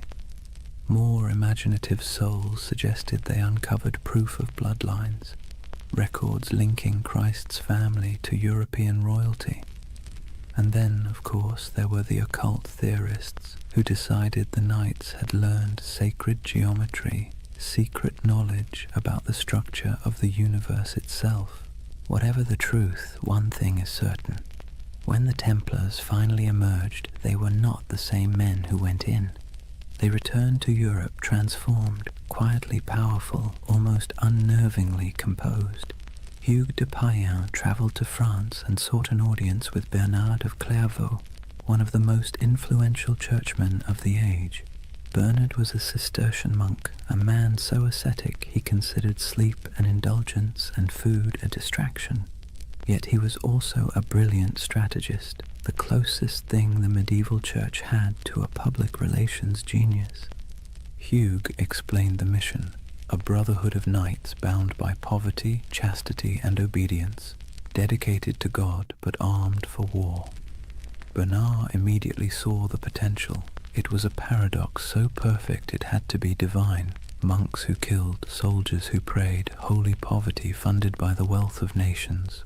In 1129, at the Council of Troyes, the Templars received official papal approval. They were no longer just a handful of wanderers. They were an order of the Church.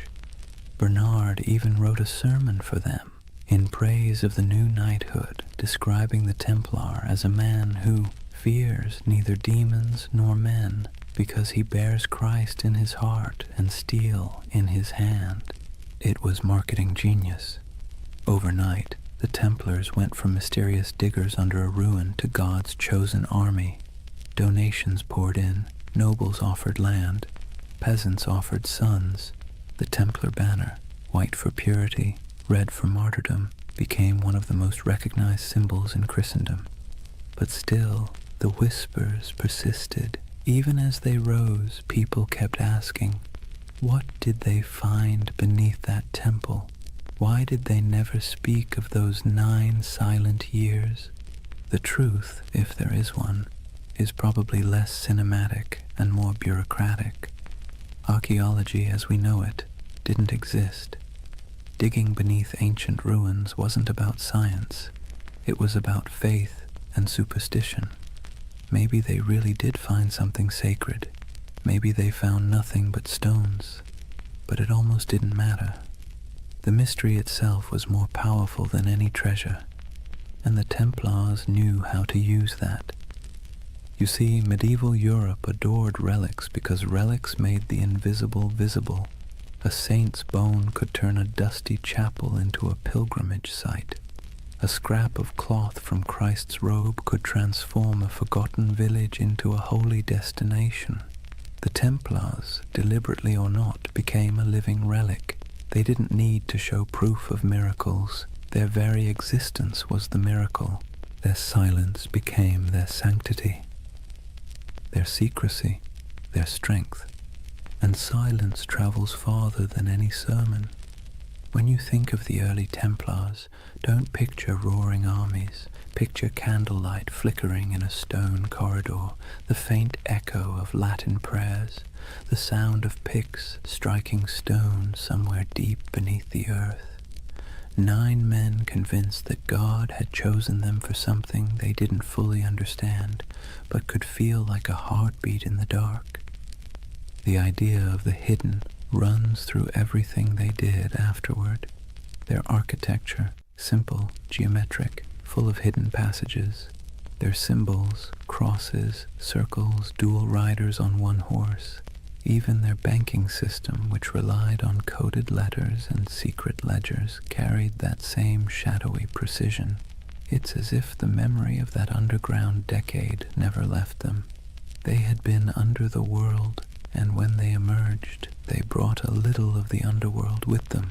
By the time they were formally recognized, the order already had chapters spreading across Europe. Preceptories in Paris, London, and Aragon became both fortresses and treasuries. Templar seals began to appear on documents everywhere. a sign that whatever business was being done, it was trustworthy, incorruptible, and conveniently untouchable by taxes. They were monks, they were soldiers, they were accountants, and they were untouchable. If it sounds like a setup for disaster, that's because it was. But for now, their ascent felt unstoppable. Jerusalem glowed in their imagination as both a holy city and a buried promise. Whatever they had found, or thought they had found, gave them a sense of destiny that radiated outward. They built fortresses across the Holy Land like a constellation, each one a star of faith light against the desert. They moved with precision, their ranks swelling from 9 to hundreds. Their banners fluttered beside kings, yet their loyalty remained solely to the order and to God, or at least their version of him. And through it all, that mystery under the temple lingered, quiet and magnetic. Even centuries later, when the Templars were long gone, legends kept sprouting like weeds. Freemasons claimed descent from their architects. Alchemists said their secrets survived in hidden manuscripts. Occultists saw them as guardians of forbidden wisdom. Historians, somewhat exasperated, kept insisting they were just monks with good bookkeeping skills. But deep down, everyone wanted to believe there was something more, that somewhere beneath the dust of Jerusalem, a secret still slept. So perhaps it's fitting that the story of the Knights Templar begins not with battle, but with silence, not with conquest, but with curiosity. Because if history has taught us anything, it's that the most powerful empires are often built on unanswered questions. The Templars' first great victory wasn't on a battlefield, it was in the imagination, and that, more than gold or relics or papal favor, would carry them into legend. Picture Rome in the early 12th century, a city that smells of candle wax and incense, but also of politics. Papal banners hang limp in the sun. Monks shuffle through marble corridors whispering in Latin, and outside the streets reek of tanneries and ambition. The church by now was more than a faith. It was the nervous system of Europe, pulsing through every kingdom, dictating who ruled, who knelt, and who burned. Kings were crowned by its hands, empires justified by its blessings. And into this complicated organism walked Hugh de Payens and his strange little band of knights. They didn't look like much. They were poor, quiet, foreign. Their armor was worn, their mission vague. Yet they brought with them something the church found irresistible: usefulness. You see, the Holy Land was chaos. The Crusader kingdoms had been carved from blood and miracle, and now they were crumbling just as quickly. Pilgrims were still being robbed, caravans ambushed, relics stolen, and cities changed hands faster than anyone could update the maps. The church needed protectors, reliable ones, faithful ones, and the Templars, well, they were perfect. No wives, no children, no debts, no distractions, just pure obedience. The kind of men who'd ride into battle without pay, die without complaint, and most importantly, funnel everything they owned directly into the hands of the church. But they needed legitimacy first. The Pope's blessing wasn't just a stamp of approval, it was armor. It turned obscure men into an institution. So Hugh de Payens travelled to meet with the powerful Abbot Bernard of Clairvaux, a man both saintly and strategic. Bernard was the face of the Cistercian reform movement, which prized simplicity, purity, and obedience. He lived on bread, wore plain robes, and wrote letters that could humble kings. He was also, conveniently, the Pope's favorite monk. When Hughes explained the idea of warrior monks, men who prayed like monks but fought like crusaders, Bernard saw opportunity gleaming like gold leaf in a gospel. Think of it. Europe was overflowing with restless knights, violent men with nothing to do once the Crusades ended. They roamed the countryside, looting villages, feuding over puddles of land, and repenting on Sundays. The church couldn't stop them, but what if it could redirect them? The Templars were the perfect solution. Channel the chaos of knighthood into a holy purpose. Sanctify violence, wrap war in prayer. Bernard became their champion. He wrote, in praise of the new knighthood, a sermon that would become their manifesto. In it, he drew a sharp line between ordinary knights and these new holy warriors. The Knight of Christ, he wrote, fights the battles of the Lord without fear, for he bears Christ in his heart and steel in his hand. It was genius, simple, poetic, dangerous. With those words, the Templars became the Church's favorite paradox. Men who could kill for peace, who could die for salvation, who could hold a sword and a rosary in the same hand and never feel the contradiction. At the Council of Troyes in 1129, the Templars were officially recognized as a religious order. Pope Honorius II approved their rule, a strict code of conduct modeled after monastic life but adapted for war. They took vows of poverty, chastity, and obedience. They ate in silence. They wore plain white mantles to symbolize purity, later marked by a red cross, the color of martyrdom. They slept in communal dormitories, their armor near at hand. They prayed 8 times a day. And yet they were also soldiers, men who trained for battle, guarded caravans, and fought with terrifying precision. It was an impossible combination, but that was the point. The contradiction itself was their mystique. The Church, always hungry for spectacle, adored it. Sermons across Europe began praising these poor knights of Christ as living saints. Relics were touched to their swords. Songs were written about their devotion. Donors poured gold into their coffers. Within a decade, they owned lands across France, England, and Iberia. Within 2, they controlled a network that stretched from London to Jerusalem, all under the cross, all under God. The irony, of course, was that their vow of poverty made them one of the richest organizations in Europe. Nobles who couldn't join gave donations instead. Merchants stored money in Templar houses for safekeeping, the world's first reliable banking network. Pilgrims could deposit coins in Paris and withdraw them in Acre. It was faith-based finance, centuries before anyone invented the word finance, and all of it tax-free. The papal bulls that followed granted them extraordinary privileges. Templars answered only to the Pope himself. They could cross borders freely, build their own churches, even collect tithes. Kings couldn't touch them. Bishops couldn't question them. They were a country within a country, a kingdom without a king. And perhaps most importantly, they believed their mission was divine. Every Templar fortress was built like a sermon in stone, simple, geometric, symmetrical.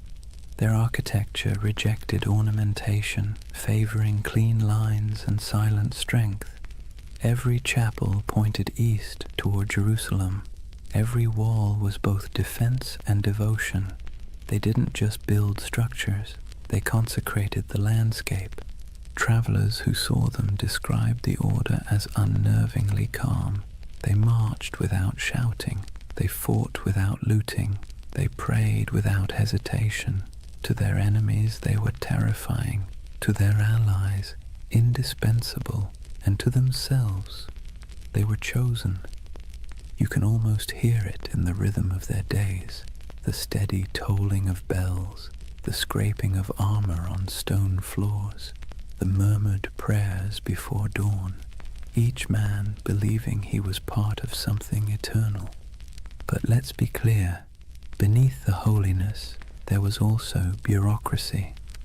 For every knight who swung a sword, A dozen servants and scribes managed logistics, accounts, and correspondence.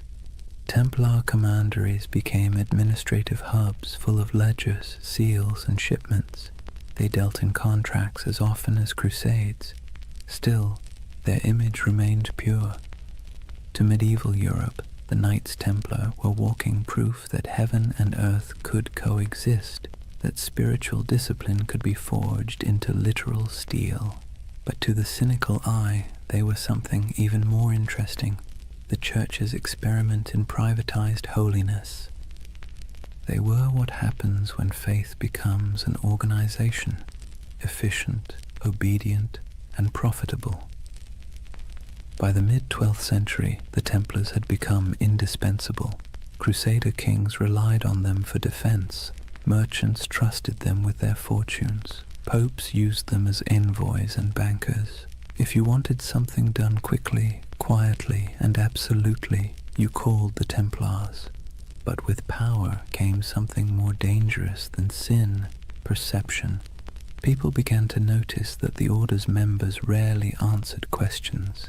They had their own language, their own symbols, their own rites. Their headquarters, a vast round church in London modelled after the Holy Sepulchre in Jerusalem, seemed deliberately mysterious. And then there were the rumours, always the rumours. Some said they still possessed what they found under Solomon's temple. Others claimed they performed secret ceremonies, that they whispered oaths in the dark, that they had seen things no mortal should. And yet, the Church did not question them, not yet. For now Rome was content. The Templars had become everything it could hope for, holy warriors, loyal bankers, global agents of faith. But you can sense the shift coming, can't you? The same way you feel a storm before it breaks. Because no institution, no matter how divine, can grow this fast, this powerful, without making enemies. Kings who owed them money began to resent them. Clergy jealous of their wealth began to whisper, and the pilgrims they once protected began to wonder if these poor knights might be serving something other than God. But that part of the story comes later. For now the order stands at its shining zenith, a creation of faith and fear, cloaked in purity but humming with power. The Vatican's blessing had turned them from a rumor into a reality, and that reality would reshape the medieval world in ways no one, not even the Pope, could have imagined. It's almost poetic, really. The Church had set out to sanctify war, and in the process it had created something far more potent, the first multinational corporation of the soul. And as history will show, nothing that powerful ever stays holy for long. Imagine the early morning light over Jerusalem, a pale gold haze drifting through the heat, settling softly over the domes and stones. The city still breathes the air of miracles and blood. Pilgrims shuffle along narrow streets, whispering prayers in every language. Merchants haggle in the shadow of sacred ruins, and the sound of distant bells drifts through the desert wind like a memory that refuses to fade. And somewhere among the hills, a line of riders moves slowly, white mantles gleaming, swords at their sides, red crosses stitched over their hearts. The Knights of the Temple. They ride in silence, always in silence. To the people watching they seem otherworldly, not nobles, not monks, something in between. They do not laugh or boast. They rarely remove their helmets in public, and when they pass through a market, the crowd parts as if by instinct. It's said that a Templar's gaze could freeze a man, not with fear, but with the strange gravity of conviction. In that moment, the myth was already being born. The story spread faster than their horses could ride. Word of a brotherhood who answered only to God, men who took no wives, owned no lands, and gave everything to their order, soldiers who prayed before battle and confessed after killing, knights who marched under the sign of the cross but lived by a code sharper than any blade. Europe adored them. The Church, of course, encouraged it. Myths are good for business, and the Templars were perfect propaganda. They embodied everything the papacy wanted the faithful to believe: purity, discipline, divine protection. Sermons compared them to angels with swords. Paintings showed them glowing in battle, untouched by arrows, faces calm in the chaos of holy war. But the truth was more human and, in a way, more beautiful. Most Templars were ordinary men drawn from a world that offered few choices, younger sons of minor nobles who'd inherited nothing, restless adventurers, repentant sinners, and zealots in search of purpose. They joined not because they were fearless, but because the world outside offered even less certainty. And for all its rules and austerity, the temple offered something rare: belonging. In a Europe fractured by war, famine, and class, the Order was one of the few places where a man's worth wasn't defined entirely by birth. Inside the walls of a commandery, everyone wore the same cloak, ate the same bread, followed the same hours of prayer. Rich or poor, noble or peasant, all knelt together before dawn. It was unity by discipline, equality by surrender. And yet, the outside world saw only mystery. They were everywhere and nowhere, riding on crusades, manning castles, managing estates, escorting pilgrims. A traveler might encounter a Templar outpost in the forests of Burgundy, another in the sands of Antioch, another on a cold island in the North Sea, and each one would look exactly the same: white walls, red crosses, silence. They had become an idea that transcended geography. When they rode into battle, their presence was like a symbol made flesh. Chroniclers described them as unbreakable formations of white and red, banners flapping, hooves thundering, lances angled in perfect symmetry. They rode in pairs, one knight, one sergeant, their discipline tighter than any army before them, and they didn't retreat, ever. There's a story, probably exaggerated but worth repeating, that at the Battle of Montgisard in 1177, fewer than 100 Templars helped turn the tide against Saladin's massive army. Outnumbered 20 to 1, they charged headlong into the desert heat, cutting through enemy lines in a frenzy of faith and exhaustion. When it was over, their commander supposedly knelt in the sand and whispered a single prayer: Non nobis Domine, non nobis sed nomini tuo de gloriam. Not unto us, O Lord, but to your name give glory. It's the kind of story medieval Europe lived for, and like all great stories, it spread, changed, and grew until the facts hardly mattered anymore. The Templars were no longer just men. They were a myth in motion. They became shorthand for courage, for purity, for divine purpose. And that, ironically, was the beginning of their undoing. Because the higher a legend rises, the further it has to fall. But for now, they stood at the edge of eternity.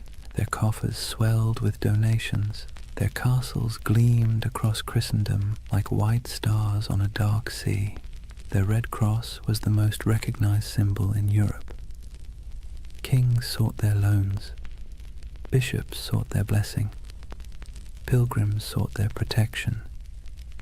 It must have felt like destiny, a divine reward for faith and sacrifice. And yet, beneath the surface, something subtle was changing. The order that began with 9 men and a dream was turning into a machine. Their vows of poverty persisted, but their treasuries overflowed. Their humility was genuine, but their power was growing beyond measure. Their lands stretched across thousands of miles. Their archives held contracts and secrets that kings would have killed to read. And because they answered only to the Pope, no monarch, no bishop, no secular court could touch them. They were untouchable, the Church's holy weapon, sharpened to perfection. But history, like the sea, is always shifting. The Crusader states were beginning to crumble. The Muslim world had learned from its defeats and was uniting under stronger leaders. Supply lines were long, morale was short, and faith, that delicate fuel, was flickering. The dream of permanent Christian dominion in the East was dying, and the Templars, who had built their identity on that dream, suddenly found themselves defending something that no longer existed.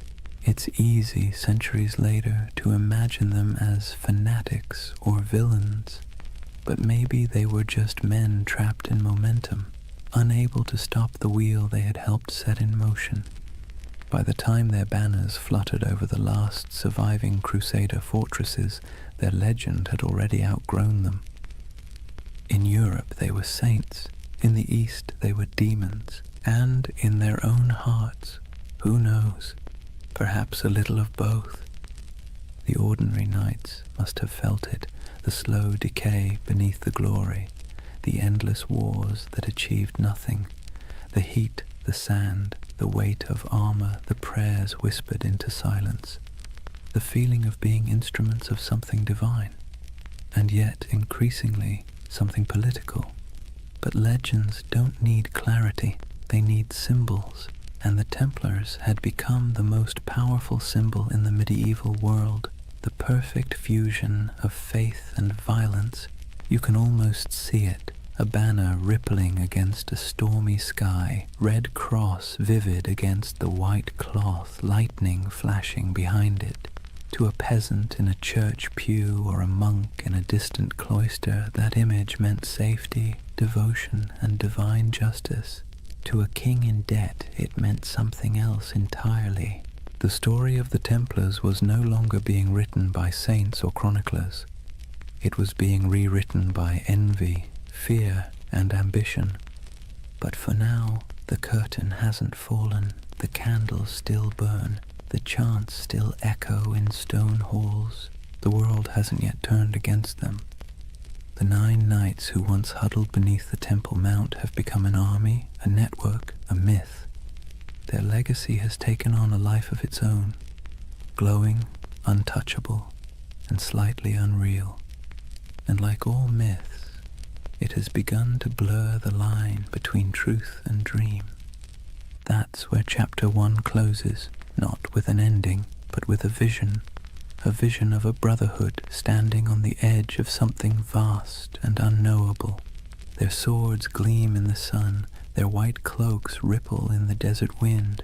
Behind them, Jerusalem glows like a mirage, and before them, stretching into the horizon, lies the future, glittering, dangerous, inevitable, the dawn of a legend. Chapter 2. The Rise of the Warrior Monks. Imagine standing on a cold morning plain somewhere in France, perhaps Champagne, perhaps Burgundy. The mist still clings to the fields, soft and silver, the kind that blurs the line between land and sky. Out of that fog rides a column of horsemen, their armor dull from travel, their cloaks heavy with dew. But as the light shifts, something crimson catches the dawn, a mark stitched across white cloth, simple yet unmistakable. A red cross. It would become one of the most recognizable symbols in all of human history. But at this moment, it is new, modest, a badge of belonging more than power. The men wearing it are quiet, focused, unremarkable to anyone but God. Yet this insignia, this fusion of cloth and conviction, is about to transform them into something the world has never seen, a standing army that answers only to faith. The Templars have begun to evolve. Their days of small vows and secret ceremonies under Jerusalem's ruins are over.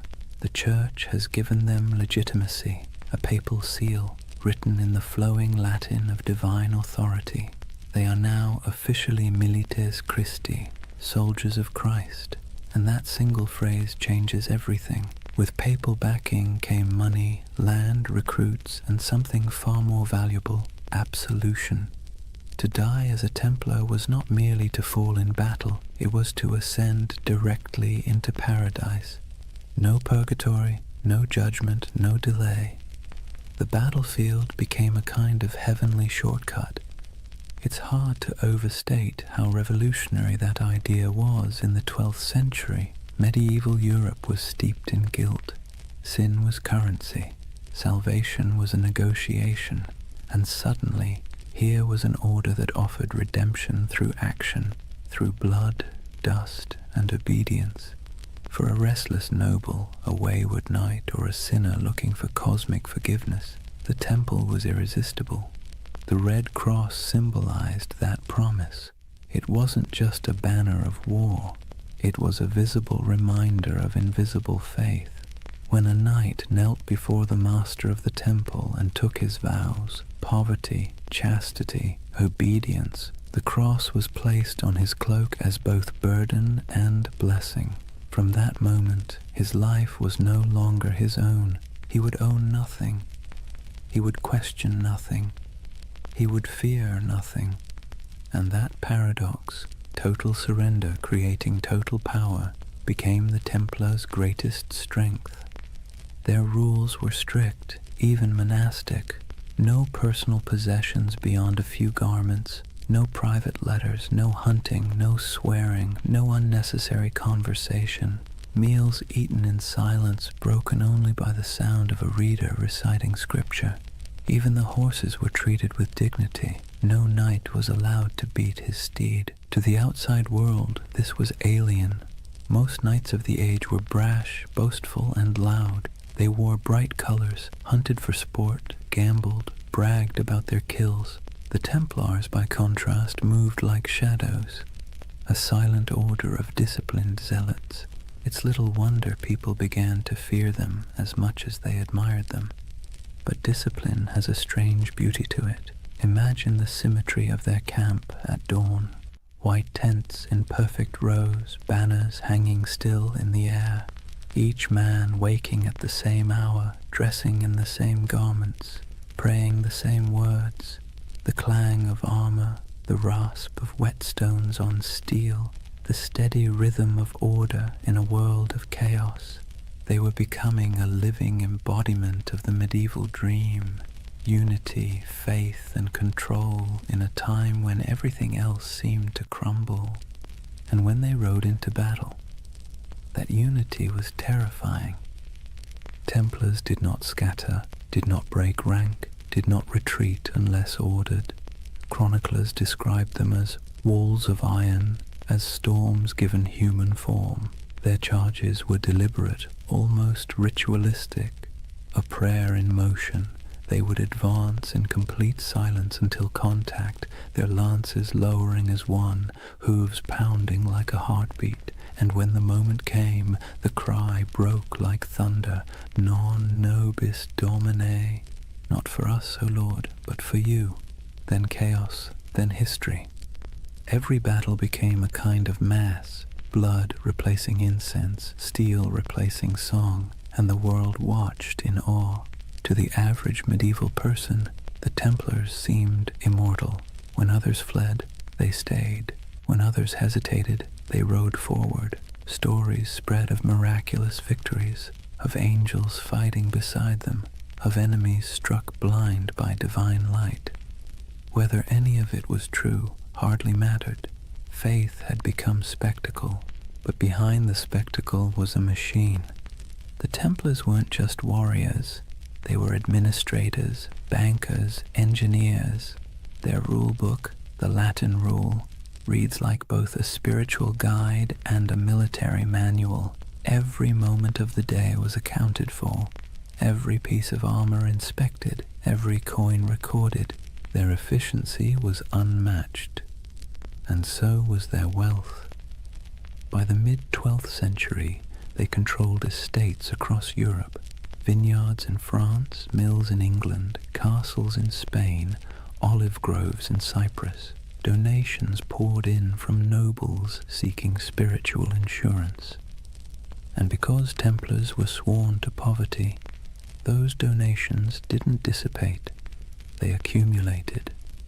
They began lending money to kings, transporting treasure across borders, and safeguarding pilgrims' deposits. If you were traveling to the Holy Land, you could leave your fortune with the Templars in Paris and withdraw it in Jerusalem. In effect, they invented the medieval checking account. Faith and finance. It's a partnership as old as civilization. But to the Templars, it wasn't greed. It was logistics. Money was a tool for God's work. Armies need supplies, ships, food, fortresses. And if the order had to run the most efficient financial network in Christendom to maintain that mission, so be it. They became, paradoxically, both the humblest and richest men in Europe. Their castles were built like sermons, austere, geometric, designed for endurance, not comfort. No stained glass, no gold leaf, just stone, purpose, and symmetry. Inside, their halls echoed with the quiet rhythm of devotion, the scrape of boots, the murmur of prayers, the metallic whisper of chainmail. To walk into a Templar commandery was to step into another world, a world where faith was function and order was sacred. And yet, for all their restraint, there was grandeur in their simplicity. Their red cross became more than fabric. It became an idea. When people saw it, they saw authority, salvation, and something close to fear. The same emblem that comforted pilgrims terrified heretics. It's strange how power works. The more humble they appeared, the more unstoppable they became. In a way, that red cross marked the beginning of a new era, not just for the Templars, but for the medieval imagination itself. It was the age of symbols, when meaning outweighed truth. A knight's banner could terrify more effectively than his sword. A relic could justify a war. A prayer could bend kings, and no symbol was stronger than that cross. Bold, clean, impossible to ignore. It was faith simplified into geometry. When the sun hit it, it glowed like blood. Some chroniclers wrote that it frightened the enemy before the fighting even began. Others said it calmed the men who bore it. Maybe both were true. Maybe that's the real magic of symbols. They shape both sides of the story. Over the next century, that cross would ride on countless banners across the Holy Land, through dust storms, over dunes, across shattered city gates. It would gleam under the desert sun and soak in the rain of 1,000 sieges. It would be seen by kings, slaves, monks, and merchants alike. And every time it appeared, it carried the same quiet message: obedience, faith, inevitability. From 9 nights came hundreds, then thousands. From humble vows came armies. From silence came history. And still, they prayed before battle, as they always had. Still, they whispered the same words. Still, they believed that death, if it came in service of God, was not an end, but a homecoming. It's easy, centuries later, to romanticize them, to picture gleaming armor, sacred banners, holy purpose. But beneath the poetry was exhaustion. They marched through deserts where the air shimmered like glass. They fought for cities that would fall again within a decade. They believed themselves instruments of divine will. Yet the wars they waged often felt endless, abstract, and hollow. And that contradiction, devotion mixed with futility, is what makes their story so human.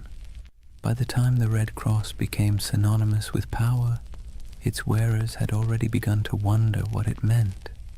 But for now, in this chapter of the story, there is still clarity, still unity, still purpose. The order of the temple stands at its peak, pure, confident, and unstoppable. 1,000 banners ripple in the wind, the sun gleams on polished armor, and the red cross burns like a brand upon the world. The world belongs for a moment to the knights of the temple. Imagine waking before dawn, not to an alarm or the gentle hum of a phone, but to a bell, deep, resonant, and unrelenting. The sound rolls through the dark halls of a stone dormitory, pulling a dozen men from sleep at once. There are no complaints, no yawns, no hesitation. This is a Templar commandery, and the day begins with obedience. Before the first light touches the horizon, the knights are already kneeling, heads bowed, the chill of the flagstones creeping through their woolen tunics. The air smells faintly of oil lamps and damp stone. Someone chants softly from a small book, Latin verses murmured and rhythmic, the sound of faith wrapped in discipline. The Templars did not live like ordinary knights. They lived by the rule of the temple, a sprawling manual written in the 12th century that governed everything from how they prayed to how they chewed. It wasn't just a list of rules, it was a blueprint for turning men into instruments of divine will.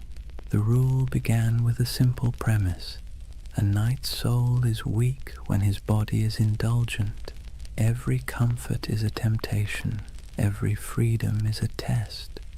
So, comfort was eliminated. Templars slept fully clothed, tunic, belt, even their boots close by, ready to ride at a moment's notice. They owned no personal possessions, not even a coin or a comb. Their cloaks and armor belonged to the order, and if something broke, it was repaired or replaced, never personalized.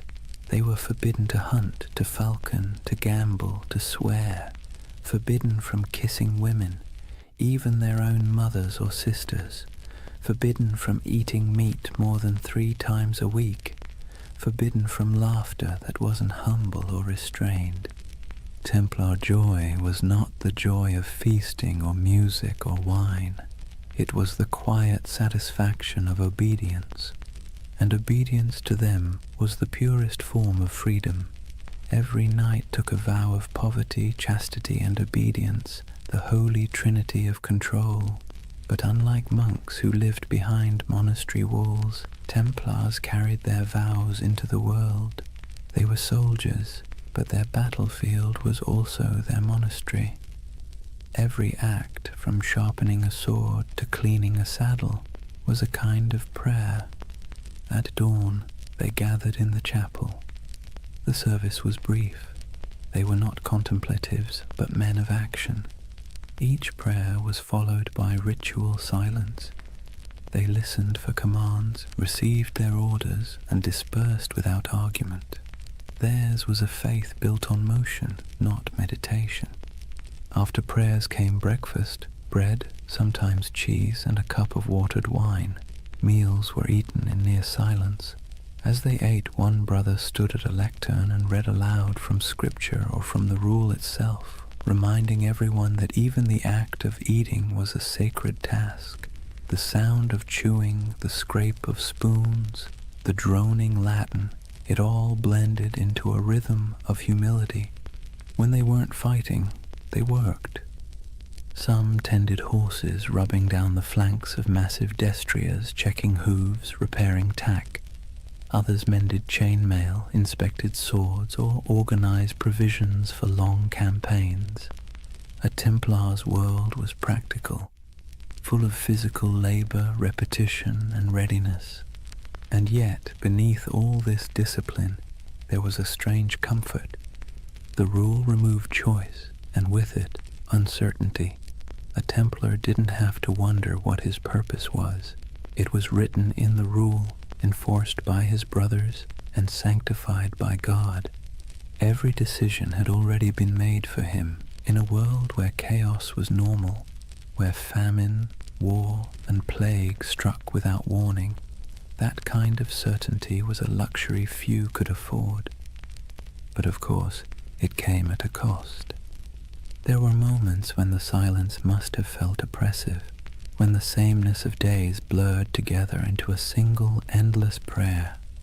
Imagine years of this life, The same bread, the same rules, the same faces under the same white cloaks. No family, no possessions, no indulgence beyond the thin comfort of faith. And yet, the Templars endured it, perhaps because the alternative, a world without order, without divine meaning, felt far worse. There's something haunting about their discipline. It wasn't born from cruelty, but from conviction. They believed that to serve God they had to strip away everything that made them individual. Ego, desire, even identity itself, all burned away, leaving only function. They became pieces in a sacred machine, and when the machine moved, it moved with terrifying precision. Templars trained relentlessly. Their battle formations were geometric, mathematical, rows of cavalry timed to strike in perfect waves. Each knight knew his place. If one fell, the next filled the gap instantly. Their charges were coordinated like choreography, their retreats executed like clockwork. Their enemies called them demons in white. They didn't scream or taunt or show mercy. They advanced silently until the moment of impact, when they cried out only one phrase: Non nobis Domine, non nobis sed nomini tuo de gloriam. Not to us, O Lord, but to your name be the glory. It was their mantra, their battle hymn, their surrender to something larger than themselves. And yet, despite all this spiritual rigor, the Templars weren't monks lost in abstraction. They were engineers, architects, accountants. They ran farms, managed estates, built fortresses, and oversaw trade routes.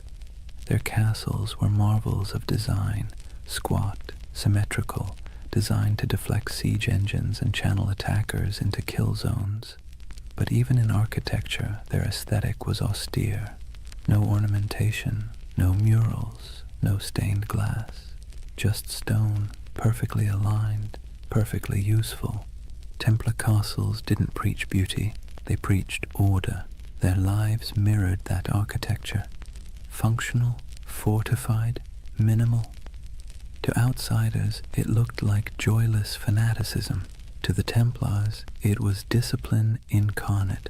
Every stone placed, every word spoken, every moment endured was an offering to God. And yet, as centuries passed, cracks began to form. Subtle at first, then spreading.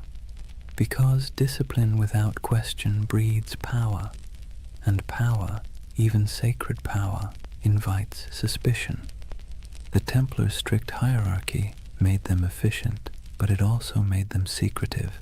Their rituals were closed to outsiders. Their vows of silence protected not only their faith, but their operations. Kings and bishops began to whisper, what did these warrior monks do behind closed doors? Did their oaths hide something darker? The rule of the temple, written to sanctify obedience, began to look like a veil. And the more power the order gained, the more castles, the more treasure, the more influence, the more that veil began to draw attention. It's a pattern as old as history. Purity breeds envy, secrecy breeds rumor, and strength breeds fear, but that comes later. For now, imagine one of those long Templar days near its end, the sun dipping low behind battlements, armor hung to dry, the smell of horse sweat and oil in the air. The chapel bells toll again, soft and steady. The knights gather one final time, kneeling in rows, their white cloaks ghost-like in the flickering candlelight. They pray not for victory, not for wealth, not even for peace. They pray for endurance, for the strength to obey again tomorrow and the day after until the end of their lives. Outside, the wind carries the smell of dust and salt. Somewhere beyond the horizon, enemies are gathering, empires are shifting, and history is already writing its next betrayal. But inside the chapel there is only the rhythm of prayer, the faint creak of chainmail, the murmur of Latin words fading into the night. And above them, carved into the stone arch of the temple wall, the red cross catches the last trace of sunlight, still, unchanging, eternal. For now, imagine the first thing that hits you isn't the sight, but the heat. The air itself feels alive, sharp with salt from the sea, heavy with dust from the desert, and tinged with the scent of oil, incense, and sweat. You've just stepped into the Holy Land sometime around the year 1140, and you're walking through a world where heaven and earth have been fighting for custody of the same patch of ground for generations. The Crusader kingdoms were born from blood and disbelief. After the First Crusade captured Jerusalem in 1099, waves of settlers, soldiers, and zealots streamed eastward, knights chasing absolution, merchants chasing profit, peasants chasing a miracle. What they found was a land older and more complicated than anything they'd been promised. Picture Jerusalem then, not the golden city of postcards, but a dense, sun-bleached labyrinth of limestone walls, narrow streets, and markets bursting with languages: Arabic, Greek, Latin, Armenian, Hebrew, all colliding in the same dusty air. Bells rang from churches while the call to prayer echoed from minarets. Frankish knights and Muslim merchants haggled over silk. Pilgrims shuffled barefoot past relics too sacred to question. The Holy Land was less a battlefield than a mosaic, fragile, shimmering, and always on the verge of breaking. For the Templars, this was both home and battleground. They arrived as guardians of faith but quickly became administrators of empire. They built massive fortresses to anchor the Crusader presence, stone giants rising from the desert like mirages made real. One of their most famous was Crac des Chevaliers, the castle of the knights. If you've ever stood on a cliff and felt the wind try to push you backward, you'll know the feeling of that place. Perched high above the Homs Gap in modern Syria, it was less a castle and more a declaration. Double walls, circular towers, arrow slits that could whisper death at 100 yards. The stones gleamed pale under the sun, and from its ramparts you could see for miles the mountains, the valleys, and the endless horizon of sand and sky. Inside, it was strangely orderly. Kitchens, chapels, barracks, even a bathhouse. You could live there for months without stepping outside, which was convenient, since stepping outside usually meant someone was trying to kill you. The Templars' castles weren't built to impress. They were built to endure. They were a theology of stone, faith expressed in geometry. The Crusader kingdoms themselves were strange hybrids, part European colony, part medieval experiment. French nobles ruled over Middle Eastern cities filled with Syrians, Greeks, and Jews. Mosques stood beside cathedrals. Crusader coins bore Latin inscriptions on one side and Arabic ones on the other. In some ways it worked. Trade flowed, cultures mixed, and for a brief shimmering moment East and West coexisted, not peacefully, but practically. Templars thrived in that liminal space. They spoke local languages, made deals with Muslim rulers, and hired Arab engineers to fortify their walls. Despite their reputation as fanatics, the Templars were pragmatists. They had to be. The Holy Land wasn't a sermon, it was survival. Still, survival came at a price. The heat wore on them, the endless patrols through sand and rock, the smell of blood baked into armor, the weight of divine expectation pressing down like the sun itself. Every campaign was a pilgrimage of exhaustion. Imagine a Templar caravan winding across the desert. Horses sweating beneath white banners marked with red crosses, sand grinding in every crevice of armor. They march in silence except for the creak of leather, the occasional clink of mail. Ahead lies an enemy they can't see, only the shimmer of heat on the horizon. By nightfall they camp beneath a vault of stars so clear it feels like a cathedral of light. Prayers are murmured, wounds are tended. The men sleep on bare ground, swords within reach, their faith both pillow and weapon. In this land even the air felt charged with contradiction, sacred and savage all at once, and nowhere was that clearer than in Jerusalem itself. For a brief century the city stood under Christian control, a jewel of Christendom wrapped in ancient dust. The Templars' headquarters was no ordinary building. It was the Al-Aqsa Mosque, believed at the time to stand on the ruins of Solomon's Temple. To the Muslim world it was one of Islam's holiest sites. To the Templars it was the very foundation of their identity, the Temple of Solomon, the birthplace of their name. They turned its halls into barracks, its courtyards into stables, its shadowed corners into places of prayer and secrecy. There, in the dim glow of oil lamps, the Templars trained, planned, and perhaps, as rumors later claimed, uncovered something ancient. Some said they found relics buried beneath the Temple Mount, the Ark of the Covenant, the Holy Grail, scrolls of forgotten wisdom.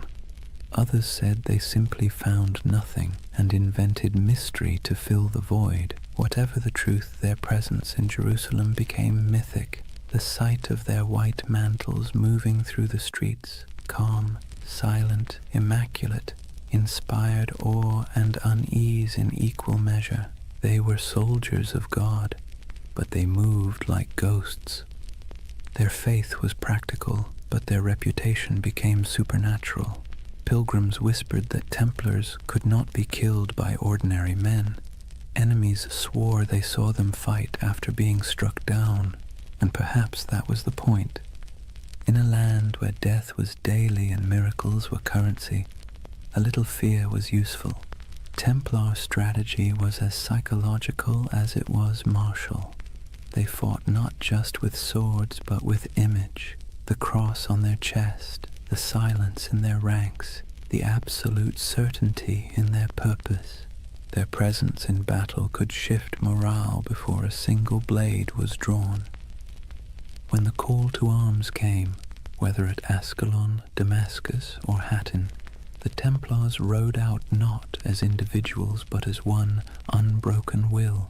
Their discipline was terrifying. They charged in perfect formation, shields tight, lances lowered, red crosses blazing against white. They were often the first to enter and the last to retreat. In moments when other armies broke, the Templars held, and when they died where they stood. But for all their valor, their victories were temporary. The Crusader kingdoms were built on sand, politically, literally, and theologically. They could conquer cities, but they could never conquer geography. The further they stretched their lines, the thinner their strength became. And while Templars built walls of stone, their enemies built alliances. Muslim leaders like Zengi, Nur ad-Din, and eventually the great Saladin began to unify what had once been divided. The dream of Christian dominion over the East began to falter as reality, relentless and strategic, pressed back. Still, for nearly 2 centuries, the Templars endured. They were the spine of the Crusader world, a constant presence, whether guarding pilgrims on dusty roads, escorting kings, or defending castles that seemed impossible to hold. And through it all they believed, or at least tried to, that their struggle was holy, that every drop of sweat, every wound, every brother lost was part of a cosmic design. But in quieter moments, as the wars dragged on and the Holy Land slipped further from their grasp, doubt must have crept in. What happens when a holy mission stops feeling holy? When obedience begins to feel like futility? When you've spent your life serving God with sword and blood, and still the world refuses to be saved? History doesn't record their private thoughts, but you can imagine the silence inside those massive stone fortresses, the kind of silence that comes after years of praying into a void. The Templars' castles still stand in ruins across the Middle East, in Syria, in Israel, in Turkey, their stones sun-bleached, their halls open to the wind. Stand in one, and you can almost hear the echoes, hooves on cobblestone, the whisper of chainmail, the low murmur of prayer. Those walls remember. They remember a time when faith and empire shared the same heartbeat, when men rode into battle convinced they were defending heaven itself. And maybe, in their own way, they were. Because for all its contradictions, the Crusader dream wasn't just about conquest, it was about belief, belief so strong it reshaped landscapes, rewrote maps, and built fortresses that still defy time. The Templars were both its architects and its prisoners, bound by duty, by faith, by the unbearable beauty of purpose. And even as the Crusader kingdoms began to crumble, they didn't loosen their grip, they just prayed harder, fought longer, and built higher, until the day came when the walls themselves began to crack. But that's a story for the next night.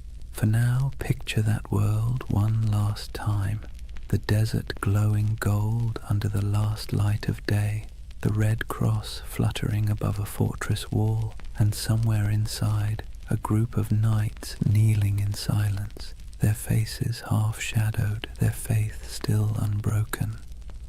The wind moves through the stones like a sigh, the candles flicker, and the Holy Land sleeps, as it always has, torn between heaven and earth. Imagine standing in a candle-lit chamber somewhere in Paris in the early 1200s. The air smells of beeswax and damp stone. At a table sits a man in white robes marked with a red cross, quill poised above parchment. Before him, a merchant lays down a pouch heavy with coins, silver deniers, gold florins, copper dirhams from faraway ports. The knight nods, seals the parchment with wax, and hands the merchant a folded document stamped with the sigil of the temple. "Show this in Jerusalem," he says, "and you'll receive the same sum." The merchant bows, the pouch stays, the man leaves. And just like that, without a single coin crossing a sea, the Knights Templar have just performed one of the earliest forms of international banking. You see, the Templars weren't just warriors, they were administrators, financiers and logisticians of staggering sophistication. While kings still measured their treasuries in piles of glittering metal, the Templars had already learned that information, records, signatures, trust was worth more than gold. Their network stretched from the windswept shores of England to the sun-scorched walls of Jerusalem, a chain of commanderies that functioned as safe houses, training centers, warehouses, and financial hubs all at once. Each of these commanderies was like a small universe, self-sufficient and meticulously organized. They had their own chapels, fields, mills, and workshops. Some raised horses, others produced wool, wine, or grain. Every coin earned was logged, weighed, and sent up the chain, an unbroken current flowing toward the heart of the order, and through this system the Templars quietly became one of the richest organizations in the medieval world. The irony, of course, is that they began with vows of poverty, but vows are tricky things. The Templars themselves owned nothing. The order owned everything, and that subtle distinction let them accumulate wealth without technically breaking faith. Their financial system worked with an elegance that modern bankers would envy. A pilgrim traveling from London to Jerusalem could deposit money at a temple house in England and receive a coded letter of credit. Along the route, through Paris, Marseille, Acre, and finally to the Holy City, Templar commanderies would honor the note. deduct expenses, and mark it in ledgers kept under strict guard. The traveler never had to risk carrying his fortune across pirate-infested seas or bandit-strewn roads. In a way, the Templars invented something that feels astonishingly modern, a secure international trust network, and unlike kings or nobles, they were trusted by everyone. Christian, Jew, Muslim, it didn't matter. The Red Cross was as good as a vault door. The Templar ledger became a passport through chaos. Picture the roads of Europe in the 13th century, narrow tracks winding through forests and mountains, lined with monasteries, taverns, and thieves. Now picture a convoy of Templar couriers riding fast, cloaked in white, armed but calm. They carried more than messages. They carried secrets, diplomatic letters, royal decrees, coded inventories, even treaties. A letter stamped with the seal of the temple traveled like lightning compared to anything else in the medieval world. And where there were secrets, there were suspicions. People whispered that the Templars had mastered cryptography, that their ledgers contained hidden symbols, that their archives were guarded by curses. In truth, it was discipline, not magic, that kept their system running, but to the medieval mind, efficiency itself felt supernatural. Each regional commandery reported to a central master, who in turn answered to the Grand Master in Jerusalem and later Paris. The chain of communication was ironclad, the discipline absolute. Orders passed down with the precision of a monastic liturgy. Every brother knew his rank, his duty, and the exact limits of his authority. Templar correspondence reveals a world that hummed like a machine. Cargoes of wheat, shipments of crossbow bolts, barrels of wine, all recorded, all accounted for. Even the smallest commandery in rural France or Scotland was part of a vast, synchronized network, a medieval multinational that existed centuries before the word corporation would be invented. And yet, for all this order, there was mystery. The Templar headquarters in Paris, known simply as La Maison du Temple, was a fortress of stone walls and tall towers surrounded by gardens and workshops. Inside lay one of the greatest treasuries in Europe, a glittering hoard of gold, silver, jewels, and documents so valuable that kings themselves stored their wealth there. King Louis VII did. So did Henry III of England.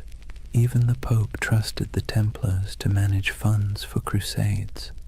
When monarchs needed loans, it was often the temple that provided them. When nobles needed to transfer land, the temple served as intermediary.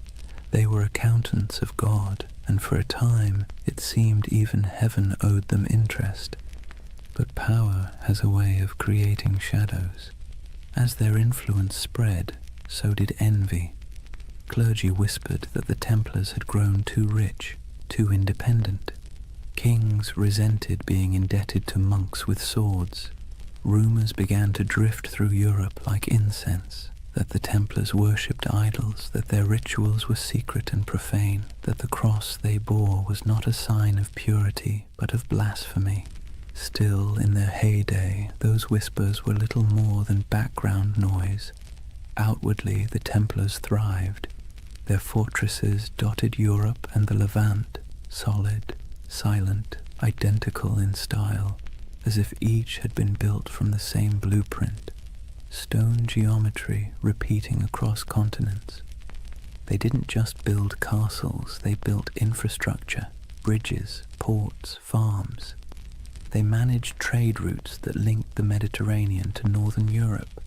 They established supply lines for crusading armies that stretched across thousands of miles. Without them, the very logistics of holy war might have collapsed. It's easy to forget that behind every knight charging into battle was a chain of bakers, blacksmiths, and scribes keeping the machine running. The Order's power didn't come from miracles. It came from ledgers, but not all their wealth was material. the Templars also held something far more dangerous: information. Through their far-flung network, they gathered intelligence about politics, trade, and warfare from every corner of Christendom. They knew which kings were broke, which roads were unsafe, which alliances were shifting. In an age before newspapers, that knowledge was gold. Their reach was so vast that you could travel from Scotland to Syria and never truly leave their shadow. Every few days' journey, you'd find another Templar house, white walls, red cross, the same rhythm of prayer and order. Their presence was both reassuring and unnerving, like a vast skeleton under the skin of medieval Europe. To ordinary people, they must have seemed immortal. Their discipline never wavered, their symbols never changed. Generations rose and fell, and still the Templars endured, unmoved, unstoppable. Even their dress added to the myth. While nobles flaunted velvet and jewels, Templars wore plain wool, dyed white for purity. Their only ornament was the red cross, a reminder of both sacrifice and authority. When they moved through a town, heads bowed, they looked less like men than like an idea, one that walked and breathed and collected rent. And it wasn't only men. Though the order itself was male, its network included women, nuns, widows, and lay sisters who worked in the commanderies, managing estates, caring for pilgrims, brewing ale, and keeping the wheels turning. History rarely mentions them, but without them, the Temple's empire of faith would have faltered. By the mid-13th century, the Templars had reached their zenith. Their ships carried goods across the Mediterranean. Their estates covered vast tracts of Europe. Their influence seeped into every court, every treasury, every crusade, and yet, like all empires, they had already sown the seeds of their own decline. The Holy Land, their reason for existing, was slipping away. Muslim forces were reclaiming city after city. The Crusader states were shrinking, and with them the spiritual justification for the Temple's existence. But the Templars adapted. They shifted their focus westward, becoming less of a crusading order and more of a financial and political one. Their castles became banks, their swords gathered dust, their prayers became ledgers, and with each ledger, their power grew. But so did resentment. Imagine being a king and realizing that the most efficient, trustworthy, and wealthy organization in your realm doesn't answer to you. It answers to no one but God, and maybe the Pope. That unease was the first tremor before the fall. But for now, in the candlelit rooms of the 1200s, the world still looked stable. Templar scribes bent over parchment, quills scratched, coins clinked softly in wooden chests. Outside, the moonlight shimmered on stone, and the red cross of the order fluttered faintly in the night wind. It was a world of precision, discipline, and quiet ambition. A world that believed itself eternal. And perhaps, for a while, it was.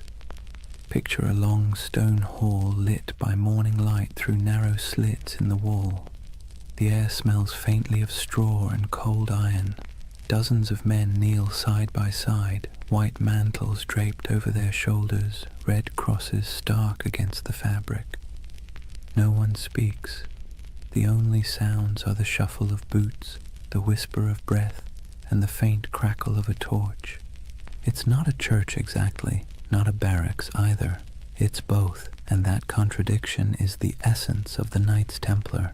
Discipline was their creed.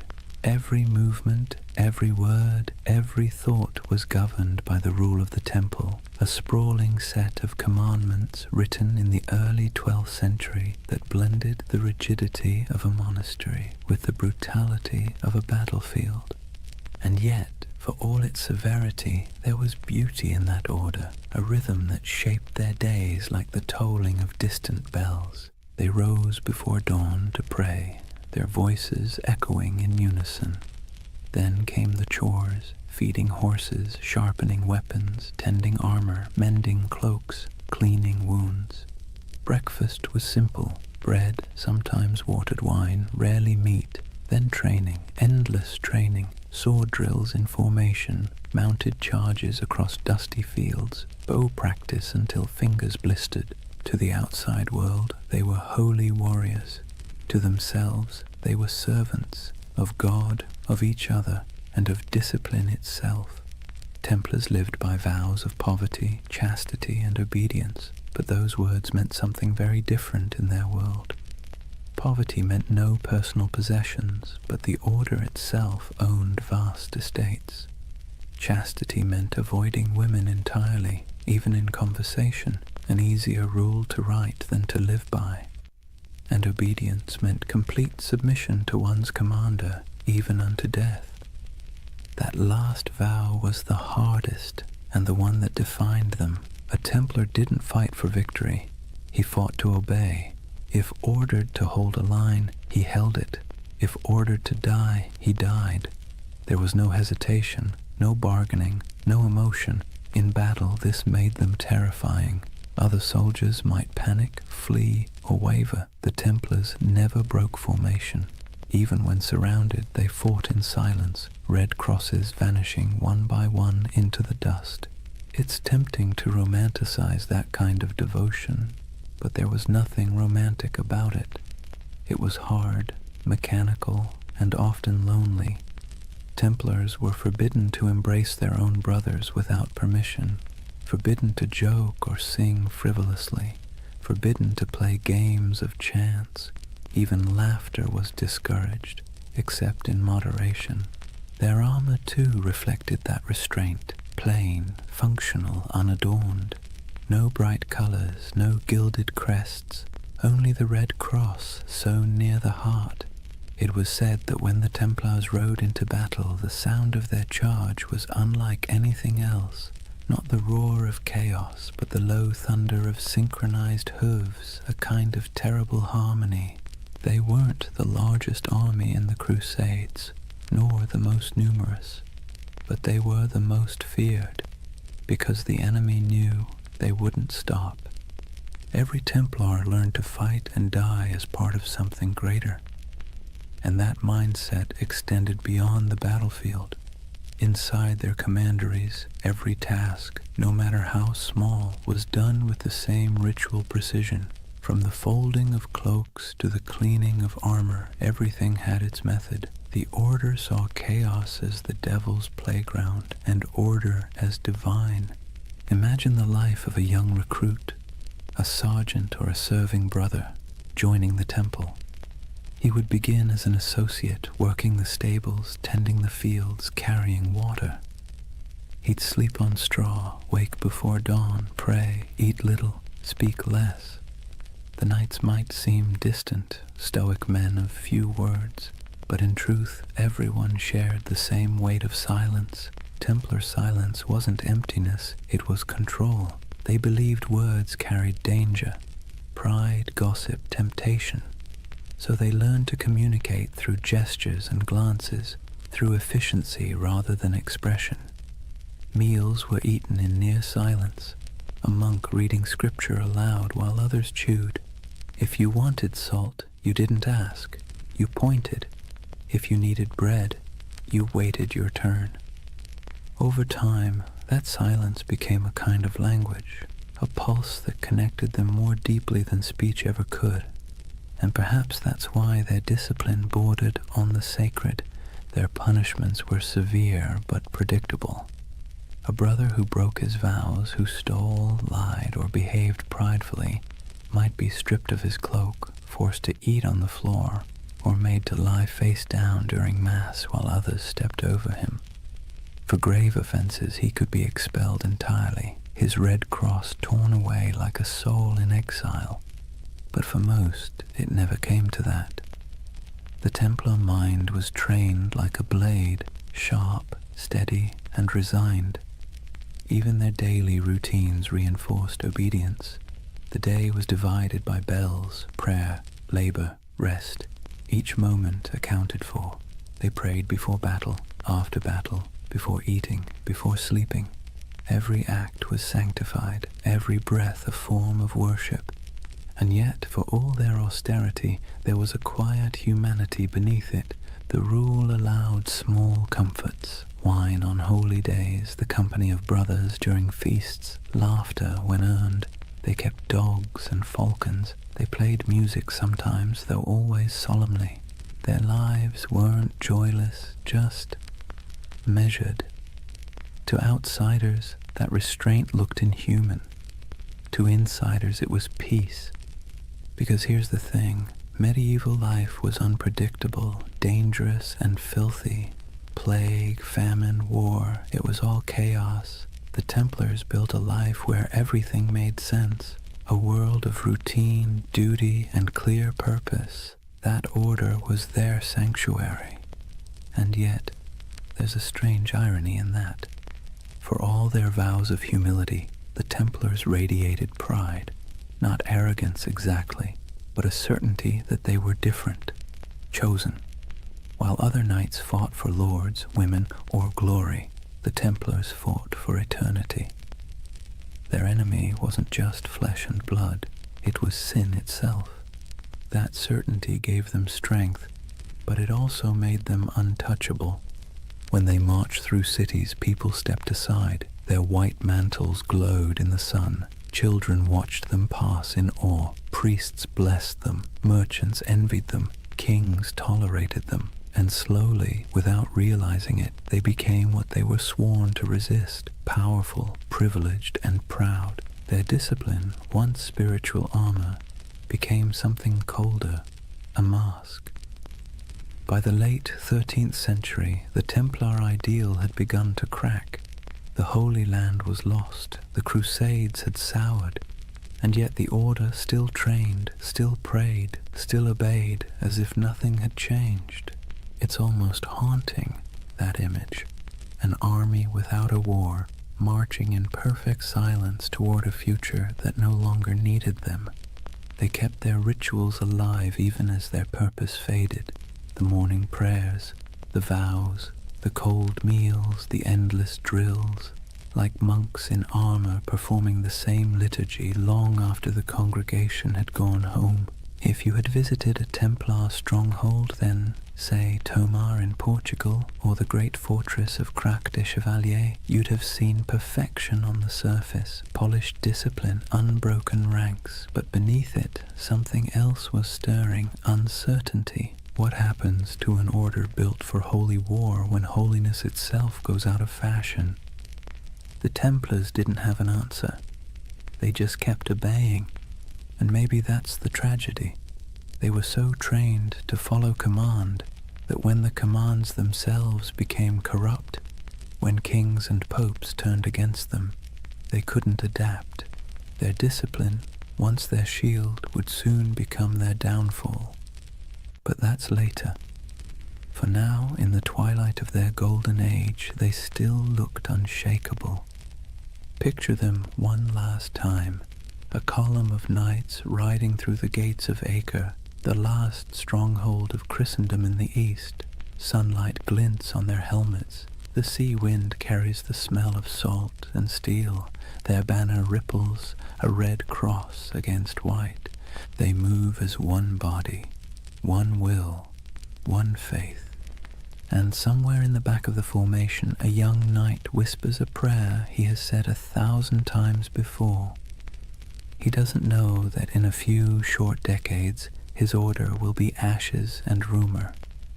But in this moment, he is calm, because obedience is peace. And for the Knights Templar, peace, however fleeting, was always worth dying for. Chapter 3: Secrets, Shadows, and Heresy. Imagine the stillness beneath Jerusalem. The air is cool, dry, and old, older than the Crusaders who came here with dreams of salvation and plunder. Torches flicker against ancient stone, illuminating tunnels carved centuries before the birth of Christ. The sound of footsteps echoes faintly, rhythmic and deliberate. These men wear no crowns, no jewels, only white mantles marked with a red cross. 9 knights, poor, pious, exhausted, descending under the ruins of Solomon's temple. At least that's the story. The first whisper in a legend that would stretch across continents and centuries. According to chroniclers, when the Knights Templar were founded around 1119, their official mission was humble: to protect Christian pilgrims traveling the dangerous road from Jaffa to Jerusalem. In reality, there were only 9 of them, hardly enough to guard a single caravan.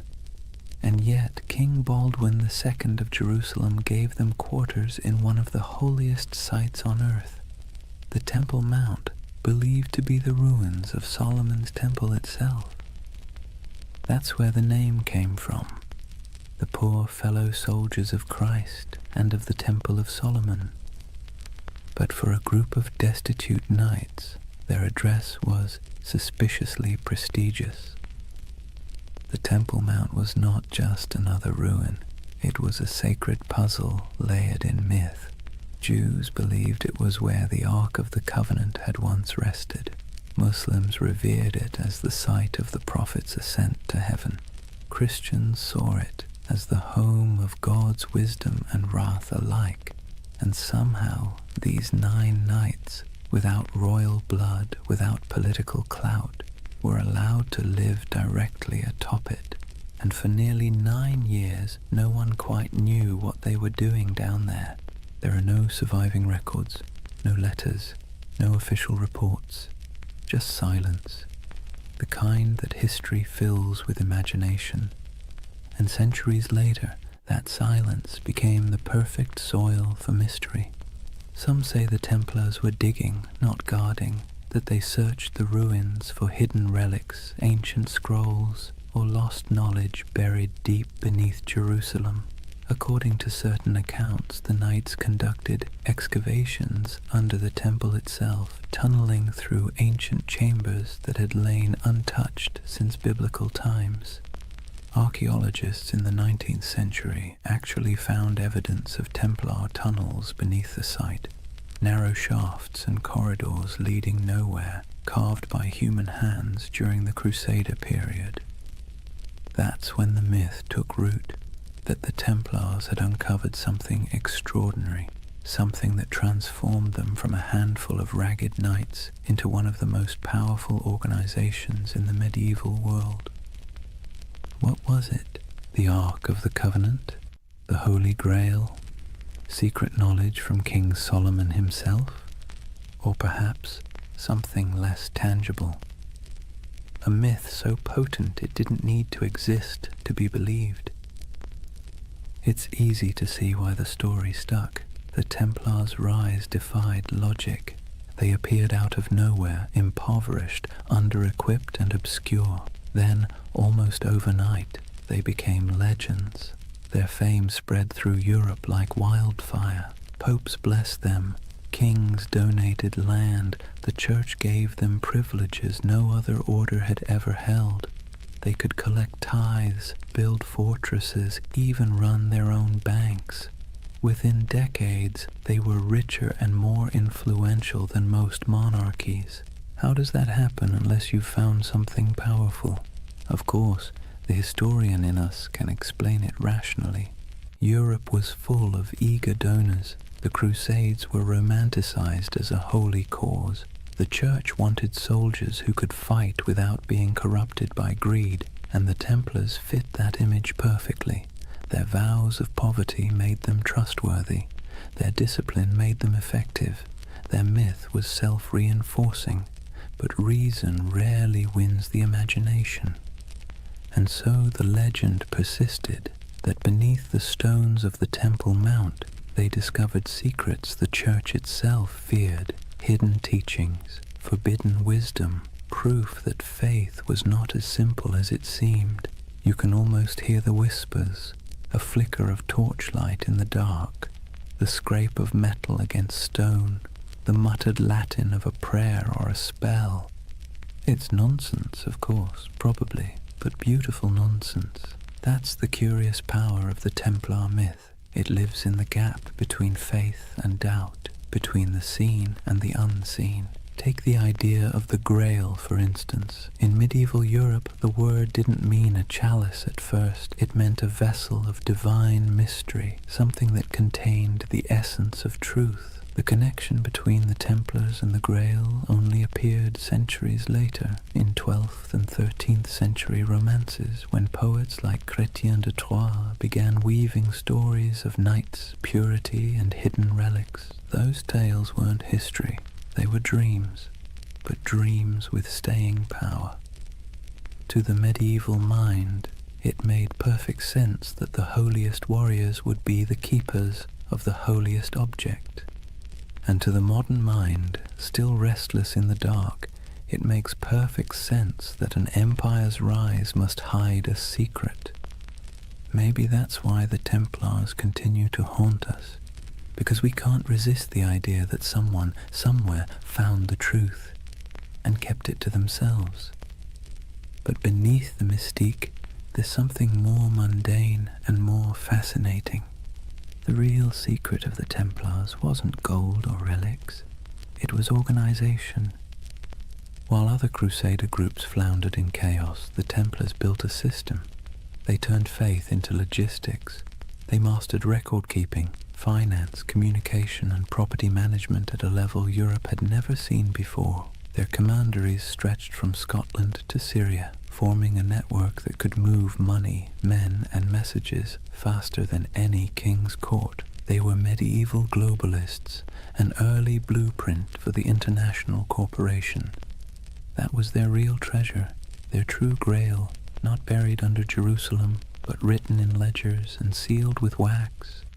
Still, it's fun to imagine the other version, the one where those 9 knights, by flickering torchlight, brushed away centuries of dust and found something that made them more than soldiers, something that whispered of destiny, because that's the romantic engine of the Templar myth, that somewhere in their cold discipline and rigid faith, they touched a kind of forbidden light. Maybe it wasn't treasure, maybe it was understanding. The Church would later accuse them of heresy, of denying Christ, of spitting on the cross, of worshipping strange idols, all of which sound absurd, until you remember how much they changed between those first 9 nights and the empire they became. Power always transforms faith, sometimes subtly, sometimes completely, and perhaps in those long tunnels beneath the temple, the transformation began. There's a moment halfway between legend and history when we can almost see it. 9 men on their knees, torches flickering, the stones around them whispering echoes of the past. They think they're praying, but maybe in that silence something ancient is listening. And maybe that's why the myth still holds us, because even if the Templars never found the Ark or the Grail or any secret knowledge at all, they still uncovered something remarkable, the power of belief itself. They discovered how mystery can move empires. Imagine a candle-lit chapel deep in the hills of France. The walls are rough stone, the air thick with incense and dust. In the dim light, the symbol of the Red Cross flickers faintly across banners and shields stacked neatly against the wall. A handful of knights kneel in silence before an altar, not before the crucifix, but before something older, stranger, covered in a cloth of deep red. No one speaks, only the low chant of prayer, rhythmic and hypnotic, filling the space like the hum of bees in a summer field. This is the image that has haunted storytellers for centuries. The idea that the Knights Templar possessed secret knowledge, perhaps even a relic of impossible power. And like all the best myths, it's never quite clear whether we want it to be true or whether we enjoy believing it's hidden. The legend of the Holy Grail, for instance, didn't actually begin with the Bible. It began with poets. Around the late 12th century, when the Templars were at their most powerful, A French poet named Chrétien de Troyes wrote of a mysterious grail, a shining vessel carried in a sacred procession, capable of granting eternal nourishment and divine wisdom. He never called it holy, nor said it was a cup.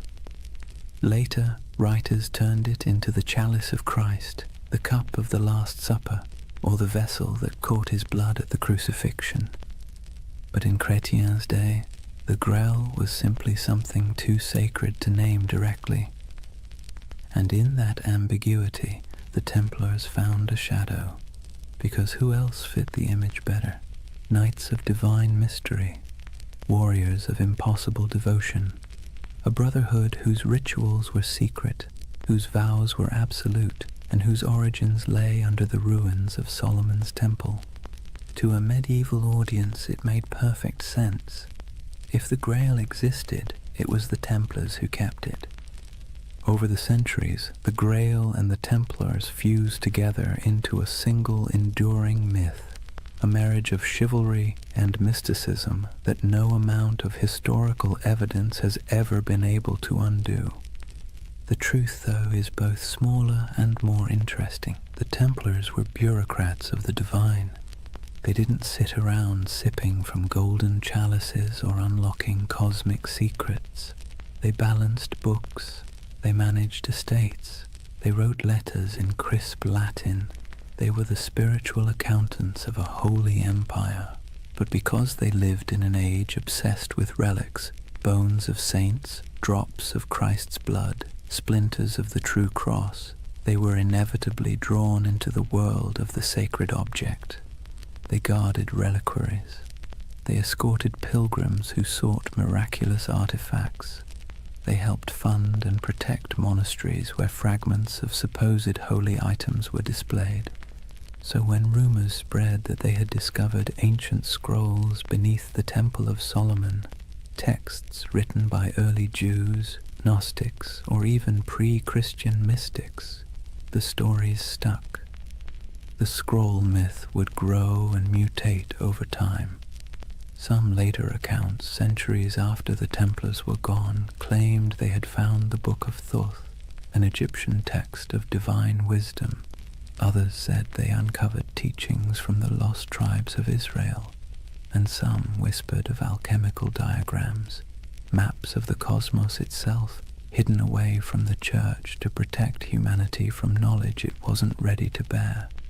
Of course, there's no evidence for any of this, but myths thrive where evidence fails, and perhaps that's what made the Templars so irresistible to later imaginations. They embodied that perfect combination of real power and secret silence. The Church itself fueled much of it, unintentionally, because the Templars, though loyal to Rome, answered to no king, no bishop, no worldly authority. They were free to move money, land, and information across borders. They could send coded letters that no one else could read.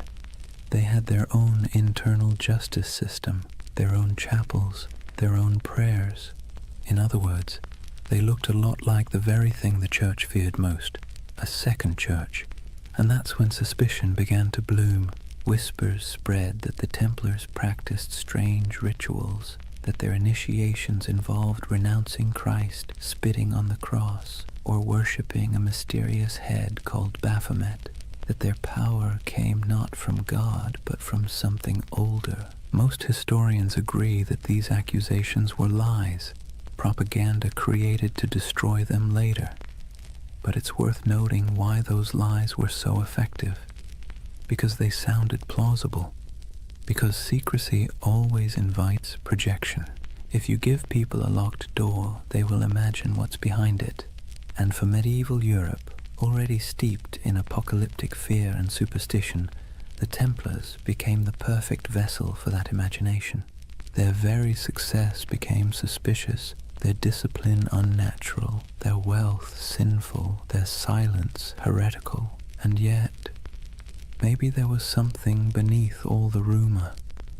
Not magic, not relics, but an attitude. See, the Templars didn't pray like other monks.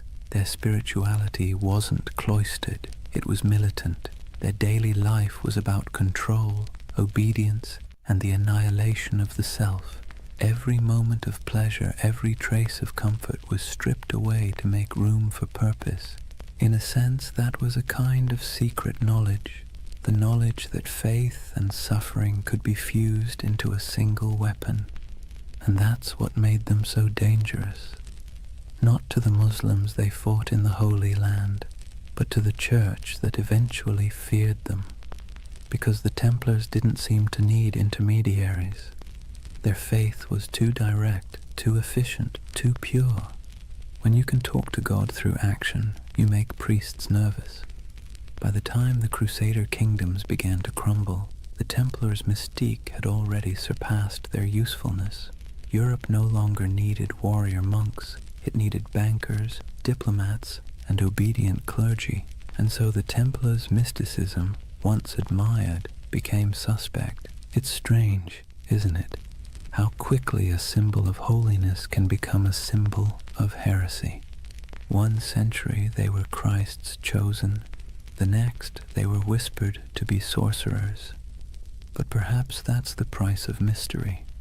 The more tightly you guard your secrets, the easier it is for others to fill them with darkness. And in the quiet moments when we think of the Templars by torchlight, kneeling before something hidden under silk, we feel that same tension, that blend of awe and suspicion, that uneasy beauty of something half-believed. Because part of us wants to believe. We crave hidden truths. We need our mysteries, especially the ones that refuse to resolve.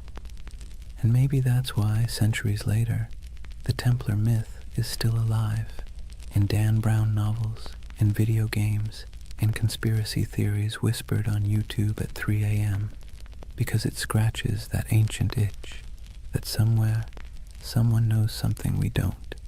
It's funny how little we've changed. The medieval mind looked at the stars and imagined divine design. We look at old ruins and imagine lost technology. Both are acts of yearning, proof that we are wired to believe that history hides something from us. And perhaps the Templars were the first to realize that the greatest power isn't in what you know, but in what others think you might know. Theirs was a religion of silence, and silence in any age is seductive. Imagine the city of Jerusalem in the morning light. The walls are pale gold, dust drifting through narrow streets where merchants lift their shutters and donkeys stamp impatiently in the shade. From the hills beyond, the desert glows like a sea of faded fire. Bells ring from the Church of the Holy Sepulchre, and somewhere a muezzin's call answers softly from across the valley. This was the city the Templars swore to defend, the heart of their purpose, the reason for their existence. But by the late 12th century, Jerusalem was no longer the eternal prize they once imagined. It had become a coin tossed endlessly between empires, each claiming divine right, none able to hold it for long. The cracks began, as they so often do, with pride. The Crusader kingdoms, those fragile Latin states carved out after the First Crusade, had grown decadent and divided. The descendants of knights who once marched barefoot to holy war now lived like minor kings, drinking imported wine, bickering over titles, and marrying into local dynasties to secure land and dowries. The Templars, meanwhile, had become something very different from their humble beginnings. They were no longer 9 men kneeling in the dust. They were a multinational corporation of the Middle Ages, thousands strong, with property stretching from Scotland to Syria. They operated fleets, fortresses, and treasuries. They could lend money to kings and fund crusades outright. And that kind of power, while impressive, makes enemies quickly. By the mid-11th century, the balance of the Holy Land had shifted. Muslim forces, long divided, were now uniting under a single banner, led by a man who seemed born for the role, Salah ad-Din Yusuf ibn Ayyub. known in the West as Saladin.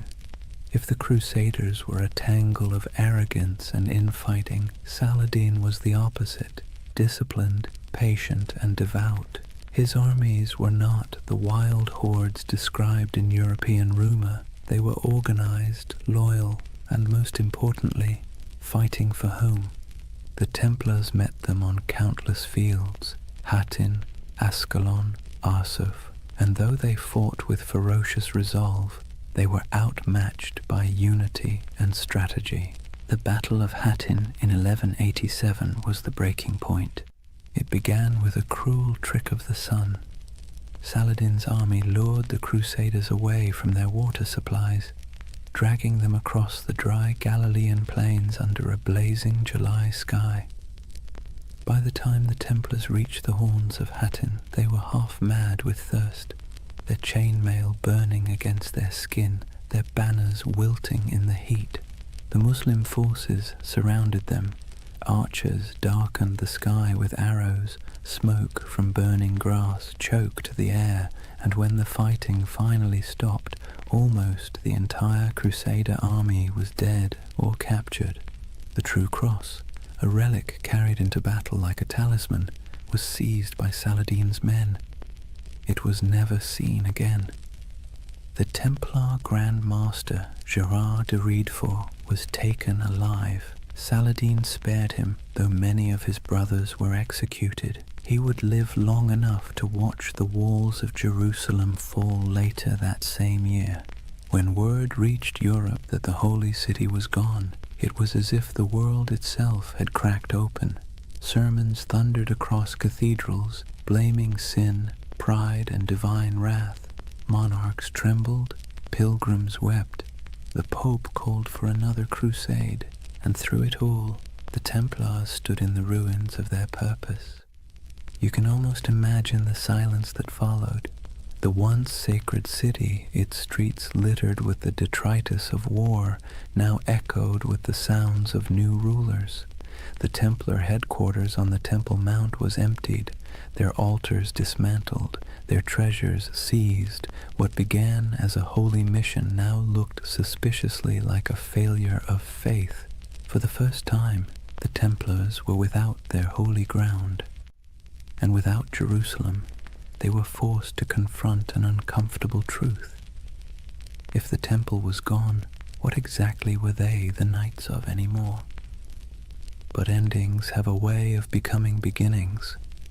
Driven from the holy city, the Templars retreated to the coast, to Acre, Tyre, and Cyprus, where they rebuilt themselves as the guardians of ports and pilgrims rather than of the temple itself. Their castles became symbols of endurance.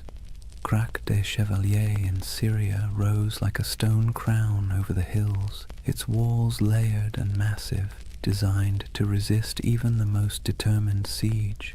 Safed Tortosa, Athlit, each fortress a defiant miracle of engineering, built with geometry, patience, and faith in stone.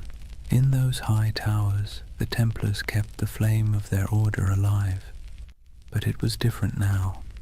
Less about holy destiny, more about survival. Their discipline hardened into something colder. Their prayers became shorter, their eyes sharper. They trained recruits not to imagine glory, but to endure isolation, hunger, and the dull ache of endless duty. And yet, despite all this loss, their legend somehow grew. Europe romanticized them even as the Holy Land slipped away. Chroniclers back home painted the Templars as holy martyrs, holding back the tide of heathens. Donations poured in. New recruits arrived from noble families eager for redemption. It's one of history's great ironies. The worse they failed in the East, the more powerful they became in the West. But under the surface, something had changed. Their order was no longer about the sacred geography of Jerusalem. It was about the machinery of power.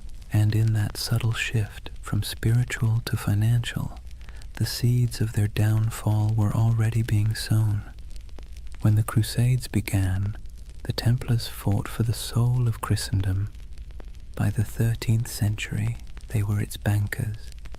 They lent to kings and nobles, secured transport for crusading armies, and managed estates that rivaled monasteries in wealth.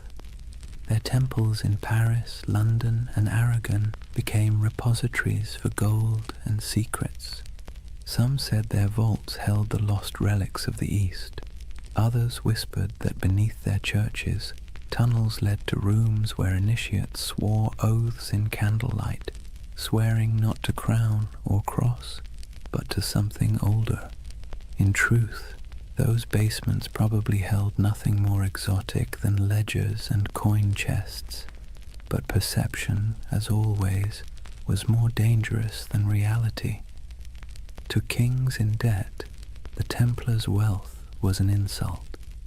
To the Church, their independence was heresy. And so, while the Templars rebuilt their fortresses and continued their crusading vows, the world around them quietly changed. New powers rose, old faiths fractured. Europe began to turn inward, to trade, to politics, to profit. The dream of Jerusalem faded like smoke on the horizon. The Templars became relics themselves, living fossils of an age of faith that no longer fit the world they helped create. And perhaps that's the tragedy at the heart of their story. They were men who built a system so efficient, so disciplined, that it outlasted their original purpose. Their creed was supposed to die with Jerusalem, but it didn't. It calcified. It spread through Europe's veins, into its banks, its armies, its bureaucracies. Even as they prayed for salvation, they were laying the groundwork for capitalism, for modern finance, for the idea that faith could be managed like currency. When you think about it, that might be their most heretical legacy of all. In the distance, though, back on those coastal walls, you can almost still hear the wind off the sea whistling through the battlements of Acre. The Templar banners still flutter there in imagination, crimson crosses fading against the salt air. They never stopped believing they could reclaim the Holy Land. They never stopped waiting for the day the horns would sound again. But faith, like empire, has tides, and the tide was already receding. Imagine standing on the ramparts of Acre at twilight. The sea stretches endlessly westward, glowing copper beneath the dying sun. Seagulls drift above the harbor where broken ships list in the water, their masts creaking softly. Behind you, the wind carries the scent of smoke and salt, and the low, steady hum of prayer from men who know the end is coming. This is the world of the final crusades, not the holy fire of the first generation, not the fevered marches of kings and saints, but a quieter, more desperate echo. The age of glory was over. What remained was a grim, bureaucratic persistence. Wars fought on borrowed faith, borrowed time, and borrowed money. By the late 13th century, the Kingdom of Jerusalem existed mostly on parchment and in memory. Its capital, if one could call it that, was Acre, a coastal city pressed between a restless sea and endless desert. It was crowded, rich, and tense, a city of pilgrims, traders, and soldiers living shoulder to shoulder in uneasy tolerance. Here the Knights Templar had built their final fortress, a marvel of engineering, all white stone and iron gates, its walls thicker than any catapult could breach. Within those walls, gold and relics were stored in vaults beneath torchlit halls. Above them, in chapels that echoed with Latin chants, the Templars still prayed for Jerusalem, though most knew they would never see it again. They had become the custodians of a dream already dying. The last crusades were not holy wars anymore. They were logistics operations, charters, supply lines, contracts. The romantic image of knights charging across the desert had long since been replaced by the grinding reality of politics. Kings back in Europe promised armies and delivered excuses. Popes issued bulls calling for redemption and sent none. The Templars and their rivals, the Knights Hospitaller, did what they could. They fortified the remaining coastal strongholds, trained recruits from France and England, and negotiated uneasy truces with Muslim rulers, who now viewed them less as enemies and more as relics of a fading age. For nearly a century, the Templars held their line. A few miles of coast, a handful of towers, and the weight of an entire lost empire on their shoulders. Then, in 1291, the inevitable came.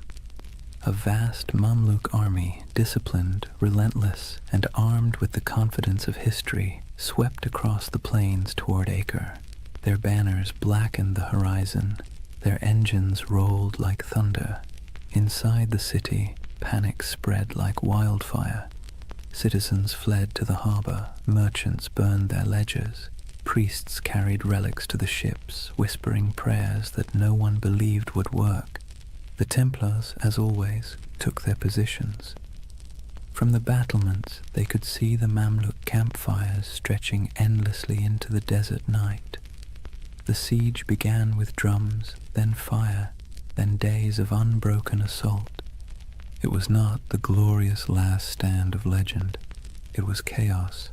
Stones crashed into the towers, arrows rained like iron hail, walls cracked and bled dust. The Templars fought with methodical silence, their discipline unbroken even as everything around them burned.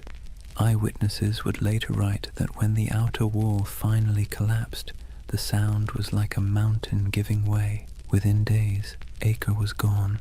The Templar fortress fell piece by piece, and those who survived fled to their ships, carrying little more than their order's banner and the bitter taste of failure. When the city burned behind them, so did the last true Crusader stronghold in the Holy Land. It was over. The Crusades had lasted nearly 2 centuries, and now, after all the pilgrimages, sieges, and sermons, the Holy Land was once again entirely in Muslim hands. For the Templars, the loss was more than strategic, it was existential. They returned to Europe as an army without a battlefield, an order without a purpose. Their castles in the east were gone, their mission obsolete, but they were still wealthy, still disciplined, and still bound by vows that made them useful or dangerous, depending on who was watching. They settled mostly on the island of Cyprus, rebuilding their headquarters there. From its harbors, they continued to dream of returning to the Holy Land, though it was clear to everyone that the age of crusades had passed. But faith is a stubborn thing.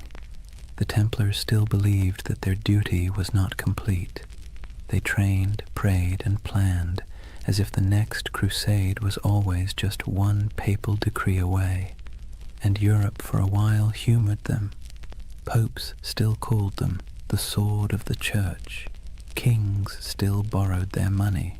Peasants still whispered prayers for them. But under the surface, the world was changing. Trade was replacing war.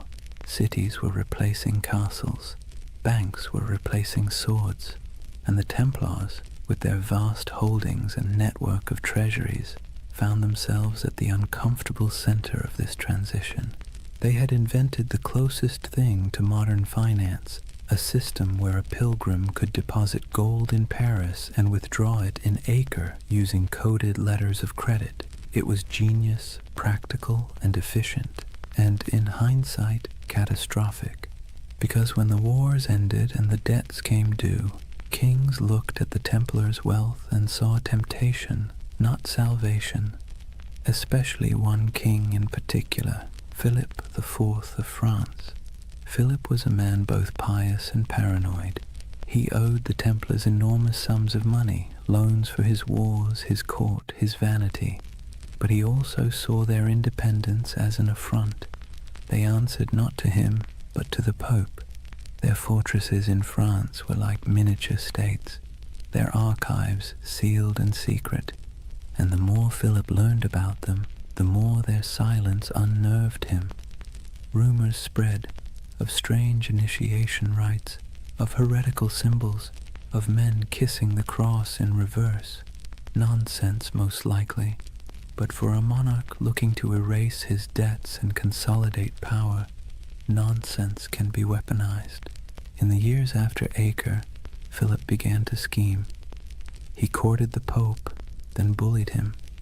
He planted spies among the Templars. He listened to gossip and invented the rest. The Templars, perhaps naively, continued to operate as they always had, holding mass, training knights, managing estates. They trusted in their reputation, in their service, in their holy mission. They never realized that while they were guarding against heathens abroad, the real danger had been quietly gathering at home. In the fall of 1307, France was restless. Taxes were high, the treasury was strained, and the king's legitimacy was fragile. Philip needed an enemy, and what better villain than a secretive, wealthy brotherhood whose glory had long since faded into rumor? The Templars were about to learn a lesson the Romans once taught long ago, that power without narrative is just a target. Their story had begun with oaths whispered beneath the Temple of Solomon. It was about to end in the flicker of torches and the hiss of sealed orders. History, like the sea, has its own rhythm, rising, falling, devouring. The Templars, once masters of both faith and war, had finally drifted too far from shore. Their banners would not fall on the battlefield, but in the courts of kings. Their last enemy would not wield a sword, but a quill. The Crusades had ended, but the Inquisition was just beginning. Imagine Paris in the early morning of October 13th, 1307. The air is cold, the mist heavy. Bells toll softly from the towers of Notre Dame, their echo rolling over the Seine. Most Parisians are still asleep, unaware that within the hour history itself is about to shift. Across the city, a quiet army stirs. Royal messengers slip through fog-damp alleys, carrying sealed orders bearing the king's personal wax seal. Soldiers, sworn to secrecy, assemble at street corners and bridges. They don't yet know who they're hunting, only that the order comes directly from Philip IV, and that disobedience would mean ruin. When the sun finally breaks the horizon, the trap is sprung. Every Templar house in France, every fortress, every commandery, every quiet estate hidden among vineyards and fields is surrounded.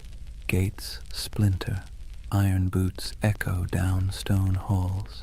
The knights of the temple, warriors who once faced Saracen armies in the blazing deserts of Palestine, are dragged from their beds half-dressed, bewildered, accused of crimes so grotesque they can barely comprehend them. Blasphemy, idolatry, heresy.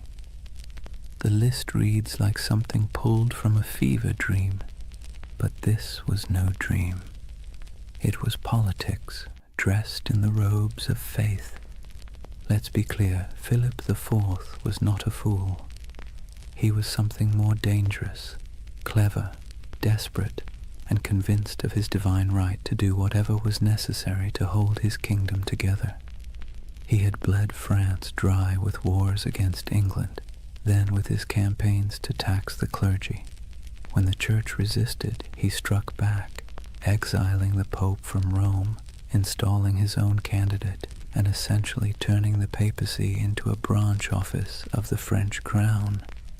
That Pope was Clement V, a man whose spine was as soft as the velvet cushions he sat on. Officially, he ruled from Rome.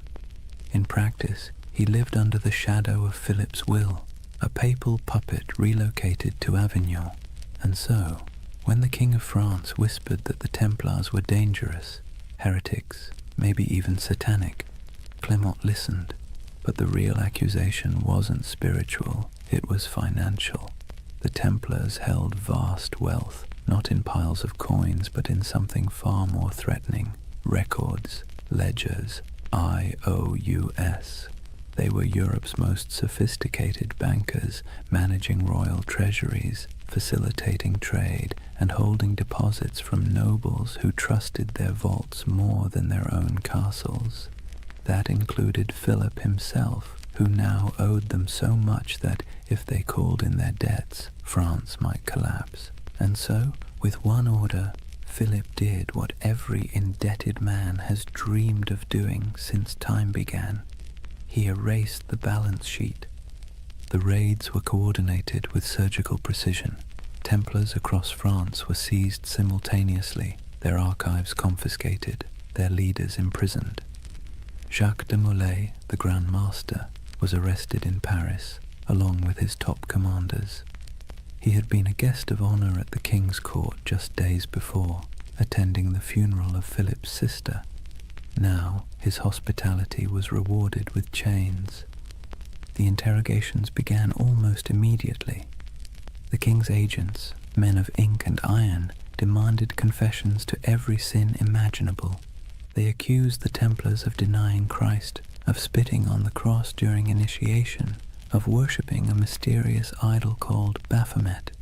They spoke of obscene rituals, secret kisses, and dark oaths taken by candlelight. And under torture, men will say anything. By the week's end, confessions poured in, broken, contradictory, desperate. Some swore they had been tricked, others simply wept and signed whatever parchment was placed before them. The king had his proof. But outside the dungeons, the world was less convinced. The charges made no sense. The Templars were fanatically religious, sworn to poverty, chastity, and obedience. Their prayers structured their lives so tightly that even eating and sleeping were acts of devotion. To accuse them of heresy felt like accusing monks of witchcraft. But logic was irrelevant. The spectacle was the point. Philip had turned the trial into theatre. He invited clergy, nobles, and the public to hear the confessions. He displayed the trembling knights as examples of corruption and divine justice. He presented himself as the defender of Christendom, cleansing it of hidden rot. And for a public weary of taxes, famine, and failed wars, it worked. People love a villain, especially one that used to be untouchable. Meanwhile, Clement V hesitated. As head of the church, the Templars were technically under his jurisdiction, not Philip's, and he knew, deep down, that the charges were absurd. He issued cautious letters demanding the Templars be handed over to papal investigators, but Philip ignored him. France was already playing judge, jury, and executioner. When the Pope finally summoned his courage to intervene, the damage was done. Across Europe, the accusations had spread like wildfire. Other kings, seeing opportunity, followed Philip's lead. Why not confiscate a few Templar estates? Why not seize their gold, their horses, their lands? After all, if France was purging the heretics, who wanted to look soft on sin? One by one, Europe's monarchs turned on their former protectors. In England, Edward II hesitated at first. He actually liked the Templars, but papal pressure forced his hand. In Spain and Portugal, the order was dissolved and reborn under new names, with new insignia, to preserve their assets while appeasing the church. In Germany and Italy, their properties were quietly absorbed by the Hospitallers, rivals who had survived by being slightly less rich and slightly less suspicious. But in France, there was no mercy. The king's prisons overflowed with knights. Some recanted their forced confessions, and for that they were burned alive. Others were kept in darkness for years, their order formally disbanded by papal decree in 1312. As the walls closed in, Jacques de Molay remained calm. His life, by then, had been one long act of faith. He had fought in Outremer, negotiated with kings, and seen the fall of Acre. He knew what it was to lose everything. But this betrayal, this twisting of faith into a weapon, was something colder. He endured years of imprisonment, interrogation, and humiliation before being brought once more into public view. On March 18th, 1314, the king staged one final spectacle. Molay and 3 senior Templars were led onto a platform erected on the Ile de la Cité, a small island in the Seine, directly across from the royal palace. The crowd gathered in silence, expecting confessions and repentance. But instead the old man, gaunt, weary, his hair turned white in prison, stood tall and spoke words that would echo for centuries. He retracted every confession, declared the order innocent, condemned the lies, the cruelty, the injustice. The crowd gasped. The executioners hesitated. Even Philip's officials seemed unsure what to do, but the king, unmoved, ordered the fires lit immediately, and as the flames climbed, witnesses said Jacques de Molay did not scream. He stood, unmoving, until the smoke swallowed him. According to legend, with his final breath, he called down a curse, summoning the Pope and the King to meet him before God within a year. It sounds like myth, but here's the strange part. Both men did die within 12 months. Philip collapsed suddenly during a hunting trip. Clement succumbed to illness not long after. Their bodies, it was said, refused to rest peacefully. One burned, one desecrated by lightning. History, for once, indulged in poetic justice, and so ended the Knights Templar, at least on paper. Their castles were seized, their treasure vanished, their order dissolved, but their legend, that refused to die. Whispers began immediately, of ships slipping away from La Rochelle under cover of night, carrying gold, relics, and sacred texts, of surviving knights who fled north to Scotland or vanished into the Alps, of secret brotherhoods, the Freemasons, the Rosicrucians, who claimed descent from the last guardians of the temple. It's hard to tell where history ends and myth begins. Maybe they're the same thing now, a story too powerful to stay buried. The fires of Paris went out, the ashes scattered. But in the imagination of every generation since, the Templars never stopped riding. Their red crosses still gleam faintly in the dark corners of our collective memory, where faith and conspiracy meet like two mirrors reflecting forever. Chapter 4. The Fall, the Curse, and the Immortal Legend. Take a deep breath and picture it again. Paris, 1314. The sun setting behind the grey spires, the river glinting like a blade, the crowd dispersing after the execution, their murmurs fading into the wind. For a moment, the city feels hollow. The flames have gone out, the smoke has thinned, and all that remains of the Knights Templar is the faint scent of burning oak and the whisper of rumour. It should have ended there, but history, like fire, has a way of smouldering long after the last spark dies.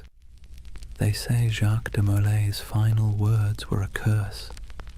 He called out from the pyre, summoning Pope Clement and King Philip to appear before the judgment of God within a year.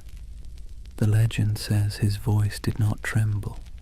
It carried through the crowd, past the walls of Paris, past the gilded windows of the royal palace, carried by the smoke as if heaven itself were listening. And then, as the flames consumed him, something strange happened. The air shifted. The crowd fell silent. Even the guards who had lit the pyre looked uneasy, like men who had just seen something they shouldn't have. You can almost hear the echo, soft, defiant, and final. Within 1 year you will answer before God. It's the kind of line that sounds too neat to be true. And yet, history, either by coincidence or poetic design, obliged. Within a month, the Pope fell ill. Clement V's body gave out after years of stress, guilt, and compromise.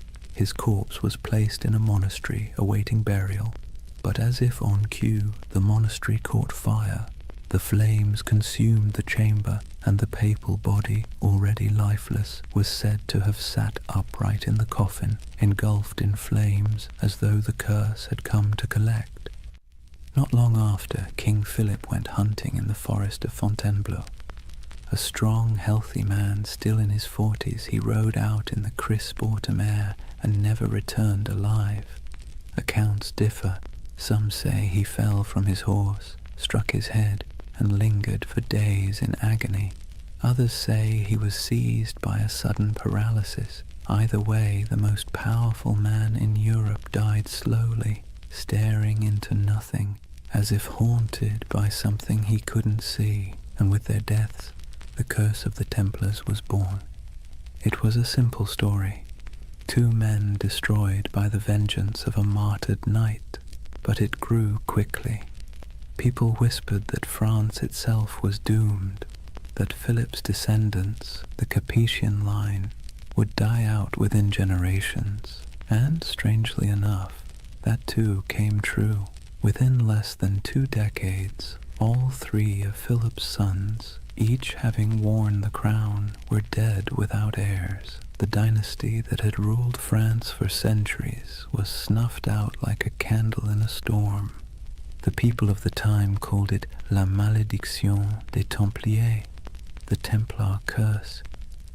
To later generations, it became a parable, a warning about greed, corruption, and the strange persistence of divine justice.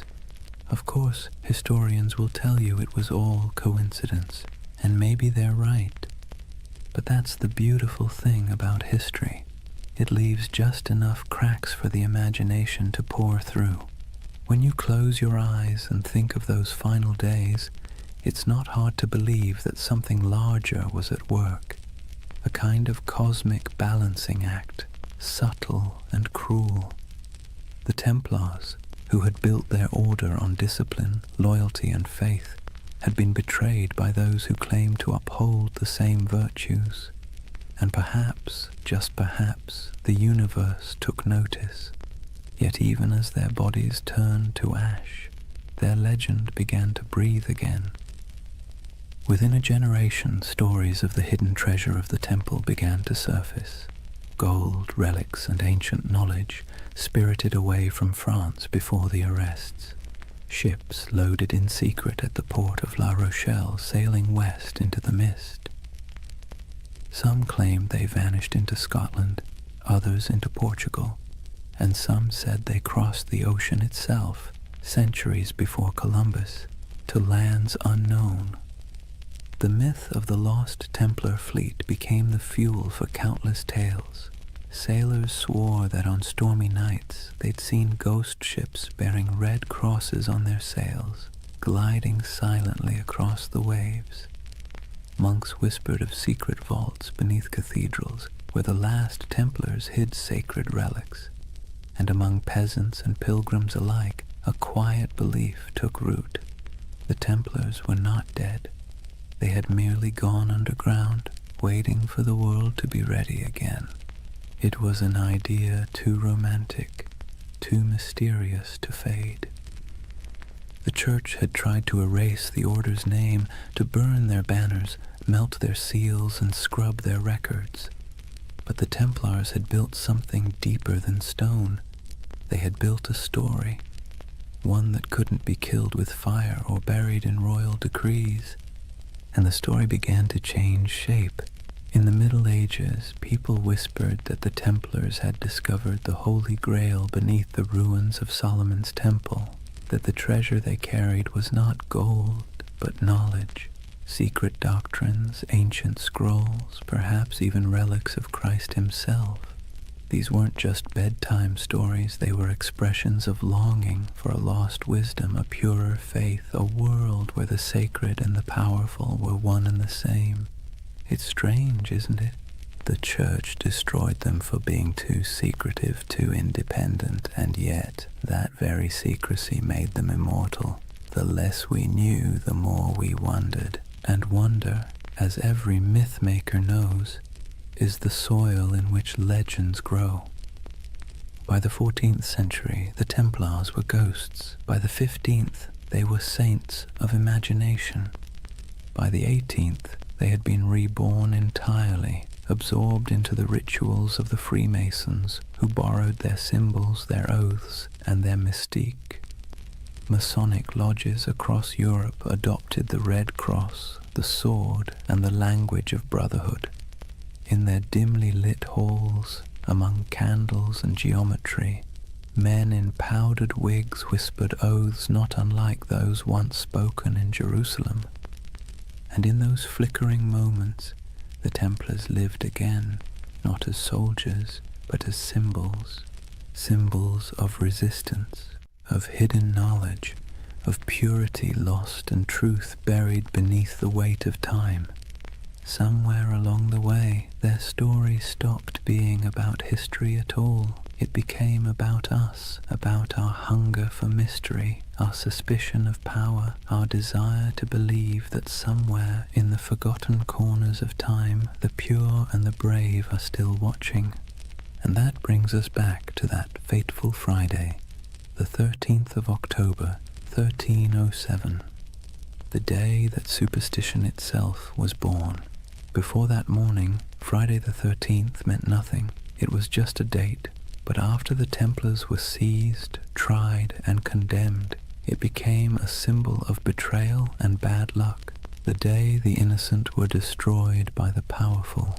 The day faith was tested and justice mocked.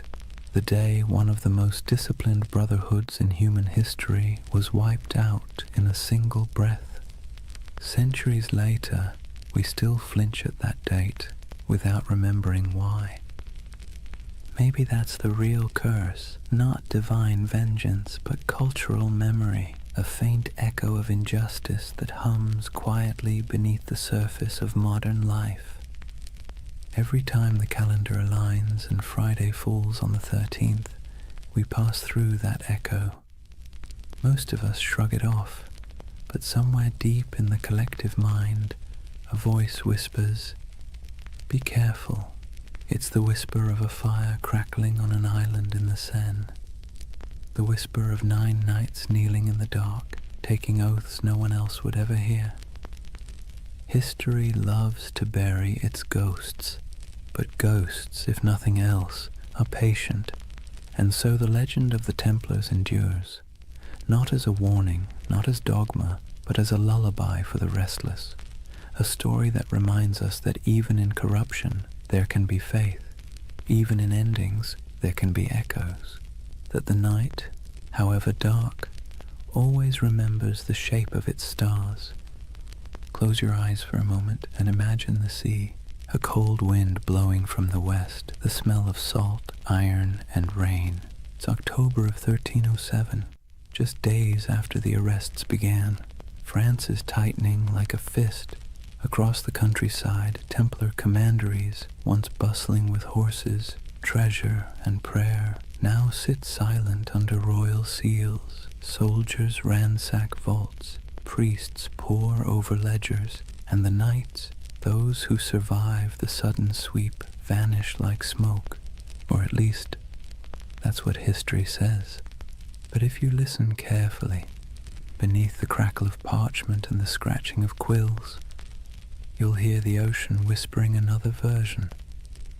At the western edge of France, in the port of La Rochelle, witnesses claim they saw something strange. A convoy of ships flying the Red Cross of the Temple quietly slipped out to sea just before the arrests. The official records say nothing, but rumors say otherwise. Some say the ships were loaded with gold, silver, relics, and documents, everything the order held sacred. Others say they carried only men, brothers who refused to die in chains. Either way, when the king's men arrived to confiscate the Templar fleet, the docks were empty. Every ship was gone, vanished into the grey Atlantic mist. Where did they go? That question has haunted historians for centuries. Some claim they sailed north to Scotland, where King Robert the Bruce, excommunicated by the church, might have welcomed the outlawed knights. Scotland, after all, was in rebellion. Its land was cold, rugged, and far from papal reach. It's said that on the eve of Bannockburn in 1314, the same year Jacques de Molay was burned, a small band of armoured riders appeared on the battlefield, carrying the Red Cross. They turned the tide against the English, then disappeared as swiftly as they came. Is it true? Probably not, but as every good myth knows, plausibility is optional when the imagination takes hold. Others believe the Templars went west, farther than any Christian ship had gone, that they reached the shores of Portugal, and from there, the New World itself, centuries before Columbus.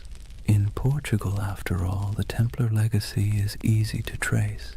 King Denis, who admired the order's discipline and skill, quietly rebranded them as a new brotherhood, the Order of Christ. Same men, same property, same goals, different name. Under that new banner, they built fortresses, trained explorers, and financed voyages. Centuries later, one of their spiritual heirs, a man named Prince Henry the Navigator, would launch the Age of Exploration, and the Red Cross of the Templars would appear again, painted on the sails of caravels bound for Africa, India, and beyond. You've seen it before, even if you didn't notice it. The ships of Columbus, the sails of Vasco da Gama, the Red Cross fluttering against the wind. A silent inheritance, passed from the knights who once guarded pilgrims to the sailors who remapped the world. And so, some say, the Templars never truly vanished. They evolved. They traded swords for sextants and Jerusalem for the horizon. But there's another theory, quieter, stranger, almost tender in its melancholy, that many of the surviving Templars simply went home. Imagine them. Men in their 40s or 50s, scarred from years of crusade, watching everything they believed in collapse. Some fled across borders, shaving their beards, burning their mantles, blending back into ordinary life. A few became monks in other orders. A few became mercenaries fighting in wars for causes that meant less to them than the discipline itself. And some perhaps wandered until they disappeared entirely. It's easy to picture one, an old knight on a country road in Burgundy, walking beside a thin horse, whispering the prayers he'd once spoken in Latin under vaulted stone. The world had moved on, but his habits hadn't. He still woke before dawn. He still ate in silence. He still believed that somewhere, somehow, the temple would rise again. History doesn't record their names, but you can almost feel their absence, like a missing note in a song. Meanwhile, in the cities, the myth began to grow. People whispered that the knights had gone underground, forming secret brotherhoods that passed their wisdom down through generations. Some pointed to the Freemasons, whose ceremonies echoed Templar oaths of loyalty and secrecy. Others to the Rosicrucians, the mystics of the Renaissance who claimed to guard ancient knowledge. And later still, to shadowy organizations whispered about in smoky taverns, societies of men who spoke in symbols, who wore rings marked with crosses, and who always seemed to know more than they should. Whether any of it was true didn't matter. What mattered was that the idea felt true, because deep down, humanity hates endings. We don't like to believe that things simply stop, that great movements vanish overnight. We'd rather imagine that somewhere, beneath the surface, the story continues. And maybe it does. In Scotland, legends grew of hidden lodges beneath cathedrals, where descendants of the Templars met by candlelight. In Spain and Portugal, old families claimed to possess relics from the temple, swords, seals, and parchments that no historian could trace. And in France, the ghost stories began. Peasants said that on stormy nights they saw riders in white cloaks galloping through the woods near old commanderies, their torches flickering like stars. No hoofbeats, no voices, just the wind, the rain, and the sound of metal brushing against metal. The church called it superstition, but the peasants knew better. They said it was the Templars, still keeping watch. Centuries later, during the French Revolution, when mobs looted churches and burned archives, strange things were found. Stone carvings of Templar crosses hidden behind altars, letters sealed with wax bearing the order's symbol, and cryptic diagrams suggesting that not everything had been destroyed. Even Napoleon, the great skeptic, was rumored to have been fascinated by them. When he invaded Egypt in 1798, he brought with him not just soldiers, but scholars, engineers, and, oddly enough, men obsessed with the Templar myth. They saw the pyramids, the ruins of ancient Alexandria, and believed they were walking in the same footsteps as those mysterious knights who had once dug beneath Solomon's temple. It was as if every century rediscovered the Templars anew, each generation projecting its own dreams onto their ghost. For the Renaissance, they were seekers of hidden wisdom. For the Enlightenment, martyrs of superstition. For the modern age, symbols of rebellion against authority. And through it all, their image never changed. White cloaks, red crosses, silent resolve. The perfect blend of purity and menace. That's the strange paradox of the Knights Templar. They began as humble monks sworn to poverty and ended as eternal figures of power. They were meant to defend faith but became symbols of doubt.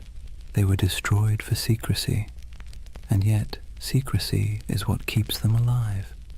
When you trace their story from the ruins of Jerusalem to the myths of modernity, you realize that the Templars have become less a chapter of history and more a kind of mirror. Every age sees itself in them. Every conspiracy, every spiritual revival, every lost cause finds its reflection in their legend. Even today, their name is everywhere. Video games, novels, films, coffee brands, even insurance companies. The irony would probably amuse them. Men who once vowed to own nothing now sell everything, but perhaps that's fitting. The Templars were never just about religion or war. They were about the human need to believe in something that endures. And maybe that's why we can't stop imagining where they went. Not because we need the facts, but because we need the comfort of knowing that ideals, courage, loyalty, sacrifice, don't just die with men. They drift, they adapt, they survive. So when you think of those ships sailing out of La Rochelle into the fog, try not to see them as fugitives. See them as dreamers, as the embodiment of a simple, quiet truth.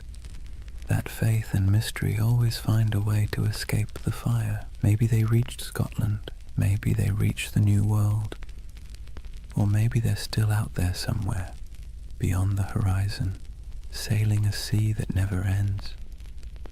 Imagine a cold dawn in Paris, 1307. The streets smell of smoke and fear. Bells toll somewhere in the distance, slow, heavy, deliberate.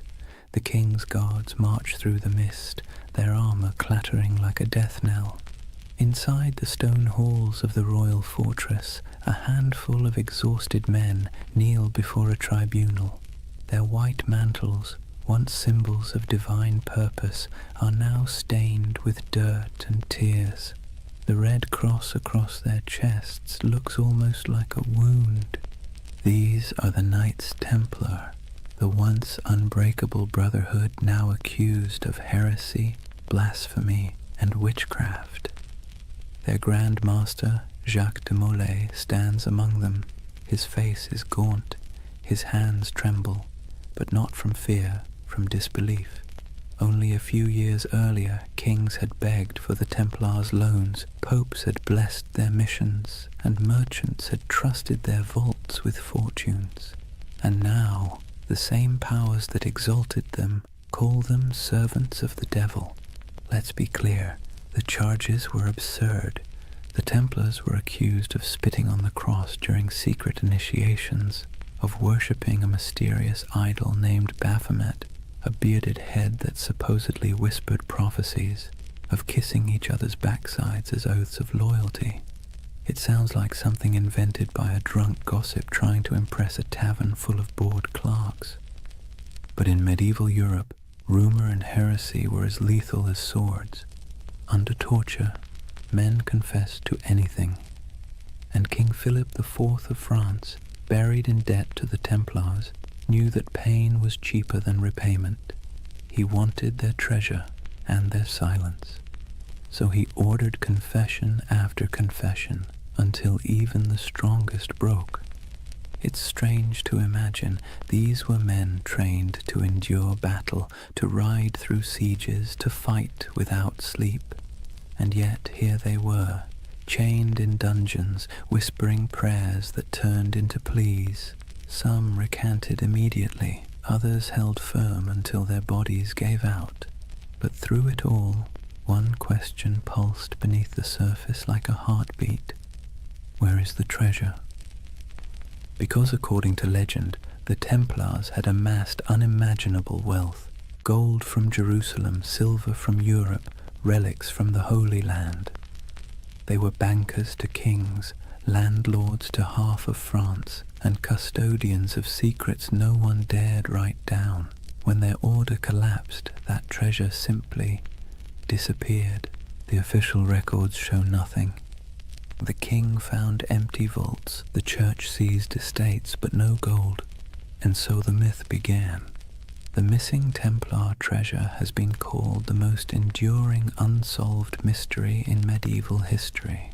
Over the centuries it's been found 1,000 times, in hidden tunnels under Paris, buried beneath Rosslyn Chapel in Scotland, locked inside the catacombs of Malta, even frozen beneath Nova Scotia's Oak Island, where fortune hunters have been digging for 200 years and still haven't hit bottom. Each theory begins the same way, with the night of October 13th, 1307, when those ships at La Rochelle sailed off into the mist. And each theory ends the same way, with an empty map and more questions. But maybe the treasure wasn't gold at all. Maybe what they protected wasn't wealth, but knowledge. There's a quiet rumor, older than the Freemasons, older than most conspiracy theories, that the Templars discovered something beneath the ruins of Solomon's Temple during their early years in Jerusalem. What it was, no one agrees on. Some say it was the Holy Grail, not a cup, but a secret bloodline. Others claim it was the Ark of the Covenant, still humming with divine energy. And a few whisper that it was something far less biblical, ancient texts from before recorded history, knowledge so profound it could rewrite theology itself. Whatever it was, the rumor insists that the Templars hid it, not in one place, but in many. Fragments scattered like seeds across Europe, buried under chapels, sealed in crypts, or disguised as relics. You can almost imagine it. Stone corridors lit by flickering torches, brothers moving in silence, passing relics wrapped in linen. No words spoken, no records written, only vows that what was found in the Holy Land must never be lost again. It's beautiful, isn't it? The idea that knowledge can be smuggled through time, that truth, like treasure, can survive corruption, fire, and forgetfulness. But let's pause, because the historian's mind has a way of ruining poetry. The truth is, most of what the Templars had was painfully ordinary. Farms, mills, vineyards, warehouses. Their treasure was bookkeeping. Still, the legend persists, because it speaks to something deeper, a yearning for meaning behind mystery. We want to believe that somewhere beneath the dust, something sacred still waits to be uncovered, and maybe, in a way, it does. Because even stripped of myth, The story of the Templar trials is a perfect reflection of how power consumes its own creation. King Philip's campaign wasn't just about greed, it was about fear, the kind that festers when kings realize faith answers to no one. The Templars had grown too independent. Their wealth was international. Their loyalty was to God, not to any throne. They were an early version of globalization, efficient, disciplined, untaxed. They'd become everything monarchs hate, powerful, moral, and incorruptible. And so Philip did what tyrants always do when faced with something they can't control. He called it evil. By 1310, the trials had become theater. Dozens of knights were paraded through Paris to confess and repent before crowds. Some, desperate for mercy, repeated the false confessions they'd made under torture. Others refused, and for that they were burned. The flames were said to burn clean. No black smoke, only white. People whispered it was the Holy Spirit taking their souls. Others said it was the wind carrying away the last truth the church dared not hear. But one man's death would outlive them all. Jacques de Molay, the Grand Master. In 1314, after 7 years of imprisonment, he was led to a small island on the Seine. The executioner tied him to the stake as the king's men watched. When asked for a final confession, de Molay refused. He looked at the crowd and spoke instead to the heavens. He declared that both the king and the pope, Philip and Clement, would soon answer before God for what they had done. It was less a curse than a statement of cosmic bookkeeping, but it landed like a thunderclap. Within a year, both men were dead, and so legend turned to prophecy. The curse of Jacques de Molay was born. In taverns, people whispered that the Templars had struck back from beyond the grave, that the king's line was doomed, and when Philip's dynasty collapsed within a few generations, the myth grew stronger. History remembers it as coincidence, but myth doesn't care for coincidence.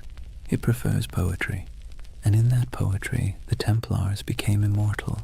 Their treasure, whatever it was, became eternal. Their curse became their revenge.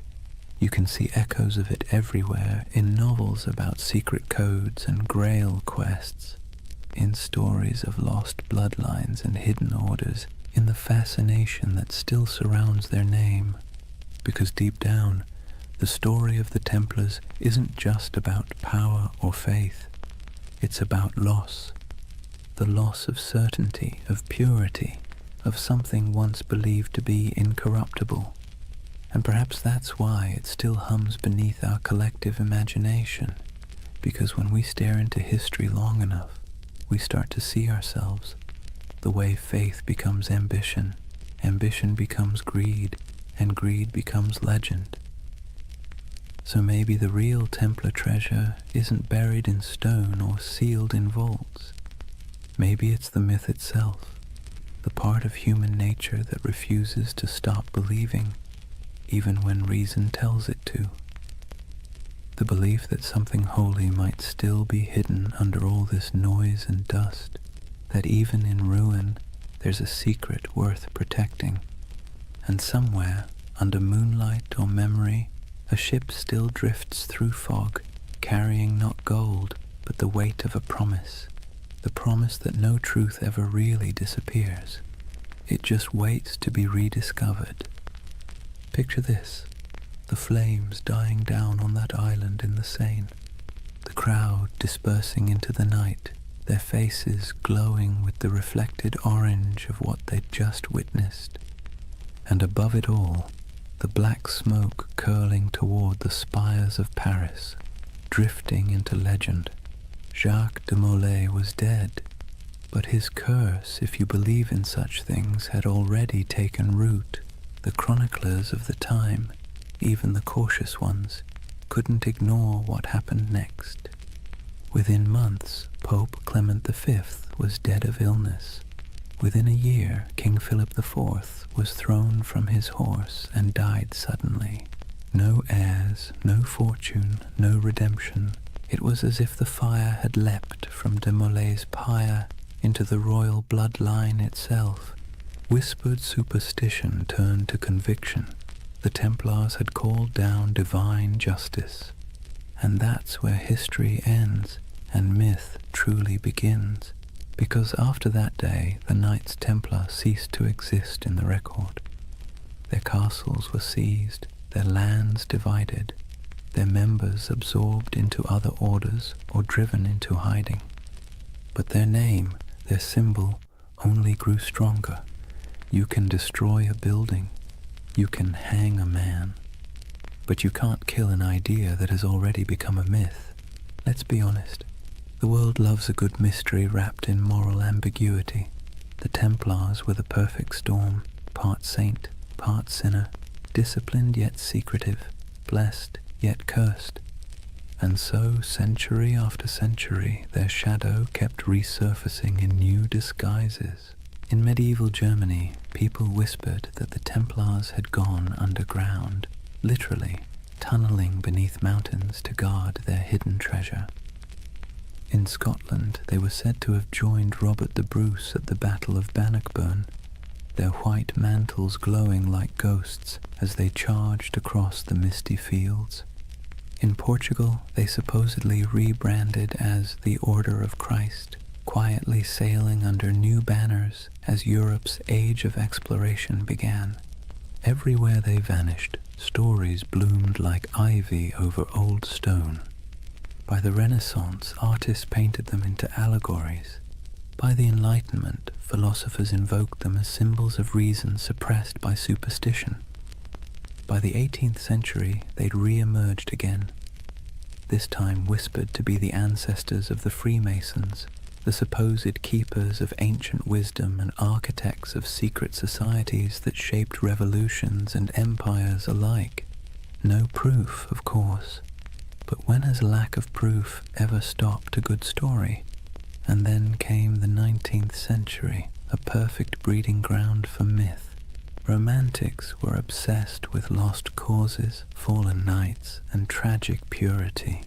The Templars became literary gold. Poets wrote of their courage, novelists embroidered their rituals, and painters gave them halos of melancholy light. They became a mirror for every generation's anxieties. The pure few against the corrupt many, the dream of spiritual order in a chaotic world.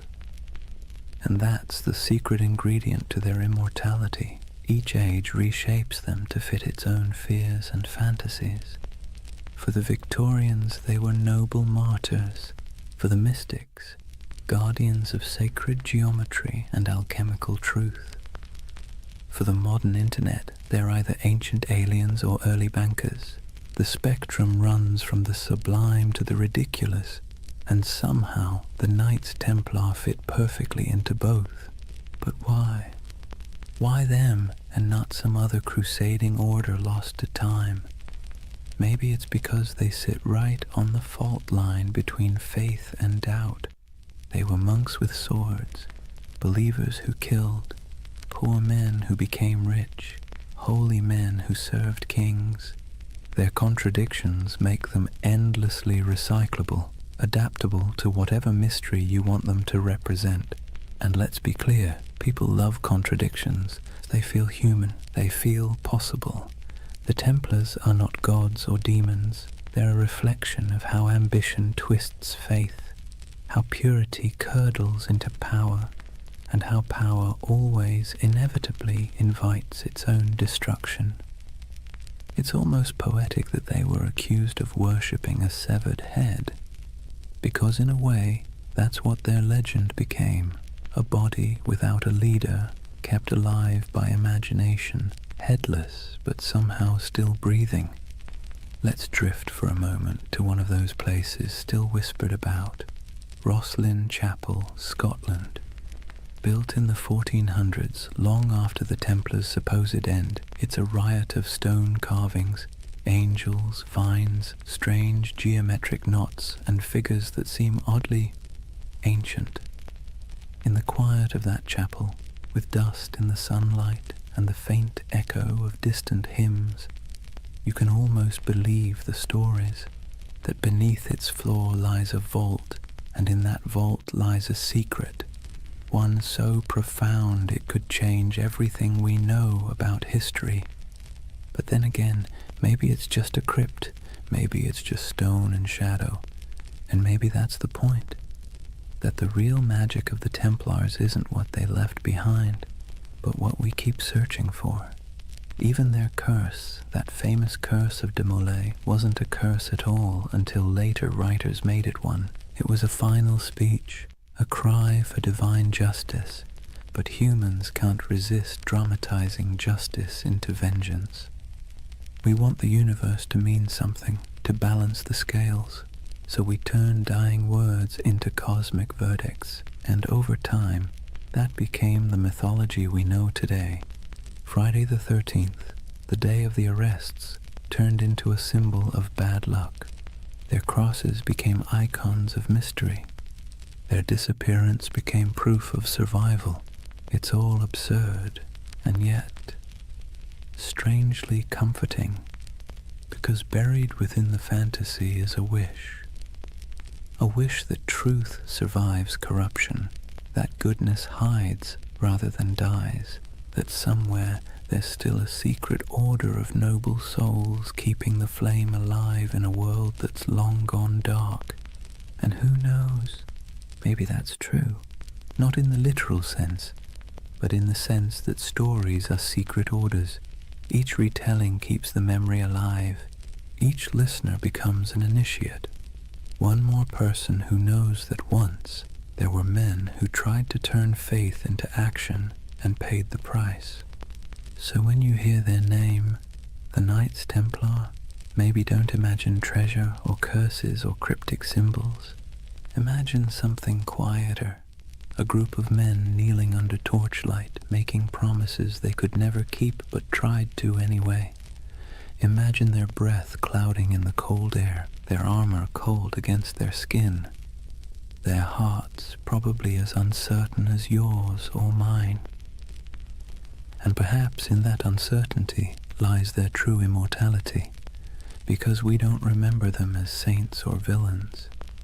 We remember them as the dream that somewhere in the chaos of history, people once believed they could create something pure, something incorruptible, something worth dying for. And though their towers have fallen and their banners turned to dust, the idea still flickers in stone carvings, in folk tales, in the glow of every conspiracy theory forum at 3 a.m.